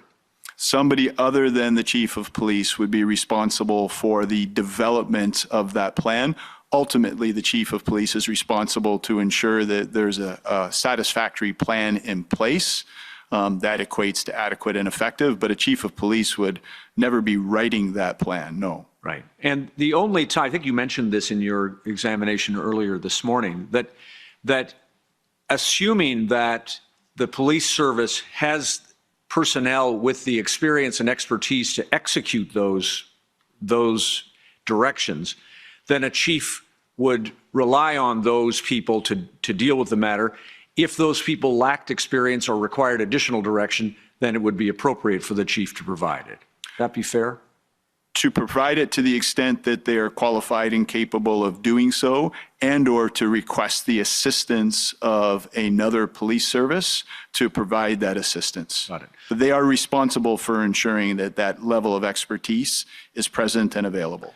And if the level of expertise is not demonstrated in one or another role, the chief or a deputy chief could substitute personnel, for example, an incident commander or an event commander, as appropriate. Yes, as appropriate, yes. Okay. Now, a couple of things, if I can, first of all, just to go back to the time that these events unfolded, and you've talked to us and others have about the Hendon reports, and the Hendon reports have really provided, and I'm quoting something that Chief Slowly has said, they've really filled a void in intelligence, and the OPP has, through the Intelligence Bureau, taken on the responsibility to provide intelligence that was not being provided otherwise to policing communities. Do you agree with that? I would agree that we satisfied a need for intelligence, as Superintendent Morris had articulated in relation to Shut Down Canada movement, the Patriot movement, a need for intelligence that we saw existed in this province, and for collaboration and intelligence sharing across the country. And I think Superintendent Morris described, not going to get the right words probably, but he told the commissioner, this isn't a silver bullet. The Hendon report provides intelligence, but it is for others to receive it and interpret it and take action as appropriate. Is that fair? That is fair, yes. And in respect of the Hendon reports that were produced in advance of the Freedom Convoy, as you know from your experience with your own service and observing what happened elsewhere across the province, different people took different things from the Hendon reports. Fair? I would say the information was used differently. In some cases, it was not used. In other cases, it was not even known. Right. In the case of Ottawa, were you aware that some members of your service had seen and understood what the Ottawa Police Service had planned for the demonstration starting on the weekend of beginning, I suppose, January 27th? I was aware, specifically Superintendent Craig Abrams was engaged with the Ottawa Police Service and did have a level of awareness over the planning that was taking place, Right. yes. And knew more than you would be expected to know, obviously, about that matter, correct? Correct. He's the OPP's, as an East Region commander, he was deployed here to Ottawa in order to monitor that situation, provide whatever support was required. Fair? Not to monitor the situation, but to lend the assistance that was required. Right. And he was responsible for picking up the convoys that traveled through the East Region and ensuring that they were, and he described it, that OPP assets were around the convoy to make sure that their passages were safe. Is that fair? He was part of an overall operational plan that was overseen by a major critical incident commander, Inspector Varga, and then there were various incident commanders along the way. Fair to say that Superintendent Abrams was the strategic superintendent that was overseeing the operations in East Region that had responsibility for the convoy as it traveled on the King's highways. Right. And no consideration came to you from anyone in Ontario within your service, that the convoy should somehow be stopped outside of either at the Manitoba border or the Quebec border, or outside of the city of Ottawa. Is that fair? That would not be fair. That was considered, that was discussed, but there were no provisions in law to stop that convoy anytime while en route to Ottawa. There was no way to determine that any of those participants were going to be engaged in any unlawful activity.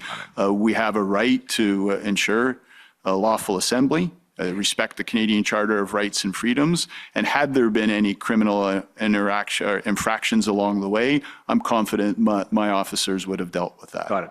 So, and in respect of what might have been described in the Hendon report as the absence of an exit strategy or that kind of language, that would not have provided a basis for the OPP to deny the protesters the right to access the municipality.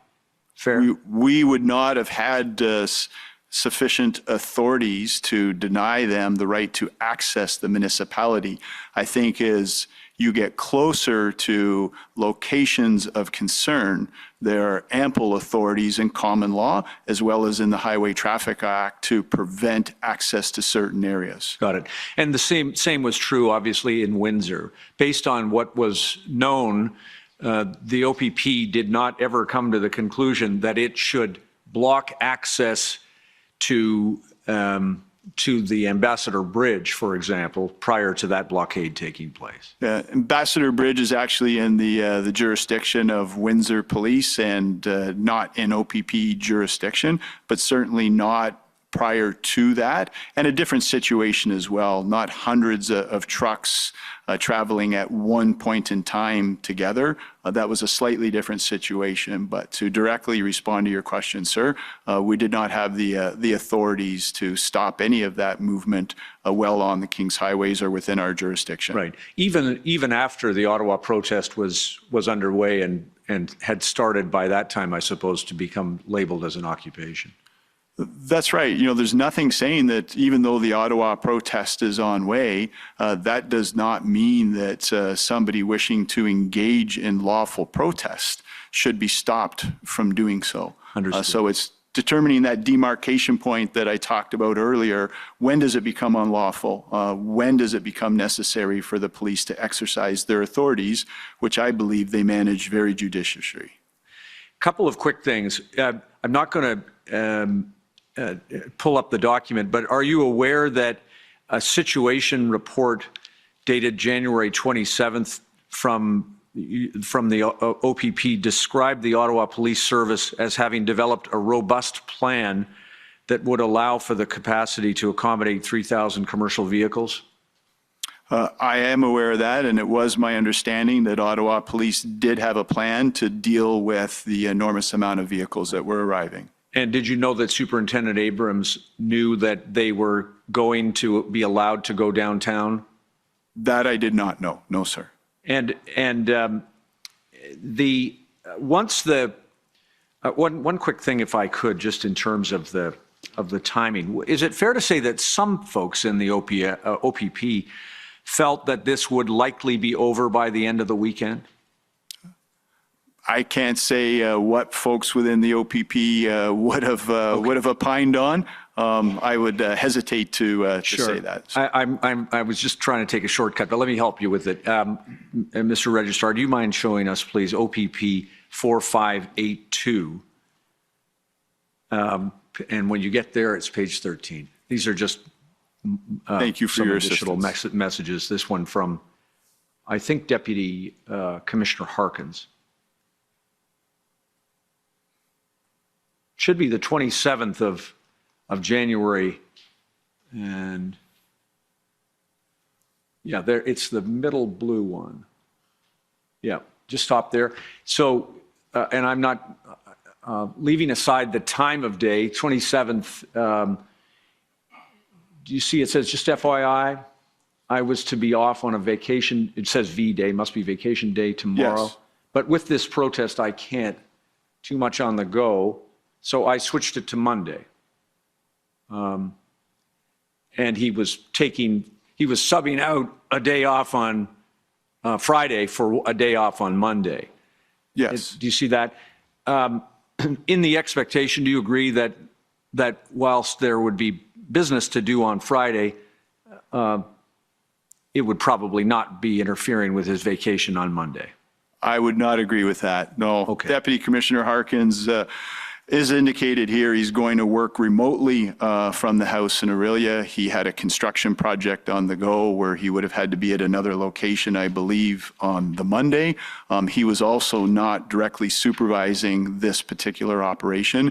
As we talked about the rank structure and the distance between a command officer and operations, Deputy Commissioner Harkins is responsible for almost 6,000 people in field operations spread over 5 regions. He has other responsibilities other than this.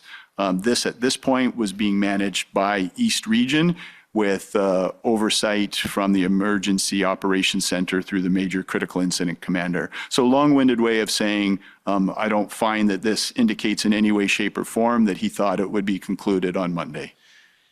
And who knows whether he got his vacation day Monday, might not have. I don't know. I can't say. I somehow suspect he didn't. And Right. even if he tried to, I'm pretty sure I would have interfered with it. Yeah, got it. Okay. It's because very quickly, the Ottawa Police Service was overwhelmed with this protest. Fair? Very quickly, they were overwhelmed with this protest. And they were never going to have had the resources themselves to manage the numbers of people, the numbers of trucks, and the nature of the protest as it turned out to be. Is that fair? Not on their own, and as it turned out to be, no, they definitely required assistance. And the resource issue was identified very early on as something that was going to be required. Is that true? You know, I would generally, I would say yes. I think Ottawa Police can more specifically identify when that was identified, but I was aware that Ottawa Police had made provisions with other police services as well for additional resources. So OPP was not the only police service in Ottawa that first weekend and throughout, and that's where it became even more valuable to coordinate all of those resources. And in so far as you learned, they needed, by the time it was said and done, I think you told us they needed around the 1,800 that Chief Slowly had identified. Actually, in excess of 2,000. I think it's closer to 2,200. Please don't hold me to that number, but an approximate number. And when Chief Slowly first raised the need for resources, and I think you told us you had early contact with him and consistent contact with him through the piece. Is that fair? Yes, that would be fair. And when he asked for those resources, the resources was it flagged with the service that those resources would have to be organized to come along to Ottawa to help out? So not 1,700 police officers and 100 civilian members. The OPP could not facilitate that. Right. It was absolutely flagged with the service to provide the resources that we could, that were required for identified tasks, and you see the numbers build throughout the duration of the convoy that exemplify that. Right, and the resources that were required,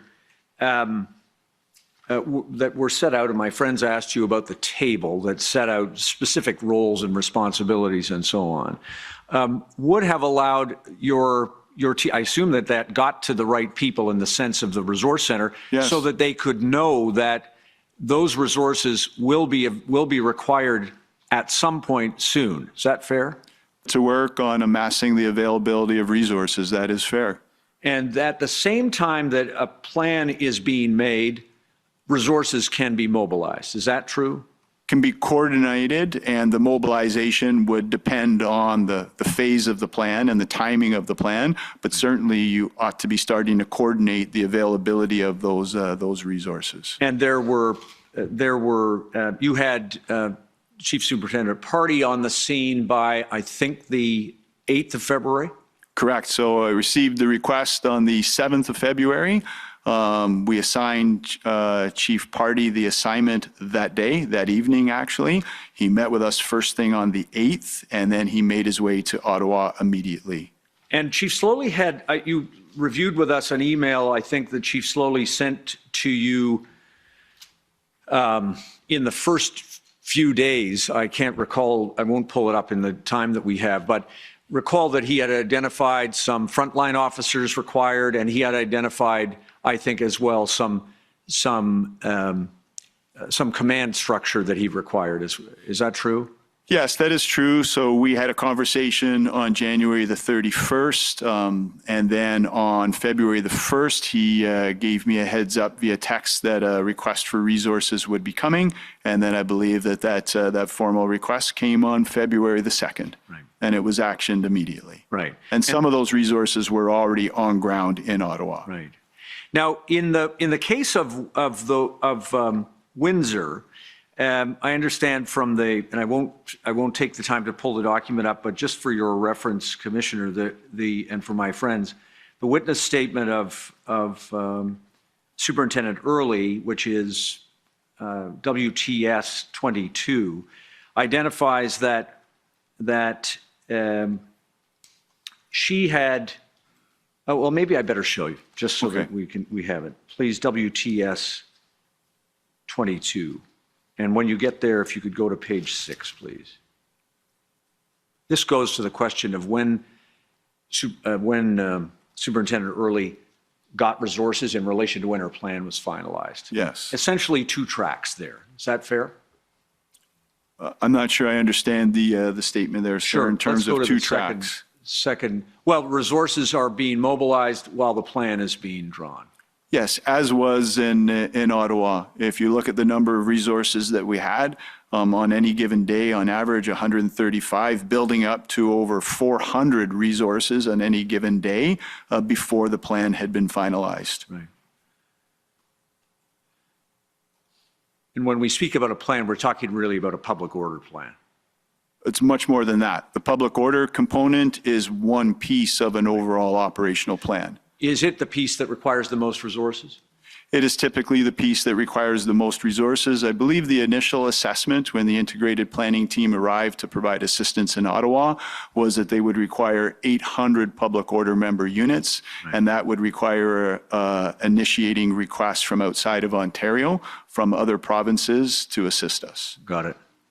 Okay, just look please at the February, sorry, that is page 6. And there it is. See the paragraph, second paragraph at the February 10th planning meeting? Superintendent Early selected a February 12th end of day deadline.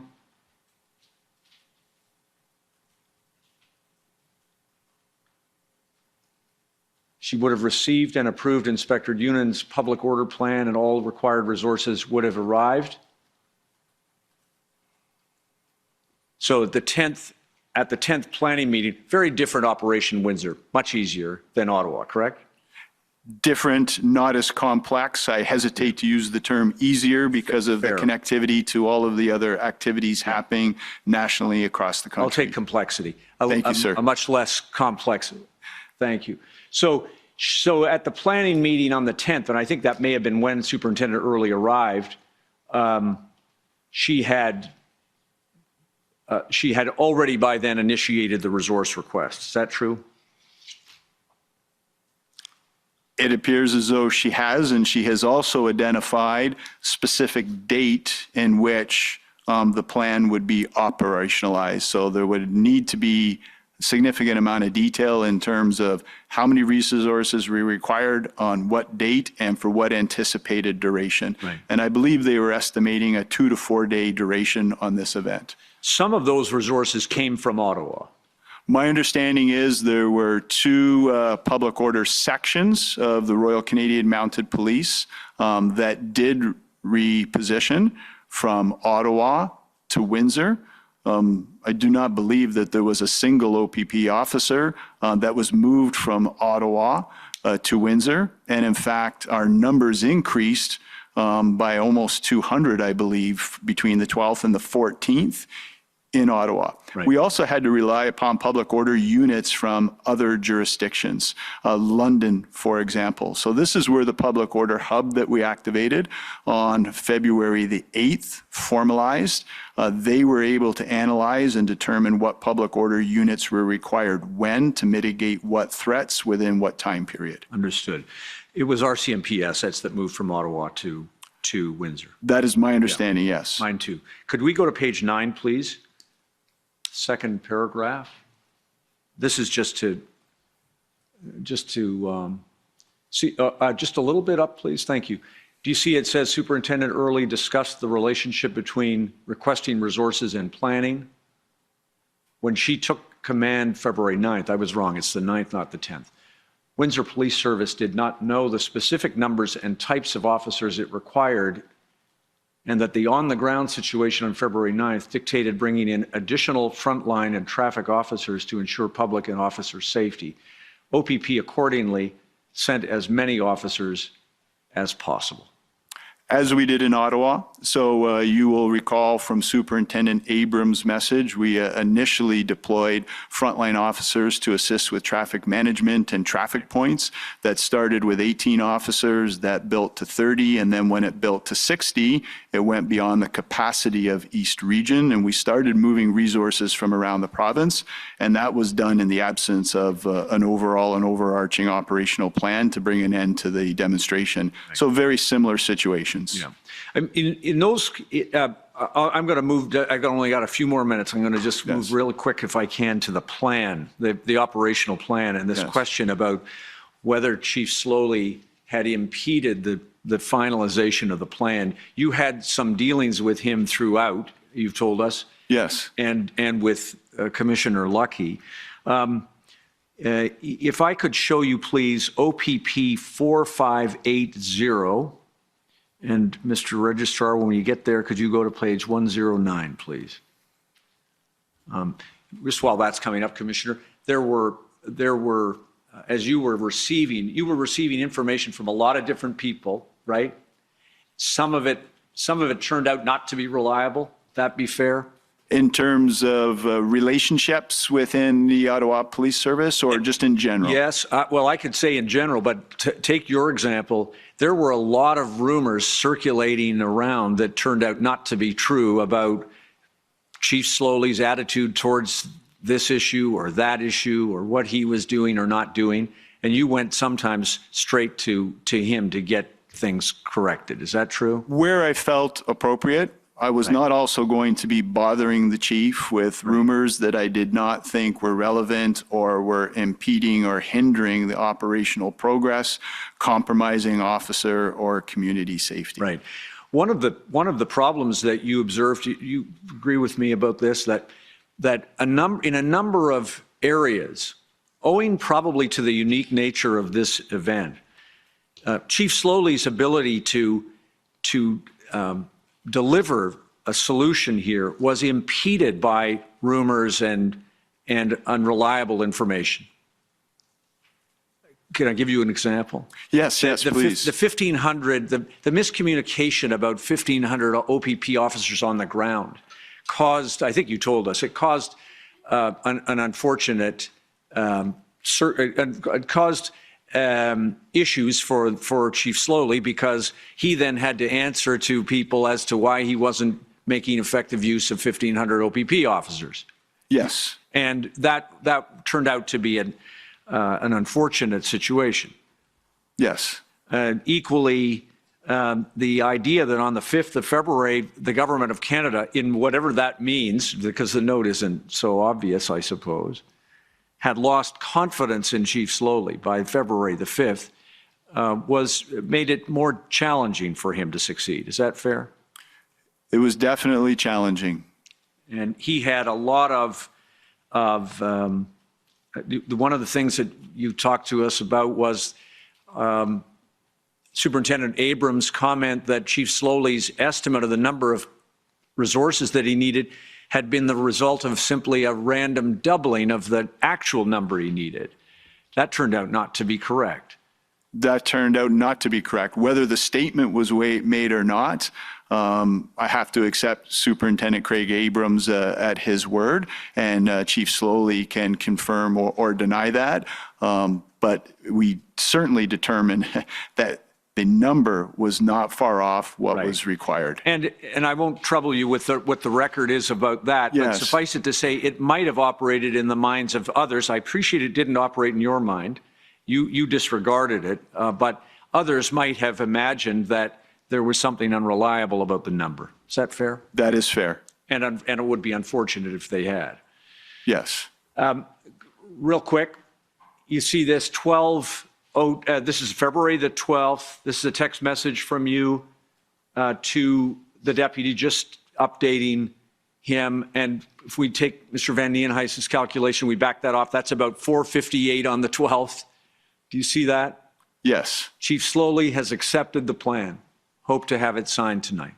Correct, yes. And you had that directly, I suppose, from Chief Slowly. Is that fair? No, that would have either been through Deputy Commissioner Harkins or through Chief Superintendent Carson Pardee. Okay. So at this point, Chief Pardee is the primary contact with Chief Slowly there to support him. Okay, so that at least from the afternoon, late afternoon of the 12th, so far as the OPP was concerned, the plan was approved by Chief Slowly, or at least there wasn't any further requirement for him to do anything about it. Correct.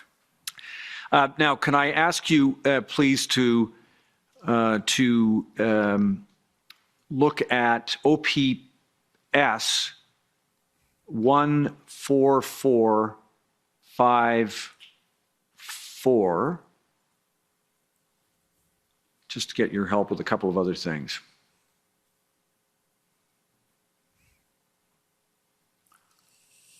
You're out of time, as you know. So thank you. I'm going to wrap this up.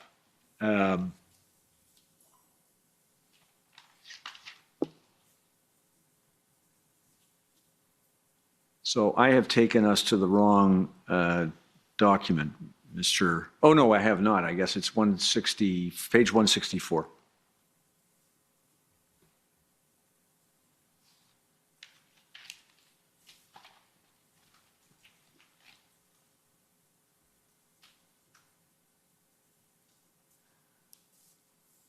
Page 164, scroll down, please.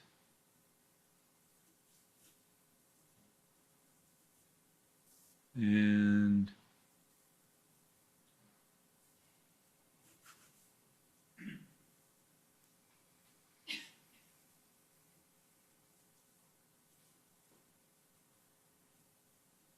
I'm going to leave it. I'm going to.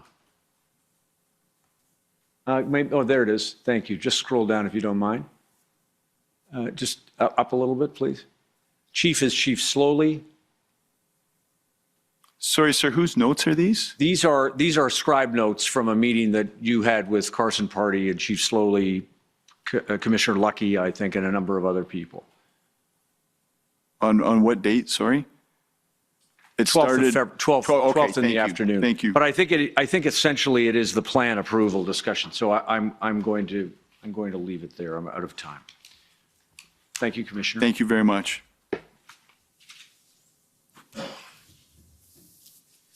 Thank you. I think next, well, we can take the morning break now or a bit later. I think there's a sense we should take it now.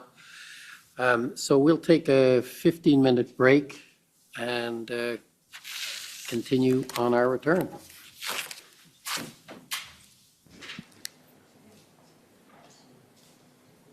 The commission is in recess for 15 minutes. La commission levée pour 15 minutes.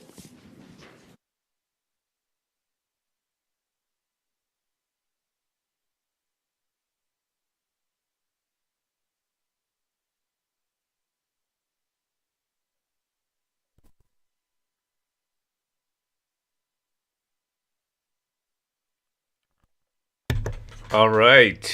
Sorry about that. I was just lying on the couch listening to the egg. What is going on in the chat? The chat is going wild. The chat's going wild. I'm losing it. I swear I'm losing it. I had to get up. I'm lying there. I'm just listening to this guy. He goes, what does he say? He goes, yeah, I can't find the document. I just need a couple. The judge says, you got a couple more minutes. Don't worry.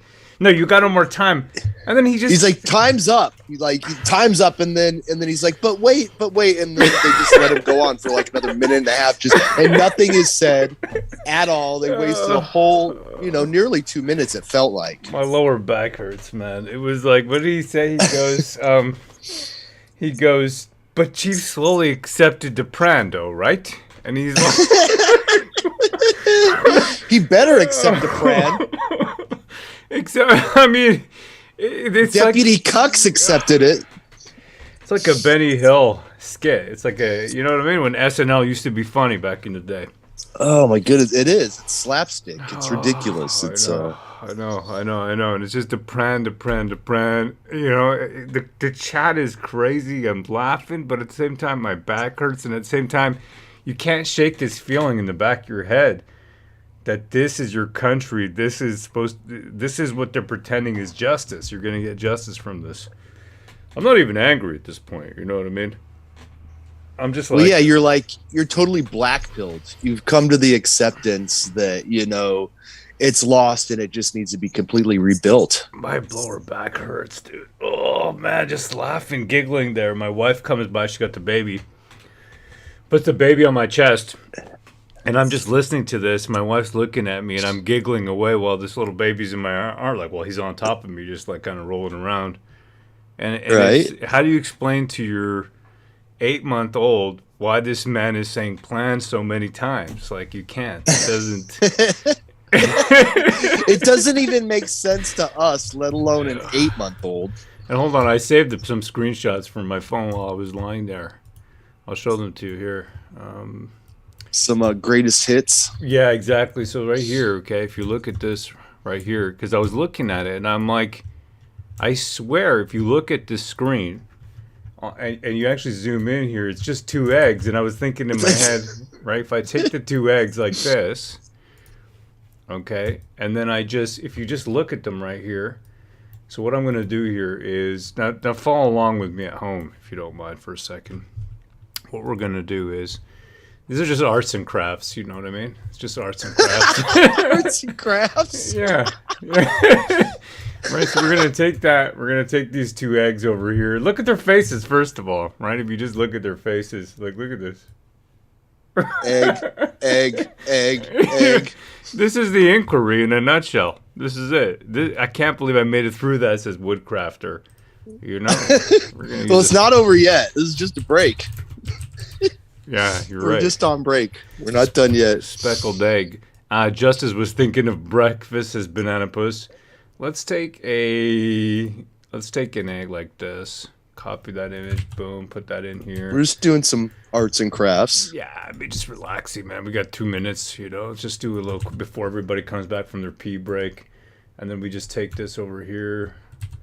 We just do this. I use this program. It's called Affinity because you have to pay for it only once. You don't pay for it like 100 times like Adobe. And then, nice. Yeah, man. And then you just place that right here like that. You also have a program called Deep Nut. Yeah, I do. Exactly. This one is called Affinity Photo. It's pretty good. And then you just do that, and there you go. And that is... Yeah, I mean, and really nothing changed at all. Did it? I mean, I don't think anything It's the same. changed. They're basically just faceless eggs. That's all I see now when I'm watching this. I just see eggs. I literally just see eggs. I'm looking at this and they're just, and in the chat, everyone keeps dropping eggs in the chat. Spamming eggs. Like, I feel like I'm losing my mind. You know what I mean? We are, and we probably will fully by the end of these hearings, Yeah. Month's end. By month's end, I think we'll be fully transitioned to eggs. I am a cracking, says Maggie Burnett. I have hair. I'm undercover pran. And then I'm thinking, why is everybody bald? Like, should I just join in as well? What do you think? I don't know. I'm thinking about it, Pat. When you said that you would shave your head, like every woman in the chat was like, "No, Ro, don't do it. Don't shave your head." Like, I don't think the females out there want you to do it. So, I think it'll make me sexier. Me, I don't care if you shave your head. You do whatever you want, but you're gonna look like you. Yeah, would you look like one of these eggs? Probably not if you had your cool beard. But if you shaved the beard, it'd be all over. Public Egg Emergency Commission, October 27th, 2022. Spamming eggs, scrambled eggs, shave the head, do a beard comb over. Good. No, don't do it. Just buy a skinhead. You all right? Kids today, man. No beanhead for me. There seems to be a lot of beards on the freedom side and eggs on the other, says Sarah. Is that a deeper thing? Is that what's happening? Is there a deeper sort of underlying, spiritual war between beards and eggs? I think like lizard people are born from eggs. Right. Ro has eyebrows, though. Males too. Ro hairs is very Rockwell. Thank you so much. Highly appreciate it. Milka says, you're very dedicated in that beard, Ro. It's not so much dedicated. It's more just after the second lockdown, man, that really just annoyed me. And then I was just like, rah. I'm not, you know what I mean? I don't want to do what I'm told, and I just didn't care anymore. They blink. It's a rebel beard. Yeah, exactly. Pan has a real beard. If you want to see a beard, you got to get him. We got to convince him to go on camera. Once you see his beard, it goes down to his knees, okay? Like all the way down. But I keep it bundled up like a man bun. It's like a gay man bun on my face. You bundle it up like a man bun? I have to wrap it up because it's like long. It's like down to my knees. I'm like 6'1". It's down to my knees, so I like have to wrap it up and like, just like a man bun. Wow, Banana Puss says that his hair is 32 inches long. That's amazing, man. Lamafao, awesome pants, has flushed a toilet. Yeah, the Milka is pronounced as TS, Ro. So that would be Militia. Her name is Militia. Militia. Okay. We got 6 weeks into this sham and I wasn't into it anymore. Says no way. No. I mean, by the time, can you imagine? And the judge today said it's another 5 more weeks. So if that's the case, 5 more weeks, but it's only supposed to go on for 4 more weeks. So I think he knows already that we're not going to be able to cover it all in the next 4 weeks. Yeah. Because at the beginning they were trying to pack into, testimonies a day, and it's just taking longer than that. It's about down to maybe an average of roughly one a day, one egg a day. 1 egg a day, exactly. 1 egg a day to keep the doctor away. Every 6 months you got to take your egg booster. Let me see here. We got my own drum. My hair is down to my ankles. The fact that it comes from my armpits is not important. Wow. Obedient eggs. 35 days of eggs, says Dan Marshall. Dan, can you send me an updated picture of your egg? Do you mind? You show off Dan's egg. No, let me see if I got some. Hold on, I got some of his. He's actually he plays. Listen to this. He plays music. Check this out.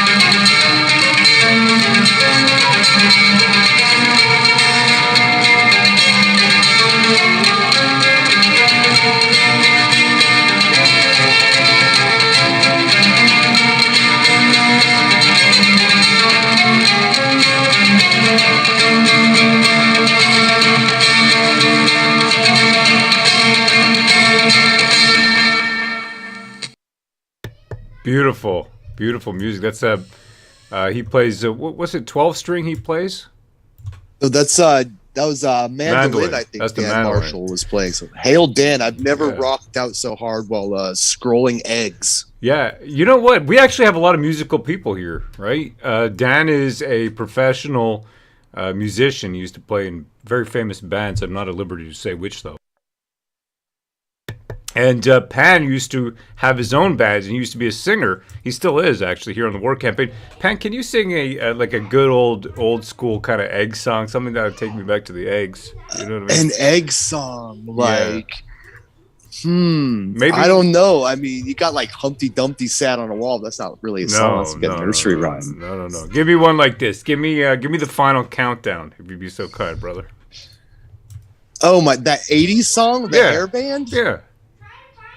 I just remember it was like dun dun dun dun dun, and then the guy goes, "It's the final countdown." Just so like I can't even remember. You know, it was I'm not a big hair band guy. All right, give me a song, man. Give me a song that you want to sing. I want something good, man. Something that's gonna get me in the mood to crack some eggs. Because Brendan Miller's coming on, man. Brendan Miller's coming on. I want to get ready, man. You got to hype me up. Oh man, I'm having a hard time thinking of something like, expirational. Expiration. Something that can expire me. Maybe I Am the Walrus, Piscator 57, or Led Zeppelin, says JoJo. What else we got? Like Beatles, Zeppelin, I like those guys. Yeah. Yeah, go for it. Or a Skyrim song, says Bobby Boucher. Or Oprah says Eggs for Everyone, says Silver Sadie. While we just wait for these. Highway to Hell. How about Highway to Hell? Oh, AC/DC. Yeah. Was that's like no stop sign, speed limit, nobody gonna slow me down. Like that, something like that. Yeah. Come on, do me. I'll put that. Oh God, I can't. Come on, man.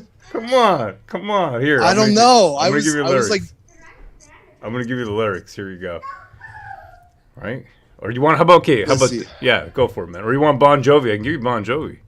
Bon Jovi. Yeah. Like shot to the heart, and you're to blame, darling. You give love a bad name, like something like that. You give something eggs a bad name. Something really GAY like that. You give eggs a bad name. Come on. Shot Yeah, through the yolk, and you're to blame, darling. You give eggs a bad name, bad name. Is that what we're doing now on War Campaign? This is where we're at in life. Hold on, we got another one. Shirley LaBelle. She says another egg in the wall. Oh, all in all, you're just another egg in the wall. Or how about For Whom the Eggs Toll? Says Slice Cube. Ooh, some Metallica. For whom the egg told, time marches on. Not bad, not bad. Breaking the Eggs by Judas Priest. You know that song. Breaking the eggs, breaking the eggs, breaking the eggs, breaking the eggs. Hey, how about this Hum Sneaky, right? He says, hey, leave our eggs alone. Right? Pink Floyd. Yeah. Hey, teachers, leave our eggs alone.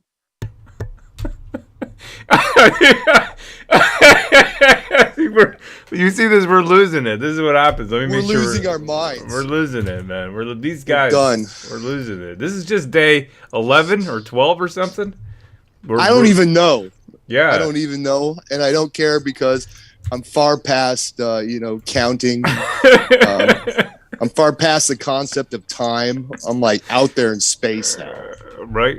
Okay. How about some? You got your harmonica? Pan plays a harmonica. Yeah, I got a harmonica. Yeah, man. Let's Pull it see. out. Pull it out, brother. Pull it out. Nothing Check this too out. fancy. Let's see. Yeah, all right, but here we go. So you do like you might recognize. Let's see. Whoa, it's upside down. Hold on.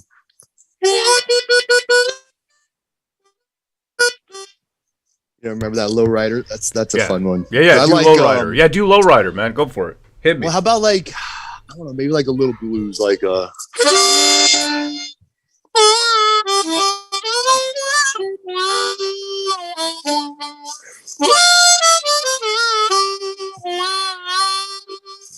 I like just kind of little things like that. No, I like it, Nothing- man. No, I like it because it's nothing like too complicated. It's but- music to lose my freedom to. You know what I mean? It's music to lose Yeah. my freedom to. Yeah. It like feels like I'm Some in prison. blues. Yeah, exactly. Play some blues when you're just at the end there. You know what I mean? We know that hey, we're all going to the gulag. You know, and then Pans is that little. Go for it, Pat. Hit And me, it's man. like, and you're like.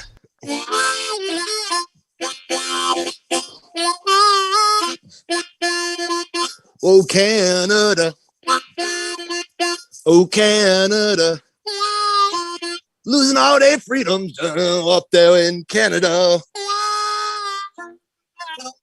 You know, something like that. That's it. That's the song. You got it right there. Don't forget that tune, Pat. That is the song. Canada Blues. The Canada Blues. Canada Blues. Yeah, the Canada Blues. That's it, man. Hit me the Canada Blues while I watch these guys roll in. Let's do some. We'll just play a little bit. Do a little Canada Blues here.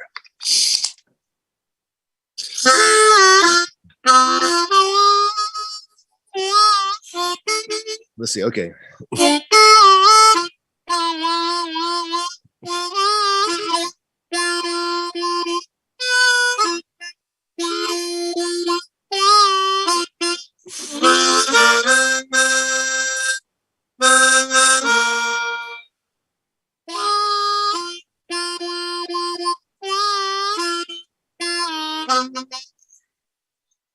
Canada Blues, baby. Gulag train a coming. Add the lyrics to it, man. Like the old Canada. We're going to the Gulag. Do we have time? Yeah. They're just setting up. They're setting up. To the Gulag? Yeah. They're not. They're just setting up. Look at them. Let's see. Here, let me get a different key here. Let's see.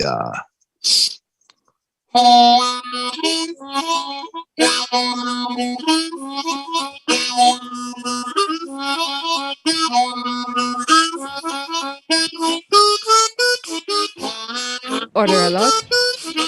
Uh-oh, here we go. Here we go. Too much soul. The commission is reconvened. La commission reprend. Okay, just before we continue, I just want to, for the record, I should have noted it when the matter came up in questioning from Mr. Curry, he made reference to the witness statement of Superintendent Early. And for the record, that statement will not be marked as an exhibit until Superintendent Early comes to testify. So just so the media and public don't look for it on the website, our practice is if we're calling the witness, it normally will not be made public until the witness adopts it. So with that precision, I think I'm now calling on the Ottawa Police Service.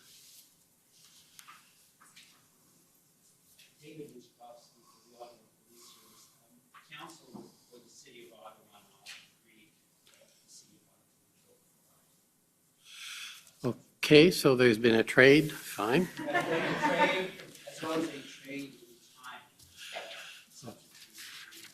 And are there future considerations?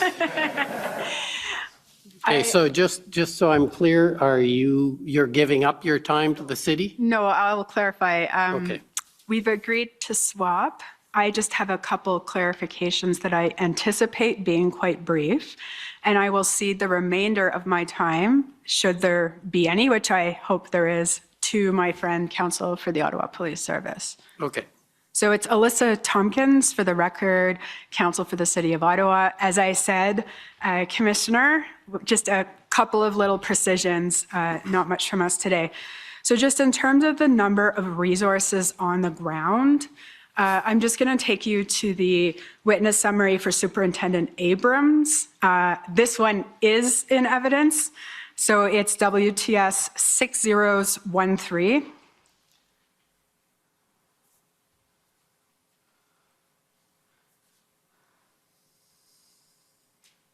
And it'll be page 9, clerk.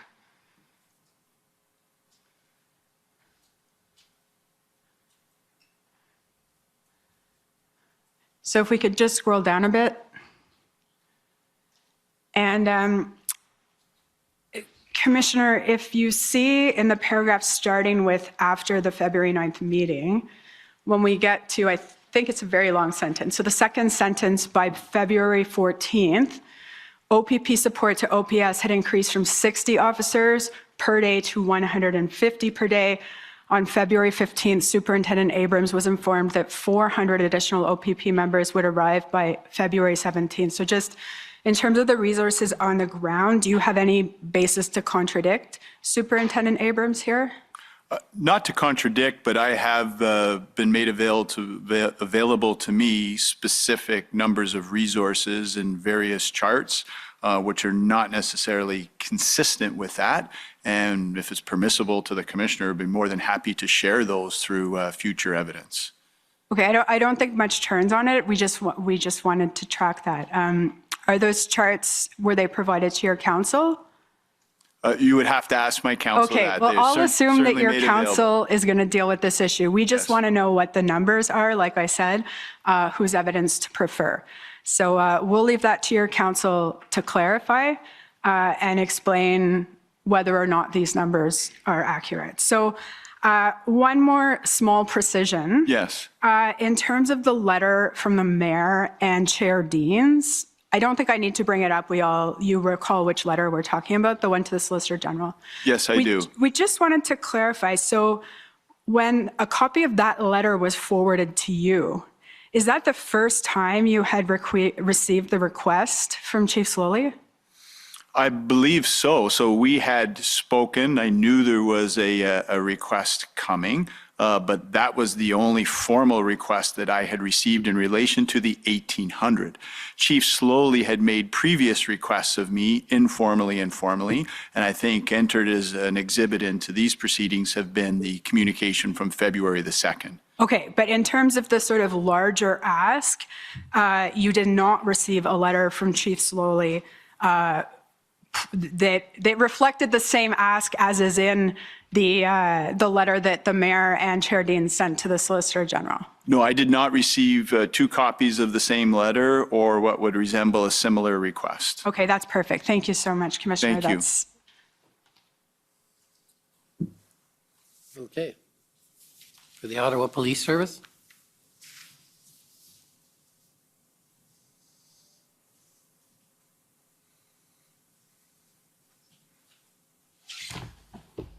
Good afternoon, Commissioner. My name is David Michikowski. I Good appear afternoon. for the Ottawa Police Service. How are you? I'm good, thank you. How are you? Not too badly, thanks. I want to talk about the Hendon reports, and I understand from your evidence that you're very familiar with those reports. Yes, I hesitate to say I'm very familiar. Sounds like a leading question, Councillor. That's what we aim for. Yes. The amount of information that the OPP obtained about the convoy and its plans for Ottawa, I take it was something that evolved with time. Is that fair? Yes, it evolved with time. It was a constant process of collecting the information, analyzing it, and disseminating it, which is all part of the intelligence process. And so if we looked at, we know that the first reference to the convoy coming was on January 13th. But at that point, there was little known about it. In fact, even the dates of arrival in Ottawa were not yet known. Is that right? I would like to refer to the intelligence report to say specifically what was in there, but that was the first formal communication through Hendon about the convoy. Okay. And so as time passed, I think more information became known, correct? That is correct, yes. And so on January 20th, I understand there was still more information, but at that point there were no numbers with respect to the number of demonstrators or vehicles. Is that right? I can't say that there were no numbers with respect to demonstrators or vehicles. I wouldn't categorize them as demonstrators at that point in time. Numbers would have been in relation to the number of vehicles in the convoy. So if that information was available, it would have been contained in there. And so I can call it up, although I think Certainly. it's already in the record, but if you'd like to see the January 20th one, I can. I have no reason to dispute it. I just can't say for certainty without having it in front of me. Okay.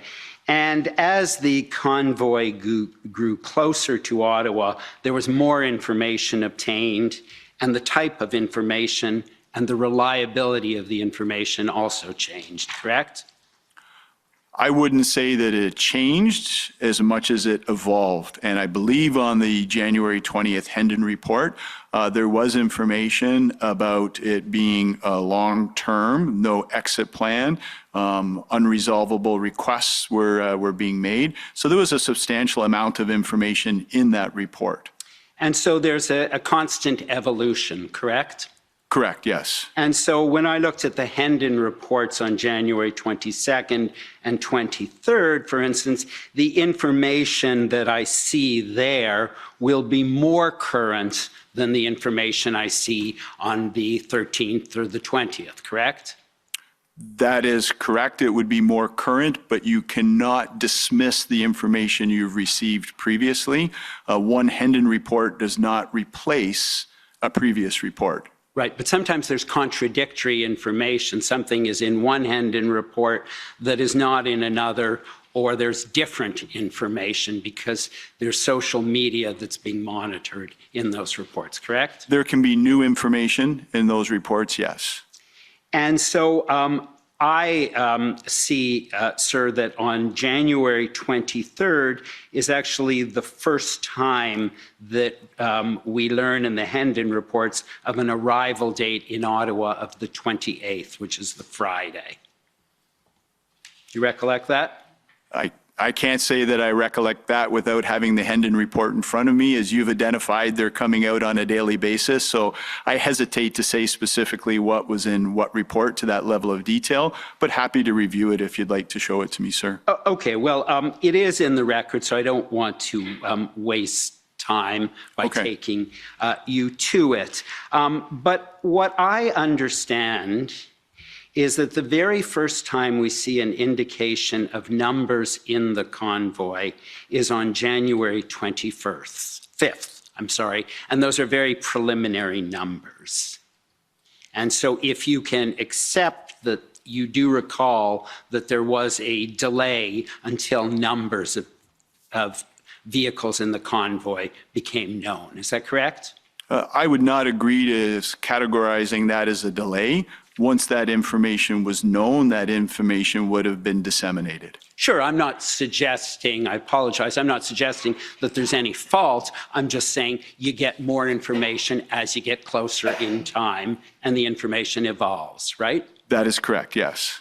And so I see that on when numbers do appear, and there's some more numbers in the Hendon report on January 26, I see there's always a caveat that you can't be certain about the numbers.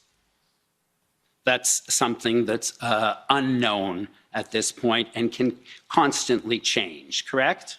That would be subject to constant change, and at various points throughout the travels of the convoy as they went through OPP jurisdictions, there were other products produced over and above Hendon reports. There were situational reports that would have been shared at a command level, made available to East Region, and therefore at the point of integrating in any form or fashion, I would hope would have been made available to Ottawa Police as well. So I just wouldn't want to leave you with the impression that Hendon was the only source of information or interoperability. And so what I see when I looked at the January 26th Hendon report is I see something called intelligence gaps. And an intelligence gap means you don't have information about the subject matter that's listed in under intelligence gap, correct? That is correct, and I believe Superintendent Pat Morris did a nice job of explaining what an intelligence gap is. It's where information is being sought to create a clearer picture. And so what I see on the January 26th Hendon report is there is an intelligence gap as to plans for departing. And so what that means is there is no information about whether they're staying or whether they're leaving or when they're staying until, correct? Because it's a gap. I would hesitate to say that that is correct. I believe there was information contained previously in the Hendon reports that there was no date that they would be leaving and that there was a commitment to staying long-term. The specific dates, no, were not identified, but there was evidence or there was information that was available to indicate this would be more than a weekend. Well, I think you've just agreed with me that an intelligence gap means you don't have information about it. So I'm happy to turn up the January 26th one just so that you can see where I'm taking that from, okay? Absolutely, and I think it would be helpful to reference any previous Hendon reports that may have indicated what they knew at that time. Okay, I wonder if we could, just because we've referred to it, see OPP 400811.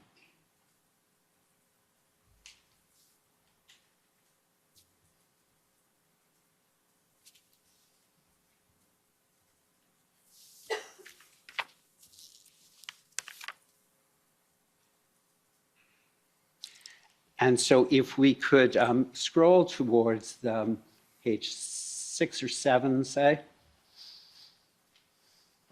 Okay, yeah, sorry, perfect, thank you. And so you'll see intelligence gaps,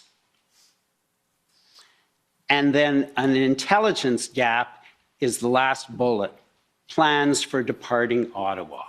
Correct.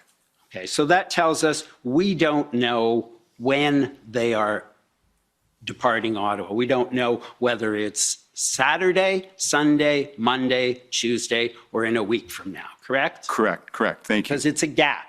And in fact, it's actually, we don't see the colors on this version, but there are certain things that are shown as priority intelligence gaps, which means it's even more important to get information about those things, correct?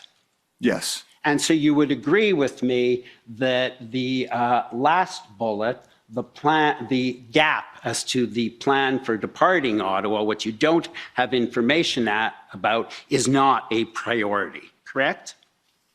I can't say that that is not a priority. No, I would not agree with that. Okay, so we don't unfortunately have but my understanding is the bold print is what is in red.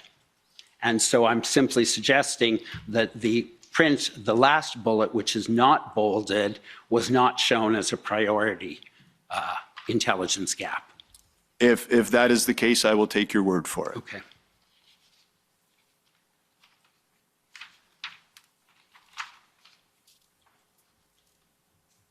And I take it from this Hendon report, there's no indication that some are staying or some are leaving or some may be staying for a period of time and some may be staying for longer. We don't find that in this Hendon report, do we? Well, I would have to reference the report. You're asking me to comment on the content of a report that I can't see the content of, so I hesitate to do that, sir. Okay. Let me move on. There was an email, if we could turn it up, please. It's OPP 401007.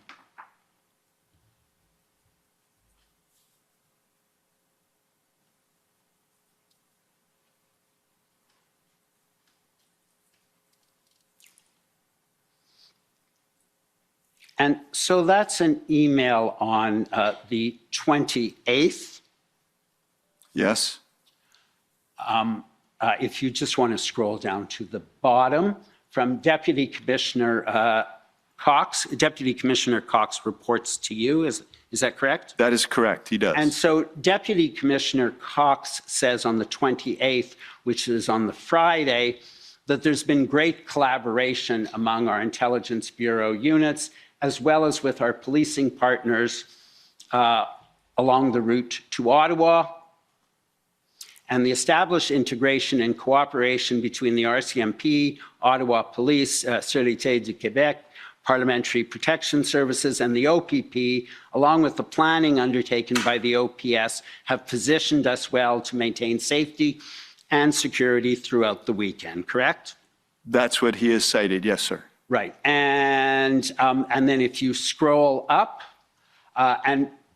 Superintendent Morris is the one who's in charge of intelligence at the OPP, correct? That is correct, yes. And so I believe that what Superintendent Morris does is he concurs with that, correct? Correct. Okay, thank you very much. So as a point of context, I think it's important to note that Deputy Commissioner Chuck Cox is solely overseeing the POIB initiative in this, the Provincial Operational Intelligence Bureau, and he would be referencing to the integration and information sharing taking place across intelligence units, and he would not be inferring to any of the other operational entities that he would not have any insight into. And as I understand it, the OPP had individuals embedded at the NCRCC in the days leading up to the arrival of the convoy? That's correct, sir, yes. And would have been working side by side with the Ottawa Police, the RCMP, PPS, etc.? I'm not sure how they were situated in there, but they were certainly there to ensure that the deployment of our resources were done in accordance with our operational objectives and to lend whatever support was necessary. And your officers would have also been integrated into the JIG, the Joint Intelligence Group? You would have to ask that of Superintendent Pat Morris as to specifically where the officers were positioned. I'd hesitate to mislead you with not knowing that for certain. Okay. And you would assume that the individuals at the NCRCC would be, who are working together, would be sharing information with each other? I would assume if they're working together, they're sharing information. But if you're citing specifically intelligence reports, these are going directly into the Ottawa Police Service, directly into identified members of Ottawa Police, directly into the intelligence unit within Ottawa Police. It would not be the responsibility of an OPP officer sitting in the National Capital Region Command Center who has other responsibilities outside of intelligence to ensure that Ottawa Police is in receipt of this intelligence and has actioned it. My understanding, sir, and I take it you won't disagree with me because you simply don't know, is that the information was then fed up into the JIG. I will take your advice on that. If you have that information, I can't disagree with that. And I take it that the OPP recognizes the right to peaceful protest? Absolutely, sir, yes. And although that there's a recognition as well that peaceful protests can result in severe inconvenience for residents of a city and a neighborhood. It can, yes. And significant traffic disruption. Peaceful protests can result in significant traffic disruption, yes. And Superintendent Cox noted, and I won't take you to the document. Sorry, sir, if I can, Superintendent Cox or Deputy Commissioner Cox or Superintendent Morris, I just want to make sure I'm orientating myself to the right individual. Sure. I gather in the document that I think Mr. Curry took you to, we saw that the OPP was of late receiving requests for intelligence and open source information on societal actors, and many of those are social movements that diverge from the mainstream. And there was some concern expressed about requests for information that did not relate to intelligence operations. Do you recall that? I do recall that, yes.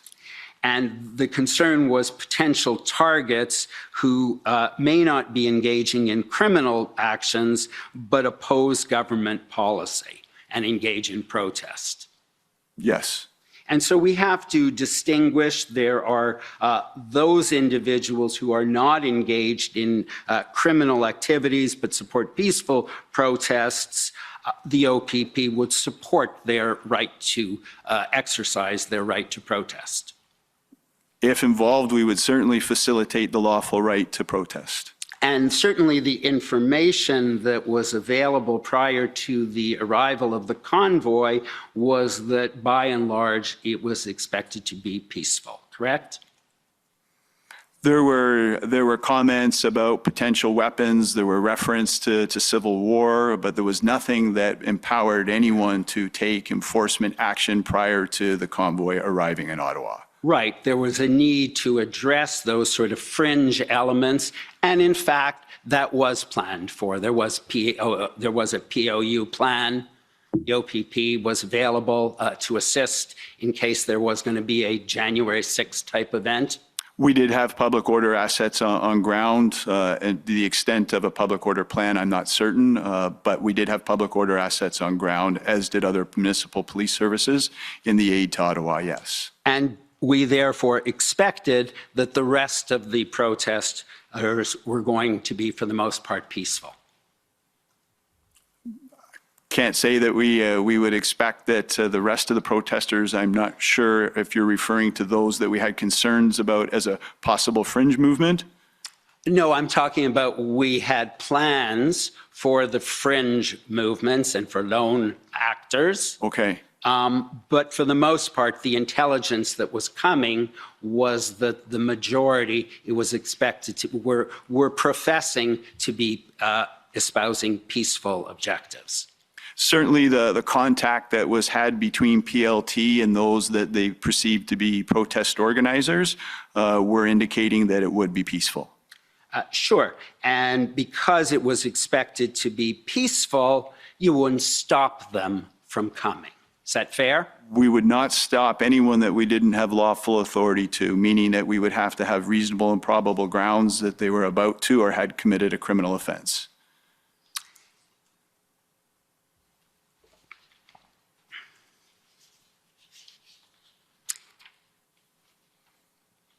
And Commissioner Carrick, in a statement I believe you issued to all OPP members, in which you were putting them on notice of operational deployments, you referred to the need in Ottawa for unprecedented resource deployments, and you described Ottawa as an ever-evolving major event. And I take it you would agree with that characterization? Oh, yes, I would.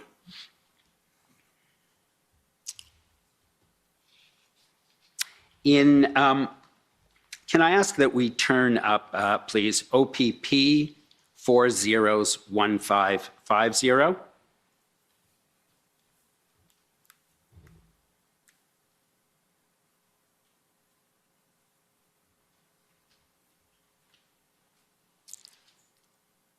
And so if we can just scroll down, please, to page 2 of 4.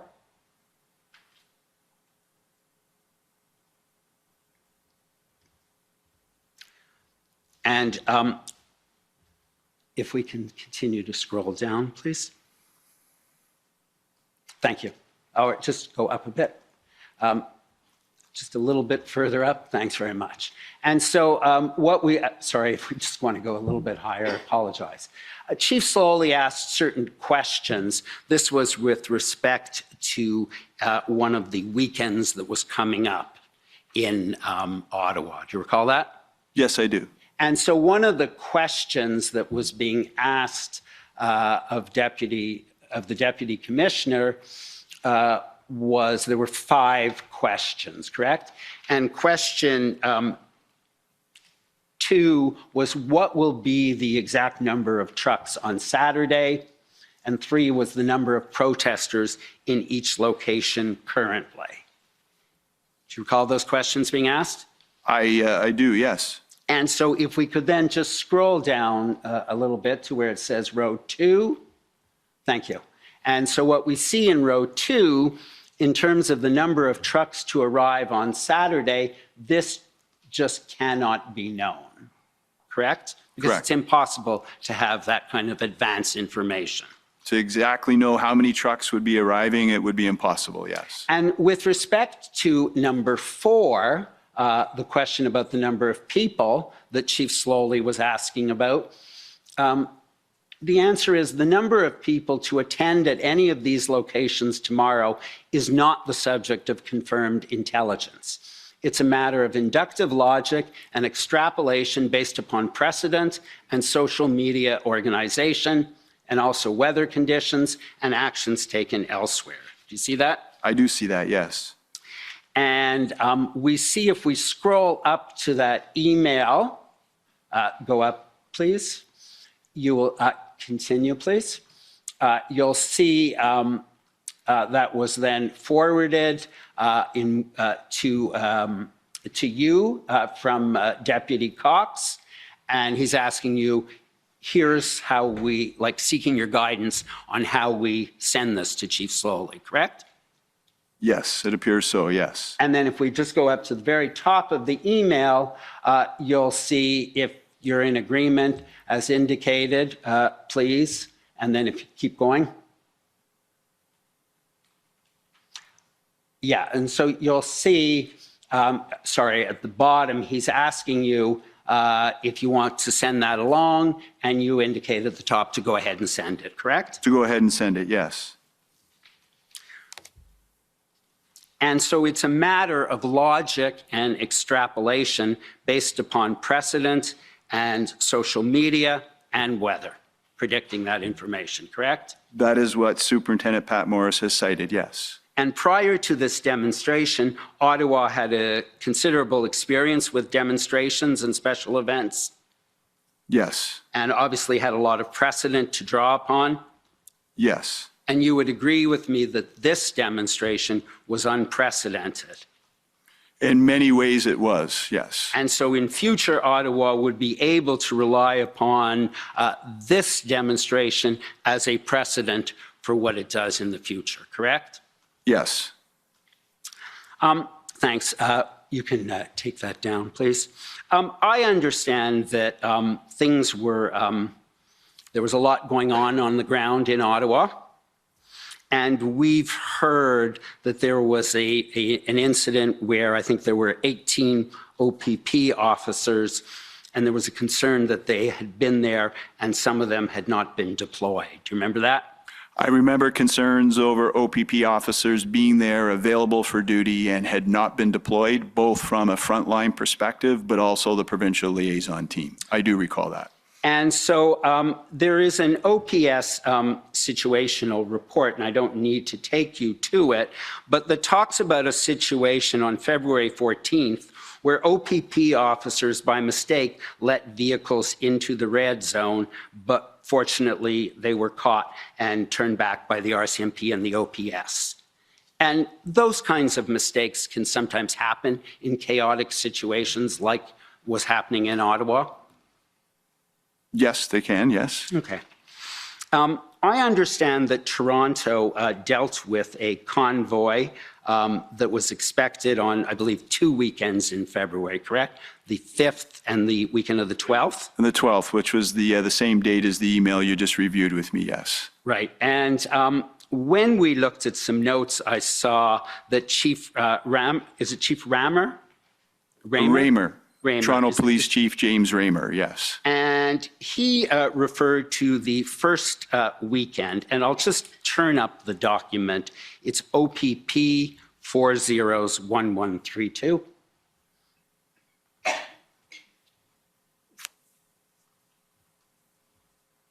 And it's on page 9.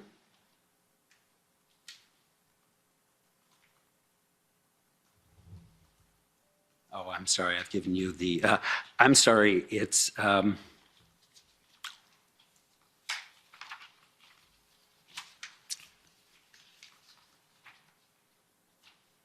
sorry, I've lost the reference, but maybe you can, 1132 was actually the time in the notes. But in any event, Chief Raymer referred to the first weekend, and what he said was, and I quote, using Ottawa, they locked down the city.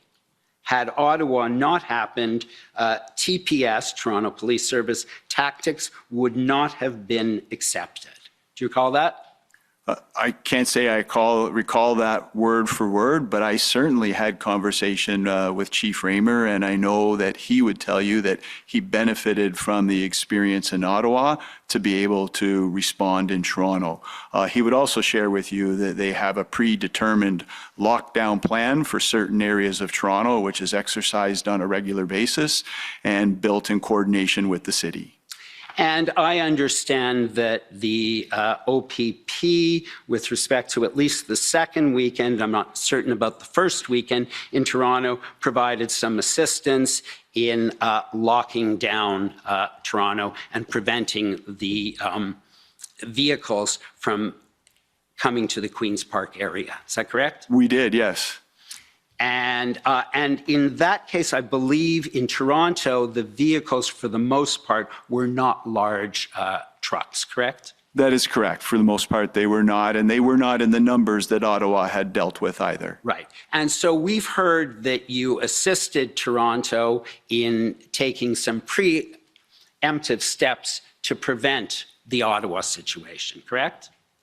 Correct, yes. And so we also heard that in Ottawa, before the convoy arrived, that the OPP assisted in getting the vehicles safely into the city, correct? We have heard that, yes. Okay. And we heard that on the weekend of February 5th, when Chief Slowly talked about closing all 417 exits because there were more convoys coming, he was told that the OPP would not permanently close all exits unless there was an immediate public safety risk, which there wasn't, correct? Can't say that there wasn't an immediate public safety risk. I am aware that there was some resistance to closing the 417 exits. That was brought to my attention, and I thought, in my opinion, that that was a reasonable and lawful request, and that we would facilitate it. You're out of time, so if you could try and wrap up, please.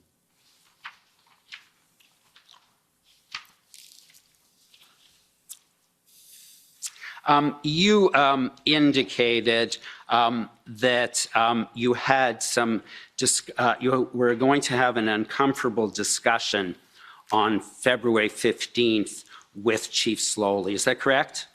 I don't recall describing it as an uncomfortable conversation. It was a professional conversation that I felt needed to happen, and one that I was confident that I could have with Chief Slowly. Right, but you obviously had concerns at that point, and I'll just, if I just may ask a couple of questions just to finish this up. You had some concerns about the state of the operational plan and what was going on at OPS at the time, correct?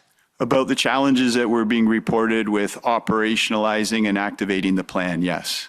And so if I may just refer you to the last document, which is OPS 404578.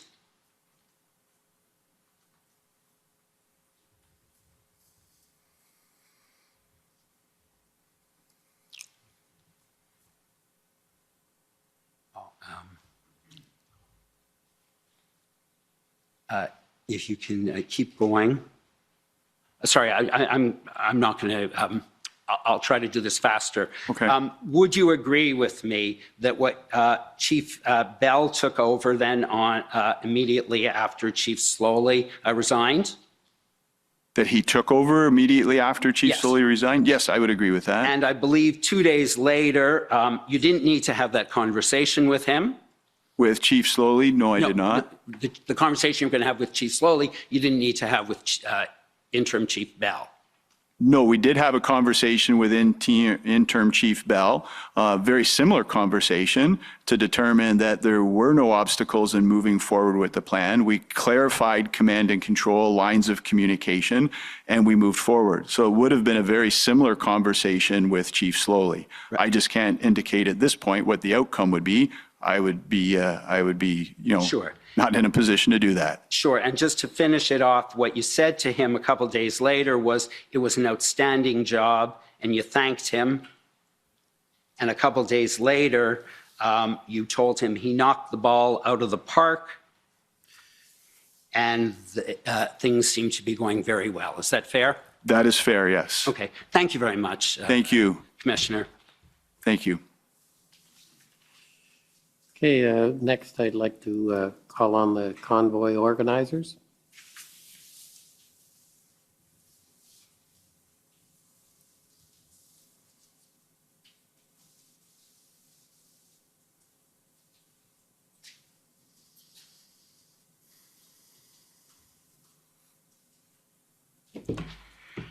Good afternoon, Commissioner. Good afternoon.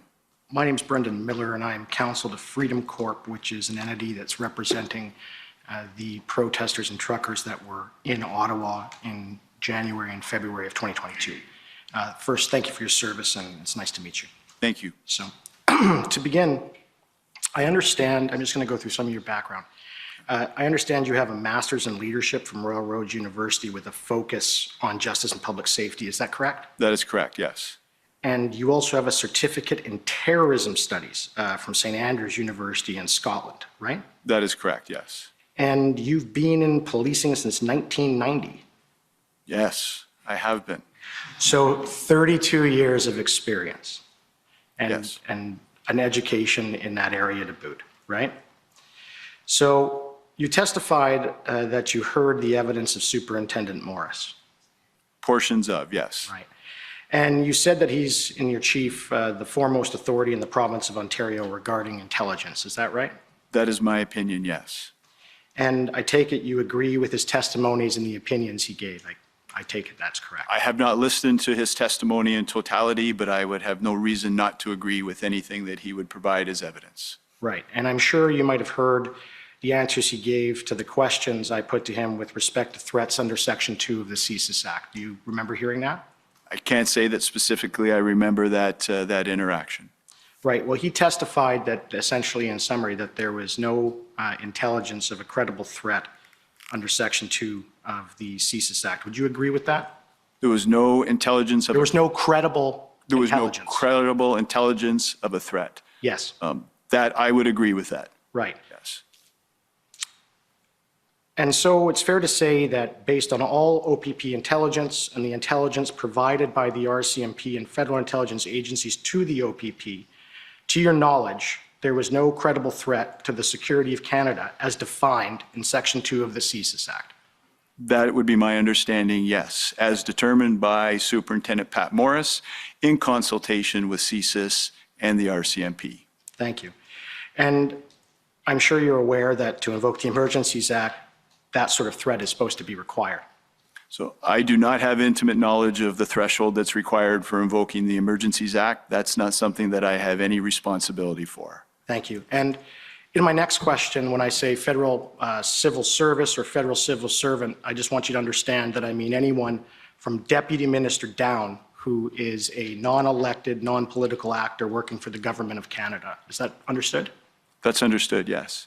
Now, in your interactions with the members of the Federal Civil Service prior to 11:59 p.m. on February 13th, 2022, isn't it true that no civil servant ever said to you that there was a credible threat of the nature of that defined in Section 2 of the COMISSION Act? That is correct. And they never said to you that they had reasonable grounds to believe that such a threat existed, did they? Nobody ever said that to me. Thank you. So I want to talk with you about everyone's given various catchphrases to what was happening in Ottawa, but no one's really gone through what is a protest or, essentially a lawful demonstration, et cetera. And you seem to have an understanding of that. So I'm going to walk through that with you if that's okay. Certainly. Can you agree that in general protest law and sort of criminal offenses that you essentially have three types? You have your lawful protest protected under Section 2B and 2, all Section 2 really of the Charter. Yes. Yeah. And then you have unlawful assembly. Yes. And then you have riot. Yes. Right. So those are really the three sort of categories of these assemblies. Is that fair? Demonstrations. That's fair. All right. So I just want to start with lawful protest, and you touched on that. And lawful protest, as you said, is protected by the Charter, and that's primarily Section 2. And can you agree that the freedom of religion, freedom of speech, and freedom of association, they collectively essentially protect people's right to assemble and protest? Yes. Right. And people are entitled to gather in groups in public spaces and protest government action as long as they don't essentially move into an unlawful assembly, correct? Correct, yes. Right. And they can get together in large numbers, go outside Parliament, and protest. I can't say to what extent they can go outside Parliament. There's the Trespass to Property Act that has to be taken into consideration as well. And I'm not familiar enough with what is permitted on those grounds to say yes or no. Right, but they can go in public spaces. Yes. Okay. And then unlawful assembly, police have the power under Section 63 of the Criminal Code to arrest and charge people for the offense of unlawful assembly, right? Yes. And you don't need any form of special order for that. That can just be carried out by a police officer. That is correct. Right. And I take it that you're aware that an unlawful assembly is where three or more people with a common purpose assemble in such a manner and conduct themselves to cause persons in the neighborhood of the assembly. Slowly when you're reading. Yes. Sorry, I'm now fast, Brendan. I thought I was slow, Brendan, after hearing my friend, but I'll try to get onto that. So it's when they assemble in such a manner that conduct themselves to cause persons in the neighborhood of the assembly to fear on reasonable grounds that they will disturb the peace tumultuously or needlessly cause or provoke other persons to disturb the peace tumultuously. You're aware of that? I'm aware of that. That sounds very familiar with what is in the criminal code. I hesitate to agree word for word without having it in front of me, but it sounds very reasonable. Thank you. And I take it you're aware that to disturb the peace tumultuously requires there to be more than a boisterous or noisy, disorderly conduct. It has to be something a little more. Yes. Right. And you know that causing an actual disturbance of the peace tumultuously actually isn't required to even arrest people for unlawful assembly. It just has to be that there's a reasonable fear that it's going to happen. That's what really differentiates it from a riot, right? I would agree with that. Right.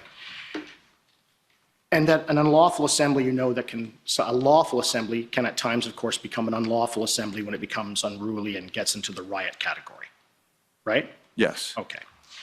And so I understand, and you probably understand, that a riot, in order to get into a riot under the law, it requires actual or threatened force or violence in addition to, the public disorder, right? Yes. And even without this, if you don't even get to that threshold, you're aware, and we've heard about the Riot Act and the Criminal Code, that a mayor, a sheriff, or a justice of the peace, or a justice of the Ontario Court of Justice can come out and read the Riot Act and invoke it and demand people disperse. I'm familiar that that is contained in the criminal code. I don't have intimate knowledge of that, though. Right. And then, of course, outside of all of this, you have injunctions. And any individual or the city can run off and make an application for an injunction before a court of competent jurisdiction. And if they meet the test, the court can grant an injunction. And then once that injunction is granted, if it's not followed, the police then have jurisdiction under Section 127 of the Criminal Code to charge individuals with violating a court order. That is correct, yes. All right. So those are the general things that exist outside of the Emergencies Act, right? They're there always. That is correct, yes. Okay. So I now want to talk to you about Ottawa in particular, now that we've gone over that. Now, regarding the truckers and the protesters in Ottawa, I understand they rolled in here and did so at the direction of police officers once they arrived. Not, of course, they weren't invited. But when they arrived here on January 27th and 28th, is it your understanding that they parked where they were told to originally, and everything was essentially coordinated originally about where they were going to go? I don't know that I can comment with accuracy on that because, as you will recall from my previous testimony, I was under the understanding that there would be designated parking which would not facilitate any form of protest out in front of the Parliament buildings. Okay. So that would best be posed to Ottawa Police, who were in charge of the operation at the time. And we can agree then that, parking on streets and highways in a way that would usually violate the law, right, where they're essentially blocking everything, that could be considered an unlawful assembly. That could be, yes. And there are authorities to deal with that. Right. And I take it, though, you're familiar with the doctrine of officially induced error, where the government official tells you to do something that may be illegal, but because they tell you to do it, you don't believe it to be. You're familiar with that from your studies. Sorry, can you repeat that? Sorry? The doctrine of officially induced error, where a government official tells you to do something that may in fact not be legal, but you do it because the government official tells you to, and therefore you believe that it is legal because they told you to do it. Are you familiar with that doctrine? That's very complex law that is beyond my education and comprehension. I'm sorry. It's okay. So now you do know that after these vehicles arrived in the city, that there was construction equipment as well as eventually, I believe the following day, cement barriers put up so that no one could come in, but no one could also go out. You're aware of that, the vehicles. I was aware that there were cement barriers in place, but I was not on the ground to observe where they were or what impact they would have had. Right, but you can agree with me that if there's barriers on both sides of a road where individuals have parked their trucks, the truck can't drive through the barrier, it can't drive over it, it can't really drive around it. Is that fair? That sounds reasonable, yes. Right. If I could bring up document ssm.nsc.can.0000209_rel.0001. It's the incident response group minutes from February 10th, 2022.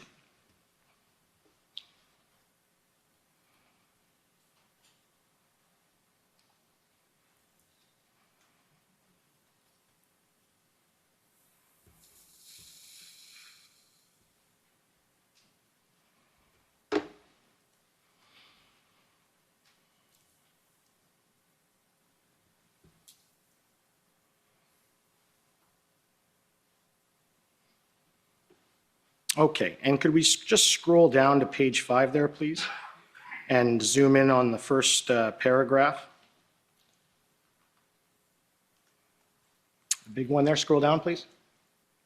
Perfect. Okay, so I just want to take you to the 5th line there, and I'm just going to read it out to you. And this is Commissioner Lucky's sort of summary to them on February 10th. And she says, the RCMP Commissioner added that the engagement continues with the Ontario Provincial Police and the Ottawa Police Service. The RCMP has provided all resources requested by OPS. OPP resources have also been provided, and there is good consideration, good cooperation between the OPP and RCMP. There are indications that some of the protesters would like to leave but are unable to do so given physical barriers. An integrated planning cell is developing a plan of action, and the preference remains to continue moving forward with negotiations, with enforcement actions to start early next week if negotiations remain unsuccessful. A surge and contain strategy will be employed for the upcoming weekend. Does that summary, as of February 10th, 2022, is that summary accurate of where things were at with OPP and your understanding of everything? I would say that are not terms that are generally used within the PP. And as it relates to your previous question around physical barriers, those could be barriers put in place by police, could be put in place by protesters. I know there was some concerns that people did want to leave, but they were boxed in by other vehicles. Right. And they did not feel as though they could leave of their own accord without the assistance of the police. Right. And so I'm going to first, there's 2 aspects in there I want to discuss with you. The first is enforcement. So on February 10th, 2022, in those minutes it says and this is of course before the Emergencies Act was invoked, it says that enforcement was going to start on Monday, February 14th, 2022 if negotiations did not work, right? That was going to happen anyway. Yes, that was going to happen anyways. They were on a timeline focused on de-escalation and negotiation with the anticipated approval of the plan. There was the intent to move forward, yes. And as you already said, that could have all been done without the invocations of the Emergencies Act, much like Commissioner Lucky of the RCMP said in that email that you agreed with earlier. Yes. Right. And now I want to talk to you about the issue with the barriers, and we'll sort of address that. Now, that summary there, you said there's physical barriers preventing people from leaving, whether it be put there by the city or whether it be other trucks. That's a fact. People couldn't go and take their trucks and leave. That was a fact, yes. All right. So once the concrete barriers went up and people were stuck, they're stuck there. They can't move their trucks. They can physically walk away, but they'd have to leave it there and go away. Fair? I will take your explanation on that as fair. Now, Prior to these barriers being put up and prior to not being able to leave, you're not going to hear me argue otherwise, those trucks are an unlawful assembly. But once a government entity like the City of Ottawa and everything is all stuck and they can't move, can you agree that those individuals and those trucks that were stuck there, and I know this is not a question of law, but is it something that you would charge them with, in your opinion, when they can't actually leave? Are they assembled, intentionally? Are they someone there that they would have grounds to lay a charge where these individuals who the only reason they're unlawfully assembled is that these trucks are stuck, but it's not their fault? So would you agree that once the barriers went up and once these individuals' vehicles were stuck, that there was no unlawful assembly? I don't think I could agree that there was no lawful assembly. And it's what came first and what came second. Were people trapped and couldn't get out because the barriers were up? Or were they trapped and couldn't get out because other trucks and heavy equipment were blocking them in? But I think what's fundamental to your question is the discretion as to whether there are reasonable and probable grounds to lay a charge rests with the police officers who would investigate that unlawful assembly. Right. And I can tell you already in evidence is the charges that were laid. And would you be interested to know that there's not a single charge of unlawful assembly that was laid in this case, in all of Ottawa during the protest? Thank you for sharing that. Yeah. So You're out of time, so if you can wrap up. Yes, I will. So just on the issue with Inspector Bedoin, if I could just scroll down to page 7 of the document on the screen, page 7, and the bottom of page 7. Nope, sorry, apology, bottom of page 6, top of page 7. Okay, so here, this document is, again, the same one from before, but this is the actual plan that Inspector Baudouin had approved and you approved with the PLTs. It was actually put to cabinet. Did you know that? So a point of clarification, I did not approve a plan. Okay. I did authorize Inspector Baudouin to have conversation with Deputy Minister Stewart. I did not approve a plan, nor did I approve anything that went to cabinet. Right. But is it fair to say, of course, no one knew it went to cabinet, and I understand that. But is it fair to say that the plan that Baudouin drafted, you supported that plan as an action plan? I did not see that plan, but I have all the confidence in the world. Inspector Baudouin, he is an absolute national expert as it relates to provincial liaison teams, negotiation, and de-escalation. So I would have no reason to question his advice that he provided. And were you aware that Commissioner Lucky also supported that plan? I was aware that Commissioner Lucky had insight into the discussions that had taken place between the inspector and the deputy minister. Right, and the deputy minister, of course, he had input into the plan. It was his final approved plan that he put before cabinet, of course, right? I can't comment. I didn't see a plan. This is the first I'm seeing any documentation in relation to it.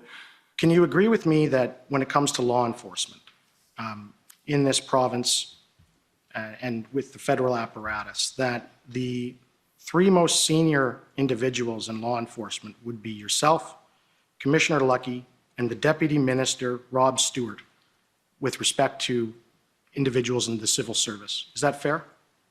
I'm not a federal civil servant. I mean, I provincial wouldn't indicate that the deputy minister is part of law enforcement, and policing is not a hierarchy. I am not above a municipal police chief and a rank structure, so I would not agree with that. Right, but in the provincial apparatus, you are the most senior law enforcement individual in the province. Is that fair? Within the Ontario Provincial Police, I am the highest ranking police officer. Right, and then Commissioner Lucky is that for the RCMP? For the RCMP. And the Deputy Minister, of course, is the highest civil servant in public safety that sort of oversees and looks at for the political branch and manages those sort of areas. Is that fair? That's a question best posed to the Deputy Minister, I think. Yeah, thank you. Thank you. Okay, we're on a bad run for overstaying. Windsor Police Service is next.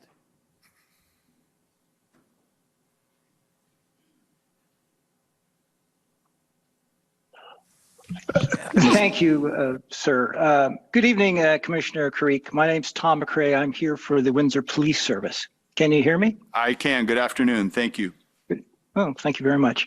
I only have a couple of questions, I think. First, my friend, Mr. Curry, representing former Chief Soley, took you to Superintendent Early's witness statement prepared in this proceeding. Prior to today, had you seen that statement? It would have been available to me. I would have reviewed that as a cursory review, yes. Thank you. I think your evidence was this morning that the Windsor Police Service was the service of jurisdiction in the area of the Ambassador Bridge. Is that correct? That is correct, yes. And the Ambassador Bridge, if I recall your evidence correctly, is a very important international border crossing within Canada. Correct? Yes, I would agree with that, yes. Your evidence, as I recall, you said it both this morning and to Mr. Curry, was that on February 8th, the OPP established what I think you referred to as a POU hub. Is that correct? Public Order Hub, we formally established that. It had been operating since February the 4th at an operational level amongst superintendents, and we coordinated it at a chief level and made it official on February the 8th, yes. Thank you. And the purpose of the Public Order Hub was to ensure the fair distribution of public order units to areas of importance throughout the province. Is that fair? I don't know that I would categorize it as the fair distribution. This wasn't a case of being fair or equitable. It was ensuring that the right resources were in the right place at the right time to mitigate the threats that were before us. Thank you. As the police service of jurisdiction at the Ambassador Bridge, is it correct that the Windsor Police Service and or the City of Windsor would have to assume certain costs regarding the disposition of things like public order unit officers attending in Windsor, such as their food and lodging? So sorry, sir, are you asking me if they would be responsible for the financial cost of deploying OPP officers? No, the other units that were sent through the POU hub. So I can't speak to whether there are any charges from other municipal police services to Windsor Police. I can assure you that there has been no cost back sought from the OPP from any other police service throughout the Freedom Convoy. Those costs have been borne by the Ontario Provincial Police. All right. Thank you very much. Those are my questions. Thank you. Thank you. If I could next call on the City of Windsor.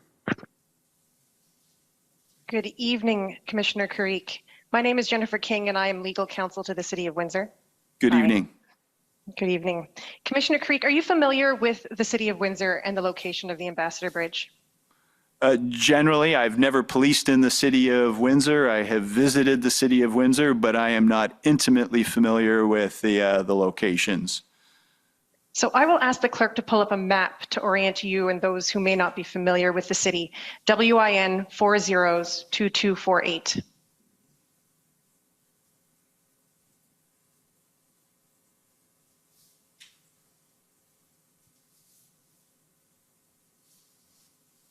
And when it comes up, Commissioner,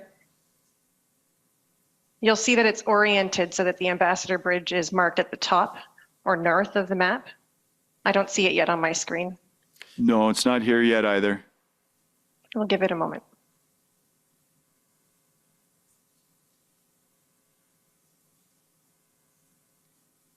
So if you can read the markings, the Ambassador Bridge is marked at the top north side of the map. Yes. Do you see that? Yes, I do. And at the bottom of the screen, which is south, you'll see EC Row Expressway. Do you see that? I thank you for the assistance of the cursor. Without my glasses, that's helpful. I see that. Thank you. And although it's not marked here, the road from EC Row Expressway to the Ambassador Bridge is Huron Church Road. Are you aware that this is a local municipal road, not a highway?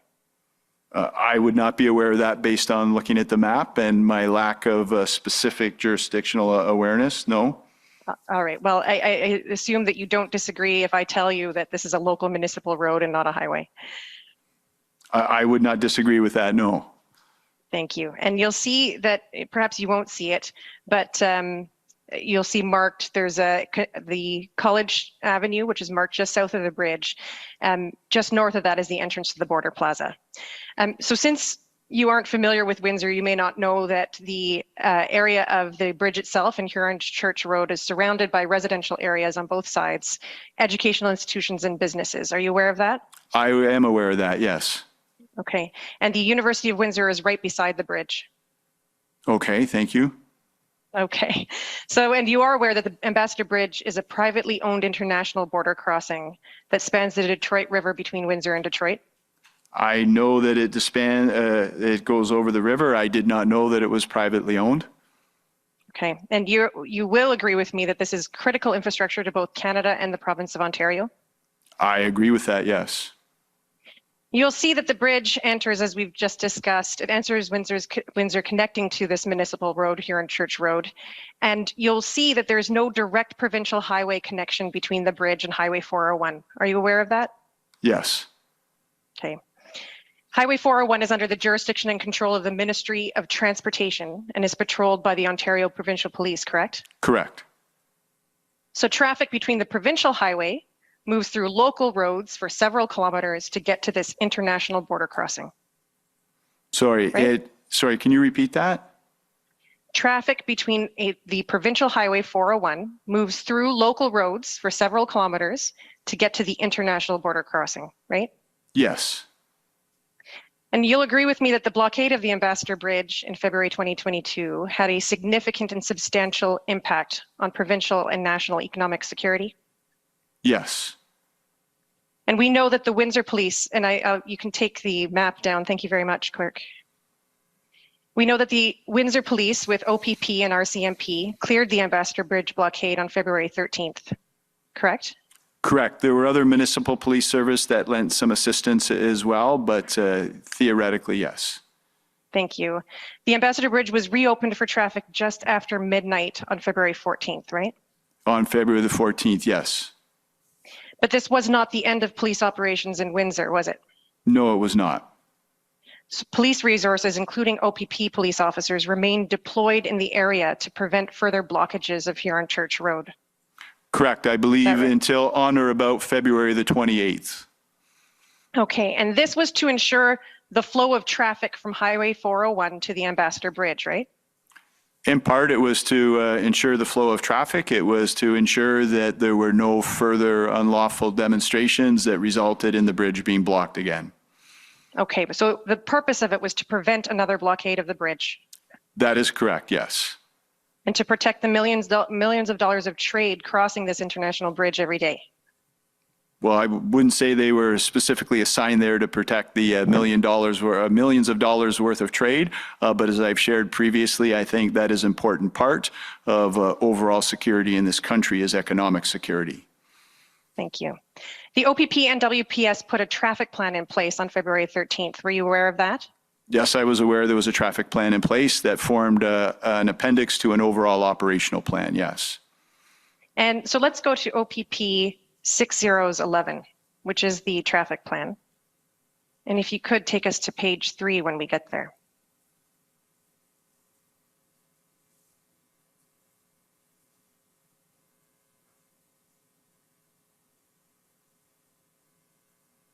I'm not sure if the clerk got that number. If you need me to repeat it, it's OPP 6011.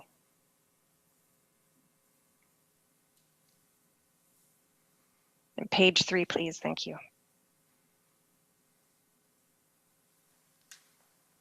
And you'll see here, if you can read it, Commissioner Carrick, that here we see execution planning.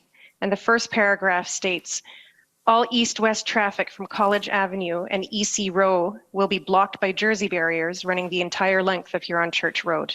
Do you see that? I do see that, yes. And so the result of this plan was that Huron Church Road was only open for US-bound traffic, and all east-west intersections were closed to local traffic. Okay. Okay. I could show you a map, but I think that it's fair that that's the result of the plan.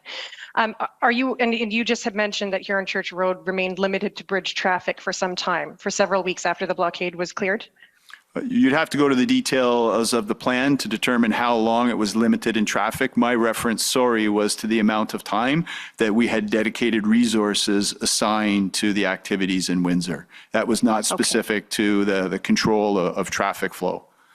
Well, we can speak to some other witnesses, including Superintendent Early, Yes. if we need to get into those details. So you might not be aware of the exact number, but would it not surprise you if I told you that it took over 1,600 concrete barriers to implement the traffic plan? I would not be surprised at that. And these barriers had to be sourced quickly. Yes, they did. And the traffic plan required support from the City of Windsor, including by sourcing and moving vehicles and Jersey barriers. Superintendent Early would be the best to speak to the interoperability there, but it would obviously have required the support of the city. And as I understand it, there was great cooperation. Yes, and it would not surprise you, Commissioner, that the police operations and implementation of this traffic plan was expensive. That would not surprise me. And it cost around $1 million for the Jersey barriers alone. Okay. Okay, and as a result of the blockade and then the police traffic plan, would you agree with me that access to businesses along Huron Church Road would be limited and commercial traffic would have been reduced as a result? That does not seem unreasonable. However, I think it requires some context to say as a result of the actions of the police are responding to unlawful protests to make the area safe and maintain a reasonable flow of traffic and community safety. So I don't think it's fair to categorize it as a result of the police actions. Well, the operations to preserve or maintain access to the bridge had an impact on businesses and residents in Windsor. Okay. You'd agree? I can't dispute that. Okay. So would you agree with me that Windsor municipal taxpayers should not be asked to shoulder the costs of securing this international gateway alone? I would not agree with you on that. That's not something that as the commissioner of the OPP, I have any responsibility for, and I think there's other people that should be providing that advice to you. Okay. I just have a few questions to hopefully assist in clarifying the circumstances that led to the OPP's deployment to Windsor. Commissioner Creek, this morning you discussed a number of the individuals within the OPP who reported to you during the protests. And one of them was Superintendent McDonald, who coordinated public order unit hubs during the protests, right? Superintendent Mike McDonnell. Mike McDonnell, okay. And he reported to you daily? He reports to me daily on a regular basis. This was some additional responsibility that he undertook. The hubs did not report directly to me. They reported through the appropriate major incident and critical incident commanders and our emergency operations centers. I was not providing direction as to where those public order units would be, when, and what amounts for what length of time. Thank you for that clarification. It was Superintendent Mike McDonald, but who coordinated the public order units then during the protests? Superintendent Mike McDonnell was the representative of the Ontario Provincial Police that coordinated that in cooperation with the other leads or representatives of the public order units across the province. Okay. If I could please show you WTS 6026. This is Superintendent McDonald's witness summary. Superintendent McDonnell? McDonnell. Not McDonald, thank you.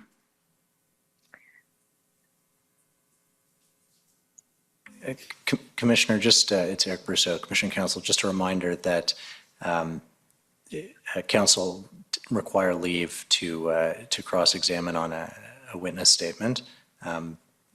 Ms. King made us aware of this, but just for the record, leave is required. And yes. Sorry, go ahead. No, go ahead. I was just going to add that Superintendent McDonnell is a witness whose statement the Commission intends to enter into evidence. He is not a witness who will be called to give evidence or that the Commission intends to call to give evidence as sort of relevant background for the question of leave.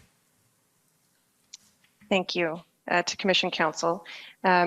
Commissioner Carrique, did you have an opportunity to review Superintendent's witness summary? No, I have not. Okay. Commissioner, I am seeking leave to refer Commissioner Carrique to this witness summary. He's advised that the superintendent has reported to him daily, and as Commission Counsel has advised, they've identified the summary as one that they intend to admit in lieu of oral testimony. Okay, well, perhaps we could put it up. You could ask the question, but this probably should have come earlier in your examination because you're already over time. So if you could put it up and see what the question is, and then I'll see what the witness can say, and I'll rule on it. Okay, thank you, Commissioner. If you could scroll to page 4, please.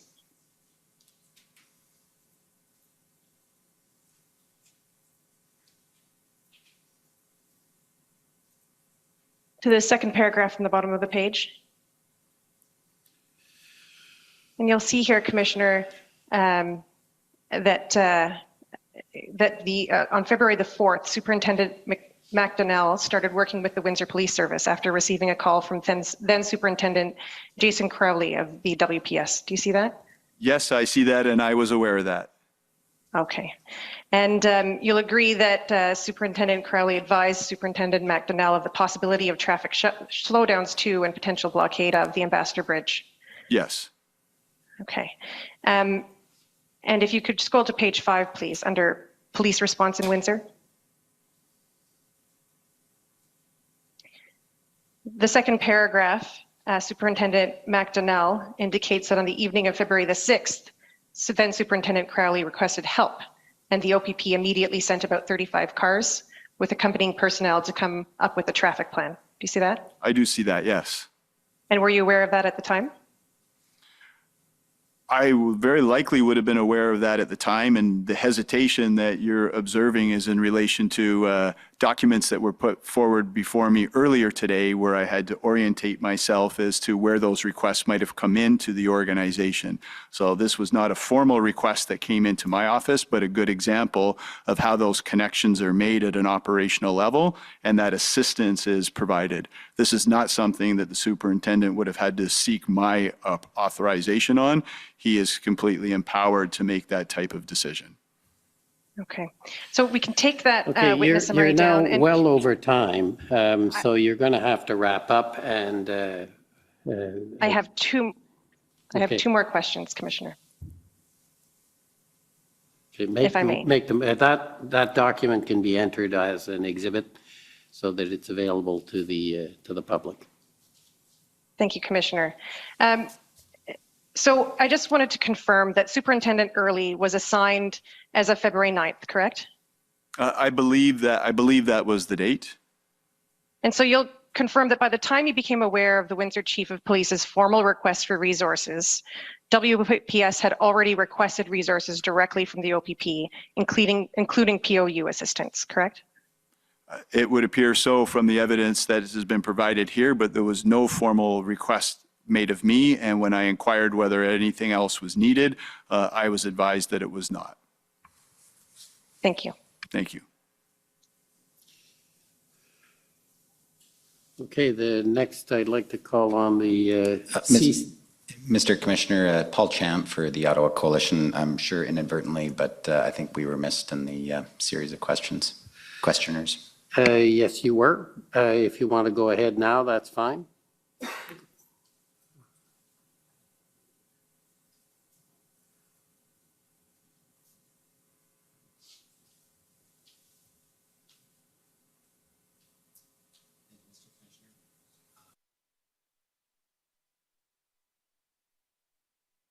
Businesses. I just have some questions for you following on your testimony. Thank you so much for coming to Ottawa to answer these questions for us. Thank you, Paul.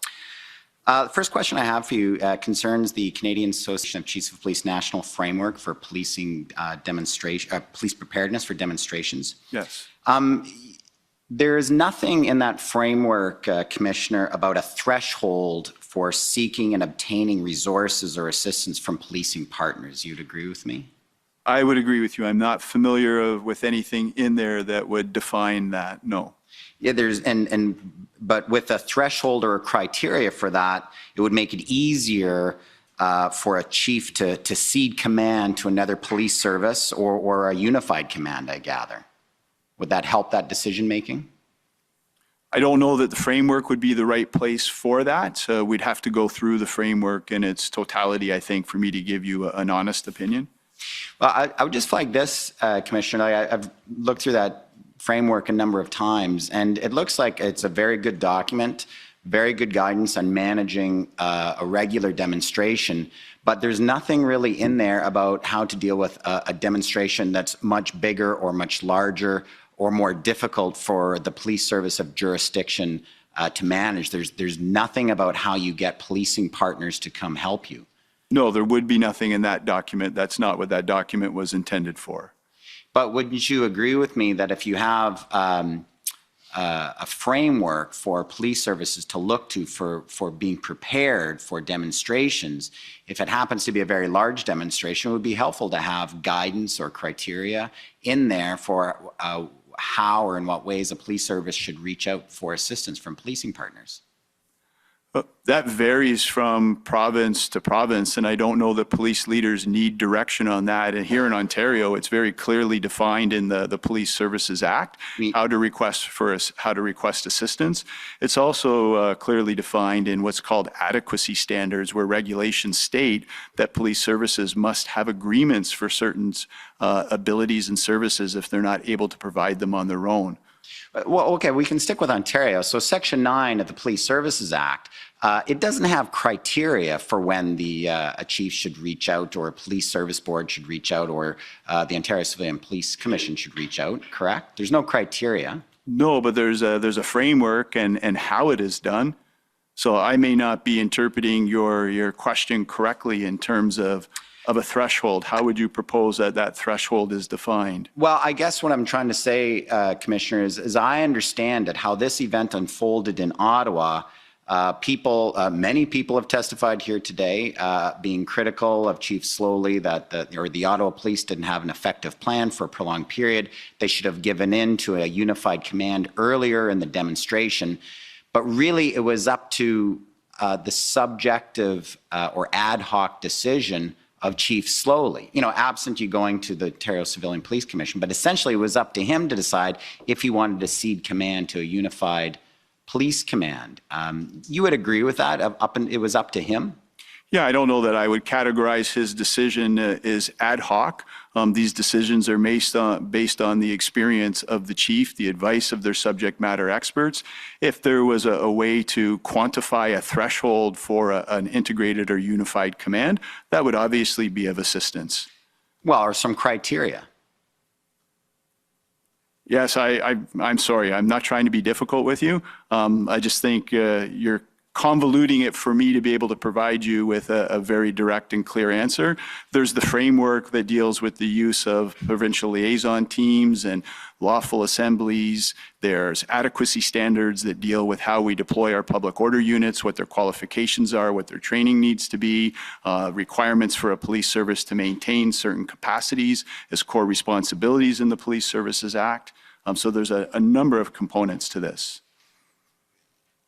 Commissioner, what I'm trying to get at is that what we do know, you've already given us testimony that by February the 15th, you were ready to have a conversation with Chief Slowly to suggest to him that it's time for him to cede responsibility to a unified police command, correct? You were going to have that conversation with him? To have a conversation with him to determine whether the obstacles that had been communicated to us were seen by him in the same light, and to determine whether it was that time, whether we should be assuming command of that, whether that was something he was seeking our assistance with.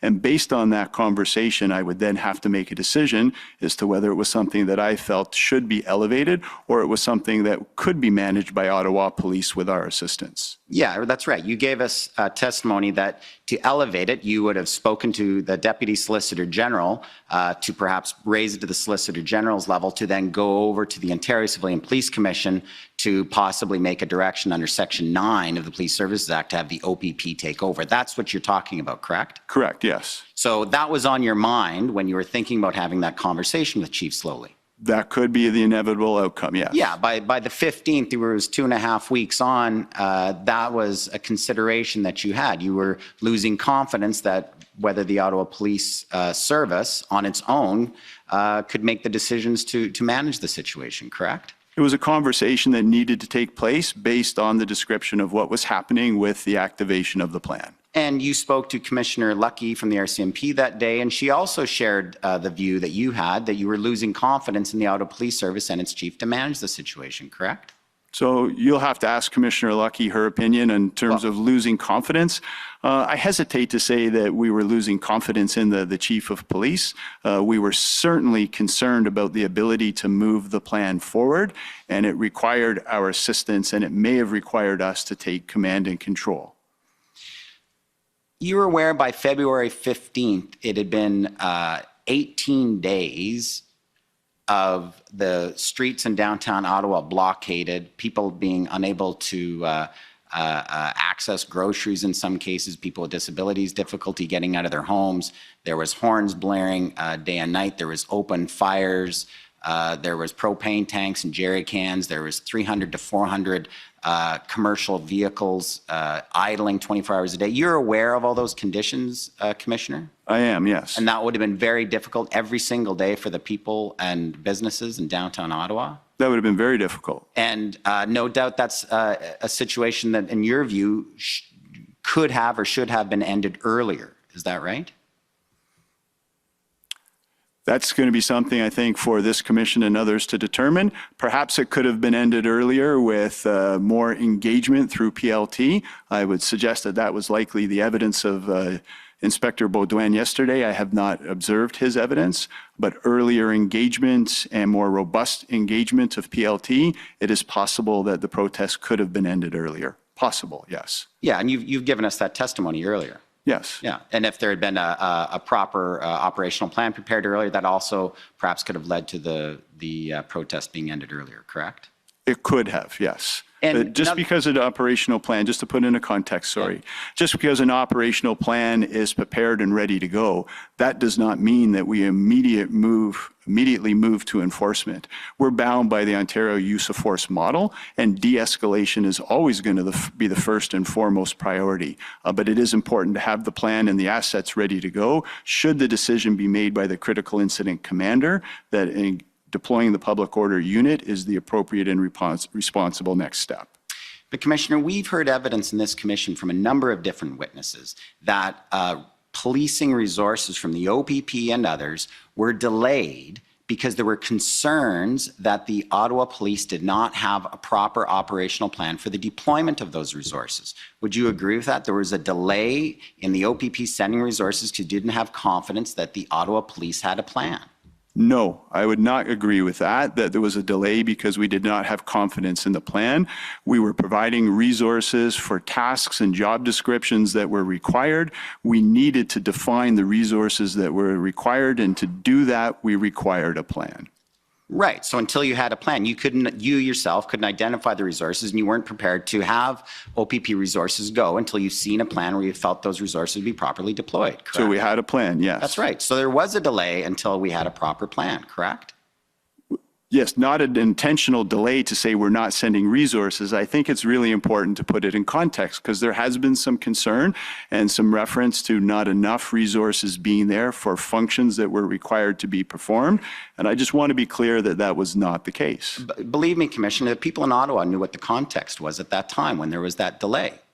Because it was February the 7th that the mayor and the chair of the Ottawa Police Services Board asked for 1,800 officers, and a significant number of OPP officers didn't arrive in Ottawa until about approximately February 17th. Is that right? That is not right. I would Over describe a 1,000? significant number of OPP officers being there prior to that. I would describe over 400 OPP officers being in Ottawa prior to that as a significant number. When we only have just over 1,000 on any given day deployed across this province policing our communities, more than 400 in the city of Ottawa is significant. Right. Well, and while we're on that, it's my understanding from your interview summary that there was approximately 400 OPP officers deployed to Windsor to deal with the Ambassador Bridge blockades, correct? That was officers in total. That was not specific to the OPP. I apologize. I didn't bring your interview summary up. That was my understanding. It said it was 400 OPP, I thought. Now, isn't it fair to say that the OPP could not have sent the numbers of officers that were ultimately sent to Ottawa to bring the protest to an end at the same time as dealing with the Ambassador Bridge crisis in Windsor? That is fair, yes. So you couldn't manage both of those events at the time. You simply didn't have you didn't have the numbers. We did not have the numbers to deploy public order units simultaneously in both locations. That is correct. All right, just one last point, if I could, Commissioner. On the letter that went from the mayor and the chair of the Ottawa Police Services Board on February 7th asking for 1,800 officers, you've testified you didn't think that public request was helpful, correct? It was not helpful operationally, correct? Yeah, because then there could be a perception publicly that the OPS didn't have the resources to manage the situation.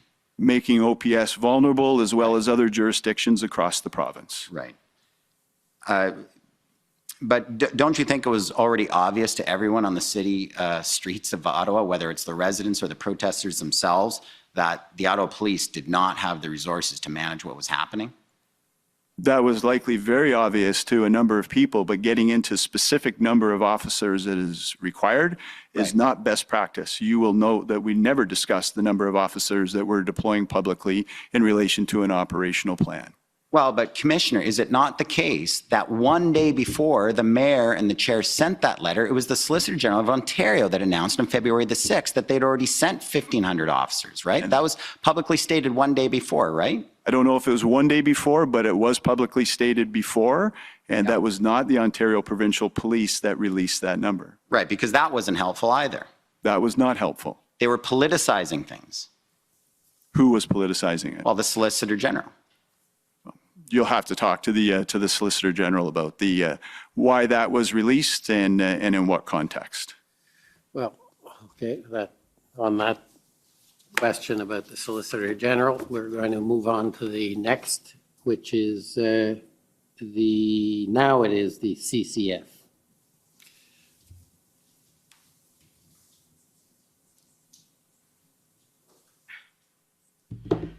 Commissioner, good afternoon. It's been a long day, and so I'm going to try to make my questions very brief. Thank you. Could you start by introducing yourself, please? My name is Sujit Chaudhary. I am counsel for the CCF. Thank you. And so I'd first like to begin by confirming some testimony you provided this morning while being examined by my friend, Monsieur Brosseau. And I believe you said the following: if the request came under the Police Services Act to take over policing in Ottawa, the OPP would have been absolutely willing to move forward and fulfill our responsibilities. Did you say that, or words to that effect? Words to that effect. We would have had to assess the request and our capabilities, but the willingness would have been there. Okay. So I'd like to ask you some questions about the legal mechanics whereby that would have occurred. And so if I could ask the clerk to please turn up Commissioner Carrick's witness interview summary, which is WTS 6039.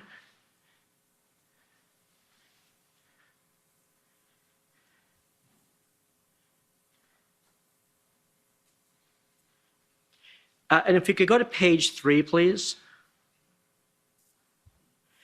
And I'd like to, if you could just scroll up a little bit more, that's great. So Commissioner Carrick, I'd like to take you to the paragraph that begins, "There are a limited number of ways."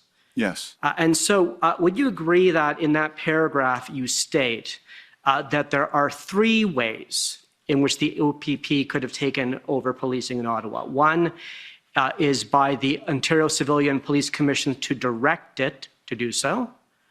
The second is on the request of the Crown Attorney, and the third is on a request from the Police Services Board of the Chief of Police. Yeah, so really there's the 4, because you could get a request from the board, or you could get a request from the Chief of Police. And as it relates to the Crown Attorney, that is normally specific to a very specific investigation or incident. Good. So I'd like to focus on the first of those mechanisms, if we may. So could we please call up CCF, and I think it's 6/11.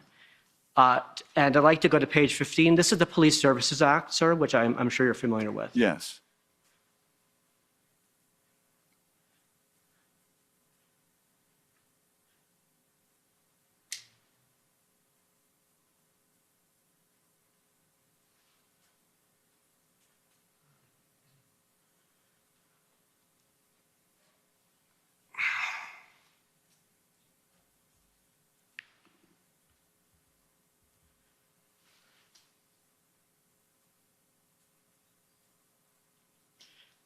So if we could go to page 15, please. Right. So this is section 9 that we've spent a bit of time on today. What I'd like to take you to is subsection 2. And would you agree that subsection 2 says that if the commission were to find that the OPS was not providing adequate and effective police services, it would have first communicated this finding to the OPS board and directed the OPS board to take necessary measures? Yes. And then after that, subsection 3 provides if the board does not comply with the direction, the commission may request that the commissioner have the OPP give assistance. Yes. Okay, thank you. And the word assistance isn't defined in this statute. Would you agree? I would agree. I don't know anywhere where assistance is defined. Well, that's an interesting question. But in this statute, it's not. But you're interpreting assistance to include a takeover. Is that right?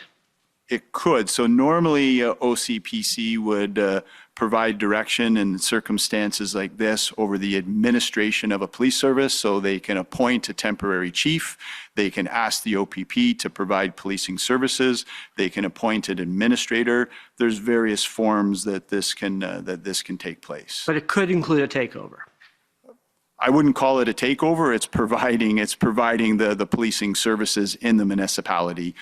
Doesn't mean that the police service becomes defunct, but we would be relied upon to provide the services that the commission felt were not being provided. So I'd like to talk a bit about the commission because it's a bit of a mysterious body. Could we go to page? Could we go please to section 22?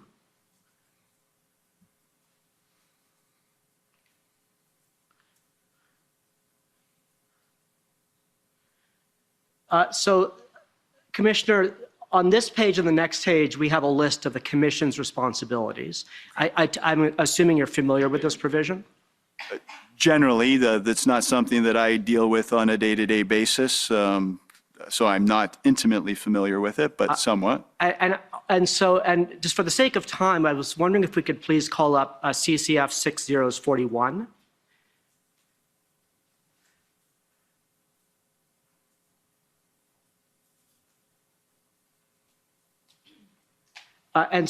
Commissioner, this is a printout or a PDF from the pardon me, can you just go up? Regarding the Ontario Civilian Police Commission that's on the Public Appointment Secretariat website. And if you could scroll down, please. If you could stop there, just ask you to read to yourself how it describes the function of the agency.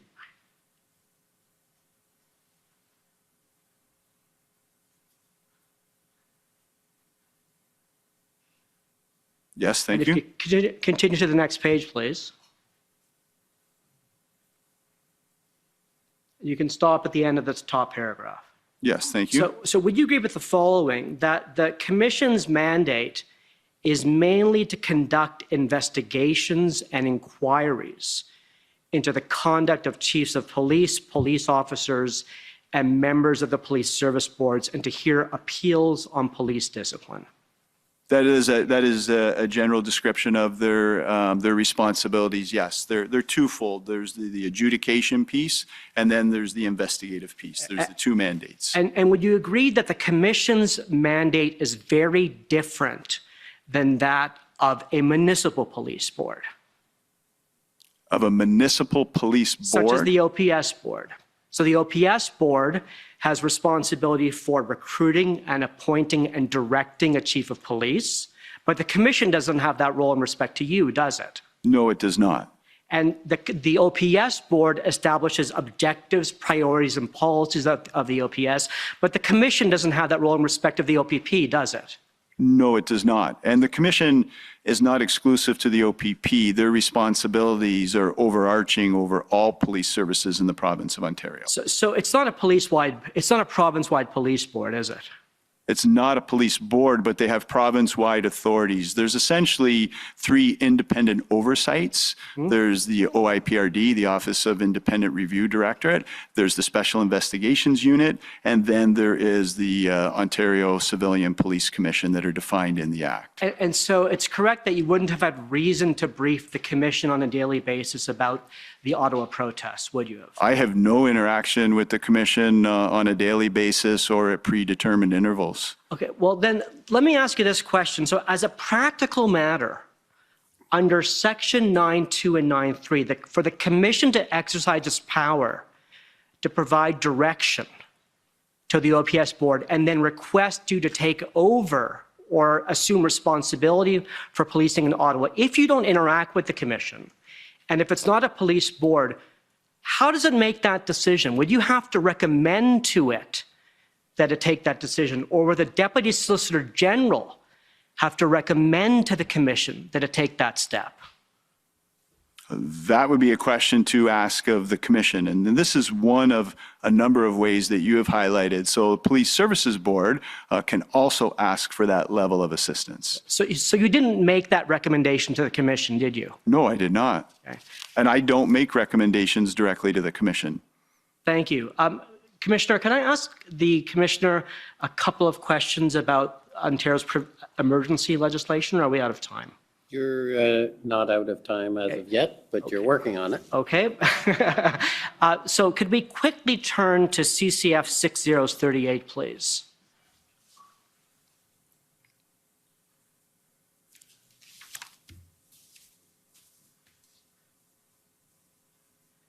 And so, Commissioner, I take it you're familiar with the Emergency Management and Civil Protection Act? Yes, somewhat. Could we go to pages to the bottom of page 6, please? And so I'd like to direct you to subsection 4 at the bottom of page 6 here of section 7.02. Maybe you could scroll up just a little bit so the commissioner can see the beginning of this.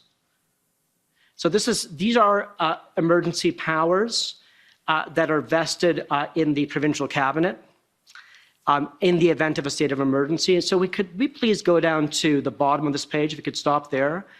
Would you agree that under a provincial state of emergency, the provincial cabinet can make an order regulating or prohibiting travel or movement to, from, or within any specified area in Ontario?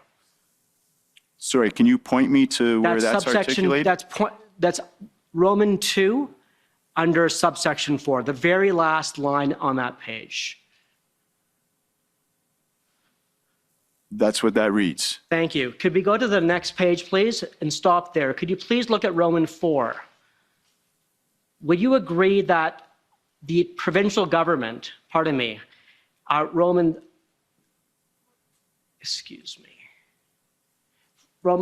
point 3, would you agree that the provincial cabinet could evacuate individuals and remove personal property from any specified area in the province under a state of emergency? I would agree with you that that's what's written here. Yes. And so do you agree that pursuant to this statute, the provincial cabinet could have created a red zone around Parliament Hill? That's a fairly technical question in law, as I would have had to seek legal advice on any such order. The EMCPA that we dealt with identifying critical infrastructure, which was legislation that was enacted on February the 12th, that did provide very specific locations or descriptions of locations where activities were prohibited, and then gave us the tools to deal with those activities. And would you agree that under these provisions, the the cabinet could have restricted the movement of heavy trucks into downtown Ottawa? So that's a legal question that as a police officer, I'm not qualified to answer. Those conclude my questions. Thank you. Thank you.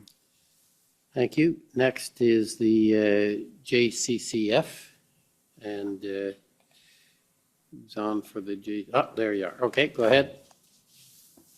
Yes, good evening, Commissioner Creek. My name is Alan Honor, and I am a lawyer for the Democracy Fund. For who? Sorry, the signal cut out. I apologize. Oh, pardon me, for the Democracy Fund. Thank you. Commissioner, as regards the Ambassador Bridge blockade, I understand that the Windsor Police Service were the police of jurisdiction, but the OPP took the lead in coordinating enforcement. Correct. In cooperation with Windsor Police, yes.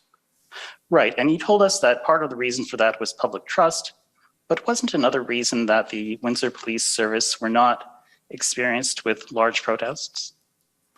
I can't speak to the extent of Windsor Police Service's experience, but they certainly would not have the experience of a large city like Toronto or Ottawa. And this protest at the Ambassador Bridge, it was a large protest. It was what, sorry? It was a large protest. I can't specifically state the numbers, but I would define it as a larger protest in terms of impact. There were a number of motor vehicles, there were a number of people, and it took over 400 police resources to deal with that protest. I just want to ask you some questions about how the OPP and their partners managed to clear that that protest. And so I understand from your evidence earlier today that the injunction, while it was helpful, it wasn't effective in isolation. Correct. What was really effective was the operational plan of February the 12th. Is that right?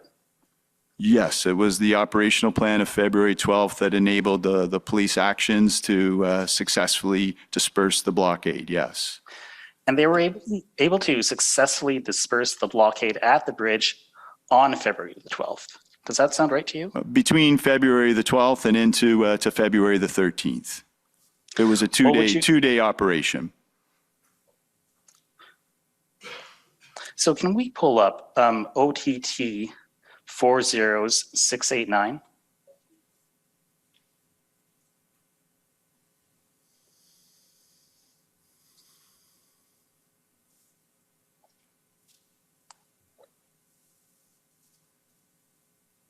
Sorry, Council, could you repeat that document ID?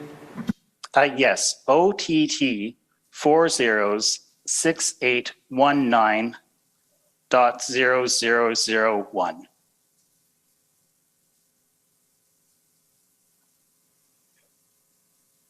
Oh, I apologize. It's OPP 401554.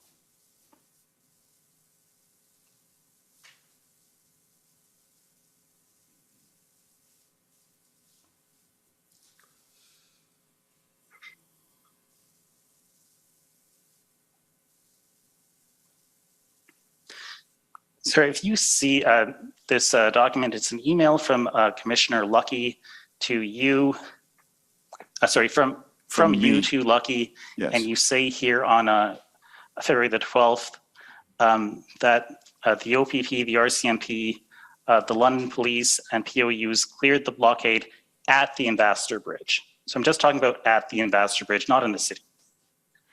Yeah, so there was a large piece of geography that the officers had to contend with. So the specific blockage at the bridge was cleared on that date, and they still had more protesters that had to be cleared out of the general area to ensure that that was secured.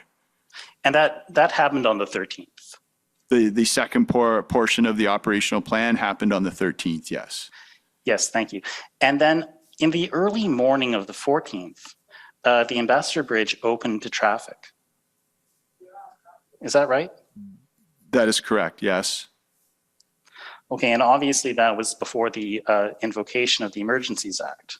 Yes, it was. The next day, on February the 15th, the bridge was fully operational. I believe so.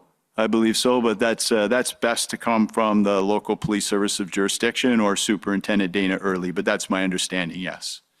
Thank you. We'll confirm that with Dana Early. Earlier today, my friend from the City of Windsor brought you to a document. It was a traffic plan, and it was OPP 6011. Did you have a chance to review that plan before coming here today? No, I did not. The first I have seen of the plan is when it was presented to me here today. So I'm going to suggest to you that if you did look at that plan, you would see that the powers which are listed in that plan to control traffic deal with federal legislation such as the criminal code and provincial legislation, but they don't make any reference to the Emergencies Act.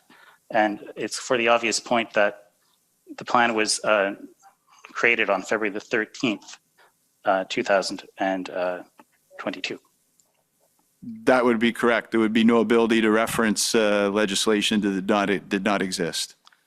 I understand that there were police officers in Windsor for quite a while after the bridge was cleared, but they wouldn't be required to be there to control traffic. Their specific duties, I would suggest, should be provided by Superintendent Early or specifically the Windsor Police. I'm not familiar with what they had them doing day to day. I'm sorry. That's fine, thank you. Earlier today, you told us a little bit about the economic impacts of the blockade at the Ambassador Bridge, and I think you said it was $700 million per day? That was my understanding, yes, of two-way trade. That's not your specialty, that's just something that you were told. That's just something that I'm aware of, yes. Certainly not my specialty, not anything that I have verified or confirmed, but certainly my understanding. Understood. You cannot tell us then whether that financial impact was mitigated by traffic being diverted to the Detroit-Windsor Tunnel or to the Blue Water Bridge? That's not something that I could comment on, no, sorry. Earlier today, when you were telling us about the Blue Water Bridge, you said that the blockade wasn't actually at the Blue Water Bridge, but it was some 30 to 40 kilometers away. That is correct, yes. Do I understand correctly that the OPP were able to clear that blockade by February the 14th? I don't recall the exact date, but we were able to clear it in and around that date, yes, in very close proximity to clearing the Ambassador Bridge. Okay, and in any event, when you cleared that blockade, what was very useful was the PLT teams and the risks caused to the protesters by the EMPCA. EMCPA, yes, correct. Thank you. One last question just about Cornwall, because that came up in your evidence today too. And you said that there was a point of entry in Cornwall, which was blocked on February the 12th, and that there were significant concerns there. Among other things, you said it was jurisdictionally complex. You said there were concerns of violence. I was wondering, can you tell us, was there a lot of farm equipment at that protest? I believe there was farm equipment at that protest, yes. And when you talked about the Blue Water Bridge protest, I know it wasn't at the Blue Water Bridge, but I'm referring it to that in that way, the 402 protest. The provincial emergency powers were effective because that was farm equipment. Was it also effective at Cornwall? I can't say that it was effective because it was farm equipment, but it was an effective tool that we relied upon. I can't say in the case of Cornwall what effectively enabled them to de-escalate that situation. That was a momentary blockade, a momentary demonstration that did not last for any prolonged period of time. In fact, I think it cleared by the same day, by February the 12th. It did, correct. Okay. Thank you, Commissioner. Those are my questions. Thank you. Thank you. Next, I'd like to call on the National Police Federation.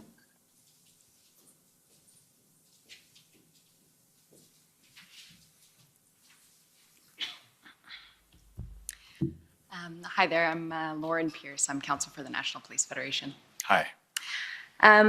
Just a couple of very quick questions for you.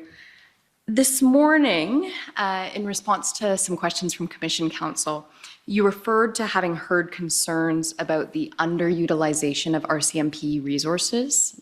Some folks may be sitting around waiting for assignments. Yes. Are you able to tell us a little bit more detail about what you remember hearing? Not specifically. I believe there may have been reference to up to 250 RCMP resources that were available that were not being utilized. But that's just going by memory, and that's evidence best shared with you by the RCMP. I was aware of the concern, but not something that I was intimately involved with. Okay. And do you remember approximately when those concerns were conveyed to you? No, I don't remember. It would have been very early on, so I would say within the first week of February. And it wasn't so much that they were conveyed to me as much as I became known of it. So you would have to verify that information. I don't have firsthand direct information of that. Okay, absolutely. So moving on to another area. I understand the Ontario Provincial Police is responsible for the security of Queen's Park. We have responsibilities, some responsibilities for Queen's Park, but there's also LPS, Legislative Protective Services, that has responsibilities for the protection of individuals within Queen's Park. We have responsibility for the physical security aspects of it. Right, okay. And at a high level, are you familiar with the Parliamentary Protective Service and they're being responsible for the physical security of Parliament Hill? Somewhat. I don't have intimate details as to who has what mandate and responsibilities. I know that they exist and that we work in collaboration with them, but I can't provide any direct insight into mandates or responsibilities. That's fair. I saw in your witness statement that you identified one of the key issues for this inquiry to examine as the ability and responsibility to lock down the parliamentary precinct. Yes. Are you able to elaborate for us a little bit about why you identify that as a key issue? Well, I think if we look back at the events that have transpired and we look forward, part of our responsibility is to mitigate something like this happening again in the future. This is the parliament for our country. It's extremely important, critical infrastructure, and there ought to be a predetermined plan that can be exercised to shut that area down if there is a threat, relying on hard security features and interoperability between the various security agencies that have roles and responsibilities. Thank you very much. I have no more questions. Thank you. Thank you. Next, I'd call on the province of Saskatchewan.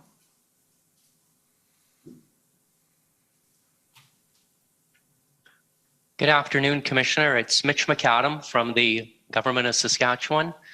The matters that I was going to ask this witness about have already been covered by others, so I have no questions. Thank you. Thank you. Next, call on the province of Alberta.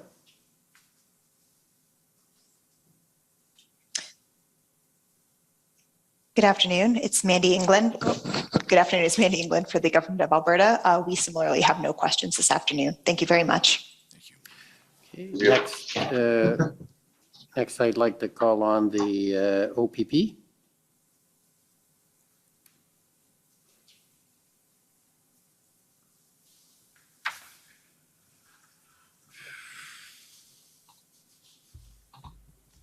Good evening, Commissioner. Christopher Diana for the OPP. Good evening.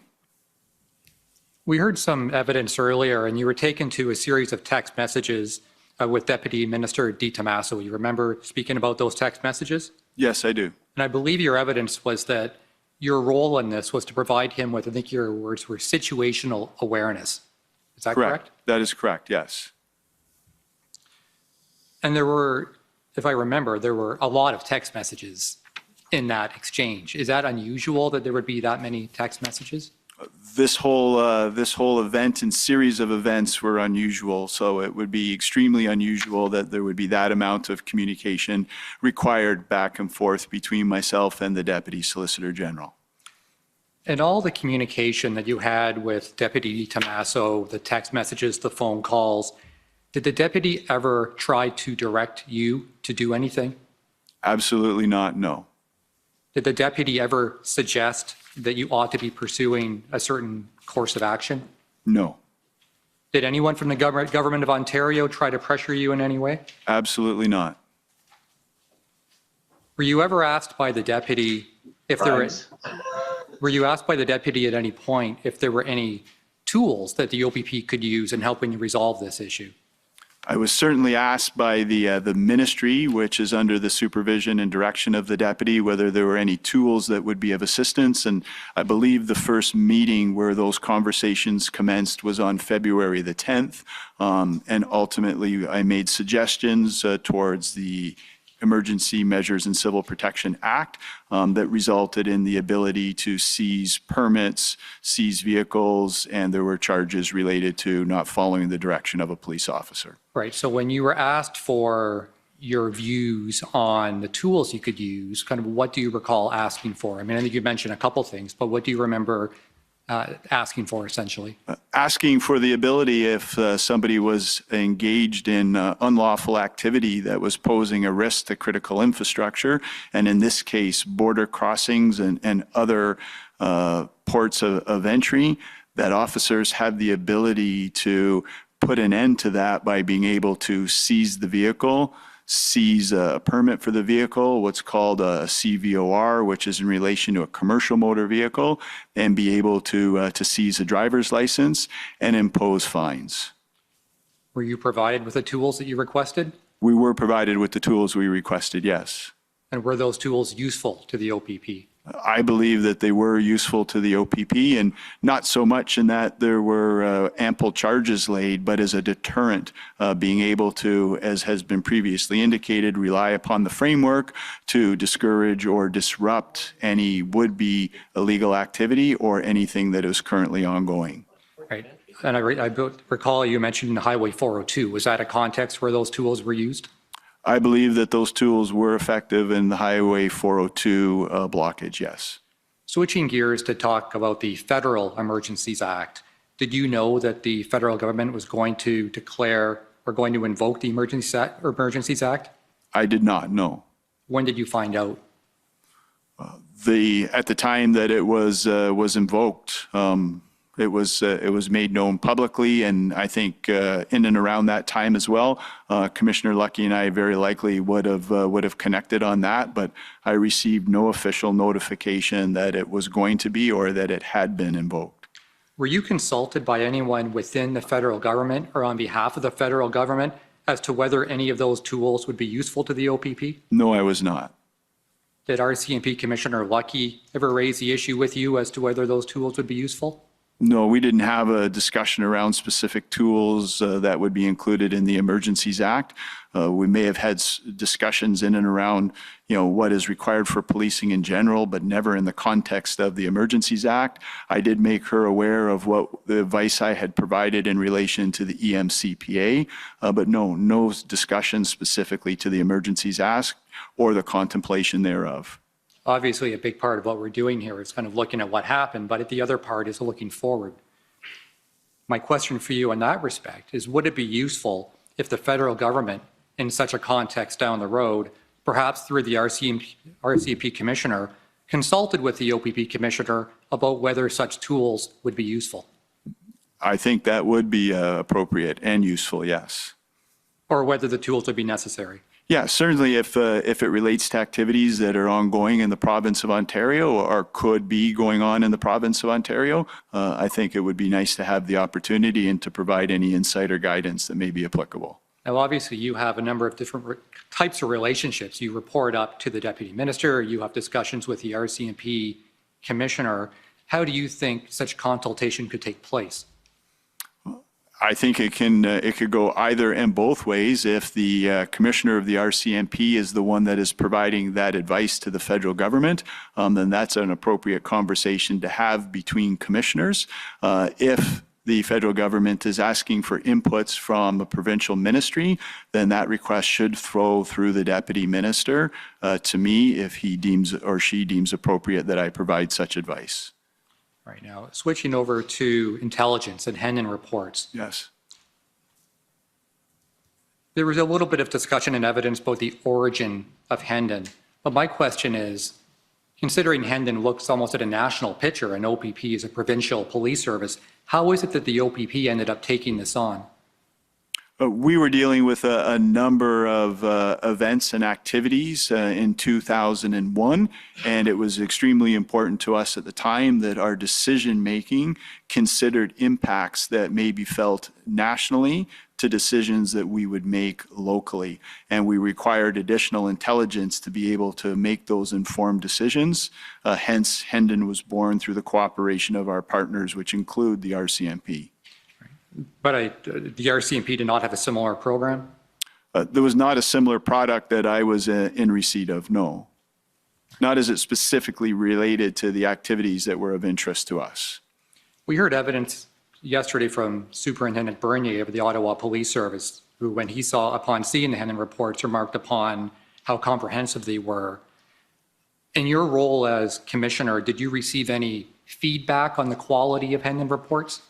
Regularly and often, yes. Lots of positive feedback on the quality of the Hendon reports, the timing of the Hendon reports, the briefings that were provided to the intelligence bureaus by the Provincial Operational Intelligence Bureau, and also very positive feedback on the briefings that Superintendent Pat Morris provided to the affected chiefs of police. I do want to go into another area, which I think there may be some confusion, and I want you to try to clarify this so that everybody understands your perspective on it. My friend from the Commission took you through your thoughts on whether this was a national security threat. You talked about the word potential, what that means. On cross-examination, the two Brendans each asked you to look at different aspects of this. One asked you about definition under the COMISSION Act. One asked you whether there was a risk or a threat to national security. And I guess my question is, just to avoid any confusion, at any point did you become concerned that the situation in Ottawa and elsewhere gave rise to a national security threat? Yes. And what was your basis for that conclusion? For the contents contained in the Hendon report, specifically on February the 7th, that caused concern for the combination of events and activities that were taking place, that as was articulated in that report, it posed a possible threat to national security. Right. And you also referenced the description by, I believe, Public Safety Canada and various criteria. Is your assessment based on the Public Safety Canada criteria? And I wouldn't call it criteria as much as I would reference in various materials. I think national security is much more complex and broad than the threat to the security of Canada that's confined in the COMISSION Act. National security has a number of components. It's the extent to which that poses a threat should determine how that is mitigated and how that is dealt with. All right, and there is a document which I don't believe has been referred to in the evidence that I think I'd like to ask you about, and that's a Hendon report dated February 19th. It's document ID OPP 1634.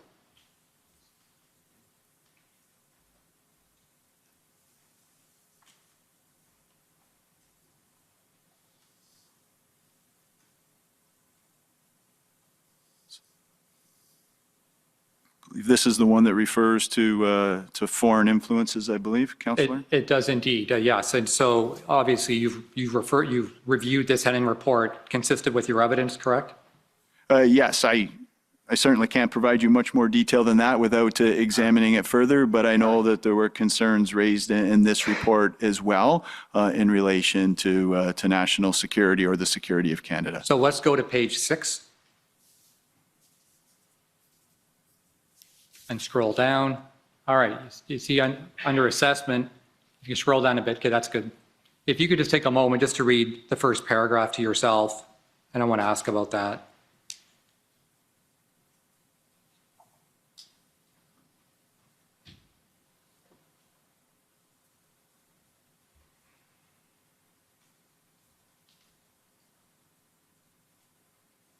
Okay, I've read the first paragraph. Thank you. Right. Now, what's your, and in the context of this, of course, on February 19th is during the operation in Ottawa, but what's your understanding of what that paragraph is trying to convey? I think it's it's fairly clear, and at the risk of just reading it back, it is conveying that it is almost certain that the freedom movement blockades and protests represent a long-term threat to public safety and security domestically. Right. And that certainly is a cause of concern for the OPP. Yes, absolutely. All right, can you go to page 7, please? And if you could again read that last paragraph to yourself.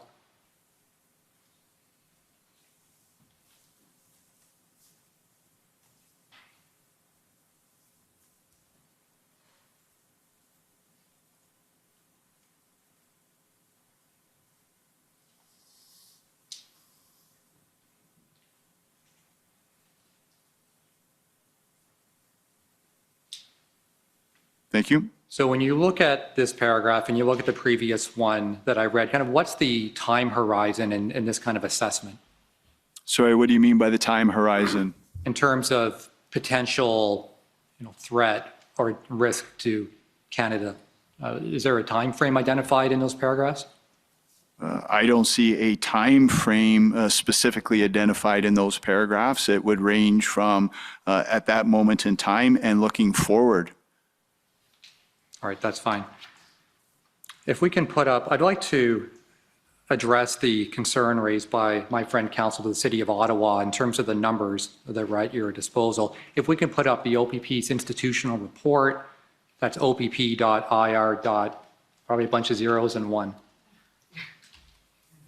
Probably 7.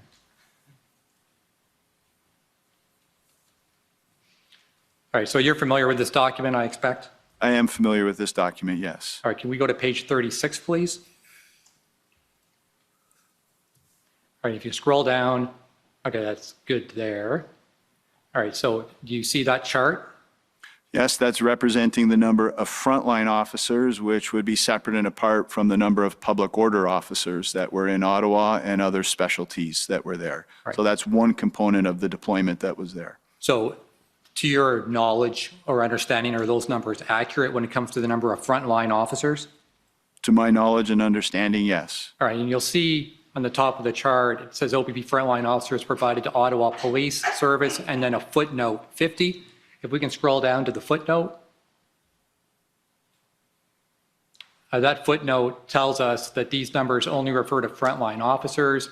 It does not refer to the large number of OPP members and OPP POU, OPP Logistics Support Team members, OPP PLT, POI members, OPP Auxiliary and Special Constables, and Aviation Services members. Do you see that?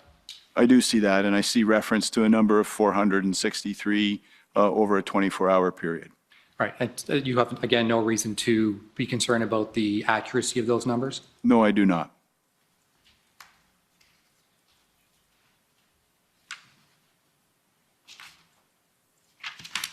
Thank you, Commissioner. Those are my questions. Thank you. Okay, any re-examination?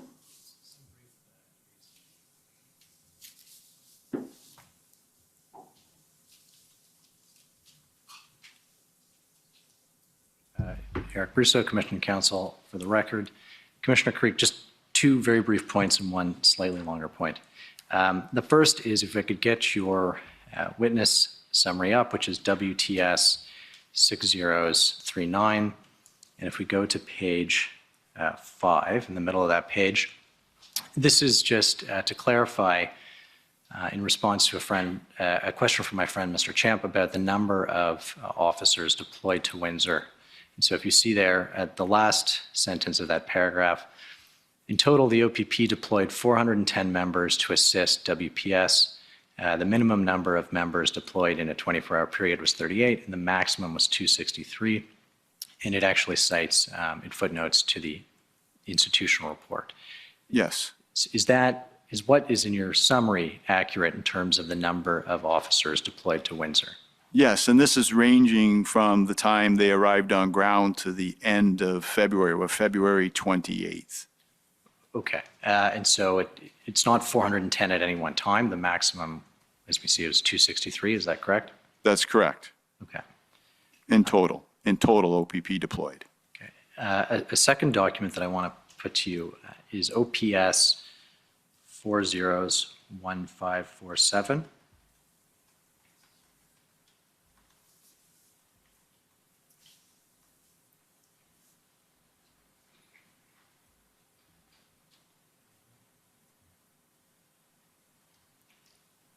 And in fact, sorry, Mr. Clerk, as you're doing that, I think it might be OPP 401547, a mistake the parties make often on their witness lists.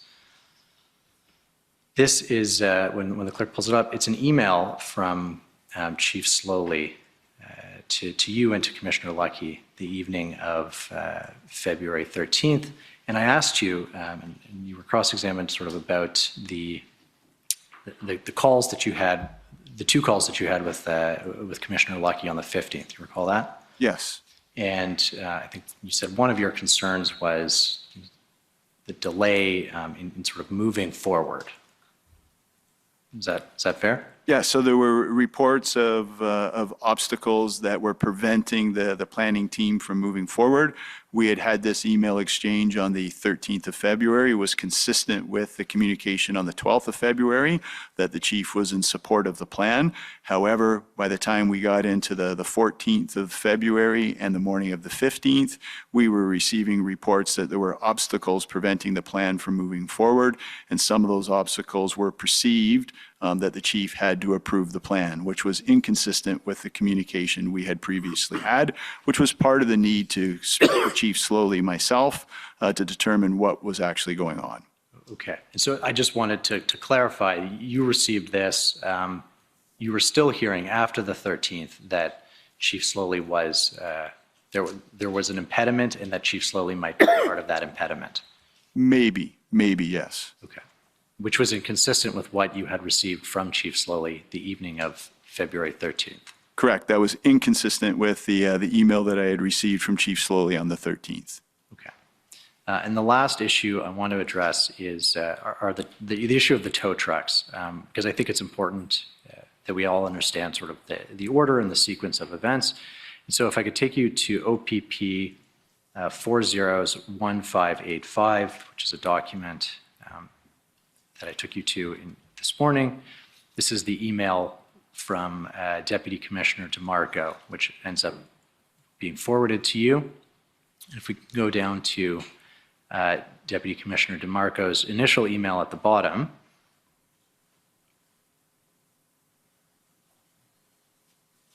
which is dated February 13th at 2:29 p.m. And so Deputy Commissioner DeMarco reports to the group the companies who would provide service, 7 companies with 34 total heavy tow units. Is that consistent with what you understand to be the case as of that time? Yes, I can't specifically recall the numbers, but it's consistent with what I recall. Okay, and if we scroll down, sorry, just at the bottom of that email, actually, the last paragraph, as you suggested, it may be very helpful to have the immunity emerge order ready for community members to assist with land/facilities if required. Do you know what the Deputy Commissioner is referring to here? So that may have been in relation to where they were going to stage the tow trucks, how they were going to maneuver the tow trucks, and where they were going to remove the seized vehicles to. Okay. What's the date of this email, sorry? It's February 13th at 2:29. February the 13th. So there was a lot of times that the EMCPA was being referenced, and there were other times that the EA was being referenced. At this point in time, there is no Emergencies Act. Correct. This is a reference to the EMCPA, if anything. Yes. And it's, as I think you just pointed out, it's a reference to the staging areas for tow trucks or for trucks that are towed, not to a concern on behalf of the towing companies themselves. Is that fair? No, I don't perceive that is a concern on behalf of the towing companies themselves, although there were concerns from the towing companies about indemnity. Okay. And then we've, the emergency man, so the act is invoked on February 14th. The emergency measures regulations are published on the 15th. And I take it you're aware those required either a written request to render services or a verbal request followed up in writing as soon as possible. That is correct, and it was a bit of a scramble to get orientated with the provisions in that legislation. Not having any advance notice that it was coming, there was no ability to provision in our planning for the utilization of those tools. We required legal assistance to determine what was possible, and then to be able to look at how we might be able to use those tools. Okay, and I won't take you to it in the interest of time, but your February 17th letter, which we saw this morning and this afternoon, you've actually written in there, this is the one that goes to all identified towing companies. It says, this letter is written confirmation of verbal instructions from the OPP acting on behalf of the RCMP to provide these services from the date of the regulations coming into force, which was the 15th. And notice that you are required to continue to comply and provide these services. Yes. So your letter, just so we understand, your letter was that sort of after the fact written confirmation of a verbal direction to provide towing services. Yes. We had officers dealing with the tow providers directly and through the Ministry of Transportation. My understanding was they were all coordinated, organized, and ready to go. Okay. And my friend for the Government of Canada took you to your letter to Deputy Solicitor General Di Tommaso on February 22nd. And part of that letter, again, in the interest of time, I will just read it to you. You updated the Deputy Solicitor General and said, as matters unfolded operationally in real time, the Ontario Provincial Police was made aware of the following. And the first bullet point, which you may recall, the vendor community was highly reluctant to assist the police. Correct. And so my question is, if you can assist us in terms of what transpired and the timing, because it appears from Deputy Commissioner DeMarco's email that as of the afternoon of the 13th, there are tow truck companies lined up. But at some point, you have compelled them verbally and followed up with confirmation in writing. What changed for the towing companies between the 13th and the 17th when you sent the letter?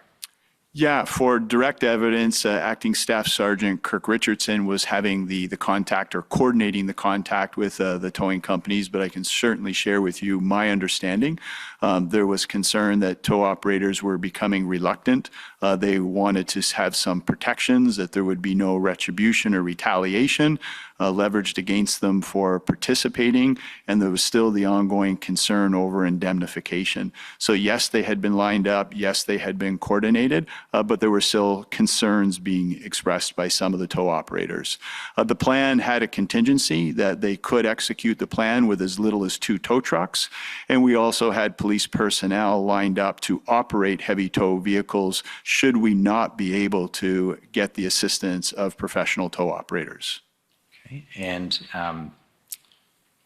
was the concern across sort of unanimous across these 7 companies and 34 trucks, or were there companies, to your knowledge, that would have participated without being compelled?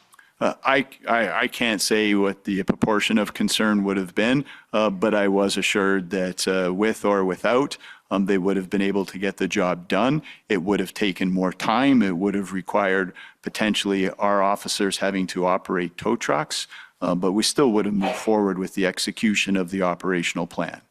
Okay. Thank you. Thank you, Commissioner. Those are my Thank questions. you. Okay, well, leaves me with the possibility to ask a few questions. Given the hour, I'm going to try and be relatively limited and just a few bits of information. Towards the end of your testimony, you were asked about the Hendon reports and if there's anything similar in the federal from the federal police service. And I think you said not to your knowledge? Not specific to this, Commissioner. So there are a number of products that are produced federally in relation to threat assessments, in relation to national security, but there was nothing specific that dealt with the issues we were managing in 2001, specific to rail blockades that were happening around the province. So that filled that need by constructing this particular product. Now, given the progress since then, and rail blockades are not something limited to Ontario, and the issues that are being dealt with in Hendon, from my reading, are not limited to Ontario, is this something that should be taken up by the federal authorities to provide a national Hendon report? It's certainly something that could, and we would need to be an active contributor to that, as would all other police services across Canada. But that is something that would provide substantial value, having a national picture.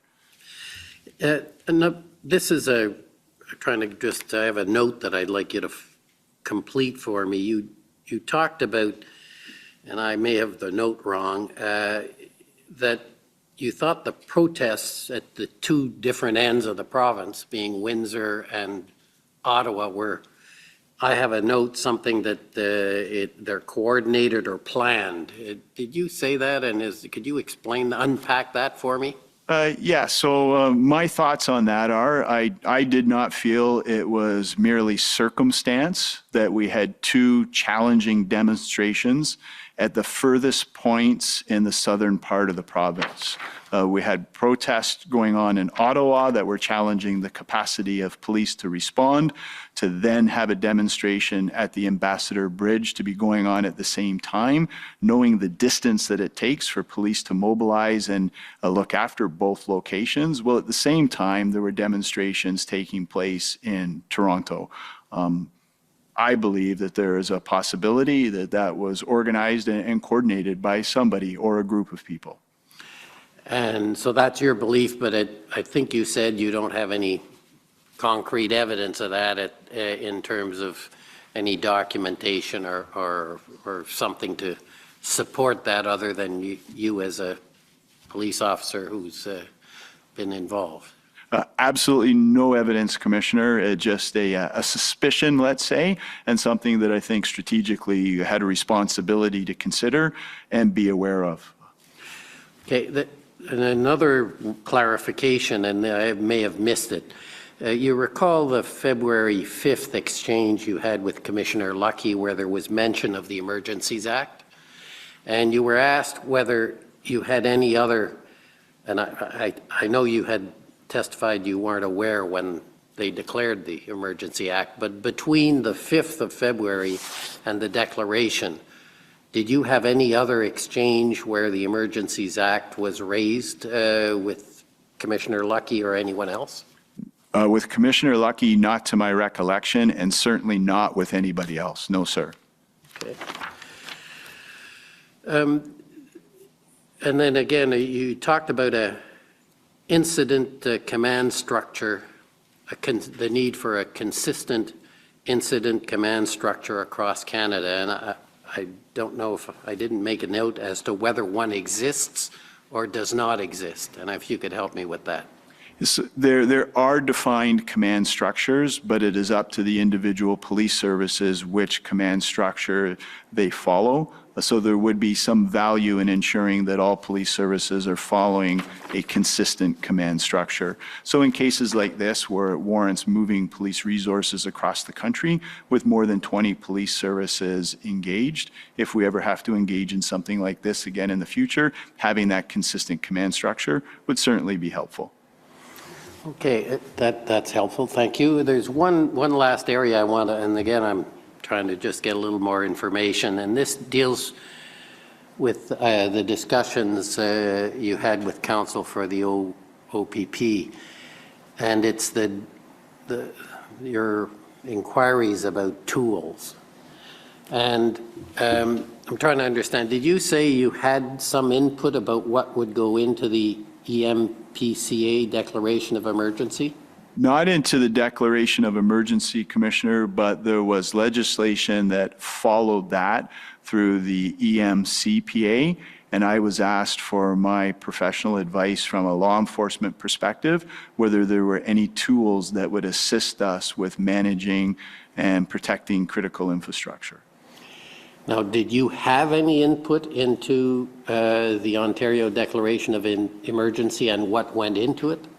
Not into the direct declaration of emergency itself, but into the legislation that flowed through the ECMPA that gave police officers those enforcement tools. I had input into that, yes, sir. So not the declaration, but the legislation that implemented it, if you implemented the tools? That gave us those authorities, yes.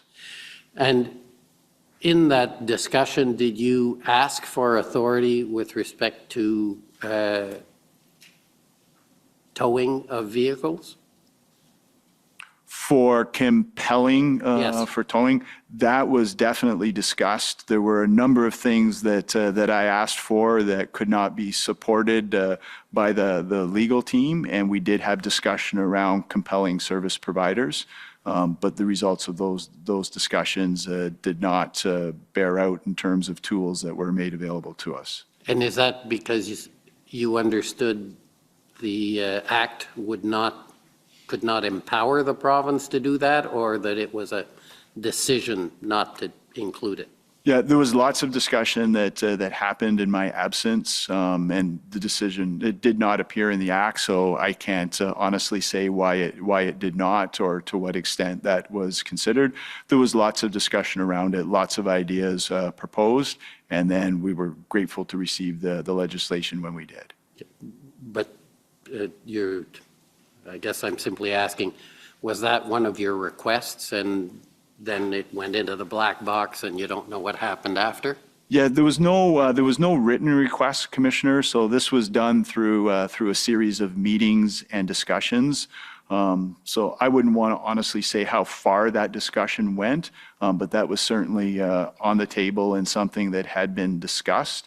And we had talked about a situation whereby we did have trouble getting a tow truck to lend assistance when there was a blockade that had emerged in and around the Peace Bridge, and we had a challenge getting tow trucks to provide the necessary assistance.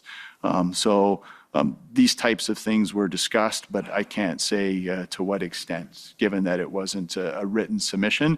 It was merely discussions where I had an opportunity to provide some input. I guess, to be clear, I mean, was your input this would be helpful? For the best of my recollection, I would say yes, because it was an issue that we were experiencing, but I can't state with certainty how much discussion we had on that. Now, we also had some evidence you gave about exclusion zones and common law power about exclusion zones. And in fact, there were powers given certainly about the Ambassador Bridge and interprovincial bridges under the EMPCA, as I understand it. That's correct? Yes. Were there discussions, or do you have an understanding as to whether the exclusion zones around Wellington were discussed in your input that you had? I can't say that specific locations were discussed in and around Wellington. It was more the categorization of critical infrastructure.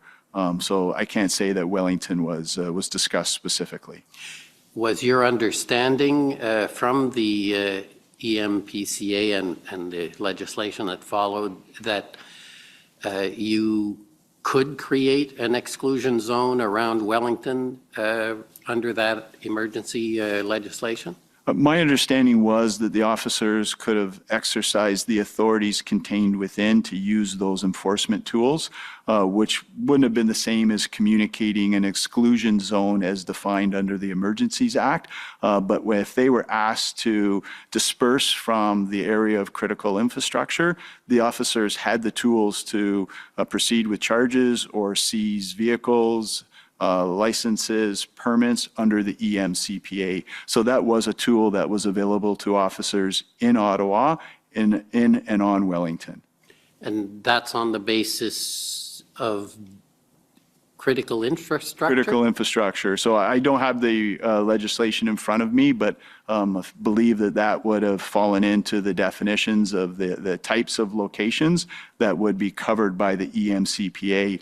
If it's helpful, the OPP did do up a chart that explained to the officers where we felt the various powers would apply. It became very complex for officers to try to navigate their way through these new powers that they weren't used to in real time. So it may be very helpful to walk through that chart at some point. Okay. So just to be clear, your understanding is Wellington was declared to be critical infrastructure like the bridges and so on? That was. Yeah, so I think I can be much clearer. So it contained in the EMCPA was the not to block any highway. So the definition of a highway would include any roadway. So that would include Wellington. So highways were deemed critical infrastructure, which addresses the concern on Wellington out in front of the Parliament building. So the roadway itself is deemed to be critical infrastructure. So blocking any roadway would be critical infrastructure then under the Act?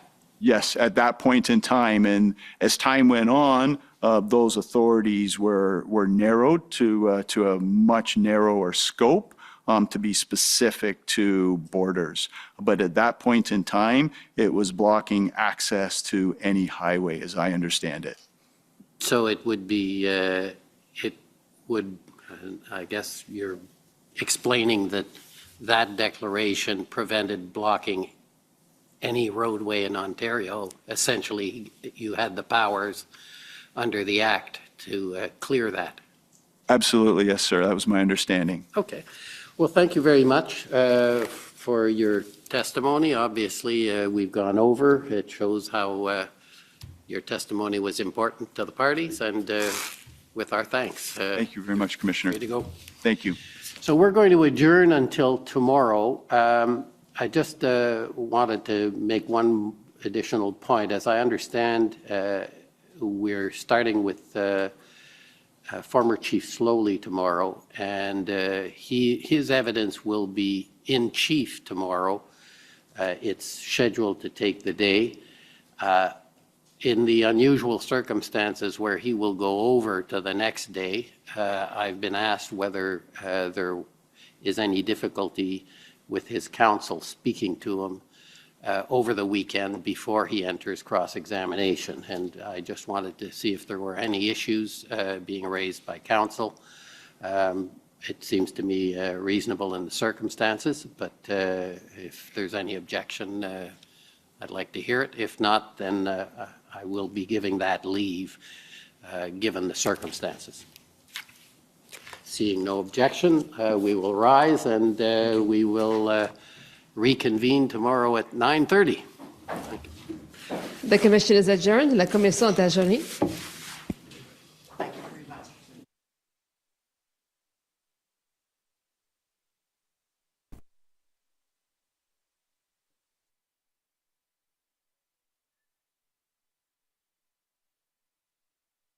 All right, fantastic. That's great news. Dejero, it says when it ends. That's weird. Dejero. What is that? Is that Spanish for something? Dejero. I don't believe so. It could be, but it's not a Spanish word that I'm familiar with. Are you sure? Is that a secret code word to the aliens that was probably I don't know. Dejero. You know, it could be the same language as Megwitch for all I know. I just Dejero. It just keeps saying Dejero. That's fantastic. Cool. Okay, so here we go. We got some new information right there. He's talking about the EMCPA. If you don't know what that is the Emergency and Civil Protection Act. So according to Commissioner Egg, right, Thomas Carrick, you can just use that and you could clear those roadways. Is that what I'm hearing? I saw, and thank you ladies for noticing that. There was Bond Pearl noticed that, as well as one other person as well.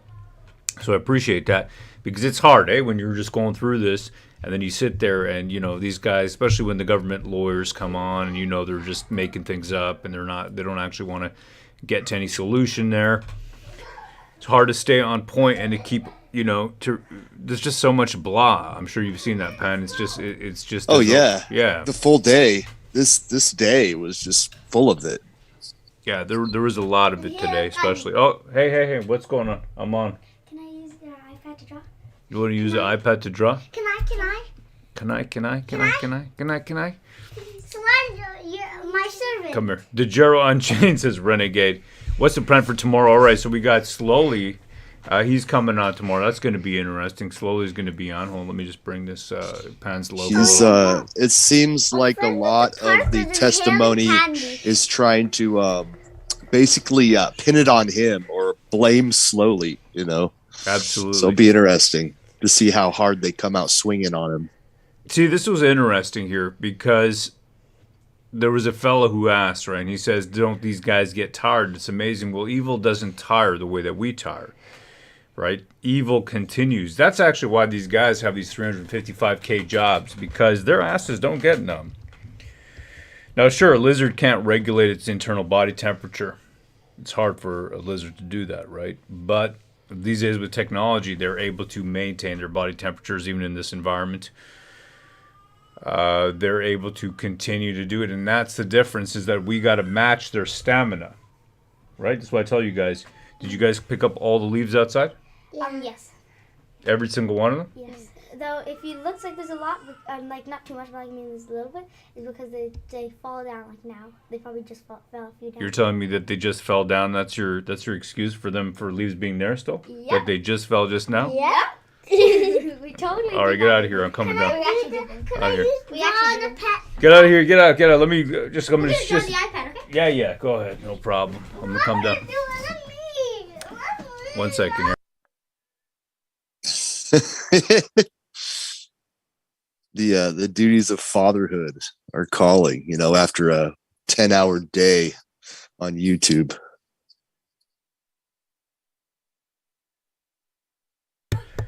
All right, there you go. They just want to use the iPad. That's right. Terry says, no, Saturday I'm going to be hunting. We're not, you know what? We're hunting freedom over here. We're hunting those who would remove our freedoms. EMCPA. Let me see over here. So emergency, they can clear roads.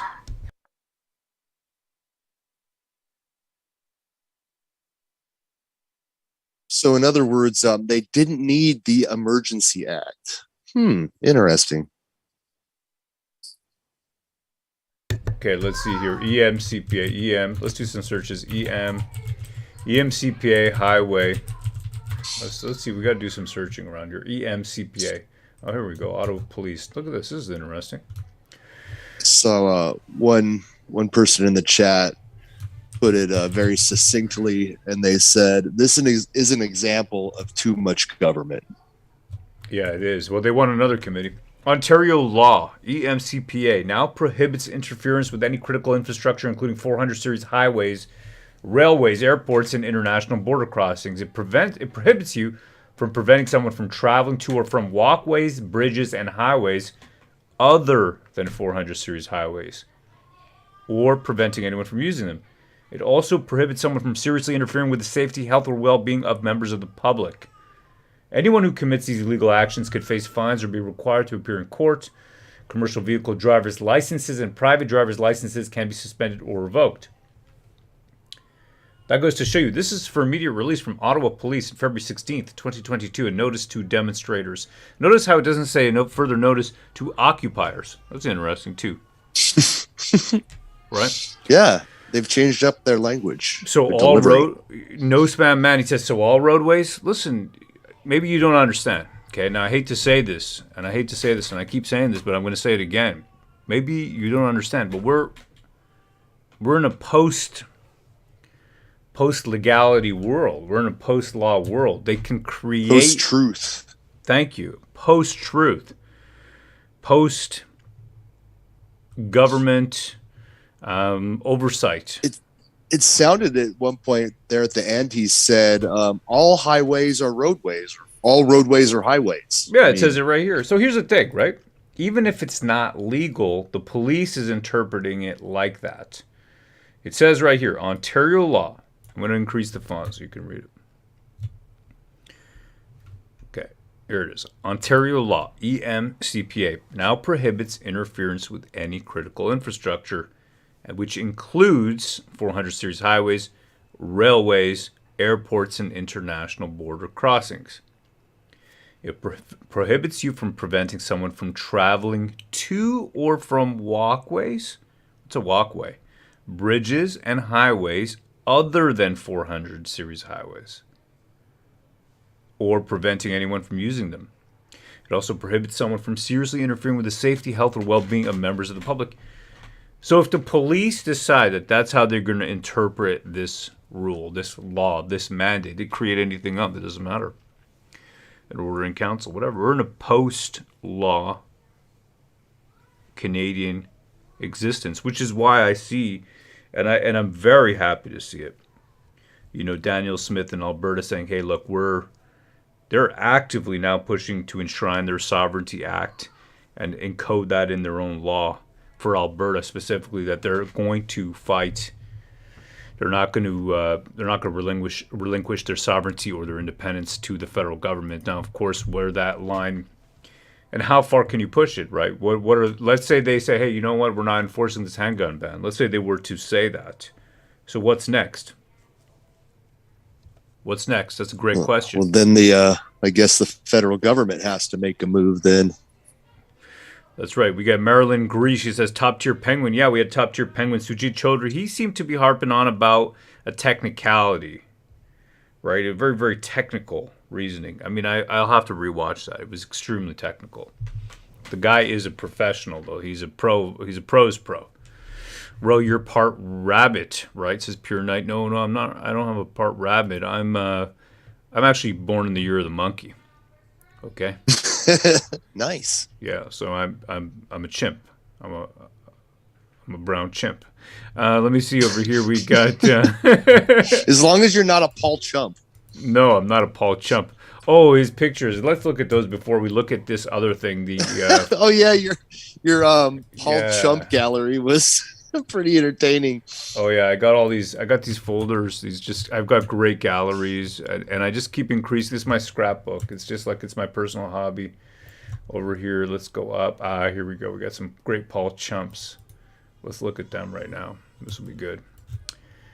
Okay, here's Paul Chump. He's like, why won't you listen to me? You're not listening to me, Dad. And then we got... Actually, what I'm going to do is I'm going to open it with another program here. Open with XNView. This is a great program. Okay, here we go. That's better. Let me just escape through that. Put that here. Okay. Or sort by... There it is. Oh, my Paul Chumps. Yeah, these are great. My Paul Chump collection. Some people, they collect, what do they collect? Baseball cards and the rest? You know what I mean? Right. Maybe Pokemon. Sort by date. Yeah. Okay. Where's my Paul? I collect Chump? Ninja Turtles. I like turtles. I collect Paul Chumps. That's what I do. Okay. So I got Paul Chump over here. And then I got this one over here. He's not impressed here. Yeah. He's like this effing egg.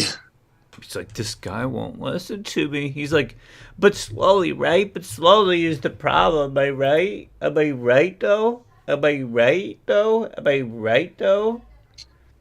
Such a puss. And then we got this one over here. But slowly, right? Slowly. He's at his wit's end. He is. And I don't blame the guy. You said you loved me, says Anonymous. I'll slowly fall. Paul Chump says feature now. And then we got this one. I'm trying to hold it apart. He just wants out. He's like, I'm done with all this. He's like eggery. He's like, I can't believe what I'm hearing right now.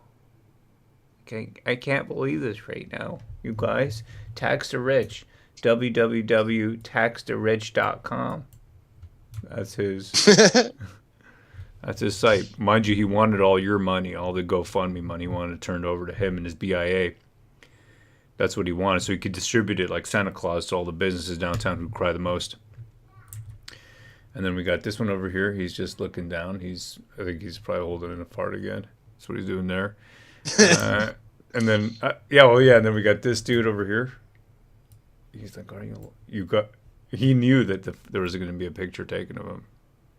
He was staring right at the camera. Oh, yeah, he knew. I mean, it looks like Paul Chump is the only guy with stickers on his laptop. I mean, what a high school kid. What a high school kid. Hey, and look at this dude. Ooh, la, la, la. What am I looking at here? Twichikovsky. And the vein on his head. Hold on, whoops. The vein on his head. Yeah, he was popping. He was popping out. He's that's a popping. Those veins are popping right there. That's right, Poor man. Twichikovsky. Slice Cubes is Thanos. Anyways, what I'm going to do at the end of this is we're going to raise money by selling our collection of images over here. Like NFTs? Like NFTs, exactly, Pan. That's a great plan. This is, of course, the email from Chuck Cox. Right. I don't know why they said Deputy it like Cox. They said it 500 times, but it was Chuck Cox, right? Not Brenda Cox. No, it was Chuck Cox. Yeah, Chuck Cox. Deputy Cox. The eggs. Oh yes, of course, Alyssa. Oh, she's always excited. She's always excited to be on TV. Very excited lady. And Paul Chump again. Yeah, I got a great collection going on over here. Got a great collection, and I'm going to fill it up. I got the wise old owl over here, right? The very rare speckled egg. Oh, she was great. She's like, hi, okay, hi, I'm ready to stream. Hi, okay, and then boom, it started. It was good stuff though, man. It was pretty good today. It was enjoyable, very enjoyable, and just can't wait. Saturday, I'm hoping that we stream again. I'm hoping that the judge just says, you know what? We got to make it. Okay. We're going to make it 6 days a week? We're going to make it 6 days, and hopefully towards the end, we're running out of time, so we're going to make it 7 days a week. Amazing. Philip Cockram says, you have to laugh, otherwise we go nuts. Absolutely, brother. I want to show you guys something a little bit more factual, okay, apart from all these great pictures.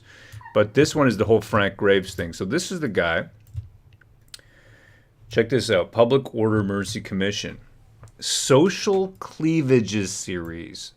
So Frank Graves was paid $5,000 to put this PDF together. Most of it's white space, but we're going to look at it now. $5,000.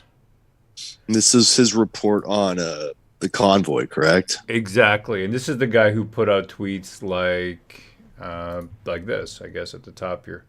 Here it is. Maybe you can read that panel. There you go. Frank Graves. My business on Kent was shuttered for 3 weeks thanks to the so-called Freedom Convoy.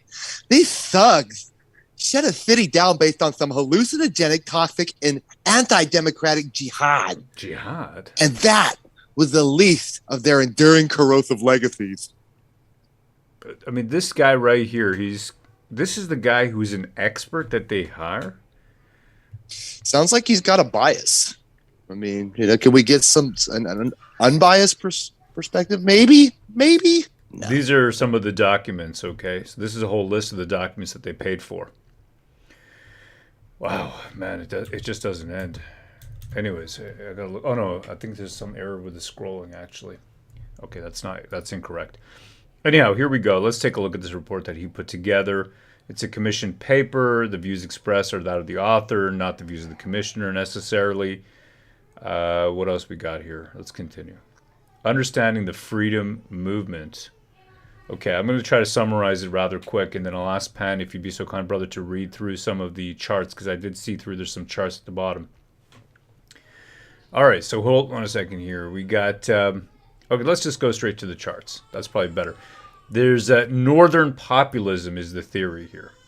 The skepticism about the thesis that there was indeed something called northern populism. That's an interesting phrase. It's the first time I've heard that in print. Northern populism. Look at that. Northern populism. Akin to that propelling Trump in the United States was abandoned by many as we saw a series of blockades and protests the most serious one being the 3-week occupation of the nation's capital. We will review shifting public response to the so-called freedom movement and show how it links strongly to populism, polarization, and politics. All right, fine. Our analysis will look at the role of mis- and disinformation, which they call MIDI. MIDI, of course, is the musical, when you hook up a guitar or whatever, or a piano, keyboard to your computer. But they're redefining that MIDI to be mis- and disinformation, MIDI. That's neat. I like that. Let's move on. So MIDI, the impacts of MIDI can be clearly documented, but effective policy responses have proven elusive. This is complicated by the interconnections between these phenomena and the new political landscape. We're going to talk about the range of shorter, medium, and longer-term responses to these threats. Okay. So he put another paper out called Northern Populism, Frank Graves did. That's interesting. So he's been doing this for a while. He's an analyst of this. It's called Northern Populism. Northern populism. The key conditions for the rise of authoritarian or ordered populism, as opposed to chaotic populism, which is probably where we are right now, okay, is a declining middle class, wage stagnation, hyperconcentration of wealth at the very top of the system. We've just seen that right now. The egg in question earning $355K per year before his gold-plated pension and everything else. I mean, I don't know who earns $355K at all. We got bad egg productions. I love Ro because he teaches us you're most welcome. And that's the thing here. We got to be tireless. Pan actually taught me this because Pan has always been tireless in his pursuit for freedom, for truth, for debating people. You got to be tireless. You have to physically get your body and your mind set so that you can just go without stopping. It's a key thing to win. It is probably the key thing. It's having that. I mean, Pan, you can talk about the tenacity, brother. Yeah, just being able to outwork people and having the mindset. It's it's almost like a tunnel vision where you just see straight forward. You see the goal and you just go get it, and you drink a lot of coffee so that you can just keep going. Yeah, absolutely. I don't drink coffee or tea after noon, but I do believe you got to, just me, because I can't sleep otherwise. Canada RV Van Life. Hell, brother, thank you for the donation. Thank you for the tip. Appreciate it, brother. We got major values shift. Okay, this is great. So they know what's happening here. This is so important. Major value shifts, which see more progressive values displacing traditional social conservative values, which, in concert with economic despair, produce a cultural backlash by those seeing loss of identity and privilege. So they're going to tie this idea of what I call a degenerate, valueless, morally decayed society, but instead of that, what they're going to say is that is in concert with economic despair or there's a lot of economic pain out there. There's no doubt about it. They're going to call that a loss of identity and privilege. I would say rather that you're trying to degenerate our children, and that is the actual problem. It's not about privilege. It's the fact, and it's not even about identity. I can think maybe possibly a little bit here if you identify yourself as living in a socially conservative, morally righteous society, then that could affect, it could be part of it, but privilege, I don't buy that at all. A growing sense of external threat expressed in both a sharp long-term rise and the belief that the world has become overwhelmingly more dangerous. Well, yeah, it has. You're trying to go to war with Russia. And this is the thing, right? People say, well, Pierre Poilievre is going to save us. Well, is he? He wants to go to war with Russia. The guy doesn't stop with it. Ukraine. What's up? Do you want meatballs? Now? You bought meatballs? No. Do you want meatballs now, or do you want me to cook them later? Cook them for me. Okay. I'm going to drink some beer. I got that mini keg. I'm going to drink that keg with you. I mean, you're not drinking any. You're underage. So right there, right? A world that's becoming overwhelmingly more dangerous. I want to show that to you over here, okay? Because I see these comments. And look, I'm not against any of your politicians. And I hope he is going to be better than Trudeau. Most likely he'll be elected. Okay? I hope so. I hope just like you do. There's no doubt. What am I going to type in here? Russia, Pierre Poilievre, and Ukraine. Okay? I mean, it just doesn't end. It doesn't end. The guy doesn't stop with this stuff. There was somebody who asked him this question, an MP. Here you go. Pan, take it away, brother. Says, I condemn Vladimir Putin's aggression against Ukraine. Ukrainians are fighting for Europe and for us, and it's time we stand with them. Today, I call for the following practical steps to help Ukraine defend itself against Russian aggression. Okay, now here's the most Yes. important. Here's the most important thing for me, apart from the points here. When is this tweeted out? This tweet has 6,000 likes on it. When is it tweeted out? February 23rd. It's a while ago. 5 days after your own people are crushed. 5 days after your own people are crushed. This is what you're concerned about. You're concerned about them? Why do I care? You think I care about what's happening in India right now? That's the Indians' problem who live there. And I love, the people there, and I love India when I go there. But you got to have loyalty first to the country that you decide that that's your home. That is your home country. You have to decide that and know that. You have to have first and foremost loyalty to the country you're in. My first loyalty must be to this country. That's what it is. And I teach my children that too. So 5 days after they come in and crush people, February 23rd, he's tweeting this out. This is what you care about? Nah, man, I don't buy it. And he doesn't quit with it either. But I mean, that's that. Still, I like what he said there about, there's a lot of stuff I like still. I just don't trust any politician. Same thing with Maxime Bernier. I heard him talking about the gold standard. Very interesting what his point of view is there. But Maxime Bernier is also from the same kind of political class. These people are lifelong politicians. Part of that elite from, I grew up in Quebec. I know the colleges they come from, Brébeuf and the rest. I went to West Island College and I graduated in, what year was it? 96. Okay, so I know where they come from. I know the people. I know what it's like. Anyhow, declining trust and ideological polarization. Yeah, well, absolutely. Okay, let's move on over here. So this is just a little bit of blah. But anyhow, all right. How is the new ordered outlook different from the traditional right? All right, well, this is just some basics. But let's look at this. Because you got to remember that this guy, Frank Graves, is coming from... He is a pollster. That's who he is. Frank Graves is a pollster. Let me just... let me show you who he is. President of ECOS Research Associates. ECOS or ECOS, I don't know how you say it. EKOS. So he's a major pollster. So he's going to quote his own polls over here. All right, take it away, Pan. Let's take a look at this. Okay, so 2/3 of Canadians, 66%, agreed that if present trends vis-a-vis the concentration of wealth at the very top continue, we may well see violent class conflicts, up from 58% in 2020. This number is considerably higher amongst those sympathetic to the freedom movement, which is strongest amongst economically vulnerable males lacking university educations. All right, so what are we seeing over here? This is the years, and this is a percentage, and this is green is agree, gray is neither, and 19 is disagree. Okay, so look at the agreement. I mean, it's coming up from... So wage stagnation is happening amongst everybody except for the very top. So I won't be surprised if violent class conflicts ensue. From 2020, which is around, I would say, looking at this chart, around 58%, now coming up to 66%, I want to say. Okay, and I'm just estimating here between the lines. In the last 2 years, and that's a big rise. That would be from 58 to 58, which is what I'm saying here, to about 66. Say 66, which would be 6 plus 2, 8. 8 out of 50, that would be about a 17% rise in 2 years. All right, for violent class struggles. What else we got? And that's ECOS polling, right? Okay, here we go. We got impacts of the pandemic. Why don't we just look at the actual graphs, Pan? You can walk us through what do you see there? Oh, you go ahead and walk us through. All right, man. All right, why is... not? Sure, man. It's you know what it is. I've been nerding out so much on this stuff. So let's go. Tracking trust in government. How much do you trust the federal government in Ottawa/Washington? So this is interesting.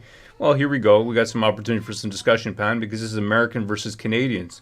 So right here, how much do you trust the federal government in Ottawa or Washington to do what's right? So the American one has been going down over here, right? Most all the time. Americans are down to like 17%, and Canadians are it's really fluctuating wildly over here over the last 2 years. And I know over there you've got a lot of what do they call it? I mean, you got FJB in power, right? You got a bunch of cucks. You got a bunch of cucks, right? Exactly. And Joe Biden is not the most popular. Let's leave it at that. That's what we're seeing here too. Here it's weird because there's a lot of up and down, so I don't know what's happening here. All right, moving on. What else we got here? Direction of the country. All things considered, would you say the country is moving in the right direction or the wrong direction? Wrong direction, increasing. There's an inflection point over here around 2019. Sorry, no, not 2019. This is 2020, 2021, 2022. So late 21. This is when this great big polarization starts, right? We get FJT. His platform is about the division of society, those who have and who haven't taken those medical procedures. And that inflection point right there, the country's now headed in the wrong direction. Many more people believe it's headed in the wrong direction. Views on polarization. I don't think Canada has ever been as polarized as it is today. So here's green is agree with that statement. And you can see that statement is really big in Atlantic Canada. Quebec, it's about half. Alberta, it's huge, 75%. Ontario, it's pretty high, 60%. So, and you know what, man? I mean, I see what's happening in Alberta, and I like it. I don't know if we got Albertans in their chat, but it looks great, man. I like it. I like to see what's happening there. I'm just not ready to move or go anywhere. I'm just not. Let's see here what else we got here. Preliminary accounting of the pandemic costs.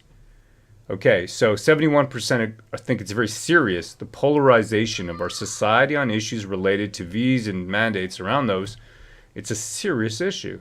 71% think. Erosion of trust in governments and public health experts. 71% think it's a serious problem. Mental health and stress problems that have resulted. 67%. Economic disruptions to pandemic restrictions, 58%. Massive amounts of government spending, and then you wonder why they keep increasing the interest rates, right? I was reading about that. They did a half-point rate between, I think it was bank-to-bank rate. Long-term impacts on students from persistent disruptions to their education. That's a huge problem. The rise in homeschooling. Deferred action on urgent issues, such as climate change, 45%. Long-term physical health impacts of those who have survived a V19 infection, 44%, and that's what they call long V. I mean, these are pretty bad numbers overall. The Freedom Convoy and the Emergencies Act. Support for convoy protests. Okay, so in February, the support was the highest at 29%. And then later on, 24%. So it's also the phrasing of the questions. The question is, as you may know, the convoy protests are an ongoing protest movement made up of truckers and other demonstrators who, among other things, blockaded several Canadian cities and border crossings with the United States in February 2022. The protest was sparked by mandates for cross-border truck drivers, but later grew to a push to end all pandemic restrictions. To what extent do you support or oppose this movement? Interesting way they phrase the question. Perceived authenticity of convoy protests. The protest reflects public anger and concerns, 38%. The protest reflects the views of a fringe minority. Don't know. No response, 5. So here's the thing, though. If you have 38% who believe that it truly reflects public anger and concerns, that's a huge amount of people. Because if you have 38% of the population who think, you know what, the protest reflects real anger and concerns, and they have like this, we get why they're there. That's a huge number, 38%.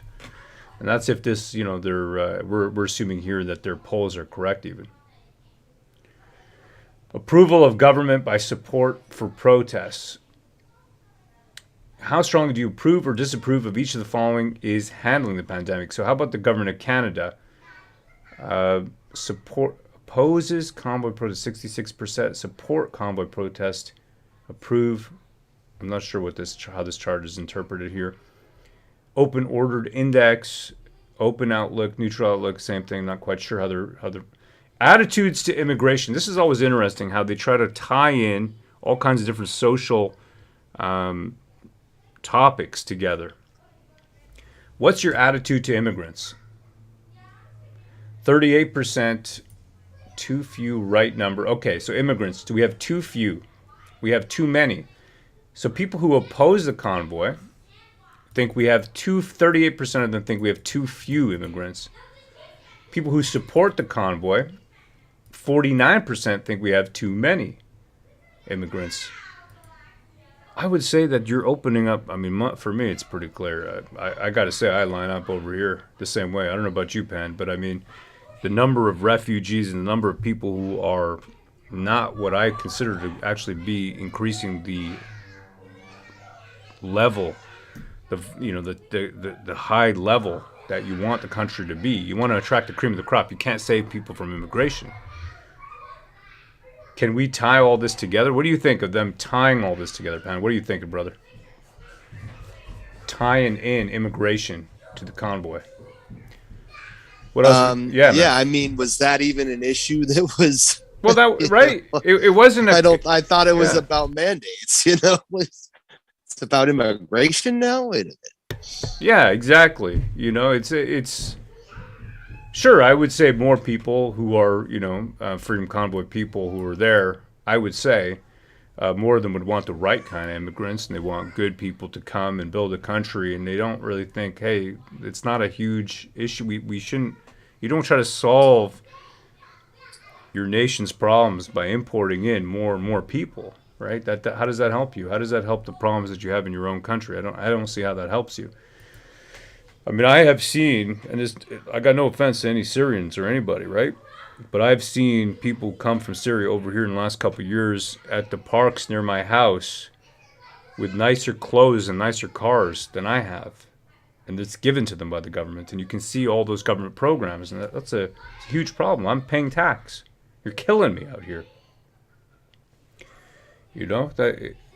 And I know I got a lot of kids, but I know that I don't buy as many things for myself. I got a Grand Caravan. I bought the Canada Value Package, which is, I thought it was a really nice car when I bought it. I kept telling my buddies, I got the Canada Value Package. I got power windows. And then my wife's cousin, Nadeem, he says, Ro, he goes, that's the base model, man. I was like, oh, I thought it was awesome. I got power windows. You know what I mean? I felt pretty good about it. What else do you want? I mean, back in the day, the base models didn't have power windows on all the windows. Anyhow, what else we got here? The role of disinformation, causes of polarization in Canada. Disinformation on social media and elsewhere, 80%. Partisan bias in the media, 59%. So this is of everybody in Canada. 59% believe that there's partisan bias in the media, and that's a huge part of the problem for polarization. Anyhow, it keeps going on over here. Perceived seriousness of disinformation. And then it now tries to tie in the amount of people who have taken a certain medical procedure to tie that in with disinformation. Anyhow, this is it, man. This guy who's tweeted this out, calling all these people hallucinogenic, toxic. I don't know where this hallucinogenic idea comes in. I mean, was there hallucinogenic? There was a rave. There might have been like on the night of the Ooga Booga, but you'd have to go watch that night of the convoy. Yeah. But no, I mean, this guy, he's obviously biased. There's probably a political slant, to his bias. He's probably a leftist. So, These are experts that they're hiring, though. That's the problem, man. I mean, what does that... You know what I'm saying? Like, these are policy papers. The commission strives to make its commission documents public as soon as possible. These are commissioned papers that they actually paid for, and they're paying for people. Just like that guy, what was his name? The Laouf or something or other. The guy there who did this anti-racism speech, and then he was saying all kinds of stuff against, Jews and all kinds of, I don't know what he was going on about. I didn't really pay attention to it. Just the whole thing sickens me, to be honest. And they were paying him, and this guy was part of some anti-racist something or other. But all these guys do is see race, and that's why I would put it to you that people who are part of those organizations are actually more racist. because all they do is focus on race. Whereas I believe, for example, I'll tell you what, right? I only use the yellow hand. And Pan, we've talked about this before. Emojis. Right? You use the yellow hand and I use like the black hand. And the reason I do it is because it matches my avatar. You know, you got the brown Wookiee and like the brown Lando Calrissian, you know, so it just kind of matches. That's right. That's right. There you go. For me, I use the yellow hand only because I'm colorblind. You know, so I only use the yellow hand. I only use the yellow praying hands. I only use the yellow fist bump. I'm colorblind. Use like just the stock emoji. That's it. Terry says he uses Stock the white hand. color. Terry only uses the white hand. Yeah, you know, I use a default. Yeah, that's for me. Bobby Boucher says, so you're Chinese. No, it's not about being Chinese. It's because I just use the stock, man. That's what I do. Yellow hand. Yeah, I'm colorblind, dude. I don't care about any of that. So now when I look at that and I look at all these things, these policy articles, how can I trust them? And that is just, you know, that was just one thing that was found out. And the way that Commissioner Rouleau was cutting off, it's a joke now at this point. Brendan Miller comes on and you know it's going to be like, you're taking too much time. Brendan Miller, get off the stage. It's a joke now. Anybody on, right? Isn't it? I mean, you've seen it, man. It's just... It's it's on and just endless. And then you have one guy like Brendan Miller that actually is going to get in there and ask some questions. And you know, time's up. Oh, here, this is great. I'm going to give this to you guys right over here. This is a code, a cheat sheet. It's a code sheet. It's a code breaker guide when they're talking. Okay, so here's everybody. You got BCCLA, British Columbia Civil Liberties Association, FinTrack, Finance Transact, the whole thing. IMV, ideologically motivated violent extremists. IMCIT's ideologically motivated criminal intelligence team. ITAC, Integrated Terrorism Assessment Center, and it goes on like this. So there you go. That's the code breaker's guide. Okay, to break in through the government. Blah, blah, blah. That's it. Open source intelligence. Oh, check it out here. OSINT. OSINT, open source intelligence, is one of the many intelligence collection methodology, often referred to as INTs. While it's long-standing, it's been transformed by the volume and speed of information on the internet, circulating on social media platforms and information captured in databases. So OSINT, that's what they're calling it. It is, I want to see them say it, that we read your Twitter and your Facebook. That's what I'm looking for. Here it is. The content of social media messaging could and should have provided national security intelligence agencies with the best source of important clues about the intentions, capabilities, and operations of Freedom Convoy protest. Metastasized online. Discourse around the Freedom Convoy metastasized online like it's a cancer. I mean, the language is just amazing. Even in the absence of a full-scale examination of the social media activity of the Freedom Convoy, the value of the material for national security and intelligence purposes seems clear. One indicator is a 4,000-page document detailing communications between two of the convoy organizers, Tamara Leach and Chris Barber. That was entered as evidence by the Crown in a bail hearing for Leach. And then you got Pat King over here. Again, talking about, look here, Facebook, post on Rumble, a right-wing video platform, they're calling it. Ew. Then a Facebook page, which then linked to another far-right activist, Pat King. Mentions for convoy across the web jumped enormously between January 25th and January 29th, the beginning of the weekend for demonstrations in Ottawa. As the Verge investigation found, the center of gravity of the Freedom Convoy and Facebook had moved offshore by the end of January, with the largest Facebook group, the People's Convoy Official, run by 5 administrators with U.S. ties.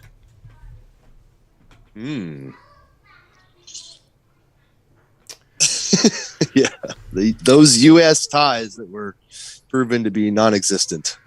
My IQ is dropping. You know, just reading this. American Aliens, says Kenneth. So that's it. Yeah, so Saturday. So tune in tomorrow. We're going to be doing Peter Slowly the whole entire day, nonstop. We're going to see the man who is being the passionate black man. Right? The most passionate man in Ottawa, maybe. the way they describe him, and I love it how they just keep describing him as passionate. Well, that's going to be tomorrow, the whole day. I think the commission and all these people are going to be there to they're going to trip him up. We're going to see the tables turn tomorrow. Right now, whenever the commission council comes up, they're just there to support the narrative, to build a narrative, the entire time. No questions, just like, and da-da-da-da-da-da-da. And then the witness says, correct, or yes, correct, just being led by the nose. But tomorrow, if I'm correct, and I might be correct, I might be wrong, we'll see. I think slowly is going tomorrow. He's going to be trashed for hours. They're going to try. Right? What do you think, Pan? I mean, yeah, it seems like, especially the first week, it seemed like he was the focus of a lot of the questions, and his counsel defended him, but now he's going to have to defend himself. So it's going to be interesting. Yeah, it sure will be. Check out WCFreedom.com. Let me show you how to get to it. What you do right there, WCFreedom.com. I'm going to put together, I'm thinking once this is all over, okay, it's a great way to keep in touch, just in case, you know how the platforms are. Not really going to send, it's just for info, right?